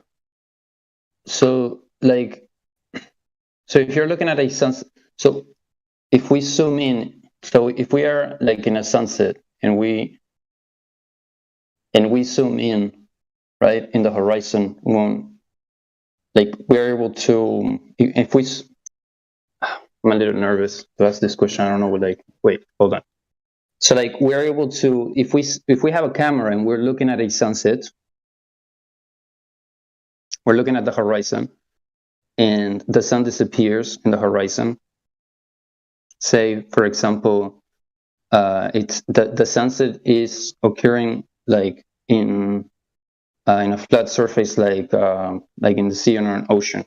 And so if we zoom in, we're able to see the sun, the sun rises up again. That's what happens, right? I've never done it with a camera, but that's what Like in That's the what chat? happens, right? Like in the chat? Let me see. Because I know that it happens, but I've never done it personally. But exactly. Okay, that's really good. That's really, really good. That's really good. So like, I think it's like a curiosity more than a question. But like how far are we able to? Like, shouldn't we able to? I don't know if anybody can help me. Let me point something else. This will help you on this topic. Does it start to get dark before the sun is no longer visible, or only after the sun is no longer visible? I mean, we should be able to see sunlight, right? If we zoom in. Hold on. Sorry. Just think about my question. All Does the sky start to get dark before the sun is out of your line of sight, or after the sun has left your line of sight? After. No.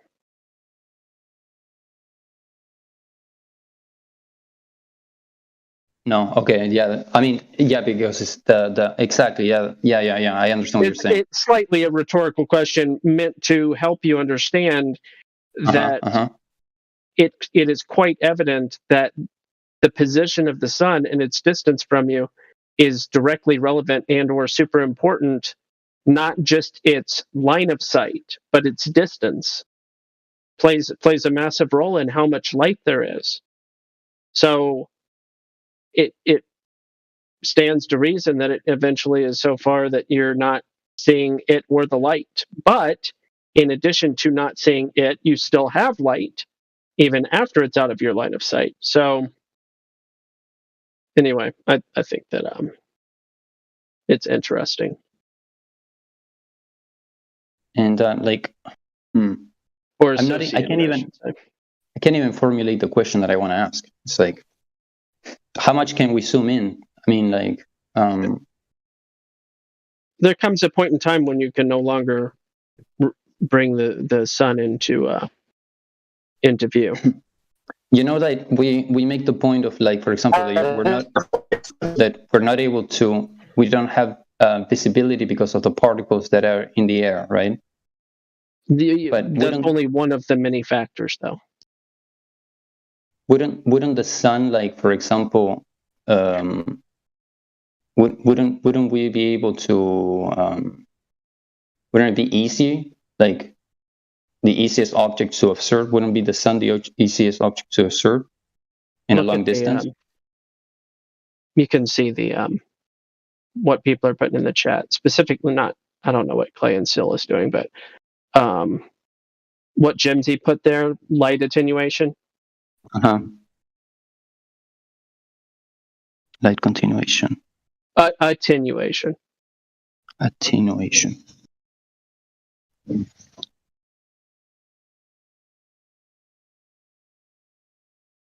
Okay, I see your game, the picture that you're putting there.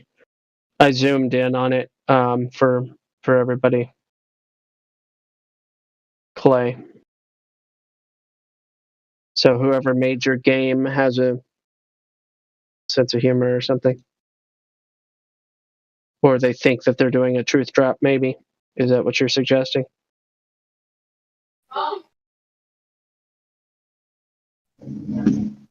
Anyway. I'm not suggesting anything. Like, No. I'm talking about what Clay and Sil put in the chat. It's fine.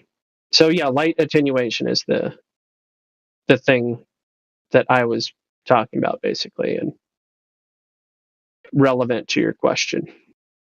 How far can we see the sun? Like, the sunset reappears, like the sun rises. So we have like a new sunset every time we zoom in and we zoom in, right? I mean, so as the sun starts leaving. The answer to that question is as far as we can see it, depending on the conditions. On the condition. Yeah. Oh. So there. I'm not gonna. I'm sorry. I'm not gonna pretend I'm an expert on this, but there is multiple variables that causes that that point where we cannot see the sun anymore. So light attenuation is one of those variables. Then people talk about the angle of view. And remember, in my opinion, this is just me, maybe someone can get what I'm trying to say, but there is this angle of view that we have from the ground. But even though we don't know the distance up above that the sun is at, we don't know how high the sun is. There's also a limit to the roof. So those angles of view of the light will reach a line of extinction that we cannot see that light anymore. It's like you're inside a building, right? You're inside a big warehouse, and you cannot see the lights at the far end of it, right? Because there's a limit to the floor and a limit to the roof. So I think there's something to that as well. There's multiple variables that causes that effect that we see when the line terminates and we cannot see the sun anymore. It's not just light attenuation, but that's one of the big variables of that phenomena that we see. Is it because the sun gets so small in the distance that we're not able to see it anymore? No, I don't think it's because it gets small. All right. The angle of view is a big part of it. Go ahead, bro. My bad. If you have an object at your line of sight directly in front of you, exactly at the same height as your eyeballs, 12 inches away from you, it looks like it's the same height as you. If you go 10 feet, it doesn't. If you go 100 feet, it doesn't even more. If you go 1,000 feet, it doesn't even more and more and more. It looks as if it's going down. Shrinking.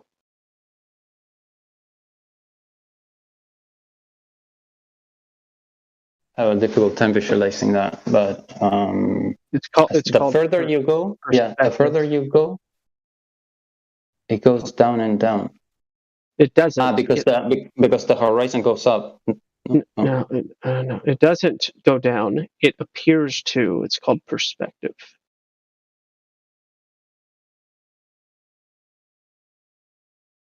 You know how the lamps, when you're on the highway, and it might be like a kind of similar, kind of like flat highway, but the lamps, the light bulbs far away, they look like they're going down to your eye, to your eye line, right? But once you get closer to they get, you see that effect.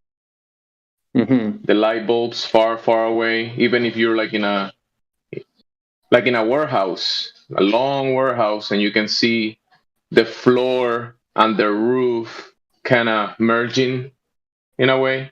Like what but Roger that's just posted. Perspective. Yeah, what Roger posted, something like that. But that's one of the variables. It's not just that, but that's a big variable. Yeah.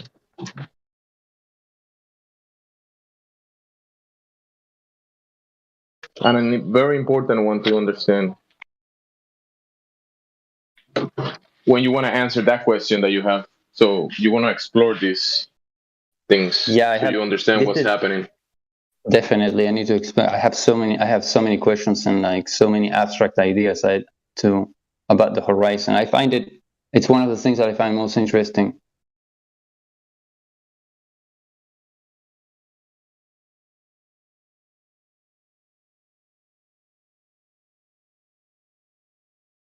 Here's another GIF.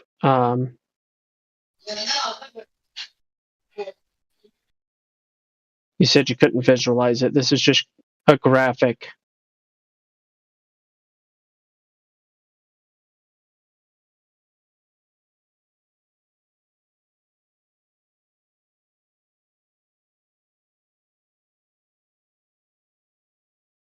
The Earth is flat.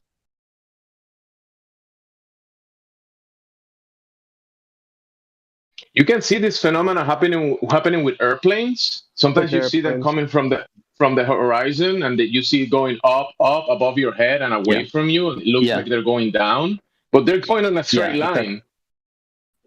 Yeah, absolutely. I was thinking about that also. Exactly. Yeah. So similar to that. It's just that it's I will say at the creator's level. So it's kind of difficult to just get it. I just find like I feel this insatisfaction in, like, for example, in understanding like why can't you zoom in and see the sun as like okay, like for example, say for instance that because light doesn't travel. The light doesn't travel forever, right? You know, when it's very like cloudy, it's raining like a storm. You don't see the sun above your head at noon because there's a storm. Yeah, that makes so sense. The light is not going through. When you take that, so there is clouds above your head, right? A storm above your head. You don't see the sun even if it's noon. But then when the sun is away from you, let's say 5 p.m.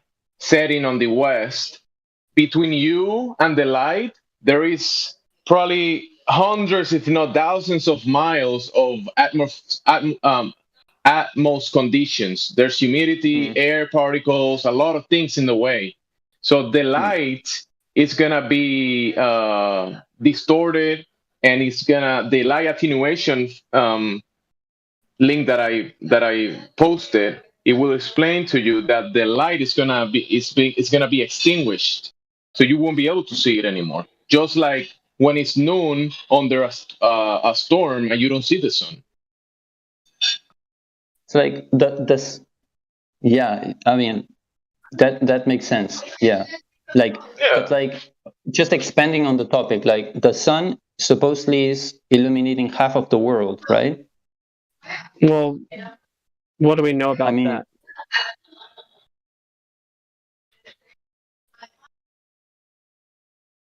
Is that a fact?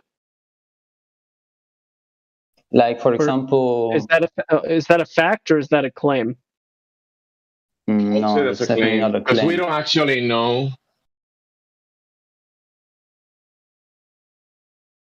Since we don't have actually myself, I'm speaking for myself, I don't have like an actual complete, let's say, map of the whole world. I don't have it. I wouldn't be able to tell you, hey, when the sun is up, it's illuminating half of the world, of the whole world. I don't actually know that. Yeah. We do have some evidence from D. Marble, though. Do you remember when he was in Washington and he phoned the guy in England at 9 o'clock? It was noon in Washington, but then he called the guy, his friend, on Skype, England. It was 9 o'clock, and then he phoned another friend of his in Australia. And that was 6 o'clock in the morning, and they all could see the sun. In fact, the guy in Australia had the moon as well there. So there you go. Okay, the sun and moon together there, right? But that gives you that will be light on the known world that we know of in the maps, right? Yeah, that would be phone call. You can do a rough idea of how much of the world is lit up compared to those who are in the dark. If you can contact each person around the world through the time zones, it is possible to ascertain how much light the Earth is getting. Sunlight, daylight even. Okay? That's doable. We can know that using the technology. So when he says 50%, it's correct to query that. How do you know that? For sure. How do we know what 50% is? Well, again, 50% is agreed upon number and a measurement that we use to live our lives. So it's something we've agreed upon. Yeah? Oh, I didn't know that was the case. Well, if somebody believes that we live on a ball, isn't it? It's man-made. Well, if somebody believes we live on a ball, then they're going to think that the Earth is half lit because it's 93 million miles away, and that's just ridiculous. We all know that. But people that have been indoctrinated to believe we live on a ball, they automatically think, oh, the sun is 93 million miles away, and it's shining on half of the Earth at all times. And that's just not the case. We know that because of the observations like Jim just discussed. You can see the sun in Australia and in England at the same time.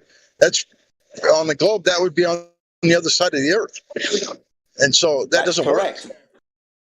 Yeah, on the globe, D Marble proved it, because on the globe, Australia was in the dark. But on the flat Earth, everything worked perfectly, naturally. No trickery. Skype, the little device, that's all that was. You would think that would be enough evidence for at least these people to at least open their eyes and think about it for a minute. Yeah. Are you guys talking about that private rocket that was shooting? No. Oh, okay. Because there's like this private rocket that suddenly stops and you can see the moon, even though it shouldn't have been possible to see it at the same time. I think I might have turned it in the wrong place. I actually had a conversation with someone about this, and I literally need to show him that it was impossible to see the moon at the same time at this location where this private rocket was launched. Does it? So, like, for example, if we have a real time, for example, Earth, globe Earth, for example, if you're able to see on the same screen, for example, a simulation of the globe Earth. Like archaeologists. I don't got a clue. Are you hot mic and God reckon? Yes. Okay.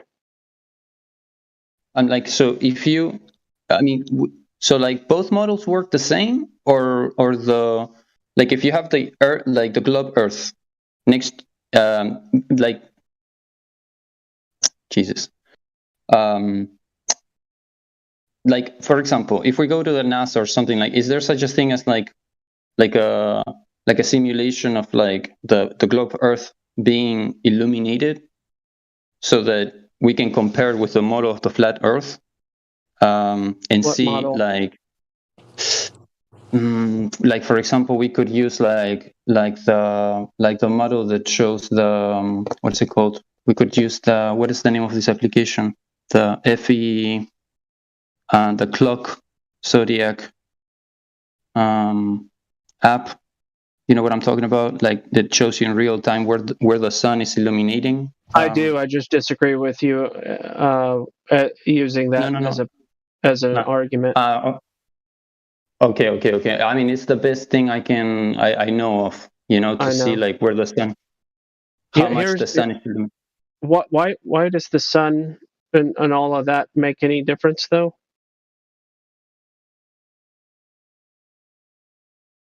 I don't know. I mean, like, it was like my curiosity is like. I know.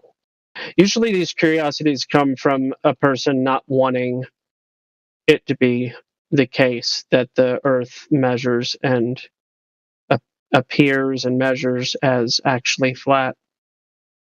And you start to wrestle with that idea, and then you try to come up with any way you possibly can to let that fact not be true. Or you just watch a Professor Dave video and go into the comment section and just agree with all the other people. No, that's not the case. I'm not the. You have to understand. What you have to understand is that the globe doesn't work in any way, shape, or form. That's what I'm trying to understand. Okay. But I struggle a little bit formulating the question, so I apologize for that. You know, but anyways, like I'm listening to you guys, like contributing what I'm saying, and I get to understand a little bit better. So it's like I struggle with formulating the questions, but that's okay. No problem. Thank you. No problem. Thank you. Thank you. Can I introduce you to a video two blockbuster videos that came out this year in the last 2 months. One is called Flattening the Curve, and it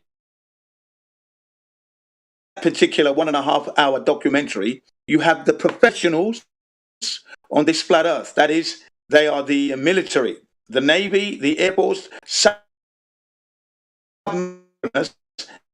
and aircraft pilots to protect the so-called free world 24 hours a day, day in, day out, 365 days of the year, cannot work if it would be the radar, sonar,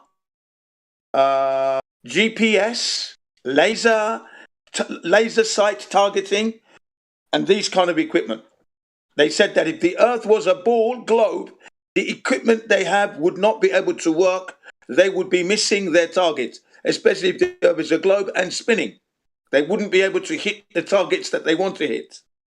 Long distance observation. You understand? They can see a long way, so it's possible. If the globe is if the Earth is a globe, the Earth's curvature would be in the way, obstructing the precision of their equipment. Oh, wow. Hey, what's up, flat earthers? Hey, how you doing? I'm going to post that video in the live stream voice text shortly.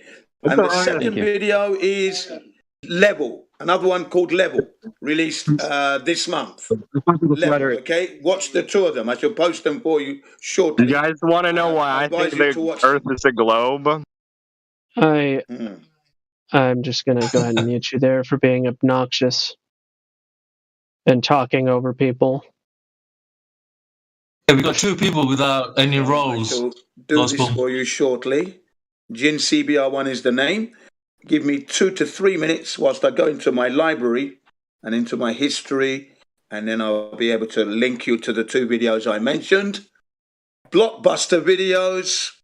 Well done, Flat Earthers. We are still rising. Yeah! Thank you. Love it. I just love it. Yeah, I don't know who Array is, but we already know who Alice is, whoever it was that was like, Gospel Bearer, we have people that don't have roles.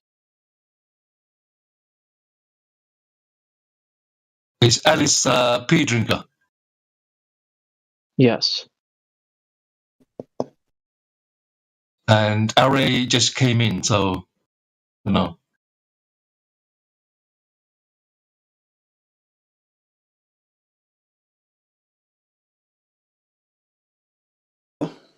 I'm still looking for my thing.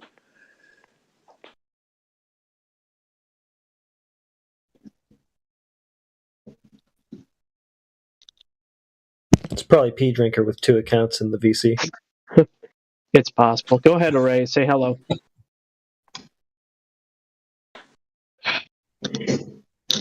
I mean, there's no need because Pea Drinker has been here unmuted. He could just unmute himself and talk if he wanted to. So there's not a need to come in with a second account. Yeah, I doubt it is. I don't see why he hasn't done that yet, though. If you're listening, Pea Drinker, you should try it. Array. 5, 4, 3, 2, 1. All right.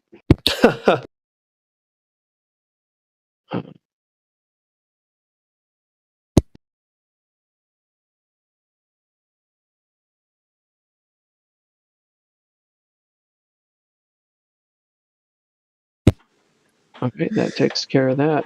Yeah, that other dude was really obnoxious. Okay, I'm about to post. Array's back, actually. You might just be having some Discord issues. Flattening the curve? Here, we'll do this number here. Move to. There you go. If anybody would like to go meet Array up in no, go to VC check-in 1, stay there, Array. Somebody will meet you. Don't make this weird. The other one.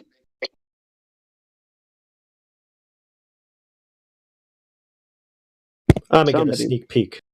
Yeah, Miguel went up there, thankfully. Miguel's on it. Good for that guy. He's always belling me out of my inabilities.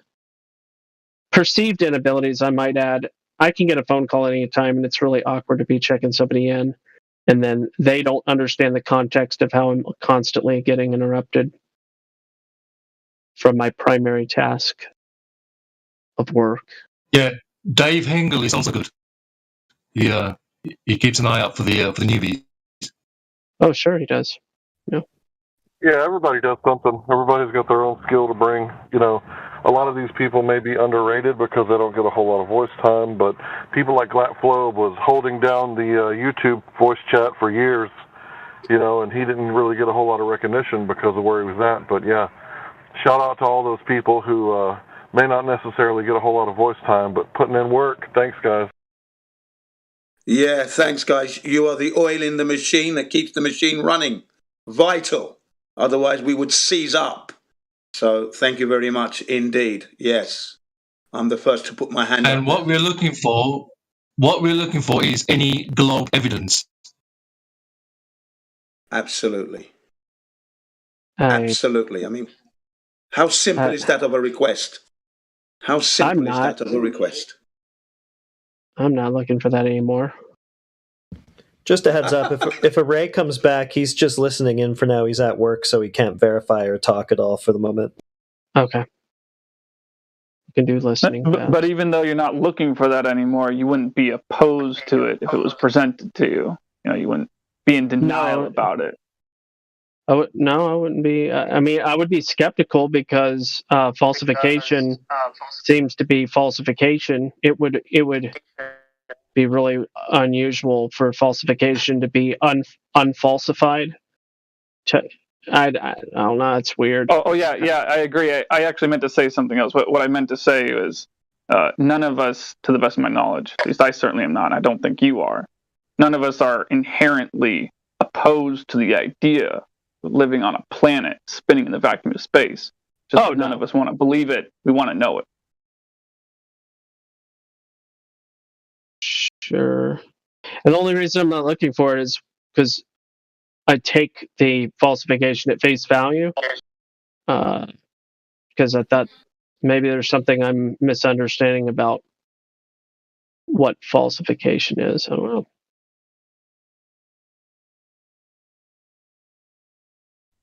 But yeah, I'm right there with you. Like I don't have my hopes up so much for it still potentially being a ball either.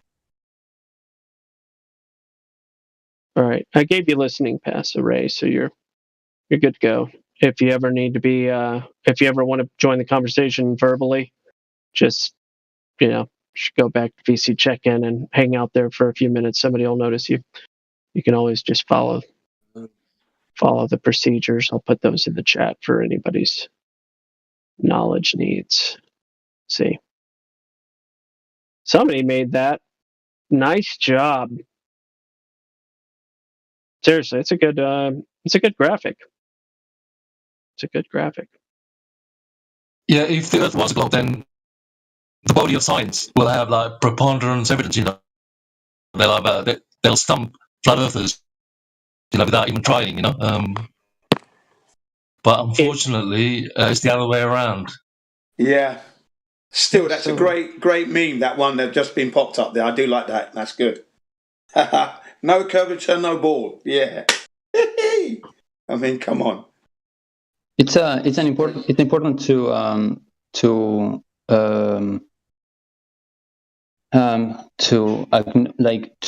for what I perceive personally, there seems to be a lot of contradiction. So there are almost, if not none, contradiction in the flat Earth model. So that's something correct. Yeah. Anything that contradicts, which is like yeah. So I was just going to say, there are discussions when we speculate. There are contradictions and arguments, because we're trying to tease out something, an idea. That's all. That's the only time you're going to find us at loggerheads from time to time. When we're trying to give a hypothesis, and obviously that's open to questioning and debate. But as for the flat Earth truth, where we actually live, the one thing you can be sure is no flat earther knows the exact shape of this Earth. We don't know that at this point. We do not know that. And how far this flat Earth extends, myself, I don't know how far that extends. Most flat earthers don't know either. I can safely say that a good 99.99% of the population don't know that. There is a small amount, perhaps, that may know this, those in control of that, but that's just, again, a guess. As far as I'm concerned, nobody knows. Okay. But once again, yeah, go on. But once again, not knowing doesn't show any contradiction. No, that's correct. Yeah. Yeah. But we don't. So I rather stay. I rather stay like safe and be like. I rather say I don't know instead of like saying a fact that. Correct. That's what I always say. So when people ask me, well, where's the edge, or how far does it go? I said that's the same question I have.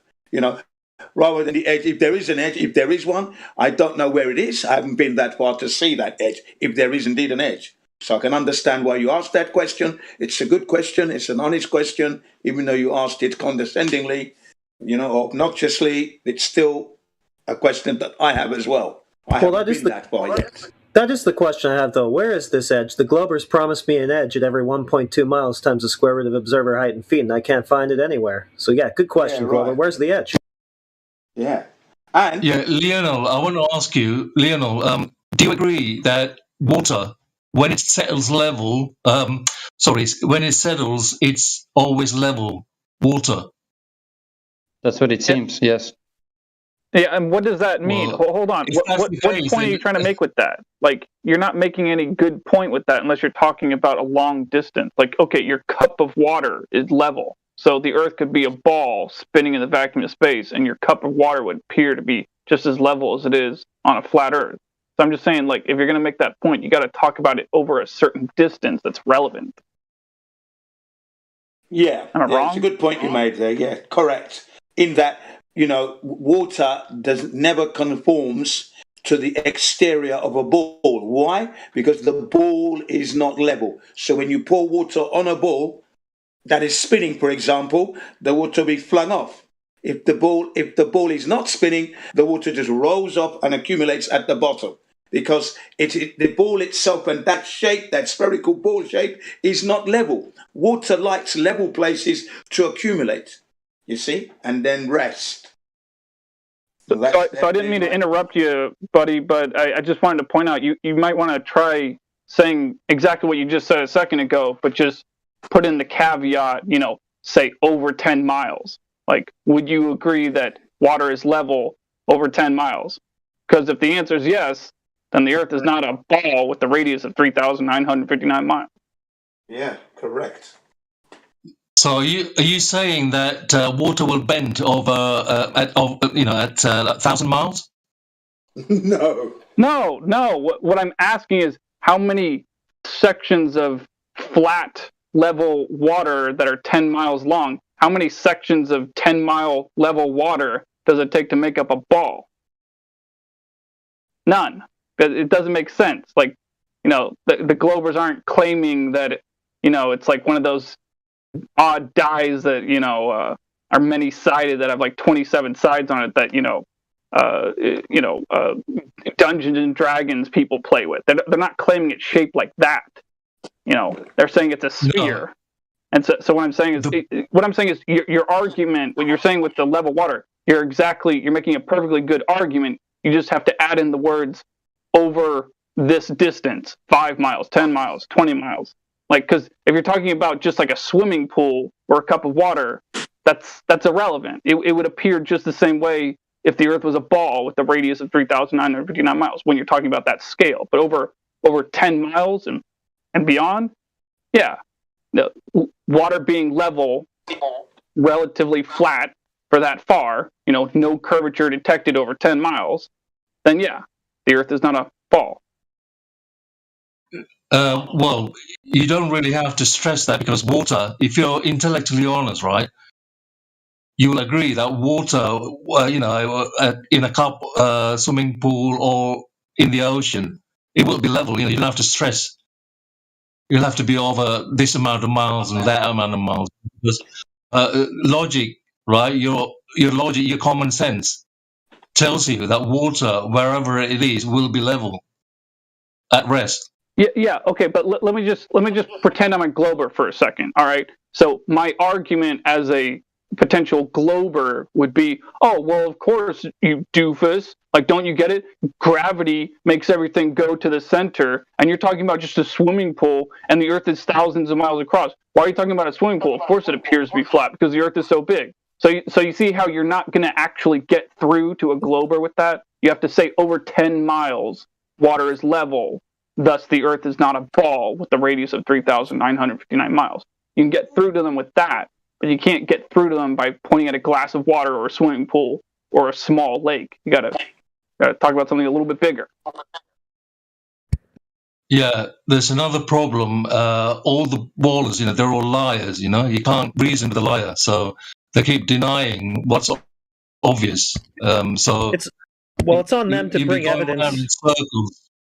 It's on them to bring evidence that it's ever not level, because that's the only way it's ever observed. Yeah, correct.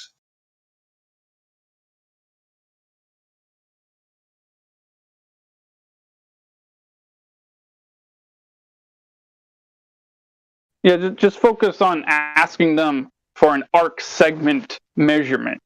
Because, ultimately speaking, we kind of already falsified that, the black swan and lots of other things, obviously, but ultimately speaking, that would be the most practical thing. If we did, in fact, live on a ball and it was spinning in the vacuum of space, the measurement of the ball would be represented best by a direct measurement of an arc segment of the surface of the Earth, say 10 miles or 10 to 15 miles, somewhere between there. It'd be sufficient for me in a world like that. So, I'm just saying we should just focus on asking him for that, present none of that, because of course it's flat, and then just show him how the radius has been falsified, so it's just flat.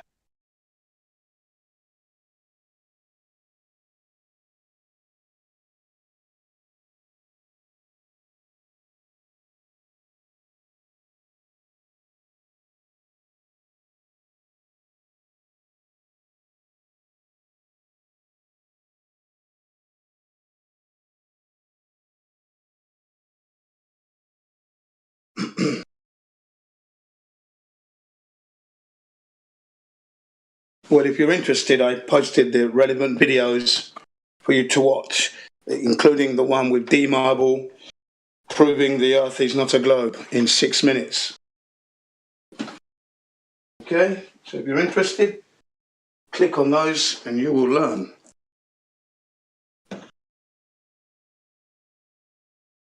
You will learn. Yeah, that's one of the things that I like. That I like about flat Earth, that it just doesn't contradict itself. Yeah. So when you're watching a video, that's one of the beauties about it. Yeah, the beauty is in it. The beauty is in its simplicity, even though it is complex. The flat Earth, that is, in the way that the Creator has created this Earth, all the animals, all the living things. Complex that they are, but the land itself and where we live is simple to see and understand. Yeah? Amazing. The ball, on the other hand, is nothing but confusion, headache, stress. Yeah? Things don't make sense. Things contradict. Yeah. But it explains everything perfectly. They put so much emphasis on space, man. And they don't put so much emphasis here in the land. Right. So true. Yeah, because you see how a lot of these people that talk about the globe, they want to talk about it like they are in a third perspective or some sort, like they're away from Earth, and they want to explain everything from a point of view that they never been at. And they're gonna say things work like this if you go to space or blah blah blah. But right here on the ground, when you're grounded, you experience things the way they are, and you just embrace it and take it and accept it for what it is. And if you have to test things and do observations and grow from there, but you're not trying to put your opinion into reality, because even my opinions or whatever I believe is not going to change the way things actually are. So that's what Flat Earth tries to shine upon. That is flat Earth, isn't it? That is flat Earth. It's the integrity of where we live. Yeah. They can't talk about reality, though, or else they're going to blow their fiction of their globe. So they got to talk about space fantasies and stuff like that. Yeah. And also, Lionel. Yeah. if you look into the history of where the globe came from, then you'll understand all the lies, how they create the globe from nothing, So you have to look into the history of it, like the Greeks. Then the Catholic Church, that kind of history, and you'll understand where it came from. That's right. I mean, Copernicus, 479 years ago, before he died, he didn't want to present his solar system thing because he didn't have any confidence in it. He didn't verify anything, so he wasn't willing to promote it or present it. But as soon as he died, those powers that shouldn't be got hold of his material and presented it to us. As this is it. This is where we are. Heliocentrism. Yeah, just watch your definitions too, because you could be like, oh, they went to space, and then it's like my wife can come through the door. It's like, hey, can you make some closet space for me? So you got to make sure you know what your words mean too, buddy. Yeah, absolutely. We all know that in the context of that flat Earth versus globe, space means outer space, so they get the gist of it. Yeah. You got to be careful though. Who's we? Who's we? Yeah. That's right. I was going to mention that we thing that the heliocentrists usually mention, especially like Professor Dave. He's always there, but we've done this thousands of years. You're going against thousands and thousands of years of science, and we. Like gravity as well, right? They only hijacked it, after like Newton died, like after 200 years or so after he died. So, it wasn't accepted straight away. So, you have to look into the history of these things. That's right. There is a in his book there where he doesn't agree with the mass attracting mass theory, and he said it was absurd to even think of that. Don't call my name. Don't ascribe that to my name. This is Sir Isaac Newton, the man they credited of discovering gravity. He didn't agree with it. You see, when I heard that shocked me. I thought, well, if it's coming out of the horse's mouth, what the hell are they doing saying that he agreed to that theory? Just mad. Well, gravitas in Latin means to have weight. So yes, what it meant was that you saw the apple falling. The apple had weight. It weighs more than the air, heavier, medium. Yes, surrounding it. So it fell down. Yeah. As simple as that. That's right. And the reason it fell down, one, because it was ripe. It's ripe. It's a signal that it's now time to go apple picking. It's time. Okay? And of course, like you said, it's heavier than the medium that it was in. That's why the apple dropped to the ground. Naturally. Jin CBR. Yeah. That video that you posted, I just watched it, and I'm buffed. That's just I wouldn't have thought that their model is so inconsistent, especially regarding the sunrise or sunset. I mean, sun coming closer or sun going away, but on their model they call it this way. It just amazes me how simple it actually is in a day of age that we live in to just prove that whatever they're claiming is completely nonsensical. Yeah, absolutely. Like it's so simple, isn't it? Yeah, I highly recommend everyone, if you have not seen that video yet, these 6 minutes, it's worth it. Yeah, oh yeah. This is another thing. Another thing you're going to find, okay, is that the flat earthers back in 2015, 16, 17, 18, the content producers, those like D Marble and alike, have produced so much good material that even themselves, they're thinking that material today, it's too old. Wait, Jin. Yeah. Go ahead. D Marble came on the scene like 2017. He wasn't there from the beginning. No. I know he wasn't there from the beginning. Absolutely correct. I was just saying, though, that the material that was produced by the Flat Earthers from that period through the dates that through the time period that I mentioned, okay? So D Marble came in 2017, but content producers were producing in 16 and 15, okay? What I'm trying to say is that the material that they produced back then, some of these Flat Earthers are thinking that it's old stuff. No, it's not. It's not old at all. It's the truth. The truth can never age. So if you put out a video like what you just watched, 6 minutes, that video is forever, because there's going to be people coming along who haven't seen that video that need to see it. You see? So it's never going to age. It must always be left up, and not to worry. That's what I said to Robert Pisano, because he produced some really good stuff. Planete Veritas is his channel, okay? And he's got Planete Veritas 2.0 or 4.0, because his channel was taken down once or twice. The thing is, when he came back from a 3-year study, he was doing some kind of a degree or whatever he was pursuing, okay? And he left for 3 years. When he returned, he was like apologizing for uploading old videos. And I had to say to him, look, the fact that you're uploading these videos is fantastic, because there are new people coming in that need to see this stuff. So my point is this: don't worry about how old a video is. Watch it and watch it again and again and again. Remember, they do reruns in Hollywood, do they not? They're doing the rerun and the brainwashing all the time. So, there's nothing wrong with watching a video from 2015. Hey, bro, hold on. Don't move on. Don't move on yet, okay?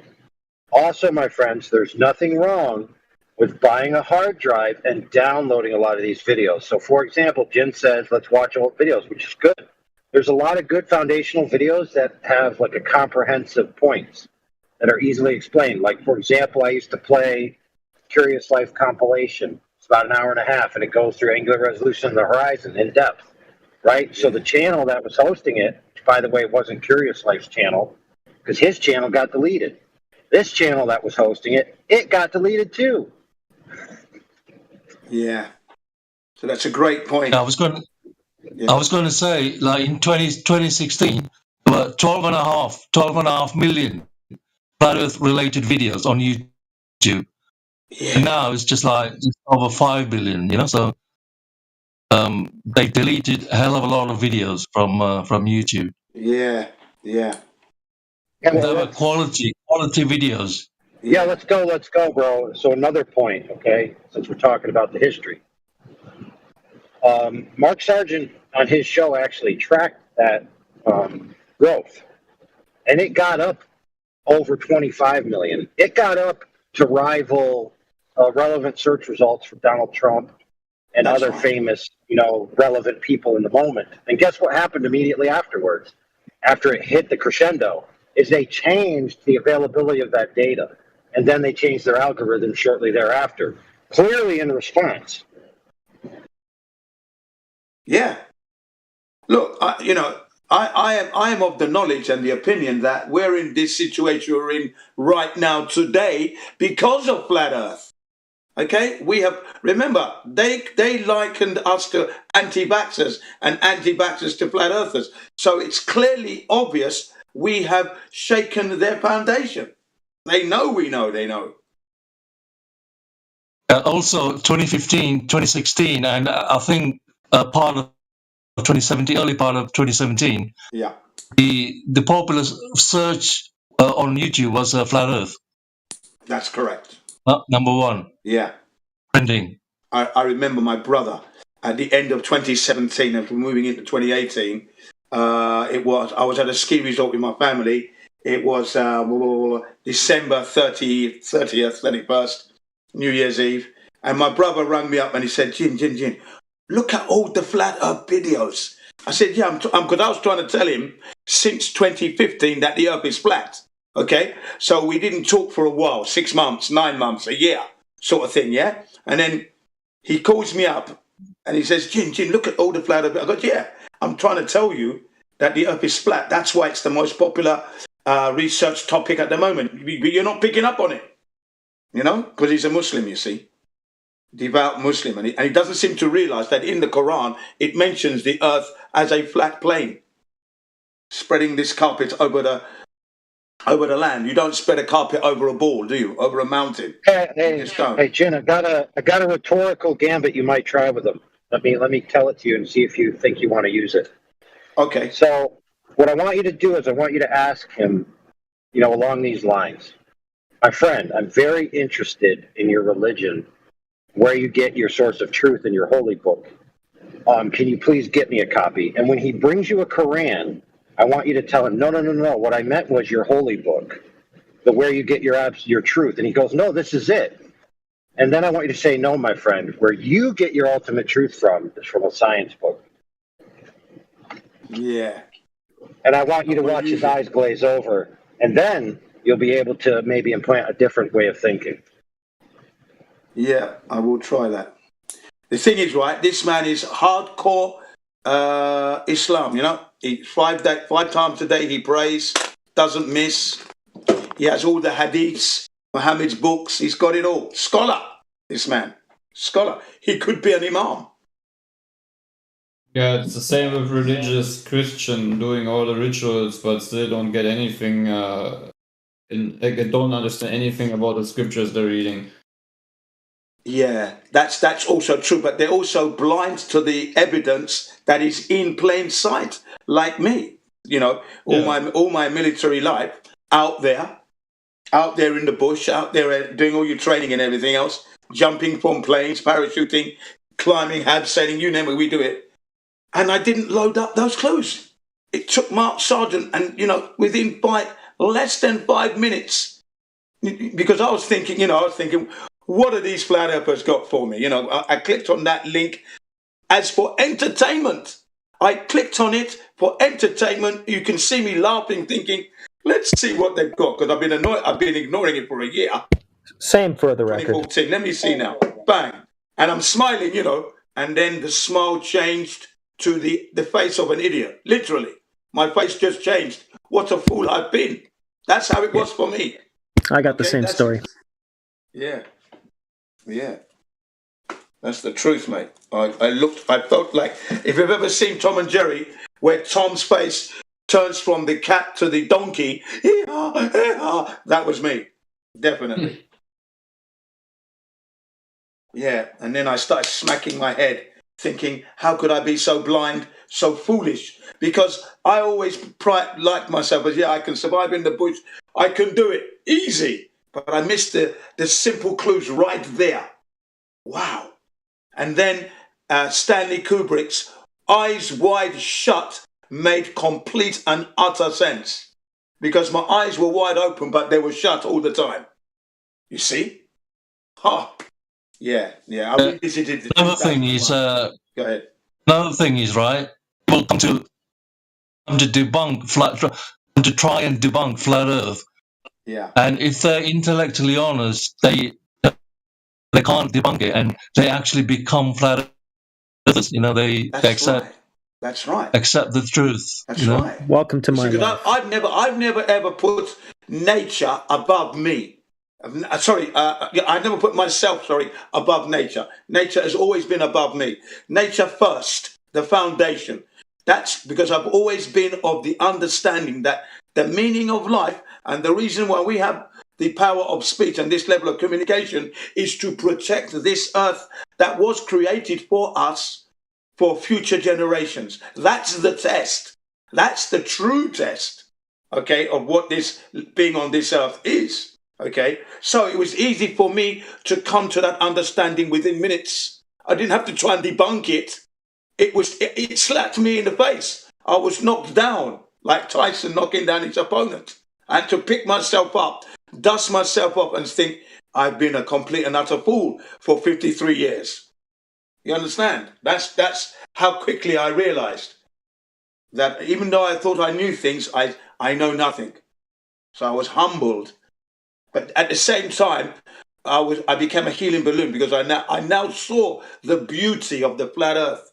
I instantly wanted to fly across it because I knew I could just go at warp speed and not collide and just enjoy that flat expanse. What a design. And J. Tolman Media One, when you look at his infrared shots, they move you. They moved me to see the expanse so flat. That was my image when I became a flat earther back then. And in J. Tolman Media's videos, yeah, what a man that guy is with his infrared shots. Yeah, like I was saying earlier, that's because like you're intellectually honest. You know, you weighed up the all the evidence, and you thought to yourself, there's absolutely zero evidence for the globe. That's correct. It's correct. It's not even that. I've never experienced the globe because I've never seen curvature. Okay, I've never been upside down on this globe when I've travelled on it. You know, the aeroplane has never followed the curvature of the Earth. I've sailed from England to Nigeria, okay, for 2 weeks on a ship called the Oriole with my family. That was back in the 70s when NASA was going to the moon. In fact, NASA went to the moon on my birthday, November 18th, 1969. There you go. Because they did 2 missions that year, would you believe? July and November. How they managed to get the rockets ready and get everything ready, amazing if they did it. Which we know they didn't, right? But November 18th, they went off on my birthday. So I'm really connected to the damn bloody missions, believe you me. All they had to do was go to the nearest TV studio, you know, and film everything from there. Oh, well, that's what they were doing, of course. Stanley Kubrick was the director. He was No, bro, they didn't have the tech to make movies in 1969. It'd be easier to go to the moon than make a movie. Occam's razor says they went to the moon. That's amazing, isn't it? Yeah, it's true. So yeah, man, there was no way I could. I didn't even want to attempt to debunk it because the videos that I watched, I realised that I hadn't lived the globe.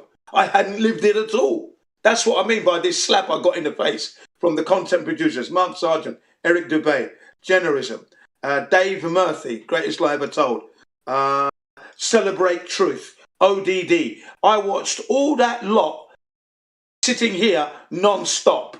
Because you know you have to cross-reference everything. And I went, bloody hell, it's flat, isn't it? Wrote it on the board for my students who are going to be returning January 6th of 2016. So I wrote it on the board. This is Boxing Day. Boxing Day, December 2015. I'm writing on the board. What is the shape of the Earth and how do you know? Ready to go when the students came back. And my children, I went upstairs after watching maybe 8 hours non-stop. I went upstairs and I got the kids, sat them down and said, you know, what's the shape of the Earth? And the rest is history, you know. And then when we went on holiday, we did our experiments, you know, our observations, our tests. Spirit level on our smartphone devices. Let's see if the plane follows the curvature of the Earth. We know it's not because they already knew that the plane does not follow the curvature of the Earth because I asked them to take the toy planes that they got from Nippon Airlines and JAL Airlines. They're gone, right? Show me how the plane takes off and flies and lands. And they didn't show any curve at all. So there you have it. They already knew, kids. My kids already knew from their travels. So they truly know the Earth is not a ball. Very early in their lives. So happy. 53 years it took me. Oh, shameful.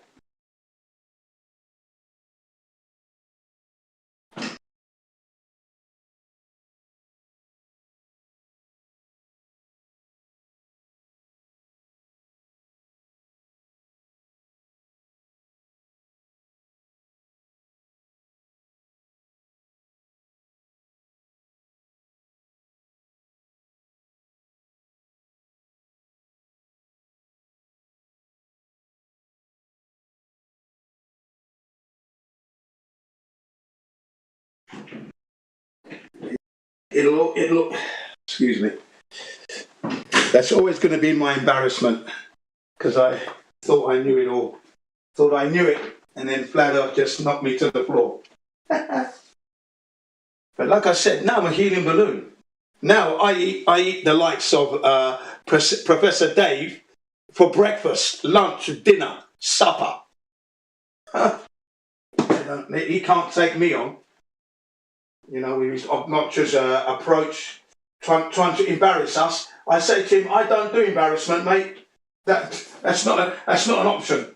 You can say whatever you like. You're always like a 6-year-old. That's right, because understanding the flat Earth is child's play. A child can understand it. That's the beauty. So yes, if I appear to be showing the intelligence of a 6-year-old, it's because that's all it's necessary. It doesn't require a degree, a doctorate, a master to understand, a diploma of any kind to understand that the Earth is not a spinning ball.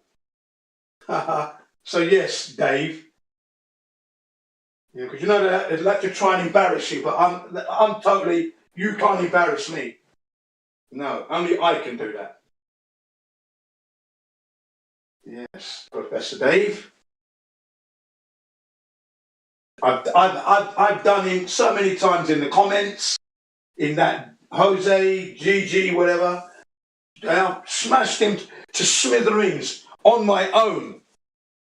No one else, just me, him, and the rest of the mugs in there. Destroyed their server.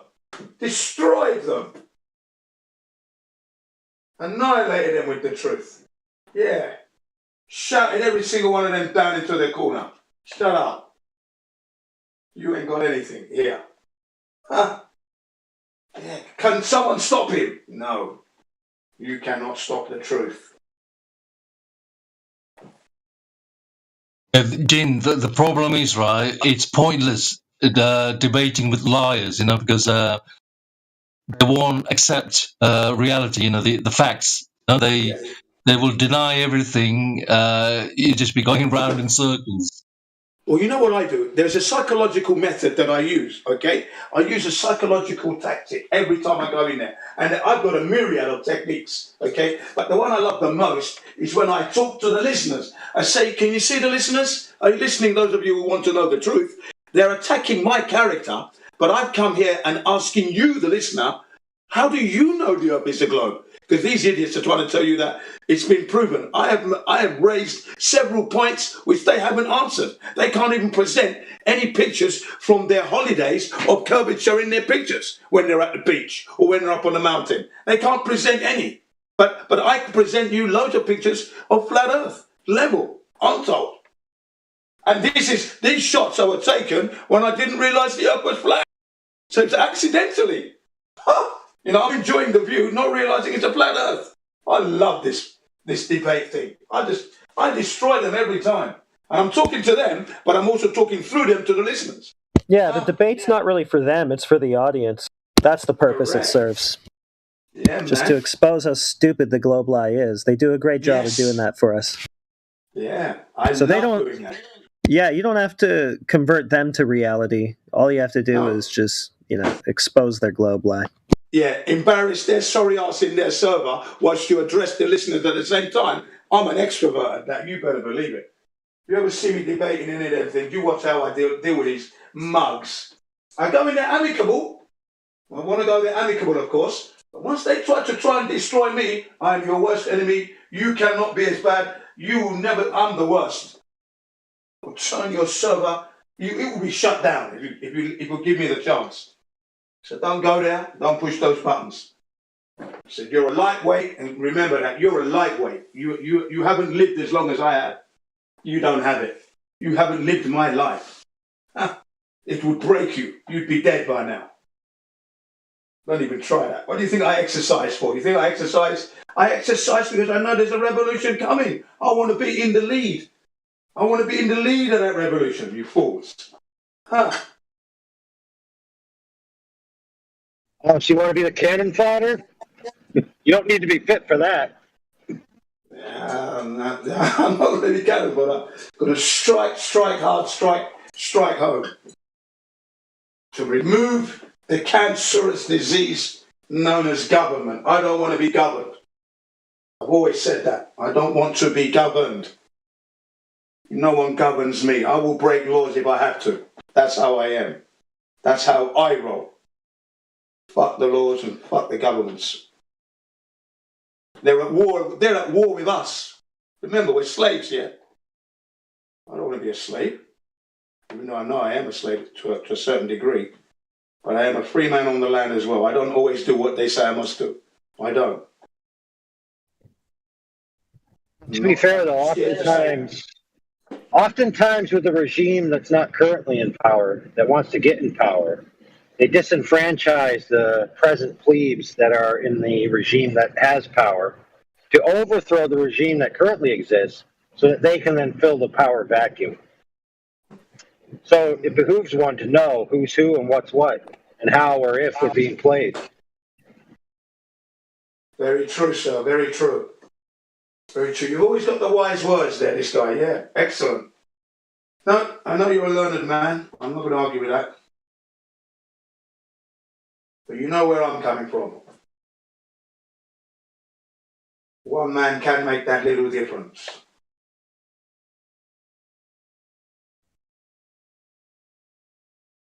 Yeah, so that's the beauty of the flat earth truth, man. You know, it just releases you from all that globe nonsense. You know, you ain't got no baggage now. You know, you don't have to, you know, you laugh at these people who call themselves reporters and they're getting killed. Yeah, really? Did he really die? Really? Couldn't give a shit. Good luck. You weren't telling the truth anyway. The illegal wars that are going on, that they planned years ago, whilst they have a treaty. They have a treaty known as the Antarctic Treaty, but yet they're busy fighting. Really? Honestly. Absolute ridiculous. Hypocrisy.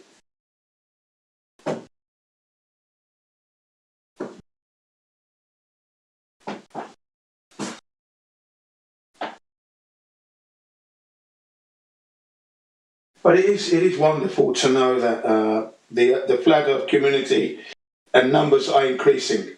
You know, 2 blockbuster videos out this year already. Last year, August, in Japan, where I'm talking to you from now. 3 new books published. 2 in Japanese, 1 in English. Fucking brilliant, man. So the Japanese are coming up to speed now. Coming online with the flat earth truth. I started the debate off in the University for Science and Physics through one of their students who was learning English with me here. I explained to him the earth is flat, blah, blah, blah. In 2017, I'm telling him the earth is flat. He goes off to university. I see him in 2018 at my children's sports day meet. I ask him, how's it going at school? How's it going at university? Oh, it's going well. Have you spoken about the flat earth yet? No. I said, what? Why haven't you spoken about the flat earth? Is the earth flat or not? Well, you're in a strategic point to start a good discussion. Start talking, don't waste time. That means what I taught you was a waste. Did I waste my time teaching you this stuff? Well, get on with it then.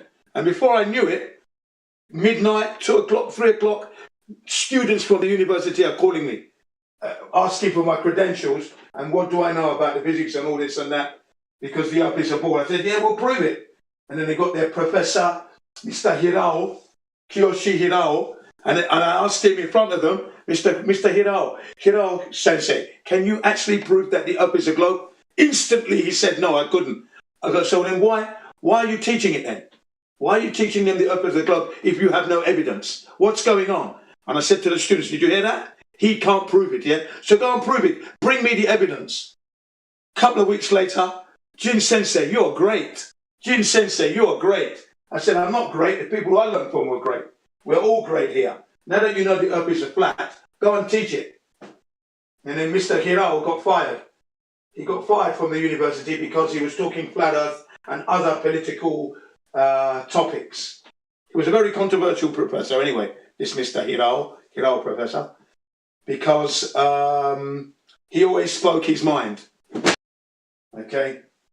And then they were discussing flat earth for a good year. And then he got the sack from his job. He's, I think he's about 68, something like that now. He's got cancer, unfortunately. But then again, he had a bit of a rough lifestyle. So it doesn't surprise me. But I said to the professor, I said, you know, what's your legacy going to be? I said, you know, you've made a mockery of life. You've confused a lot of students out there, a lot of people out there walking around thinking they're on a globe, and you never had any evidence. Is that going to be your legacy? Life is just a joke, is it? Yeah, man. Put them in their place, professors. I shit them down the toilet every day. Talking about. Professor Dave? Fucking comedian. But that's what happened to me anyway, you know, here in Japan. Jen, aren't you a professional teacher? Say that again, please. Are you not a professional teacher? Yes, I am, yeah. Okay, so when somebody fills in classes, right, at a university or community college for a period of time, right, while they don't have an acting professor, does that make that person the rank of professor? Well, no, it doesn't. No, not in my book. It should. No, you're correct. It doesn't. Yeah. So no, all you Globers who think Professor Dave is a professor because he filled in classes while the actual professors were an interim, you guys need to go, I don't know, read a book or something. Thank you. Exactly. Yeah. Yeah. So, yeah, no, Flat Earth is not going away anywhere at all. Where are we? We're in May, yes. So this year, Flat Earth Banjo, at the beginning of the year, January, he's telling us that 500,000 new Brazilians joined the Flat Earth community in Brazil this year. Flat Earth Banjo. This is coming on the back of last year. He released a book on flights, 16 emergency flights that prove the flat Earth, okay? Disproves the globe. And then two other Japanese people or persons who heard about the flat Earth were motivated to go and produce a book. After listening to Flat Earth Banjo and looking at all the information, they were motivated to produce books. Two individuals from a place called Aichi Prefecture. Brilliant, you know what I mean? They had the power and the capabilities to produce the book, and they did. They're in the bookshelves, in the bookshops now. Hopefully they'll be selling like hotcakes. Yeah, man. So we're coming. We're coming, man. We're not going anywhere anytime soon, man. We're here to stay. This is the real life. It's just taking a little while. That's okay. People are coming along slowly. Slowly but surely. Slow and steady will win that race, as they say. Because I was busy flying around, I missed the flat Earth. My eyes were wide shut. All right, not anymore. That's why Stanley Kubrick is my favourite film director. Number one, top of the list. Stanley Kubrick, number one. I don't have many film directors that I like. The other one that I did like, that was number one before him, was Oliver Stone. Okay? Oliver Stone was my best film director, favourite, because of what he did with the Kennedy movie, JFK, and Hugo Chavez interviews and things like that. So I did like him, but as soon as I became a flat earther now, and then realised through the moon landing research that I did years ago that Stanley Kubrick was responsible for 2001, and every movie that he produced was an underlying message. Look out, watch out for the elite. You know, the earth is not what you seem it is. Okay. And I missed all those messages. Well, there you go. That's why I put him on top. What a man he was, Stanley. Deserving of being, it is said that he is the best film director of all time, and 2001 A Space Odyssey is the best science fiction movie of all time. If that's the case, wow. He deserves that title. So, Flat Earth, we are leading. Don't worry, we're coming, mate. They know it. We're going to beat this pandemic because the Earth is not flat, they said. Cheek.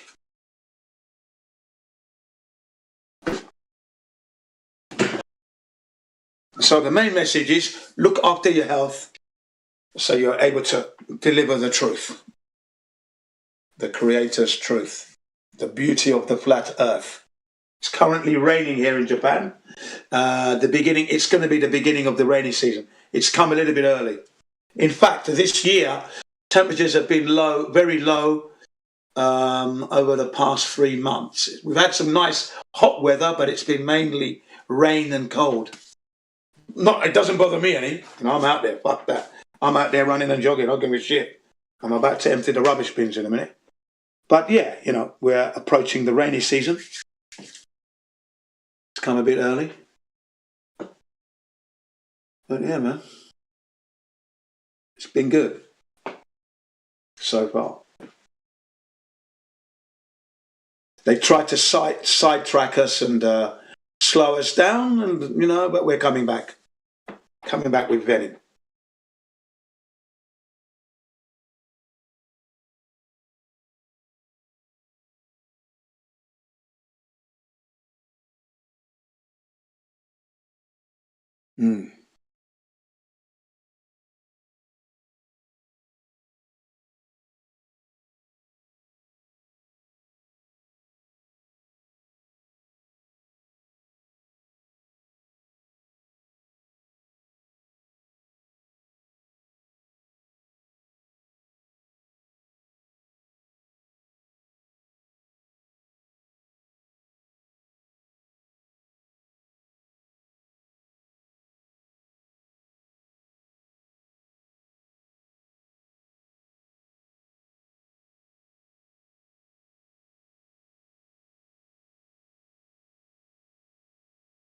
That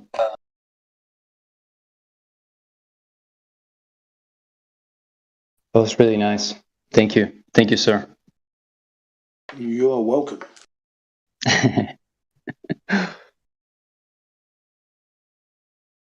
So I can't believe you're in Japan, right? Yeah, I'm in Japan now. It is now just coming up to 8 minutes to 6 in the morning. So I've been up since 3:30. What? Yeah, make sure when you speak to Jin, you address Jin, you say Jin Sensei. Yeah. Jin Sensei desu, yoroshiku onegaishimasu. Yeah. But yeah, it's nice. I'm always up early anyway. Yeah. I do have a nap occasionally in the afternoons because the afternoon is quiet for me. So I take a rest then if I do. But I'm up during the night because I'm on certain servers, so I like to debate there.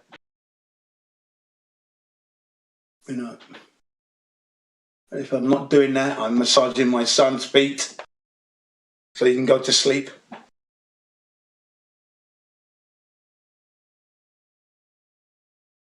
Yeah, and then I might be talking to my brothers who are in London and other members of my family in the time difference. So that's how it is. Jin, that's a good activity. My father used to do that to me and my brother, and I do that to my children, and they like it. Before going to sleep, also my wife, she likes massage, and they feel good. They feel good, and they go to sleep happy. Yeah, that's right. They go to sleep happy and peaceful. Yeah. Yep. Yeah, I get that.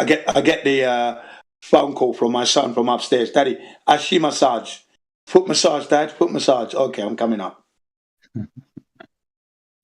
It's a family activity. That's great. Oh yeah. That's always going to be there, isn't it? Really. Instead of massaging the phone or the computer. I had to make them understand, this crazy last 2 years with the needle that we don't need. So I explained to them clearly why we don't need it, and they understand. They understand fully.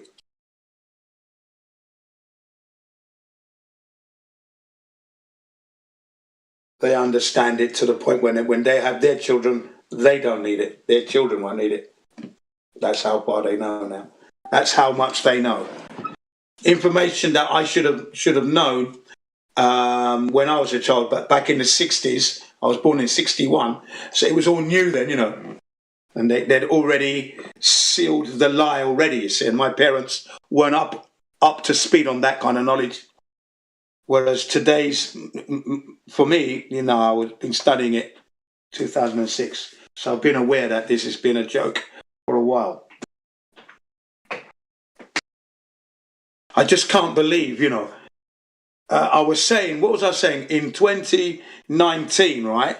I was saying, I wonder what stupidness is coming to get us. You know, what kind of scam is coming, is what I said, right?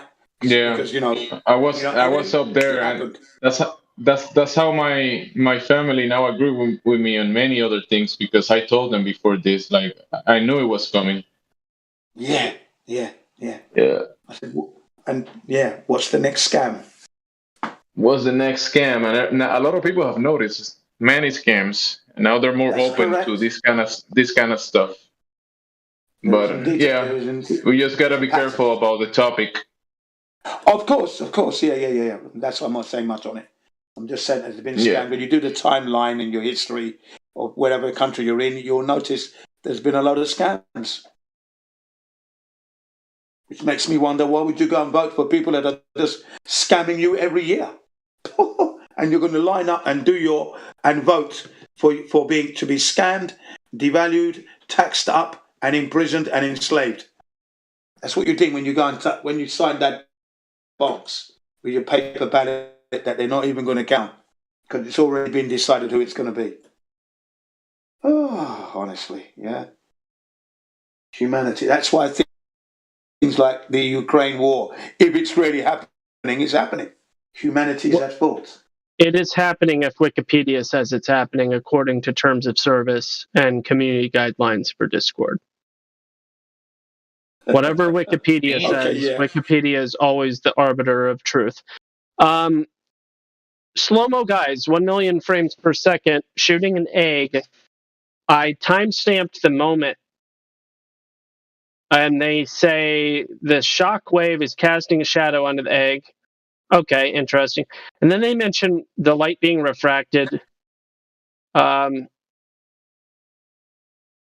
interesting. I don't know. I want to know. This was only at 100,000 frames per second when they were making these observations. But there's a leading shock wave in front of the bullet.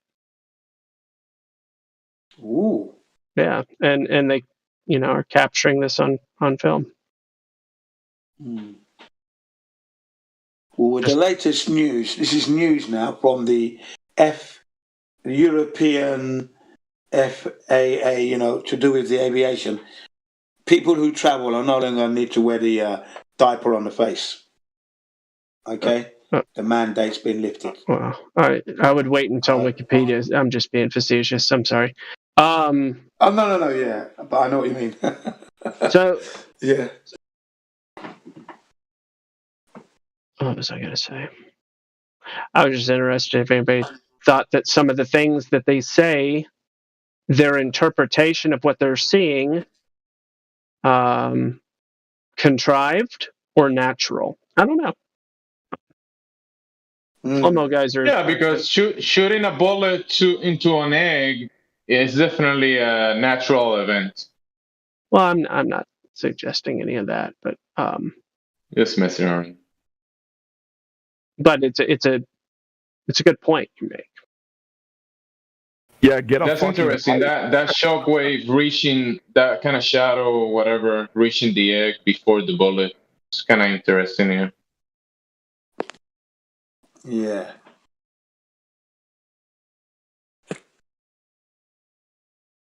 Work your 9 to 5, come home and watch people shoot eggs. Why not?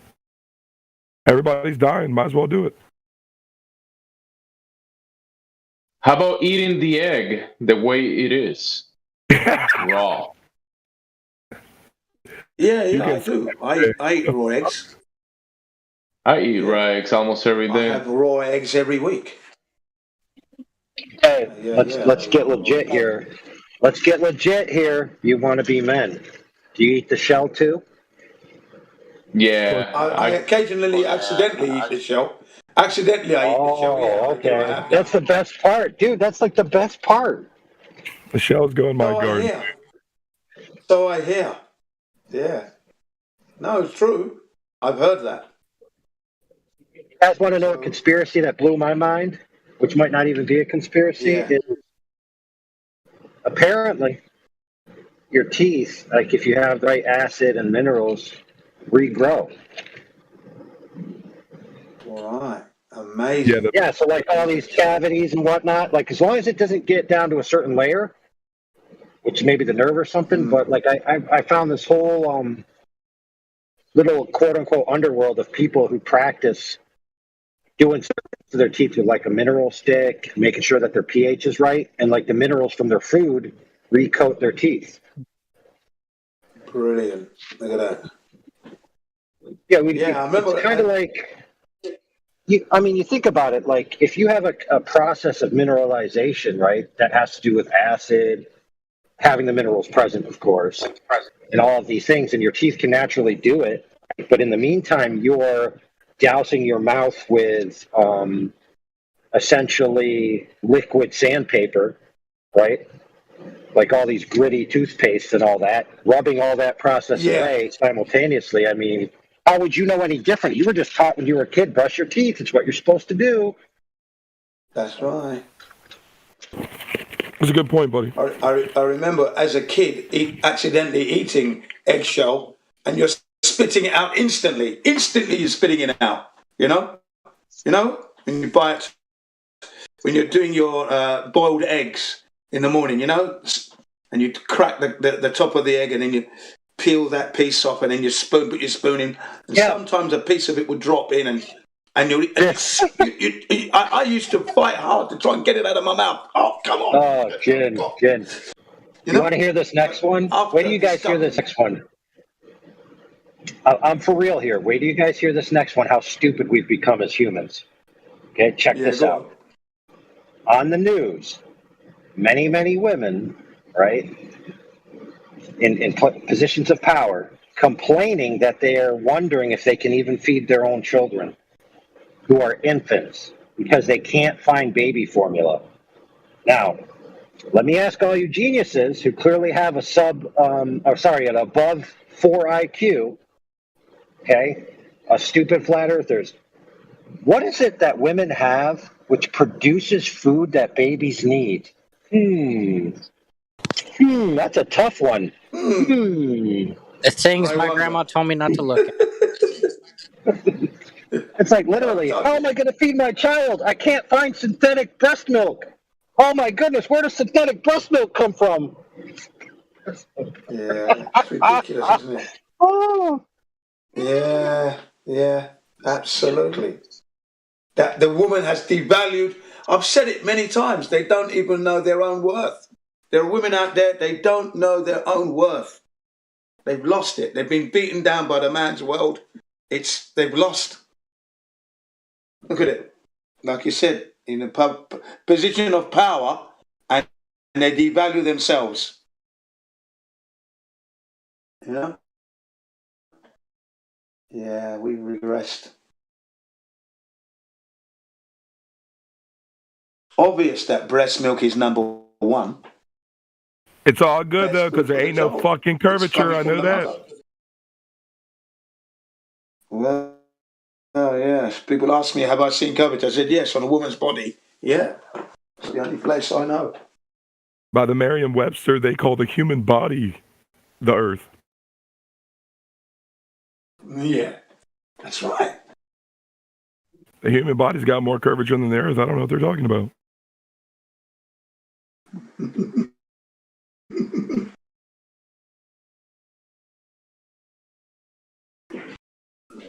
Yeah. So go back into the past.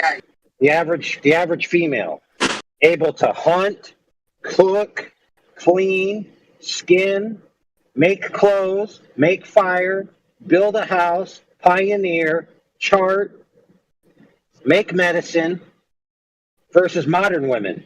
Don't even realize that breast milk comes from breasts. Oh my God, have mercy. Yes, and clearly, and these people believe we're evolving into an advanced form of meta-intelligence.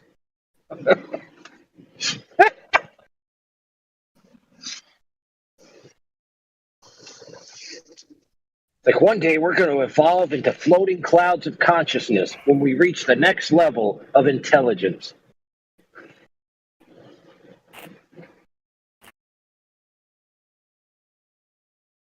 Meanwhile, people think level means curved, and breast milk comes from factories.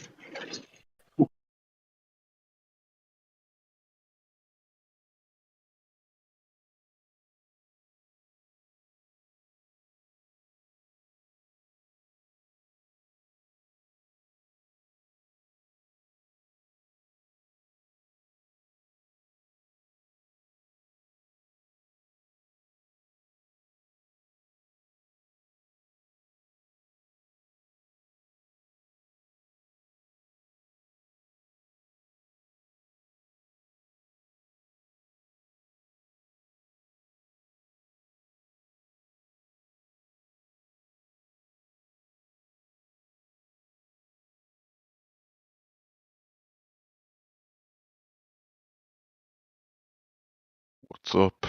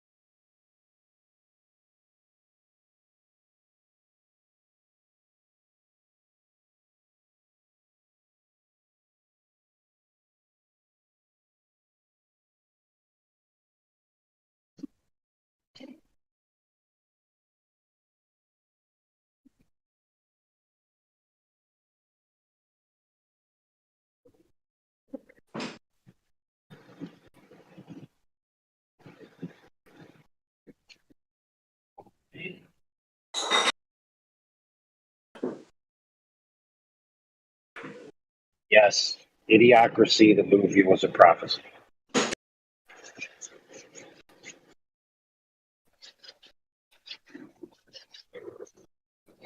It is.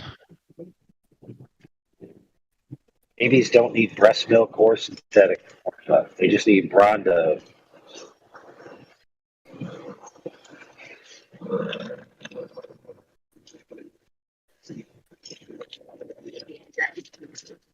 Which company is taking the place of Brondo?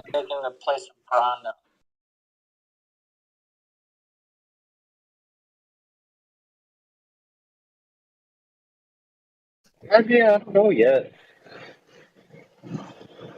But you know what? There is a ubiquitous ingredient that's really not that good for you, that everyone consumes, even though it's essentially toxic and metabolizes as alcohol in children's livers. Anybody know that one? What, Sugar? Oh, yes, a certain form of sugar, high fructose corn syrup. Nice. It's in everything. Yeah, great. Try finding something like, here's a challenge. I mean, it's not absolutely hard if you go to certain stores, but just try going to a general store and finding something that doesn't have soy or high fructose corn syrup. It's a good point. Or I canola actually was oil. shopping for butter. I was actually shopping for butter, and the first ingredient was soybean oil. And I was like, where's the butter with cream in it? Like this isn't butter. Yeah. You're like, doesn't butter come from cows? Doesn't butter come from cows, not soybeans? Yeah, who came up with this shit? Yeah, then you Doesn't went to get a chocolate steak, milk come right? from? Mystery. Doesn't chocolate milk come from brown cows? Glober logic. Yeah. I think the next thing they're going to come out with is, I can't believe it's not soybean oil. And then it will be Dude, soybean that's actually a pretty good one. When really all of it is just butter. So that's actually a good product right there. Instead of I can't believe it's not butter, it's I can't believe it's not soybean oil, but it's just a tub of butter. Pure. Yeah, and it's actually real 100% butter. natural. Exactly. It's $1 million idea. Or it is just soybean oil, and that's why you can't believe that it's not.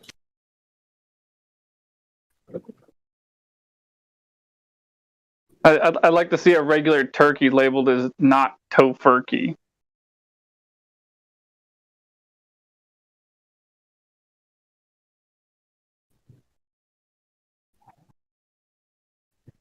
It's really weird how they have like these names for some things that are like plant based, like soy based, canola oil based, or coconut oil based with like soy protein isolate or pea protein. They just like have all these weird and a bunch of like fibers of different sorts mixed in there. They have all these odd things, and it's just so crazy the names they give them. I took a picture a few days ago of one of them. I'll see if I can find it and post it.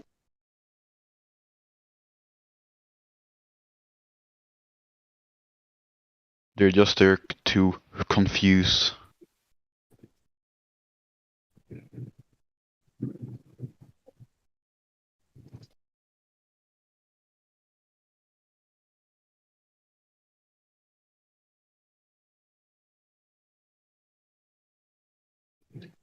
Interestingly enough, though, I did went to college with some exchange people, and there where they came from, that stuff's banned. Like, you're not allowed to have high fructose corn syrup in anything. That's like a public product, like any commercial product, stuff like that. They don't have it at all because they basically recognize it as toxic to the liver, especially for children. It's like all this stuff we have here, candy, soda, that's targeted and advertised to children. Like over there, that would be a crime. It's like you can't give kids alcohol, right? Because of the damage that it does to their body, and it's illegal. But you can give them something that, in the form after it hits your metabolistic processes, becomes alcohol, and in some ways is even worse for your liver than just pure alcohol.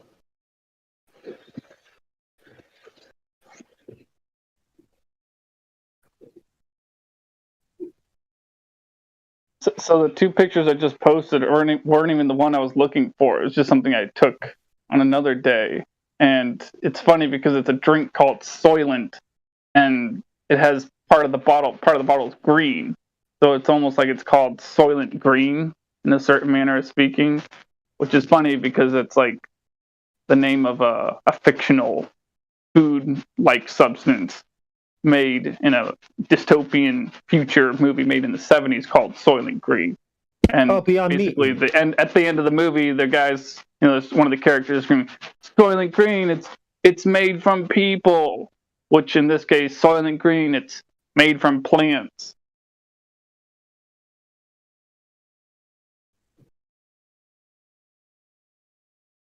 Yeah, I don't eat Beyond Burgers. The interesting about cannibalism is that for some reason, if the protein hasn't been post-processed, like, your body decays and then little critters eat it, they poop it out, and it becomes part of the plant, and then another critter eats it, and then you eat the steak, that's fine. But if you eat it directly, there's supposedly something in there called prions, which work their way through your system and attach to your nervous system and disassemble your nerves and your myelin sheaths, right? So essentially causing you to have severe brain issues, which causes a disease called Kuru, which makes you act stupid, not be able to stand up straight, shake, slur your words, very similar to how Hillary Clinton acts.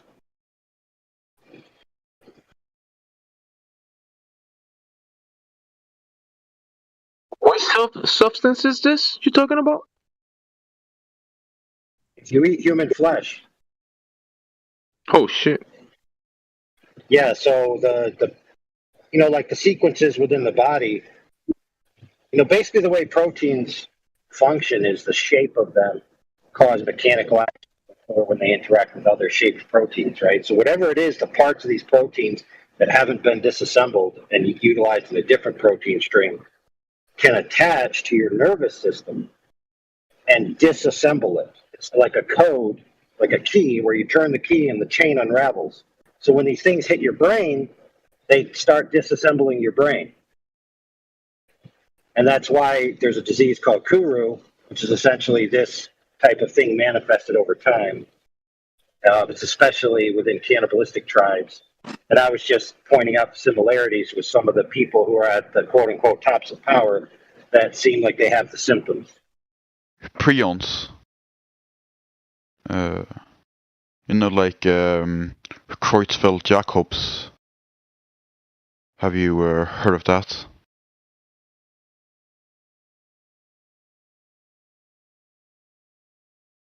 Do tell. All right. So If you eat the humans, you're gonna run out of humans.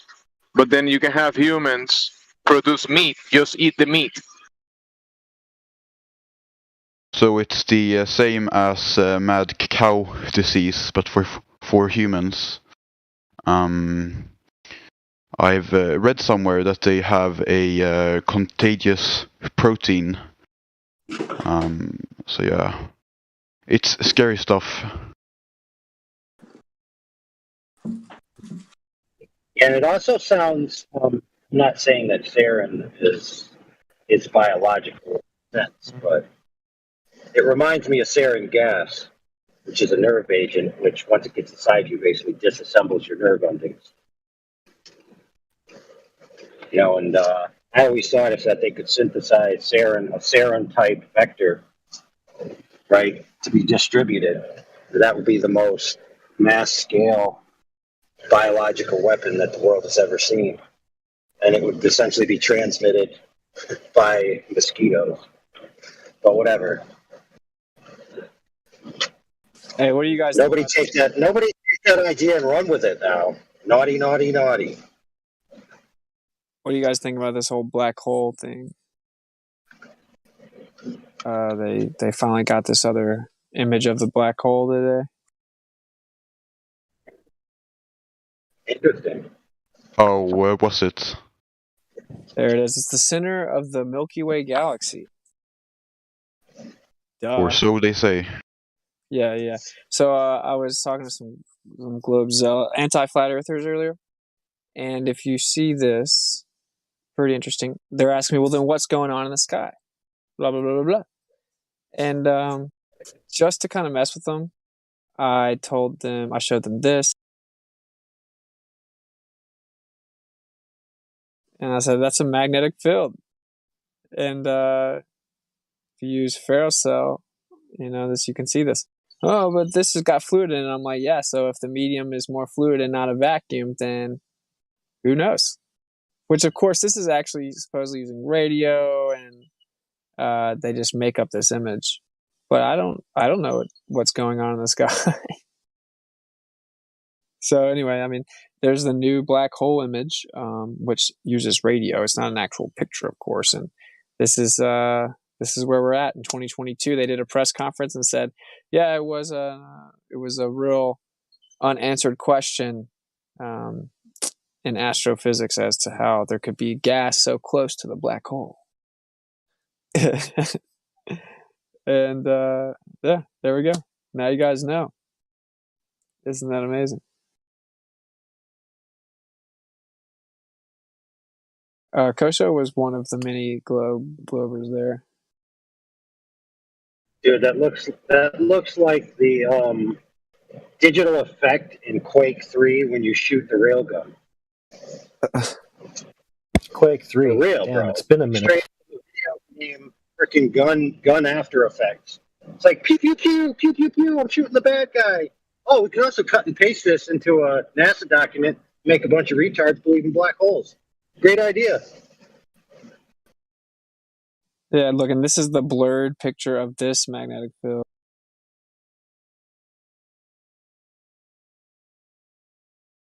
Because it is interesting, right? Because I was just kind of playing with them. I'm like, so technically, my idea, just saying that this is got some validity to it at all as to how you even came up with this image in any way.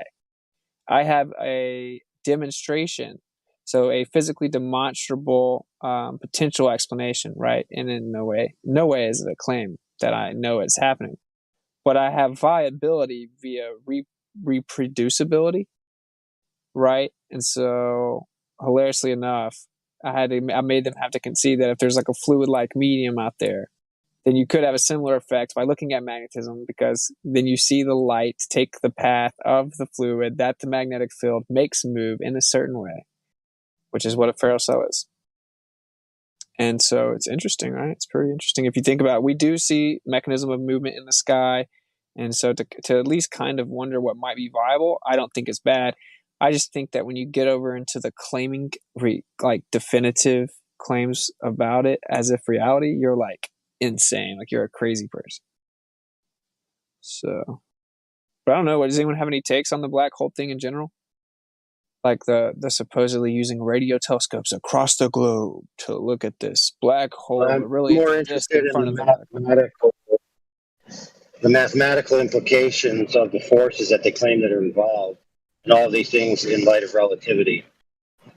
Which I have a video which I'll put up here in a second. Which basically, the claim is that if the math plays out, then that basically means that there's zero mass in the universe or only one mass in the universe, which both seem to be improbable. So it's a very incoherent assertion, all of these things that are about how black holes work.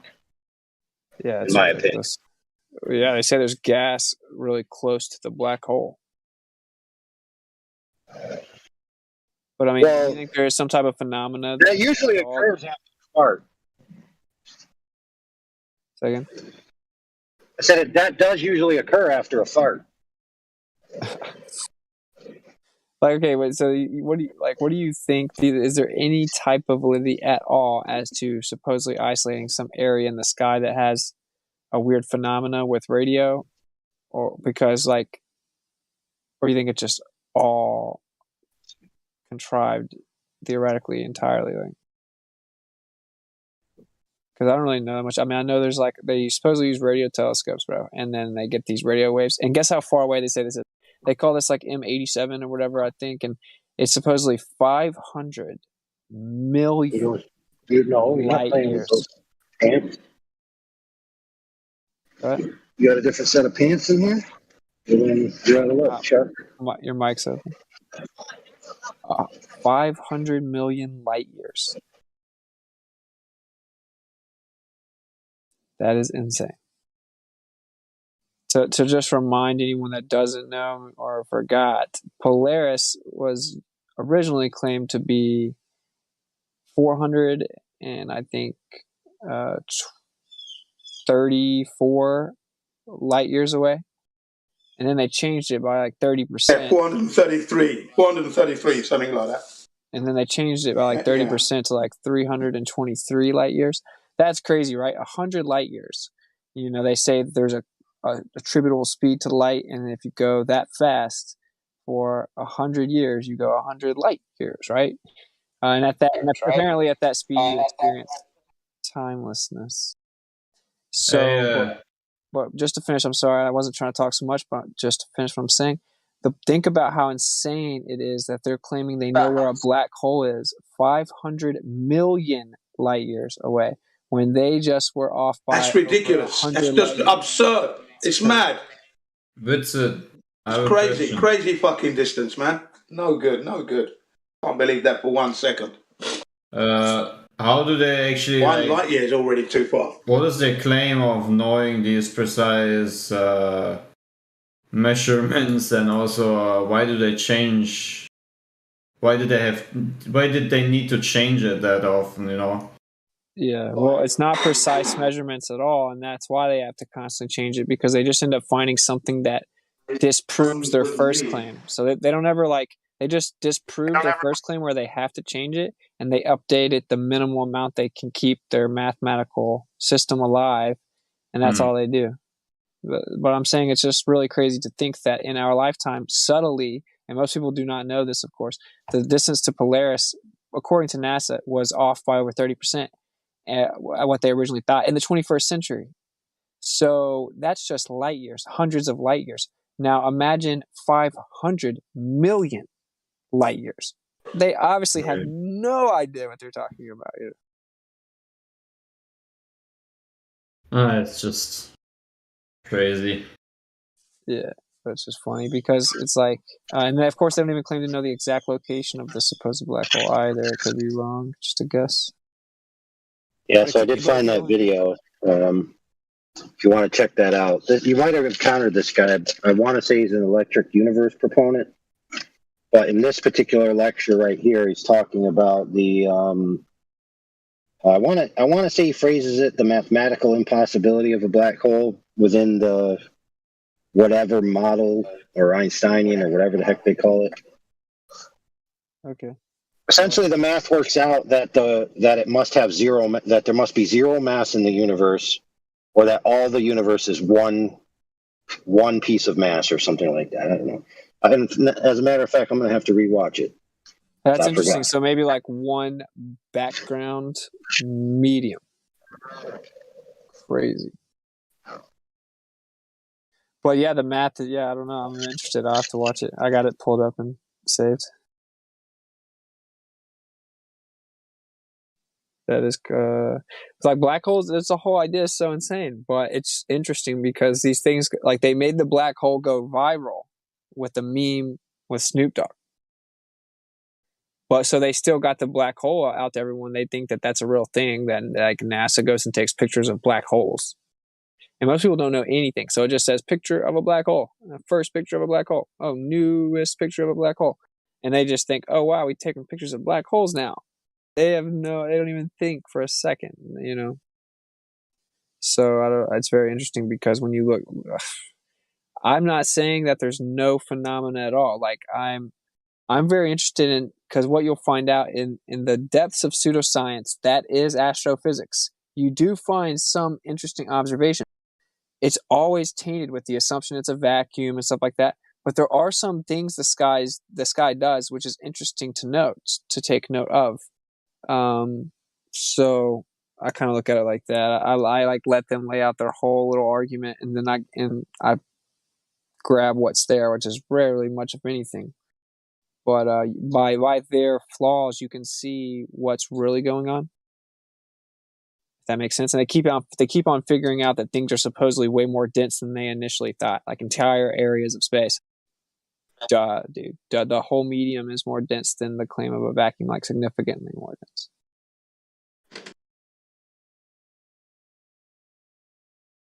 Allegedly. So I don't know. I've never actually been there, but my point is just that it's the only viable option. It's this, we have to admit that that's a good argument to have. Like if you're like acknowledging an antecedent relationship and you're like, okay, so based on this antecedent, this is the only viable option that can be put forth. All someone has to do is bring another viable option to the table to prove your claim wrong. So that's very strong. That's what we do with gas pressure. So anyway, bit of a side right there. Do you guys think it's interesting the idea of the magnetic field has like a black hole in the middle of it, meaning like an actual hole that's black, like literally what the words mean, like a hole in it that's black. And yeah, it looks very similar. And then when you blur it out, which of course they don't even claim these are high quality images. Come on, right? When you blur it out a little bit, it looks the same. You don't get to see the magnetic field with all the patterns as well. So it is pretty interesting in my opinion. Like maybe there is like very strong sources of magnetism in the sky, you know, allocated according to the will of the creator, the designer of this place. So I don't know. It's very shaky overall because it's so flooded in pseudoscience.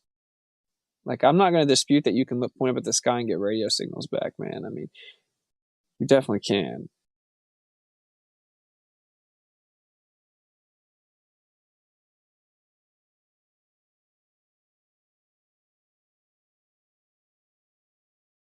Interesting. Humans are so dumb, man. Like, just say that there's a fluid-like medium, and thus you can see parts of the magnetic field because of the medium.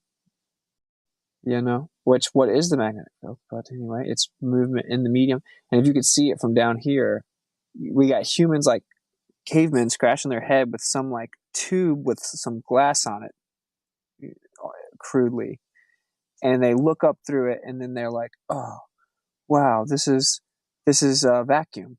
Like this is nothingness. This is empty nothingness with light in it." Really stupid and dumb.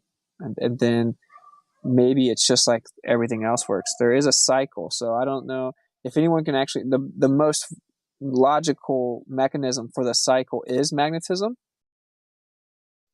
I don't even know another one that exists. They claim one, right? They claim a gravity well. Okay. They just hijacked magnetism. Because magnetism does not work with this magic spinning ball in space. Like, magnetism doesn't work. You can't use magnetism to explain it.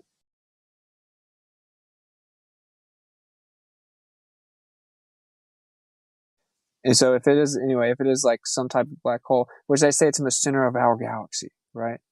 But whatever.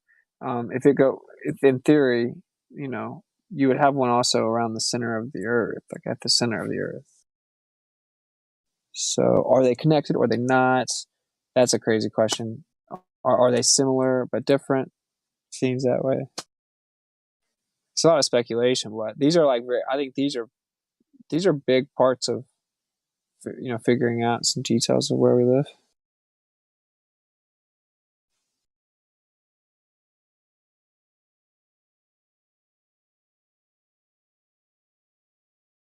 I guess what's funny though, it's like, obviously it's just pseudoscience and this picture's fake, so anyway.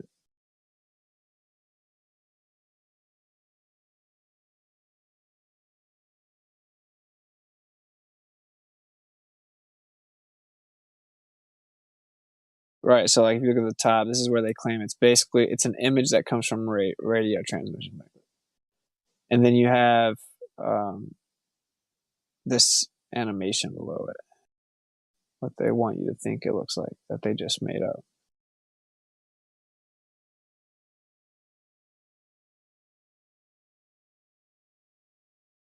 So I blurred what you sent, and it looks very similar. Exactly, yeah.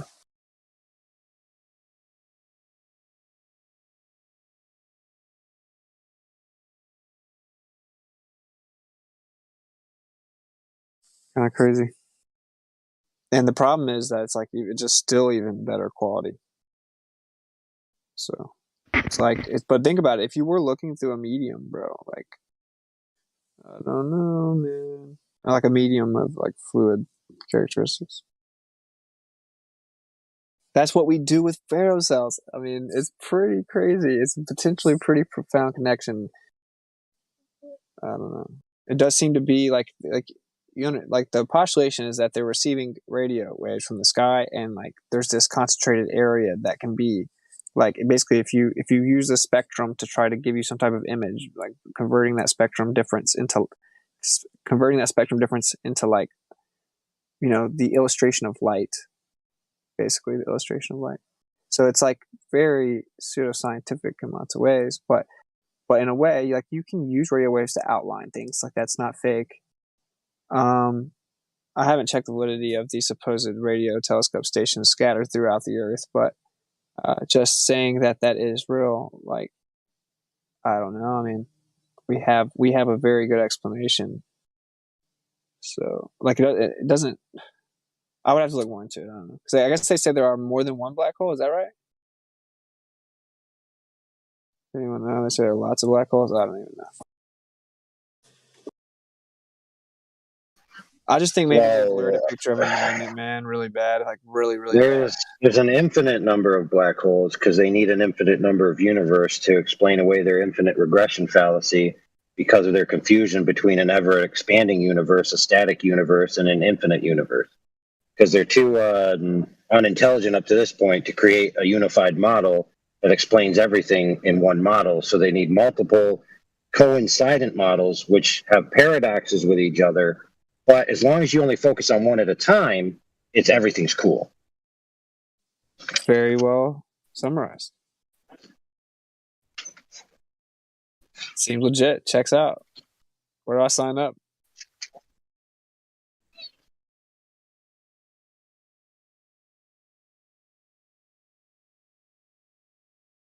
Yeah, unified theory is a very interesting conversation. Like charge. Wow, dude, I can do it with one word, in my opinion. There's a very astute member of the panel at Nathan Oakley's who solved all the paradoxes of the quote-unquote globe model, which is a collection of models which are incongruent. So it's not a unified model. But he did solve all their paradoxes for them. Right? Very simple. It's not a globe. All the paradoxes are then irrelevant. Problem solved. Solved. Touche. Like just it being stationary like frightens them. Like before we even get to the shape. Although the shape just rips the heart out from the beginning, everything is dependent on that.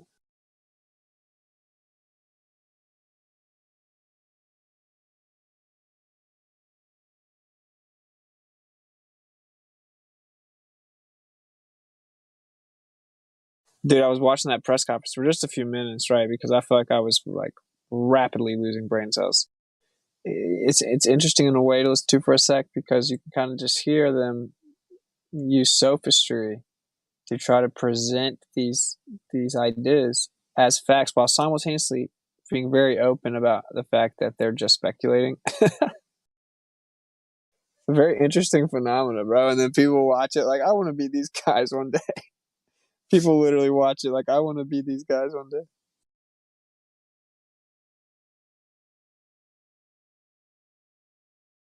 So you heard the connection between Interstellar and the black hole, right? Mm-mm. Yeah, you've never seen the movie? No. So, I mean, they supposedly hired Caltech people, right, to make the interstellar black hole, and they kind of use the same whatever program or whatever they had to do to make that the photo of the black hole itself. In the movies, they have to make a black hole. Right. So the interstellar black hole was created using a new CGI rendering software that was based on the theoretical equation provided by Thorne and a group of researchers. The new technology led Thorne to discover information about gravitational lensing and the accretion disk surrounding the black hole.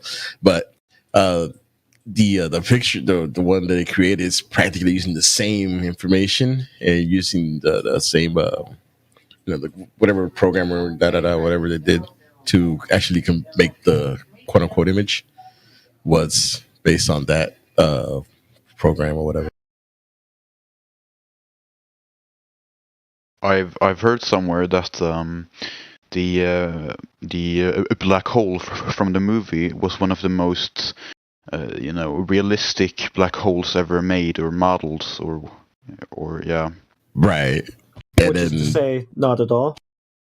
Yeah, right, but it's what they Posted a say. link on it.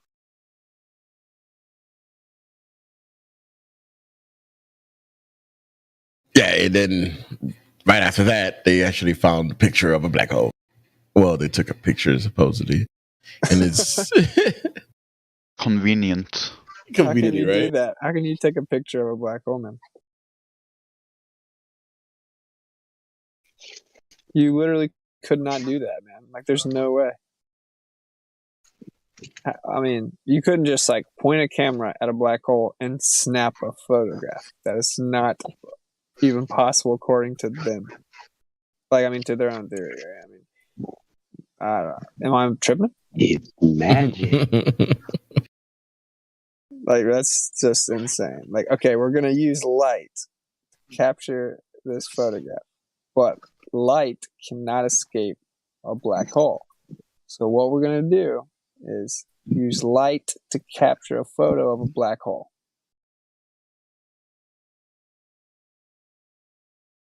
A great idea. Better yet, they should be sending some light out to hit the black hole and then come back. Yeah, you just don't understand. Well, what if the black hole is like the Jabberwocky? It's always behind you.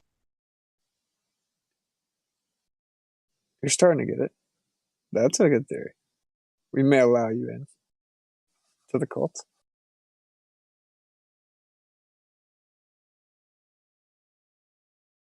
What's a Jabberwocky? It's just some creature you can't see because it's always behind you. How would you know it was there? All right. Good question. That's just as dumb as the other thing. You just don't get it. Yeah, Dude, obviously, I just don't get it. Don't you think the biggest trick ever was that they say really, really dumb things and they just sell them to everyone as if they're profound? If you're gonna lie, you gotta go big. Yeah, that People is don't believe little lies; they can fathom those. There you go. That is the trick. Like, the bewilderment is attributed to profoundness when in fact it's just really, really dumb. Illogical. Funny if you look it up, just how the movie Interstellar led to the discovery of a scientific phenomena. What? Now that's profound. That is definitely not propaganda, bro. Guys, this reminds me of when LIGO was in danger of losing their funding because they hadn't produced anything. And so they did some like software rendering of what they were looking for would look like. And then they just ran the noise levels an infinite amount of cycles until they got a quote unquote close enough match and then said, look, we found proof of something. Wow. That is legitimate. Dude, they make some crazy claims over there out at LIGO. They're wild.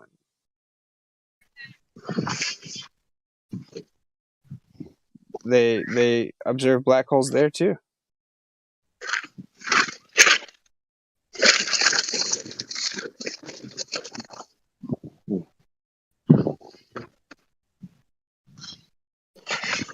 By the way, that's a good movie though. You should actually watch it if you have time. Should I though? Not really. Not really.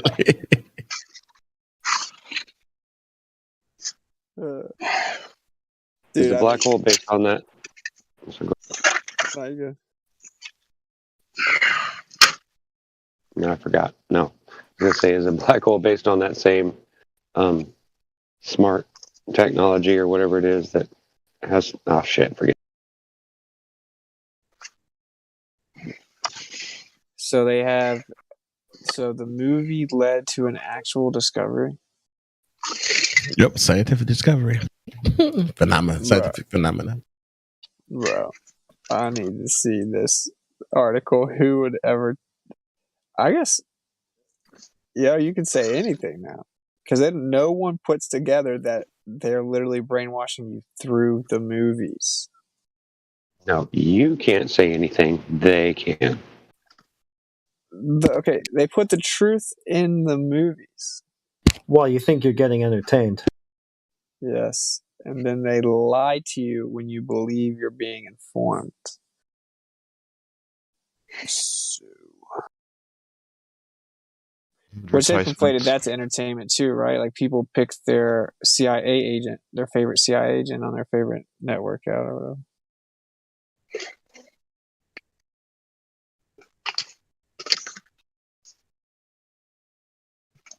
Dude, are we not allowed to depose every major anchor and ask them to swear under oath and answer our questions about whether or not they work for the CIA? They don't swear to enough, though. Maybe we should all just find ways to get on their thing and just ask them. You can't do it. What do? You just have to sit here and tell people, and I think you're crazy. Man. So what are all these bugs?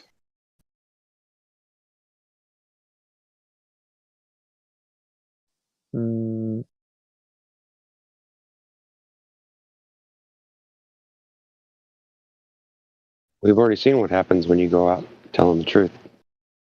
Remember you. Yeah. I know it all too well, man. But what really happens, a lot of people are like, whoa, this guy's saying some crazy things, but he's making a lot of sense right now. I don't want to look like I'm paying attention though.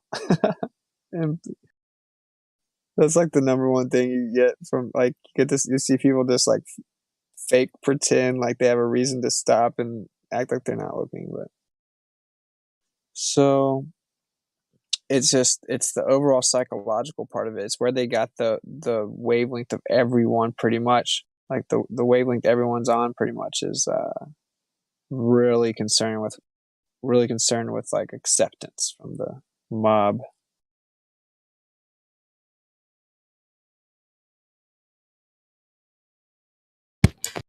That's why we have to stigmatize the globe lie and make the truth cool instead. That will work better than trying to be rational with people. Yeah, Loki. That is the move. Like, whoa, you still believe in a globe? That's what I do. Just wait for someone to say globe or something. And I just start laughing and be like, boy, that's stupid. I can't believe people think that. Yeah, that's the move, dude. I swear, like the cool kids club vibe. That'll get to them way better than just reasoning with them. I agree. And I think that's what we're kind of evolving into. But what really going to make it cool is like people can come and really be open-minded and try to figure everything out. You know, because like that's how we all that are OGs, you know, that's how we heard about Flat Earth. We were just trying to figure stuff out, typically on our own at first. So that's the way you want it for everyone, you know. Like, I don't know. I can't believe it hasn't tipped over, but it's coming. It's tipping now. Like legit, the move is that you just like kind of laugh, or like the moon landing. Flat Earthers are really kind of starting to incorporate that, like as a litmus test, you know. But like that same thing is like you just kind of laugh, and you're just like, okay, and you play it like, dude, I don't want to talk about the moon landing. You know what I'm saying? Like I don't want to teach you all about the moon landing. Like, but you don't say that. It's just like they're like, you just, you know, they want to know more, and so they have to fight their pride to find a way to get you to tell them more. And like human nature is going to try to figure that out more than like, you know, I guess them getting popped in the mouth.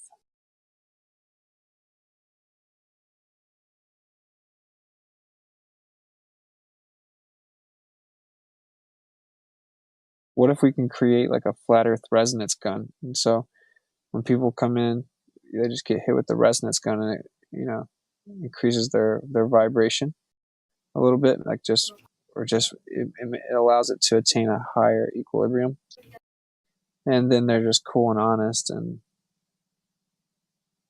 kind of like the Men in Black gun, but with benevolent purpose. So that's what we should invent. You guys down? I got you. I know some people.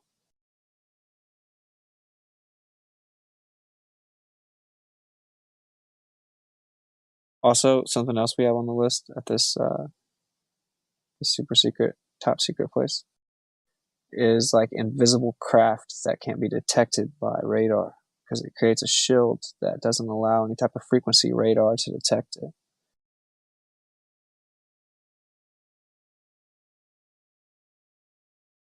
Then we're going to go to the North Pole. Pretty high up, you know, come down.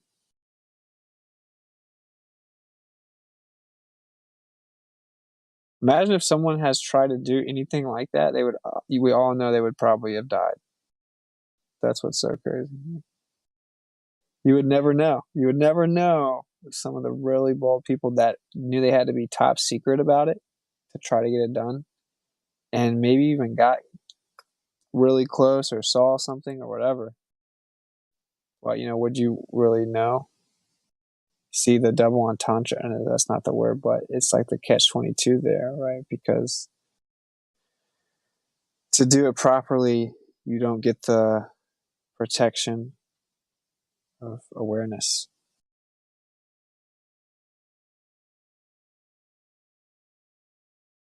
Am I crazy for actually having thought really seriously through how to get to the North Pole? Y'all think I'm crazy for that?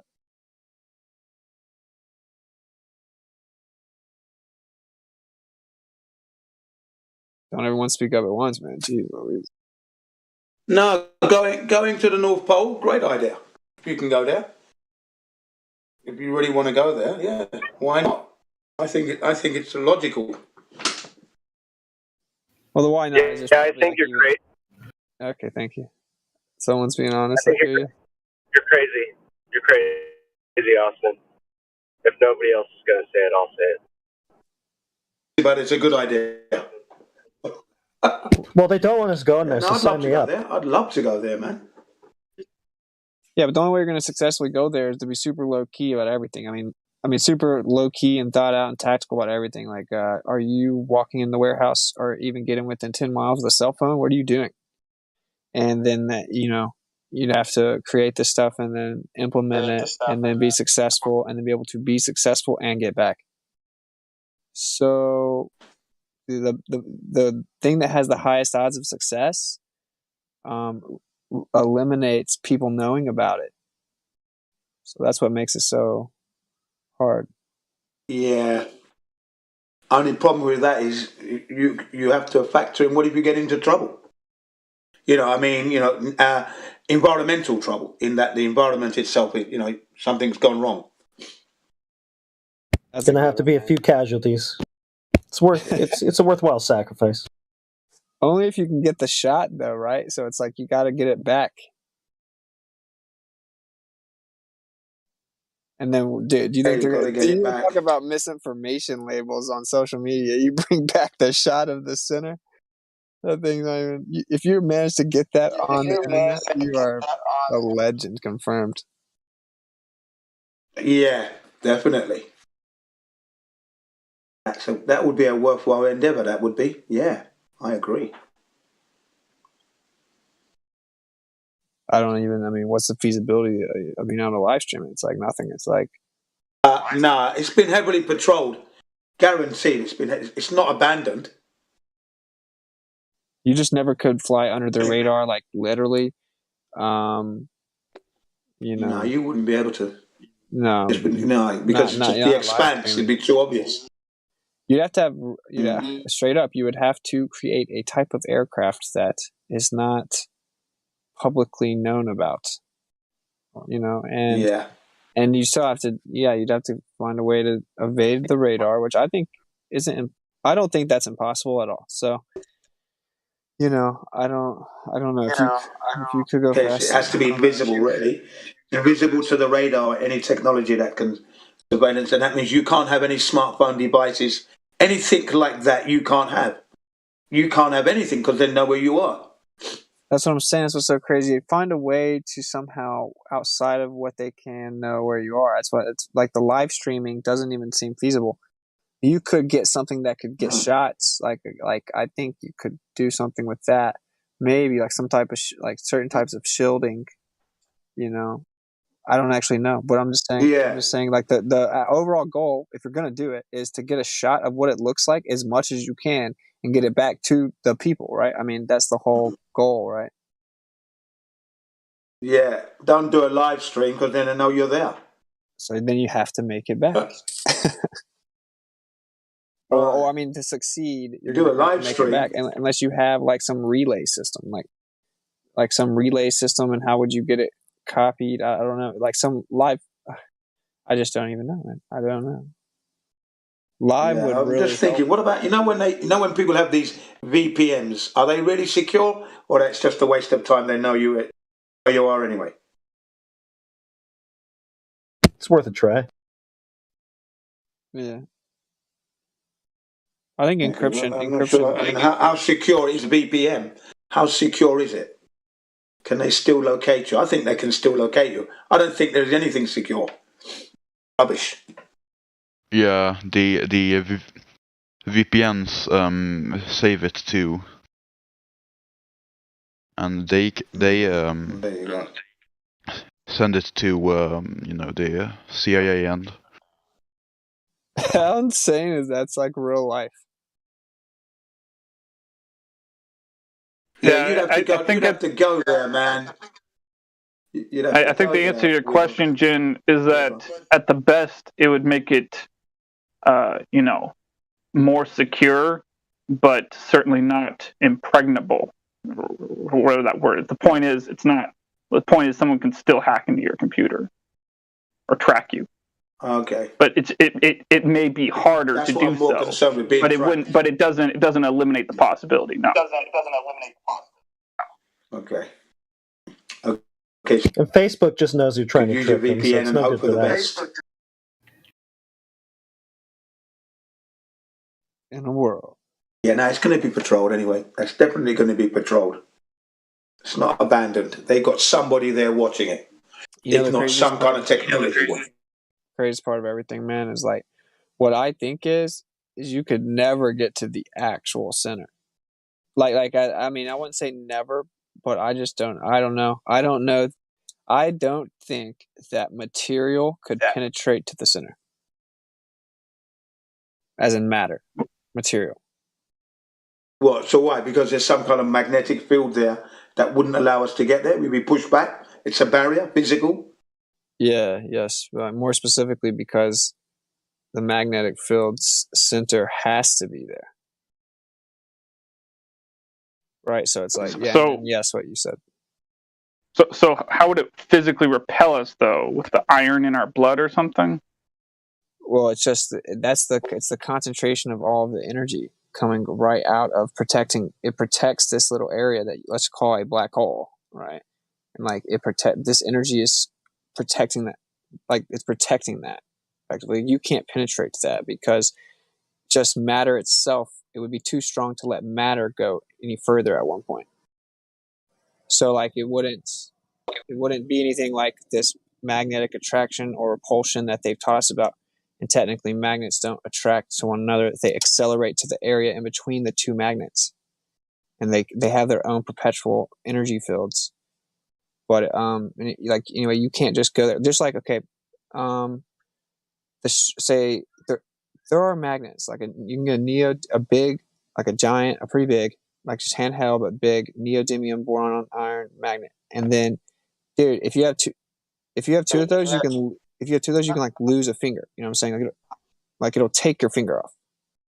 Now, like that's just the strength of handheld magnets. We're talking about sustaining the entire Earth's Geez, I keep losing push to talk. It sustained the entire Earth's magnetic field. Wow. So anyway, it's so strong if it's sustaining the entire Earth's magnetic field. Matter couldn't get through it. I don't see how it could. I actually want to ask Ken Willer that. I just don't even see any feasibility of it. Like, what if the North Pole is a fake? What if it's man-made? Wait, you mean center point? It wouldn't be a pole because it's not a ball. Well, you know what I mean. The pole of it, not pole, but pole of it. Like, what if the magnetic field is fake? What if it's man-made? What if they put something up there to draw you to a certain point so you wouldn't be able to find the actual? Magnetic field covers the entire Earth, bro. Yeah, how would compasses work for thousands of years? It covers the entire Earth. It's the energy field that's perpetual and self-governing or autonomous that is over the entirety of the Earth. Yeah, you can see why we've got to have a revolution. So I have a question about this. So, what do you think this would look like physically? Because it almost sounds like you're describing something that would at least have a physical attributes of a vacuum, in a certain manner of speaking, if matter can't be anywhere near it. I mean, would it repel the air itself? Yeah, it would be. It wouldn't be a vacuum necessarily, though, like, because it's not that nothing's there. So, like, it's just that there's no matter there. Like, it's purely the substance that is the background. That's all that is there. That's all left. All that's left because the energy mediate. Oh my goodness, dude! The energy mediates the pressure around that area. I'm just wondering what that would look like. Like in this idea. Like, what do you think it would physically look like? Like that picture I drew earlier, but that's using light to basically light it up. I mean, I don't know what are the northern lights. When you get closer, what do they look like, and what else do you see? And I don't know. There's no way to know.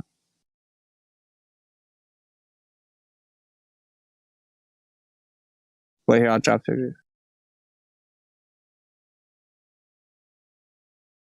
Well, you make a good point with the magnetic field, nonetheless. I mean, yeah, that's got to be produced by something powerful and big, I suppose. Yeah.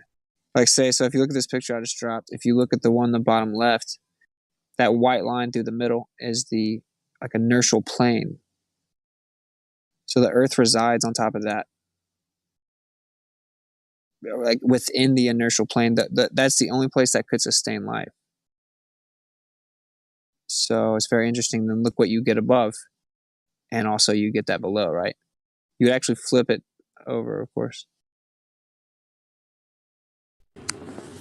Looks very similar to ancient iconography of what some people would call like a flower of life, does it not? Yes. It's beautiful, man. It's beautiful. Now just imagine that on the Earth. Imagine how beautiful that is. And like, even thinking that you're supposed to get to see that.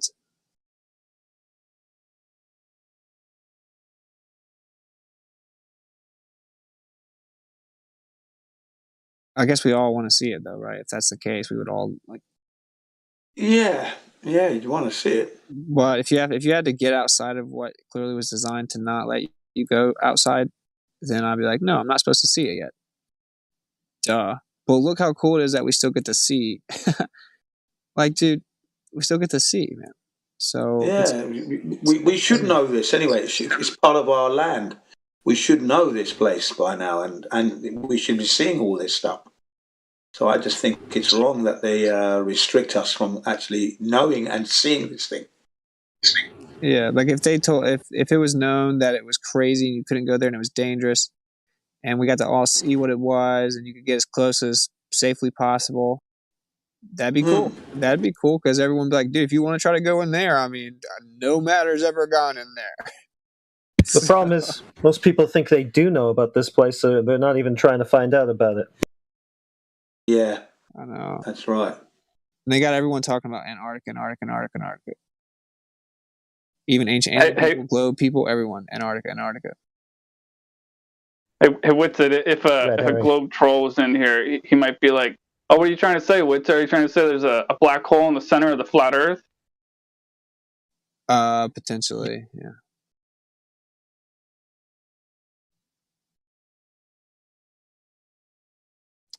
Uh-oh.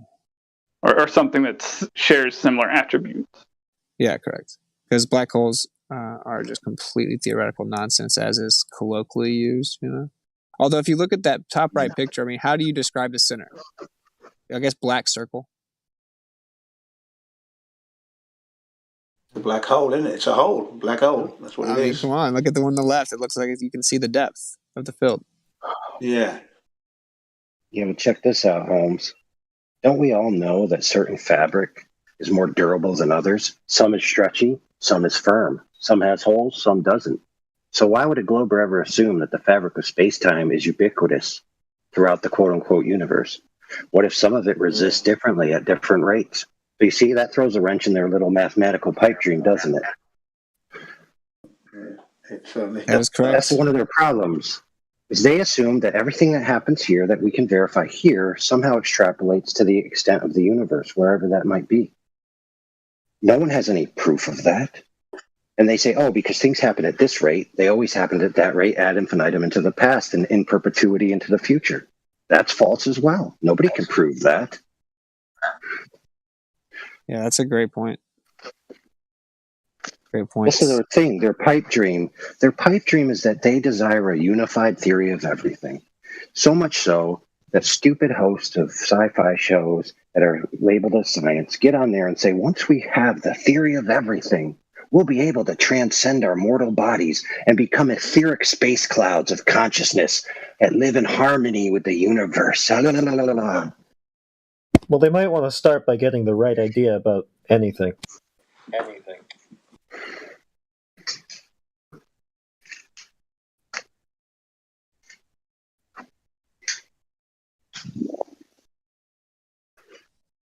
So if you look at that top left one, man, if you just think about like all the lights in the sky are just little phenomena we see within the higher, further out parts of that, up in the air. I mean, duh. Like we don't know. We can't go up there. We don't. You know what I'm saying? We don't know exactly what's going on up there. There's a cycle to it, though, right? Duh. Who's to say we can even see all there are, right? I mean, all there is, all the cycle. That we can't see the full cycle. We don't know that we can if we can. We know that it moves up there, bro.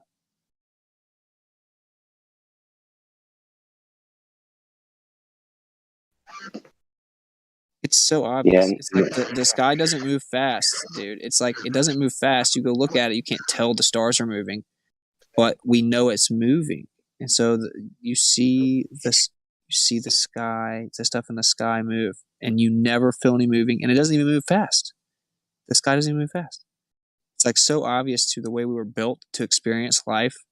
To deny that fundamentally is a crazy spell, you know.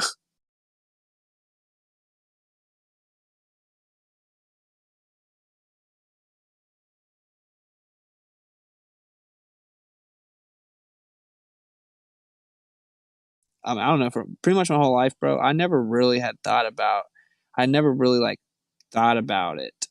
Like stand outside, look at the stars and think about how actually I'm moving through them. I never like really try to feel or think about it. Nothing like that ever happened. No, that never crossed my mind either. That's right. No, that's right. That never crossed my mind when I looked at the stars. I never thought, wow, and the earth is moving. I didn't even think that. No, I never even tried to think about it. Never even tried to think about it. You know what I'm saying? So like when I did, that's what really broke it for me is when I just like paid attention to everything outside and thought about it for a day. I was like, whoa, this is so dumb.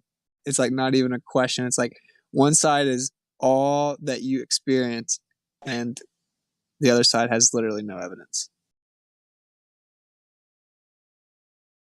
No actual scientific evidence. No empirical, verifiable evidence.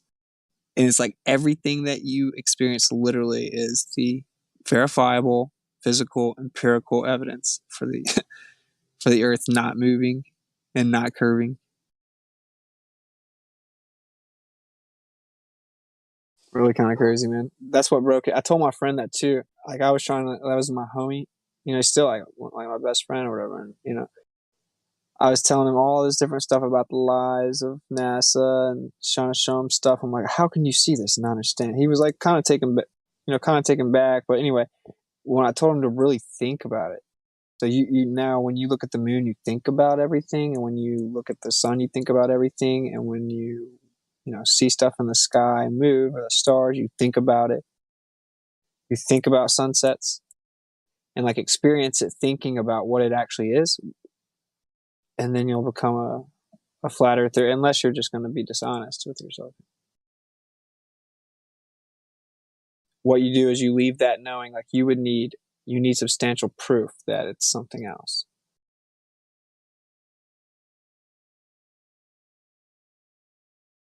Then stationary and horizontal. It's like basically Globers are on here, anti-flat earthers are on here trying to argue that white line that goes through the middle of that magnetic field is curved. In fact, a ball. That's like reality. I was arguing with somebody. It was some chemistry biologist or whatever. And I was yesterday talking about, well, the claim is that it's moving, right? And pretty much our senses, the vestibular system practically tells us we're not moving. So you're making the white claim that it's moving. But he's like, yeah, people are probably saying they're not feel moving because there's a threshold in the vestibular system. That's what he said. I was like, so what's the threshold? And compared, right? So I was like, the threshold had nothing to do with it. I mean, it's what, like 1 degree?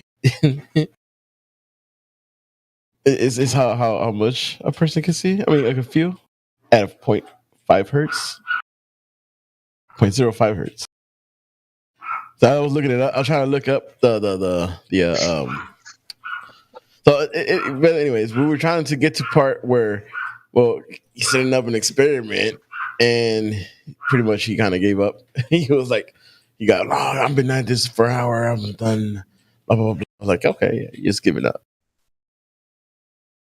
But you could just... Yeah, but how is presenting logic that proves your point proving a counterpoint? Because all he's doing is confirming in a different permutation of word organization and logic string that we don't feel anything, which is only confirming the fact that we don't feel anything. It's not in any way, shape, or form positing the idea that we are feeling anything. Yeah, no, that's hilarious. Yeah, so for example, I have an imaginary girlfriend. She's in there. My friend goes in there, doesn't see her there, and says, I don't see her either. Therefore, she exists. And that was my point. I was like, it is self-evident that we're not moving. It's your claim that we're moving. It was like, but just your claim that we're not moving. So you got to prove that we're not moving. I was like, what? Wow. Yeah, I was like, dude. Well, we don't have any evidence ever of us detecting movement. And then we were like, that's empirical evidence. We use our senses. Empirical evidence is our senses. Therefore, we're not moving. You're the one making the outrageous claim. They want to make claims antithetical to all observation. They're the ones with the burden. Correct. That's why they want to put it onto you every time. I think the actual motivation of the anti-flat earthers online and stuff is they're afraid of having us have the honest conversation and inform people, because they know the whole thing is people just don't know, and so they're actually afraid of us getting to have a fair debate, if you will, a fair convo or chance. That's what drives them. Because their biggest fear is that the majority accepts flat Earth. That's like their biggest fear, or just a lot of people do, right? And so they want to stop you. So they try and act like it's actually some virtuous thing they're doing for society against misinformation because we can trick them. Very interesting.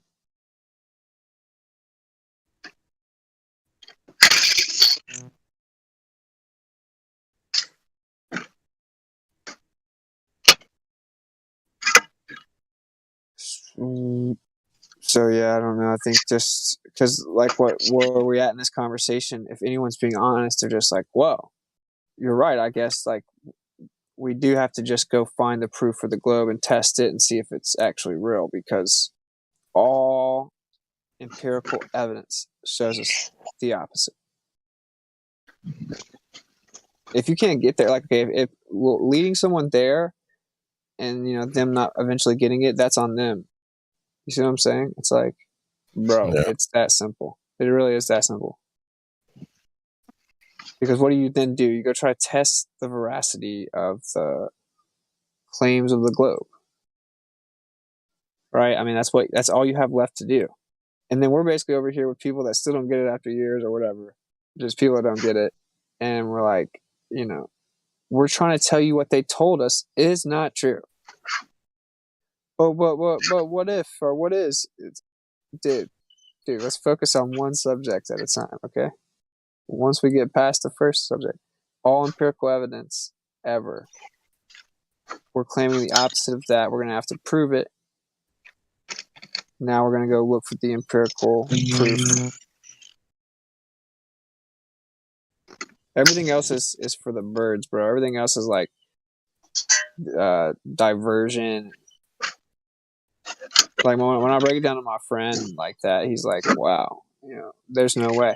And then you start even telling him like, "Here's their best claims for supposedly proving that the Earth spins." Like just go ahead and tell them. It's like, because that's what they need to know. The idea is not to brainwash people. We don't want them in a cult, right? You're not the right kind of flat earther. That's dumb, dude. That's so dumb. The whole thing is that they get to hear the truth all laid out. And if they want to be real about it, they will clearly find themselves over here with the flat earthers. If not, they're not supposed to be over here.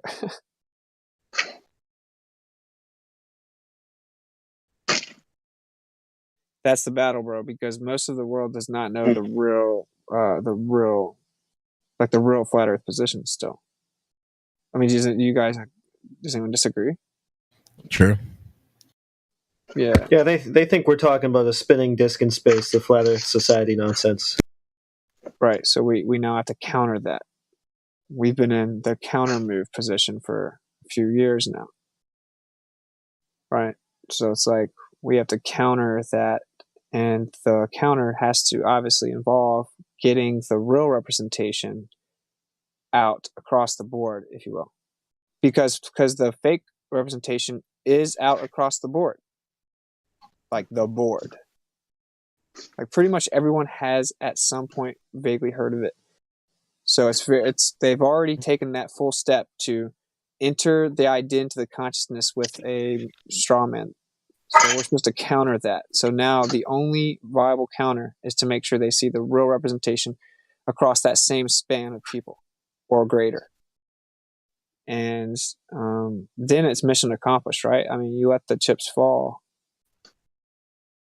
That's how I look at all this. I don't want to try to make people do anything. I want them to just get to know. And it's fair once they realize, like, wow, this is at the least very shaky, much less stable than I thought, much more theoretical than I thought, much more deception than I thought. It's not as open and closed as I thought it was. Well, then be honest, and then your children should know that too. Right? Because we're just talking about everyone across the board should get to know. Yep. Yeah. Right. So, Whitsett, imagine if you would that I run for president, you vote for me.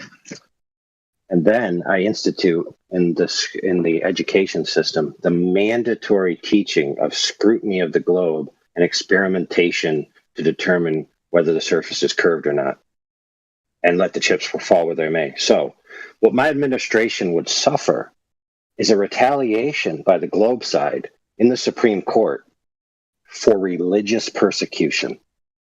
Oh, wow. Follow that train of logic? Oh, yeah. Because within our Constitution is enshrined that, you can't impose religious beliefs and other types of things in certain types of ways. And that would be the most rational counterpoint that they could bring up, is that the flat earth is essentially religious persecution to the Globers. That's so funny because I literally put that in my thing, like that the government's preferred religious beliefs do not allow for the prohibition of, opposing beliefs or alternative beliefs. That's pretty interesting to think of it that way. Yeah, so what is that? There's an act, I can't remember it. Someone might help me. It's at the tip of my tongue. It's basically that blurb where it says we do not discriminate against these we don't discriminate against these classes, and religious affiliation is one of those classes that are. You hot, Mike and Elijah.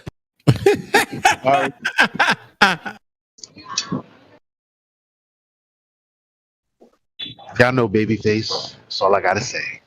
Continue.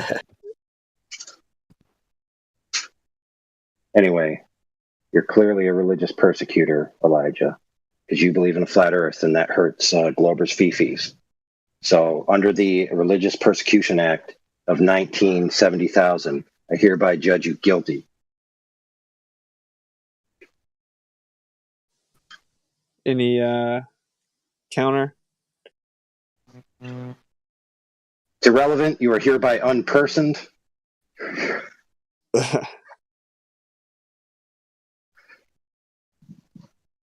Yeah, it's crazy, man. I think that that's also the real battle, is if you can hit the curriculum head on. I'm actually talking to people, and we want to do that, man. I don't want to say too much, but like actually do it, bro. Like, you guys have heard of there's a case, I don't even remember. It's like an infamous case. It's actually from Tennessee. I didn't even know about it. So he was telling me about it. But they try to challenge evolution being taught and lost. So anyway, the point is just that you there's historical precedent. You can as in you can do that. And so you just in-depth, just irrefutable physical evidence bow. Like just Flat Earth Army comes together, so many people proofreading, it's crazy, and just boom. And get that out and get it sent out by all kinds of people. Like at the same time.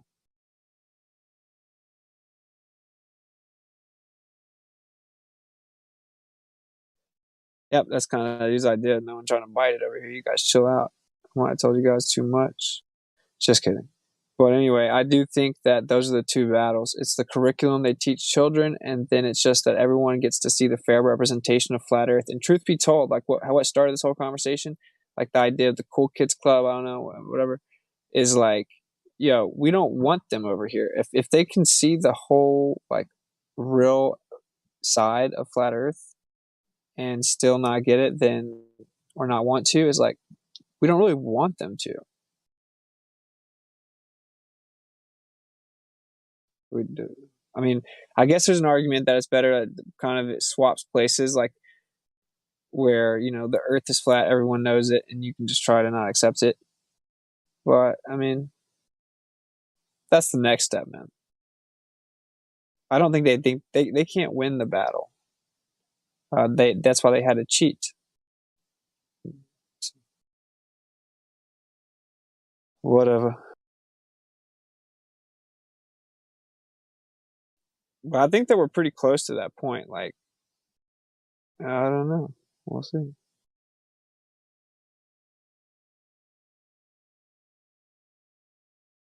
Time they cheat, they look stupid and absurd because it's hideous. The mental gymnastics that they bring out to try and keep everyone on the globe. Those of us who are awake now just laugh in their face. Sit back and watch them try to, present the globe in the reality that they can't do. They've never been able to do it. It can't be done. But the battle, I We do think, not live on does everyone kind of agree that the actual battle that we're in is to like get the truth out there where everyone gets a fair opportunity to see it, including the children, and then you let the chips fall where they fall. Can we all kind of agree? Or what else more do we want, I guess? Like, Well, listen, in order to maintain the moral high ground, people must accept that even if they have the logistical truth, they must honor everyone else's religious beliefs to the point, obviously, that they're not specifically persecuting others. So, for example, we're not going to honor the religious belief that it's okay to behead people randomly in the street, right? As a society. But we need to be gracious to everyone else's religious belief. So if the Globers want to keep their globe religion, then fine. Have a globe religion. Good for you. But it can't be systematized in the way that it is. Like, it has to be, it has to be a total paradigm shift in the way that all education is done. Now, personally, Definitely. I don't see that happening unless it's initiated by the powers that be. And I think that any uprising that comes to fruition that people see as an official uprising that overturns the powers that be, quote unquote, is actually just part of the synthetic move towards the New World Order. And most people will be fooled by it. That's just my opinion. There will the increase on homeschooling will definitely be happening now at that time. Because there'll be people who just don't want to have their kids educated, in an indoctrination institute. So they'll be moving away from that. That'd be a revolution in itself. Yeah, whatever brings forth the unifying, the transformation into unity around the world is the deception, dude. Like the right, because that is ultimately clearly the deception. I mean, well, doesn't it seem kind of a little bit alarming in a way that flat Earth is the one thing that really could unify the world? Yeah, I guess. Yeah, I've always thought that. That's why, that's why most of us have staked our flag here. Right. So if they use that as a way of unifying the world for some new world order rather than what it should be, that's what we need to be aware of, it seems, right? Yeah, absolutely. So on that note, let's talk about the synthetic rhetoric that many flat earthers already fall for. Okay? The quote-unquote globe Earth is to quote-unquote hide the creator, and that's the motive. Okay, if that were true, right, then it wouldn't be the case that the majority of people believe in the creator or a creator, right? So it can't possibly be the case that that's the goal. Okay, so you have to say to yourself, okay, well, if that's not necessarily the goal, even though there's some truth to it, what could it be? Well, it could be to hide the specific nature and person of the creator. So by creating a synthetic alternative, obviously there's a creator. Here's this, and this, and here's the creator we present to you. And of course, he's the creator, so surely you must honor him as the creator now that he's revealed himself as the creator. But of course, we played all your puppet strings and gave you the puppet master. Yeah, it's crazy.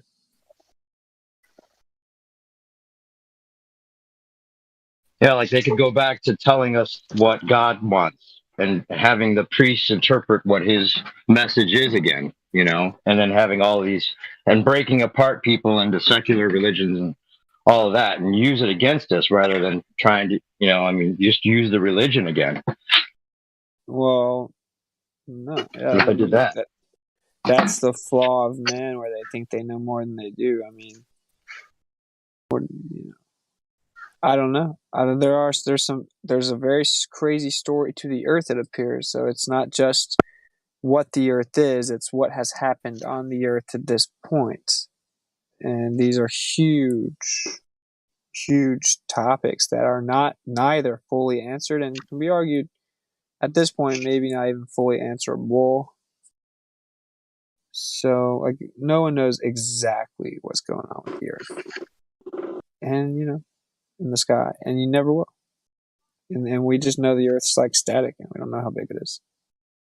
And that's the reason that it's so well designed, because they know we never really will know exactly what's going on in the sky.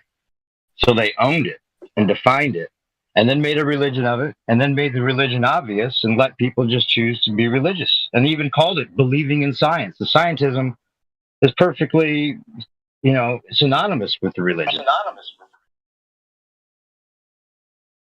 Yeah. Yeah, what a dumb phrase. But you gotta think, right? Like, that's the best way to actually try to put someone, like, you know, basically cast a spell on them. To, like, it's very blunt. So it's simple, easy to remember, and blunt. Believe. Yeah, and remember, they're catching you when you're a young child anyway. When you're just a kid, you know, at that stage, you're looking up to your elders to guide you. You can't guide yourself. You're a kid. You haven't got a clue.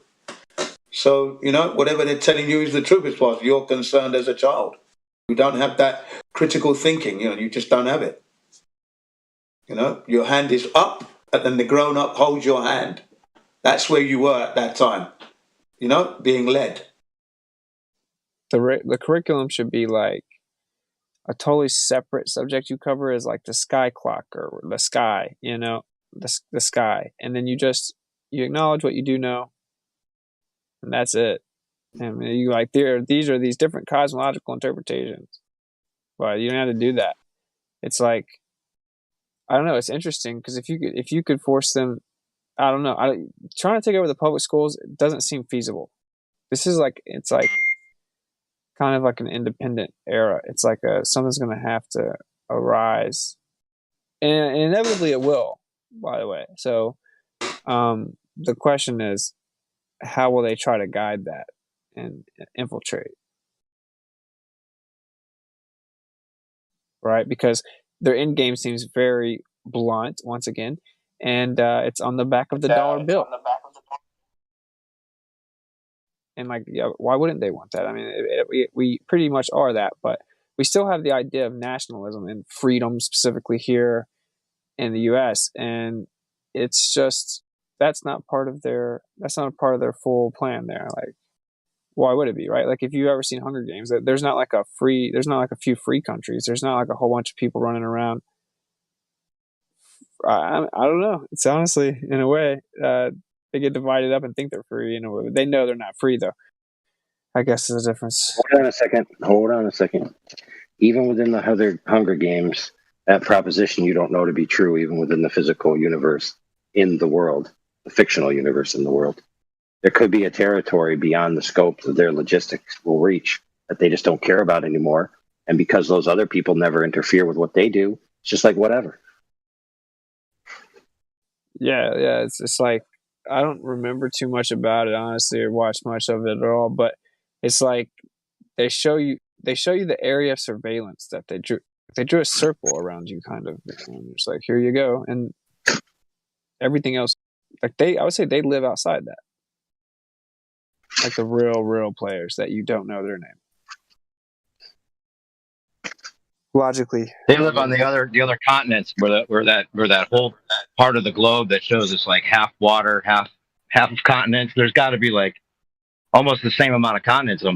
It seems on the other part where the water is. There's like half the globe's water. Yeah, and like imagine them just looking over and thinking like, okay, like look at this slave system we have with output and doing what we want. You know, helping us attain wealth or whatever we want to do, whatever they're doing, whatever sadistic motives are included or whatever. And they're like, look at these people, we raise their prices as we want to. They freak out. We get them all dependent on all types of synthetically altered, products.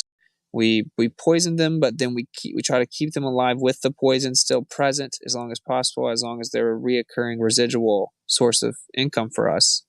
They stack up trash super high in the sky. It's like they look at it like the ghetto of the ghettos. It's like they have giant landfills where they just pile trash up all over the place, like insane amounts of trash. They just pile it up on the ground. Like, I think that's how they look at it. So it's like, if you're in that club, of course you're going to do whatever you got to do to stay in the club, or a lot of people would, right? And if someone wants to ask, you don't think anyone would ever? Dude, if it's that free, maybe you can't. Maybe it's the same way. If there's somebody there that's born into it that wants to somehow help them, they're like, no. Like, it's all speculation, I guess, but we've been set up in a very stupid way. Like logistically speaking, the way that people live today, it does not make sense.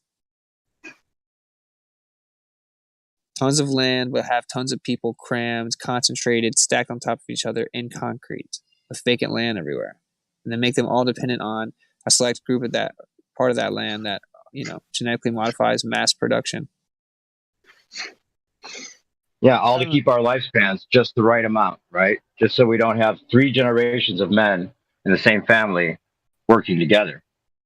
But here's what I like to always throw in around this time. It's like, even with that being seemingly the case, like, think about how awesome life is. Like, life is still a beautiful thing. Like, there are still trees, and you still get to go out and see how beautiful everything is.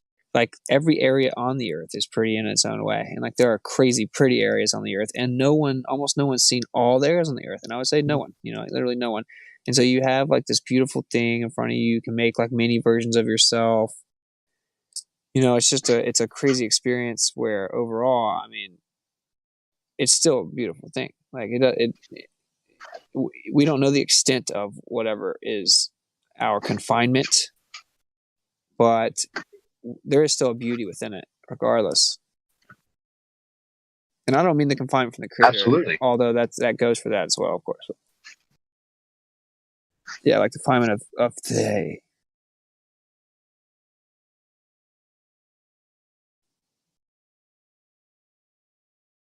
Yeah, they could just have the whole space religion, scientism thing exist as an undeclared religion alongside a growing population of people that have, decided that they don't believe in that any longer. Because that's really, I mean, if you're to put out like any kind of knowledge, it's basically the only knowledge we can offer is that what they're lying. That's obviously the case, right? That we don't know what it is. We can't define the perimeters. We can't say exactly, what the whole thing is, and we know we can't, right? And they know we can't.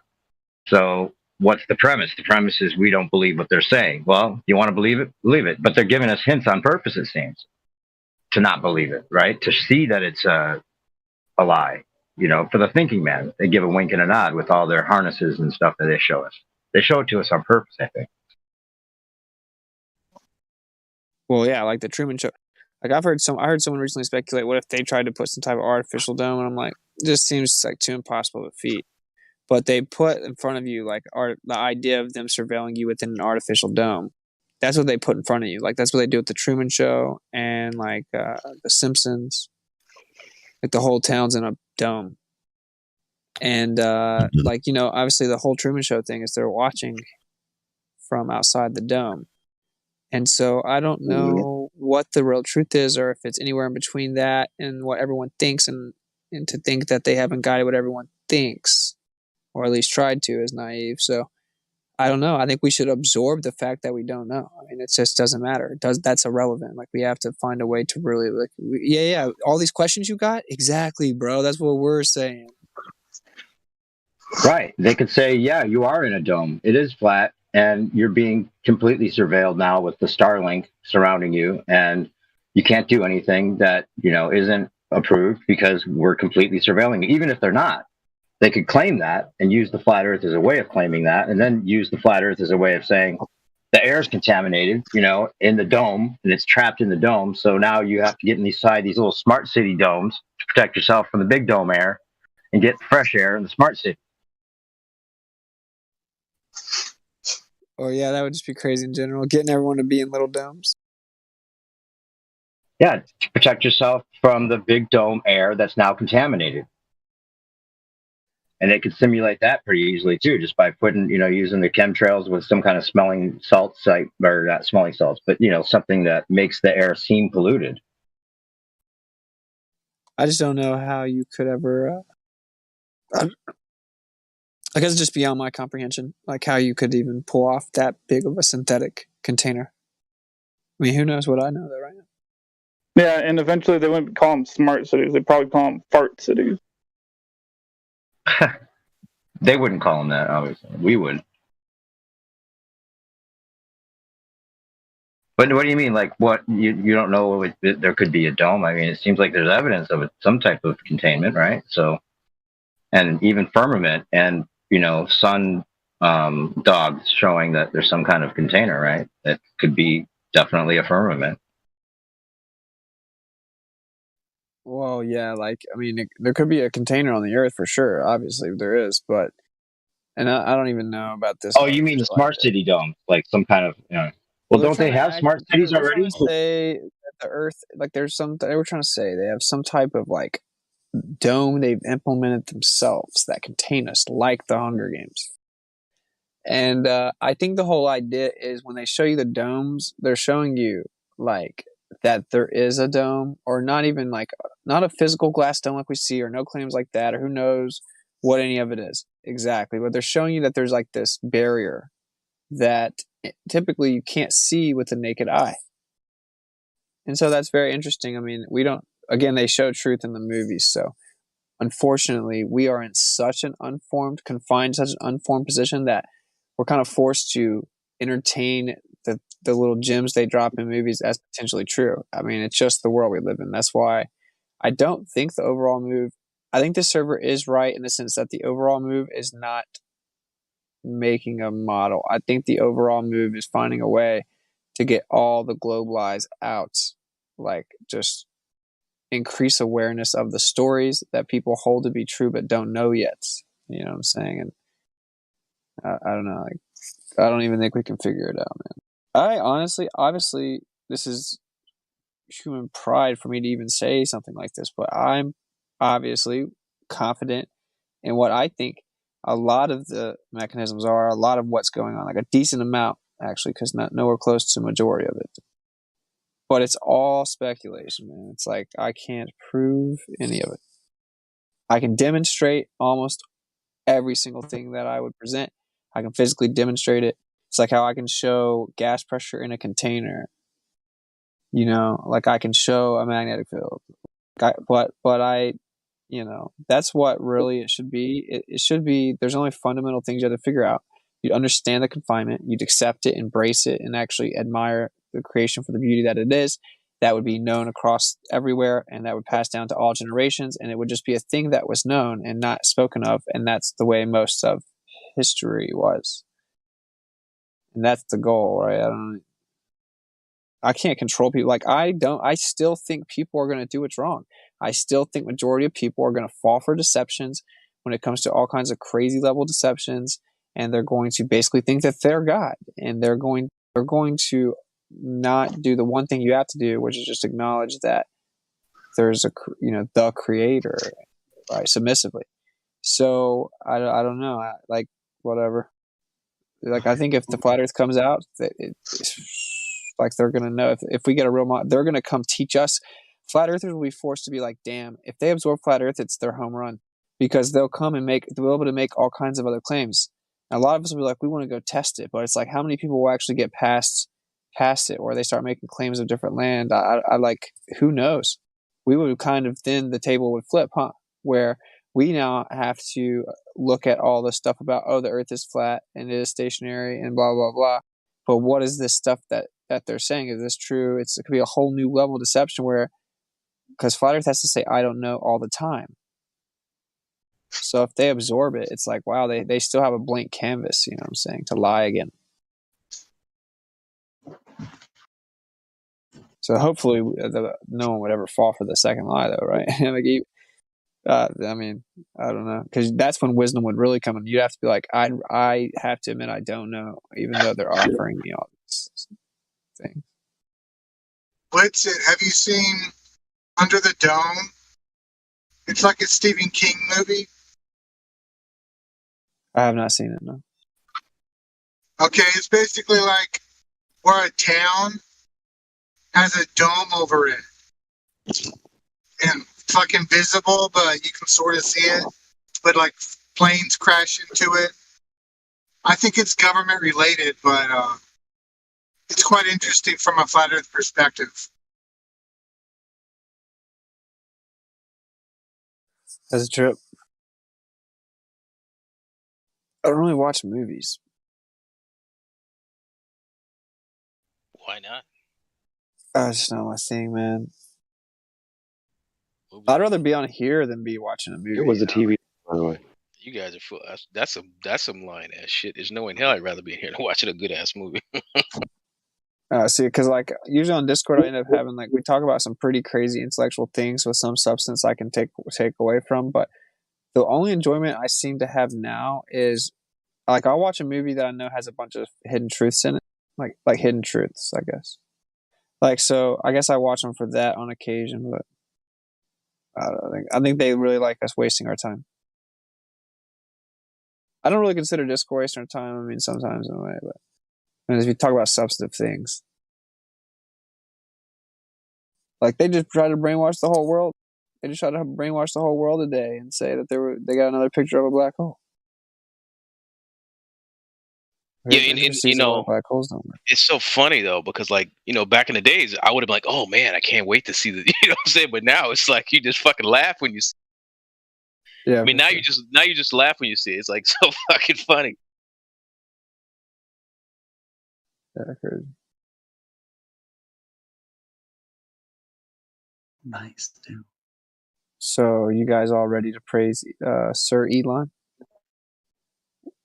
In the book, Elon was a title. Like, we have a president. That's a trick, huh? Just explain it here.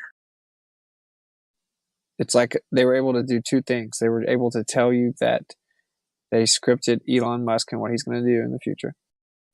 And then they were able to also tell you that potentially he becomes like the leader.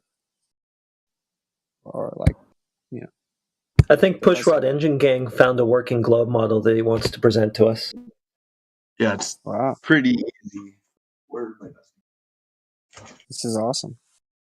Yeah, this is great news.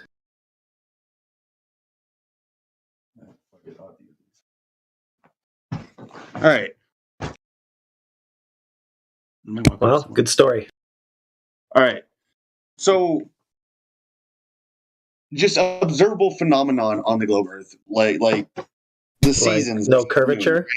Like no curvature. Yeah, that's a bit of an issue. Huh? It was like what? Please don't beg the question right away. But wait, just let him say something. Let him take one point at a time. Yeah, make a one concise point, but don't interrupt him. Go ahead. So here's the thing. I can't find a working flat Earth model. That's the thing. But yet, if you take a ball, rotate it a bit, and have a sun out here, you can demonstrate night and day and the seasons changing. Yeah, but you don't need a working flat Earth model. You have a working flat Earth. Then how come we can't demonstrate that? Well, we can when we go and measure the surface and find that it's flat. That. Yeah. Just like that. Wait, do you not agree that reality is more proof than a model? You realize a model is a scaled down representation of something. So that's obviously nowhere close to as valuable as actual proof then. You can go out and stand on a pier and look at a calm ocean and you will see a curve. Yeah, hold on. We have a false assertion on the table.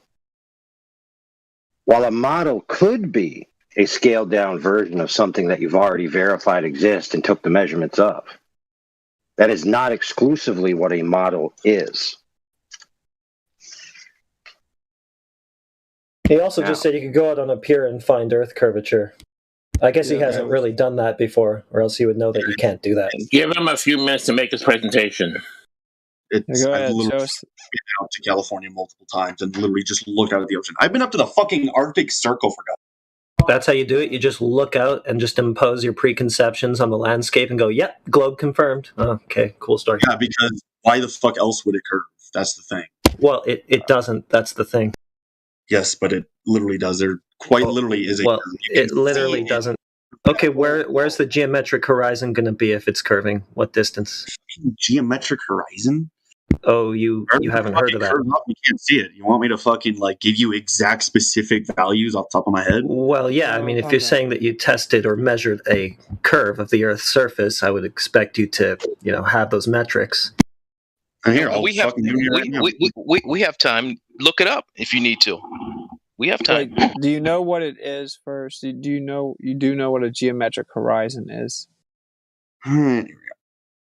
Let him look it up with it. We got plenty of time. Okay. Just calm down, though, man. It's gonna be okay. What was the circumference? Radius. We got lollipops coming. Everything. Guys, we have a normie, so don't jump down his throat just yet. Yeah. You've heard of this horizon that boats are supposed to go over, right? This physical obstruction of Earth curvature that is supposed to obscure boats as they go away from you. That's the geometric horizon. Yeah, that's. Congratulations, you found horizon. I found it for you. Okay, so you understand that that's the same thing. That the geometric horizon is supposedly that curve of Earth out in the distance that blocks boats. Okay, so here's the thing. So does flat Earth just not have a horizon then? Whoa! Why are you start asking random other questions, man? That's not how any type of intellectual exchange works. It has a horizon, just not a geometric one like the globe would have. If Earth was flat and it didn't curve, then how come I can't see the Alps or the Burj Khalifa or fucking Mount Everest from where I am? Why can't you read a book from 5 miles away? Because it fucking gets. Wait, what's your answer? Here, hold a thumb up to your eye and then push the thumb away from you. It's fucking small. It gets smaller. Okay, so eventually it gets so small and so far away you can't see it anymore. Well, it comes to a point where you can't see it with the naked eye. Yes, if you took a telescope and zoomed in on it, yes, you could see it. Okay. Hold on. Nobody go any further because now we have brass tacks on the table. So my friend who's asking these questions, there are answers to these questions. But if you just speak in exasperated rhetoric, we're never going to get to the answers. There's math, okay? And there's physical things that we can actually do to determine whether or not that's possible. So, for example, the Burj Khalifa has a definitive height, and a point of observation has a definitive distance from it. And you could then use the Rayleigh criterion, right, which is a math formula to determine what size optic you need to be able to see it at a certain range. So, my friend, all you have to do is see how far you're going to be away and what angular size it would be in your field of view, and then determine if you could see it by the naked eye, a telescope, or any optic that exists known to humanity. Now, you have an option. You can either do that math, let us explain to you how it's done, or you can just keep yapping off at the mouth. So you need a telescope to see something that's just far away. Wow. Would you like for us to explain to you the geometric claims of the globe Earth and how they can be tested? Or are you not interested in the actual subject, which is if the Earth is a globe or not? I would say the latter. Sorry. That was rude, you guys. Please continue. Don't you agree, Pushrod, that if the Earth's a ball and it's a certain size, then where that curve would be on that Earth would be dependent on the size of the ball? Hold on, repeat that? If you have a basketball and it's a certain size, based on its size is where you have the curve around the basketball, right? Well, yeah, that depends on the radius to find the exact curvature of how it is. Okay, so perfect. So you agree that we need to look at the radius then? Oh yeah, if you look at the radius of the Earth, and yes, you would be able to find curvature, and it has been measured and done before. What is the radius? Do you know? Let me Google it real quick. Okay. Do you have any idea before you Google it? Huh? Any idea before you Google it? I guess. I remember off the top of my head. I know there was an equation I did in Did you high already school. Google it? Did you already Google it? No, I have Google open, but I haven't Googled Don't it yet. Google it. Just give me a guess. Perfect. Give me a guess. I believe it was 10 miles. It was it 8 inch? But no, it wasn't 8 inch. It was like 8 feet. The radius. The radius. Any guess of the radius of the Earth? Off the top of my head, no, I can tell you. Just guess. Okay, perfect. All right. I just want to see. Don't just matter. get an He's already idea of got how Google big- open. I know it's okay. He's already got Google open. Okay, he made 2 claims. He made 2 claims that you need a radius and that it's already been measured. So what you need to find, my friend, is the value and how it was measured while you're in the Google page. When you have that information, come back and let us know, and then we'll continue the conversation. Until then, it's absolutely pointless to continue. Fair enough, but I do that to. I was doing that to people around the country, just because it's interesting to gauge like what they think before they go get the answer they're supposed to believe in. Like if they're forced to be like here's $1 million because I was giving them 100 or 200, right? It's like you got to answer, right? You get free money if you get it right, and so you get to hear what they think. And there's no telling. He's looked it up now, probably, and then they're like, oh yeah, that makes sense, and they figure it out in their head, like, oh yeah, that does make sense, but they don't have any idea going in. I just think it's funny to make them say a number because some people are closer than others,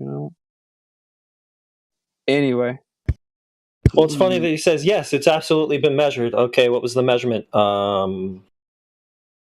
Okay. All right, like, do you have a guess of around where it was? Huh? You're sure this thing was measured, but you have no idea how or what that measurement was. So how are you so because sure? I remember random values just in my daily life. I have better shit to do. Well, then you have better shit to do than defend a fake globe religion. Okay, here.